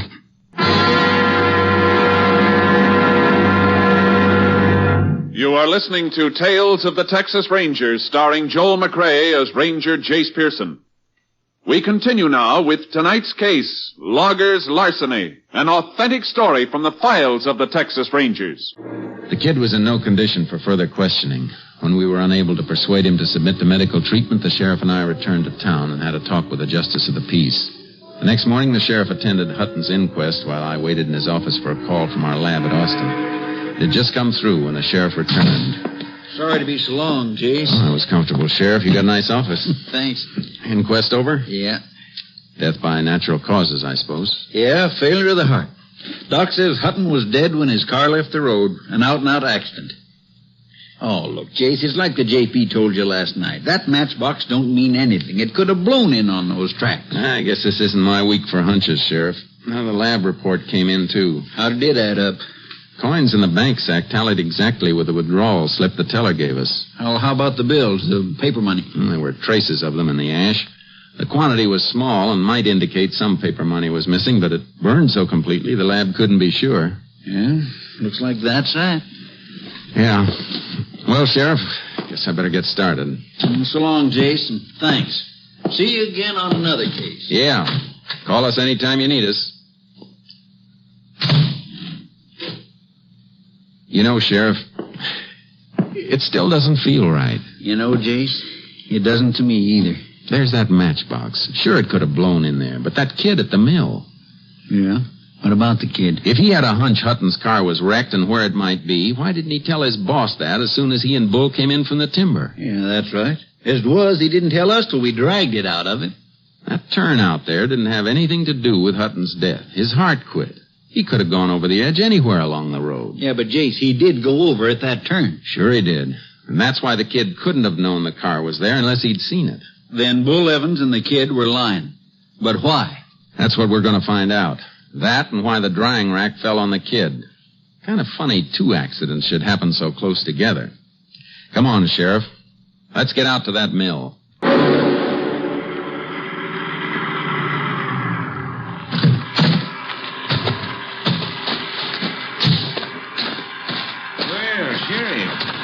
I didn't look for you and Ranger Pearson back. Something new come out? Not exactly, Mr. Browning. Just a few loose ends. I want to talk to that kid who was hurt yesterday. How is he? Oh, apparently a lot better than he looks. How's that? He was up for breakfast this morning. Insisted he was in shape to work. In shape to work? That's what he claimed. That kid was in shape for a hospital. Bull backed him up. He'd been taking care of him. I guess he ought to know. They around the yard here? Well, Bull didn't figure the kid was quite up to yard work. They went out with a felon crew. Together? Sure. Bull said he'd watch after the kid. Oh, he did, huh? Where are they? Up in the northeast quarter of Section 3 someplace, about 4 miles out. Come on, Sheriff. We better get out there. That kid was in no condition to work. Well, you can't make it in a car. We haven't got our access road to that section finished yet. You got any horses here? Yeah, the one I use for making my rounds of the cruise is saddled up out back. Bring it around for the sheriff. I'll get my horse unloaded from the trailer. Right away, Ranger. Come on, Sheriff. Get on the other side of that end gate, will you? Sure. You think that kid's in any danger, Jace? What do you think? I'm beginning to think so. So am I. Oh, back out, Darky. Steady, boy. Easy, boy. Here you are, Sheriff. Stirrups ought to be about right. Thanks, Mr. Browning. Now, you take that work road at the corner of the yard. You begin to hit some of the crew out at the end of it. They can tell you just where Bull and his helper is. Thanks. Let's go, Sheriff. Come, Charlie. Come on, pick him up, boys.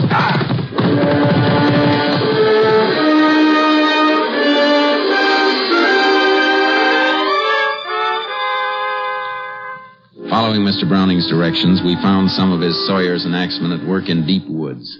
They sent us on to others, knowing only that Bull Evans and the kid were working somewhere up ahead. Hold it, Sheriff. Charlie. Listen. Somebody working over there. Yeah, come on. Let's go, Charlie. Come on, boy. Is it Bull and the kid? No. Charcoal. Hey there. Hi. Howdy, Sheriff. Ranger. What you doing out here? Looking for Bull Evans and his partner. Boys down the line said they were up this way. Yeah, they were a little while ago. Where'd they go? Blamed if I know. Them two are crazy. Crazy? What do you mean? That Bull was working over there. You can see the cut he was making. Uh-huh. The kid wasn't worth much, bunged up the way he was, so he was just fooling around, kind of grubbing out a little brush. Well, Bull come over to bum a smoke off of me, and when he turned around, the kid was gone. Gone? Yeah. Slipped off in the brush. Bull hollered for him. When he didn't get no answer, Bull took right off after him, swearing fit to make old Paul Bunyan turn over in his grave. How long ago? 10, maybe 15 minutes ago. Come on, Sheriff. Hey, look, what is all that? Tell you later, son. Come on, let's go. Lift him, Charlie.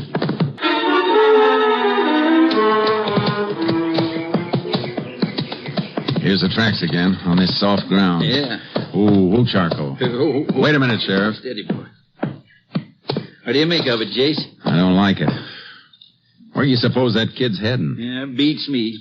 Wherever it is, he's sure heading there in a straight line and hard as he can go. Yeah, with Bull apparently right behind him. Makes about as little sense as that drying rack falling on him yesterday or Bull talking him into reporting for work this morning. What's between the two of them? That's what we got to find out. Tracking us too slow. We're losing too much time. That's pretty thick timber ahead. It ought to slow them up some. Won't be much to follow when we get in there in those pine needles either. Jace, maybe we better split, sort of spread out. That way we'll be... Hey, hear that? Somebody in there's got a gun. Come on, get up, Charcoal. Come, go. You know, I'm betting it's Bull. Sounds like the shots are in the middle of that timber stand. It's a bad place to work blind, Jace. Yeah. You might miss him complete in there. Possible. Look, Sheriff. You cut around the timber the other edge in case somebody breaks out in the clear in that direction. I'll head straight for the sound of those shots. Try to box them in, huh? Worth a try. Come on, Charlie. Come on, team of horse. Let's go.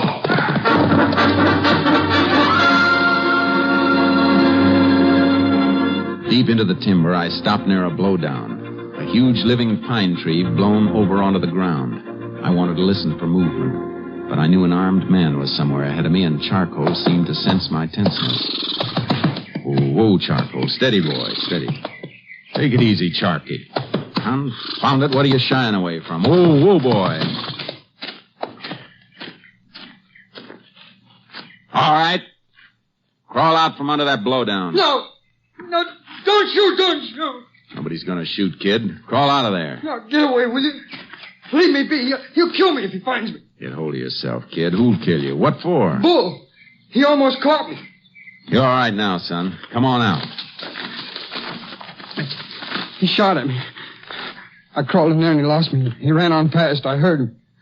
But he'll be back. You better tell me why he's after you. Come on, spill it quick. I saw him take the money. From Hutton's wrecked car? Yeah, we came down to the creek and there it was. He took the money and threw a match into the gasoline. He burned the car. Mr. Hutton's still in it. Oh, settle down. Take it easy. Hutton was dead when his car left the road. Why didn't you tell us about this yesterday when we asked you? Well, I tried to tell you, but Bull was standing there watching, listening. And look what happened to me afterwards. That accident at the drying rack? The accident. He pushed the rack over to make it look that way. Afterwards, he beat me and almost killed me. Came close enough. Why didn't you sneak out to Mr. Browning with your story last night? I never got a chance. Bull got a gun out of his possibles bag and kept it under his blanket all night, pointed at me. He never slept a wink. I had to get up this morning and make it look like I wanted to come out here to work with him. Why'd you head in this direction when you made your break this morning? Well, I figured if I could get to the money and get it back to Mr. Browning, this would all be over, and, well, then I'd be safe. You know where the money is? Yeah, it's in an old stump in a draw between here and the road. Come on. Charcoal will carry double. We got some riding to do. I could understand the kid's terror. A professional criminal knows the odds against him and seldom goes beyond a certain limit. An amateur is like a man in quicksand, more desperate with every step and more dangerous. There, that's the stump right over there. Ooh, Charlie. Ooh, boy. There's a hollow on the other side of it. Hurry up, will you? Uh-huh. Take it easy, kid. Charcoal made a lot better time than Bull could have made on foot. Besides, he's still probably looking for you. Well, maybe he's been here already. We'll soon see. Yeah, it's here, all right. Can't you hurry? Hey, this is a pile of money. Yeah, I know. Come on. All set, kid. Just as soon as I stash these bills away in my saddlebags.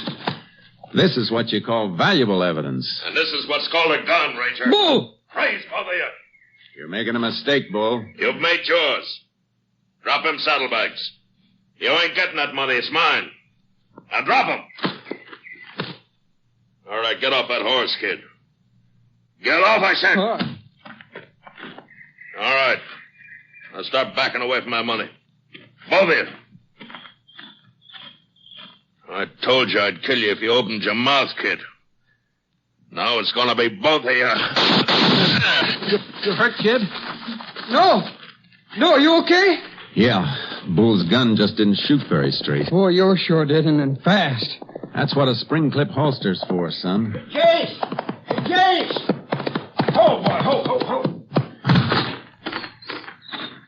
Everything all right? Yeah, for everybody but Bull. He's dead? Kind of. What was the deal, Chase? Did he have some of the money from the wreck? Show him what's in the saddlebags, kid. All right. Here, Sheriff, take a look. Looks like he had it all. How deep was the kid here in with him? I reckon that's something the court will have to judge on the evidence. Here, give me a hand, Sheriff. You'll hang Bull across your saddle. He's got one last ride coming.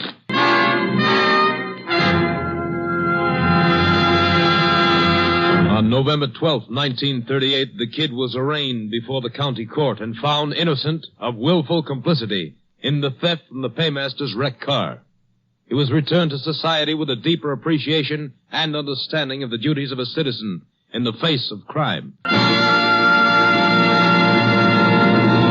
And here again is the star of our show, Joel McCrea. You know, we're awfully grateful to you people for the nice letters you've sent in. It makes you feel good to know that there's some folks who just want to let you know that they're all for you and that they like your show. I know it's kind of an effort to sit down and write a letter or postcard to a voice hundreds of miles away, and that's why it would be downright ungrateful if we didn't thank you for your trouble. It's really a compliment. There's a little story I ran across about a ranger I thought you'd like to hear before we say goodnight. I thought it was kind of funny. It seems that in the days when the Texas Rangers were charged with the enforcement of the prohibition laws, their reputation for apprehending offenders caused moonshiners to keep a sharp eye out for these famed officers. One day on a lonely road in East Texas, a moonshiner with a load of bootleg whiskey rounded a turn and came upon a man dressed in khaki clothes, big hat, and boots, signaling him to stop. Frantically, he grabbed a wrench and broke all 10 of the 1-gallon bottles of whiskey. Turning to the man in the road, he called, "You can't arrest me, Ranger. You ain't got no evidence." "What do you mean, fellow?" replied the Texas Ranger. "I have a flat tire. Can you loan me your jack?" Good night, folks. See you again next week. Next week, Joel McCrea in another authentic reenactment of a case from the files of the Texas Rangers. Joel McCrea is currently seen starring in the Universal International Technicolor production Frenchie. Tonight's cast included Tony Barrett, Bill Conrad, Stacey Harris, Farley Bear, and Bill Johnstone. This story was transcribed and adapted by Tom W. Blackburn, and the program was produced and directed by Stacy Keach. Hal Gibney speaking. 3 chimes mean good times on NBC. Monday is for music, the best in music on NBC. Tomorrow evening, the telephone hour brings you contralto Marian Anderson as guest soloist. And for a melodic blend of light classical and classical music, you're invited to the second concert in a new Monday evening series by the Boston Pops under the baton of Arthur Fiedler.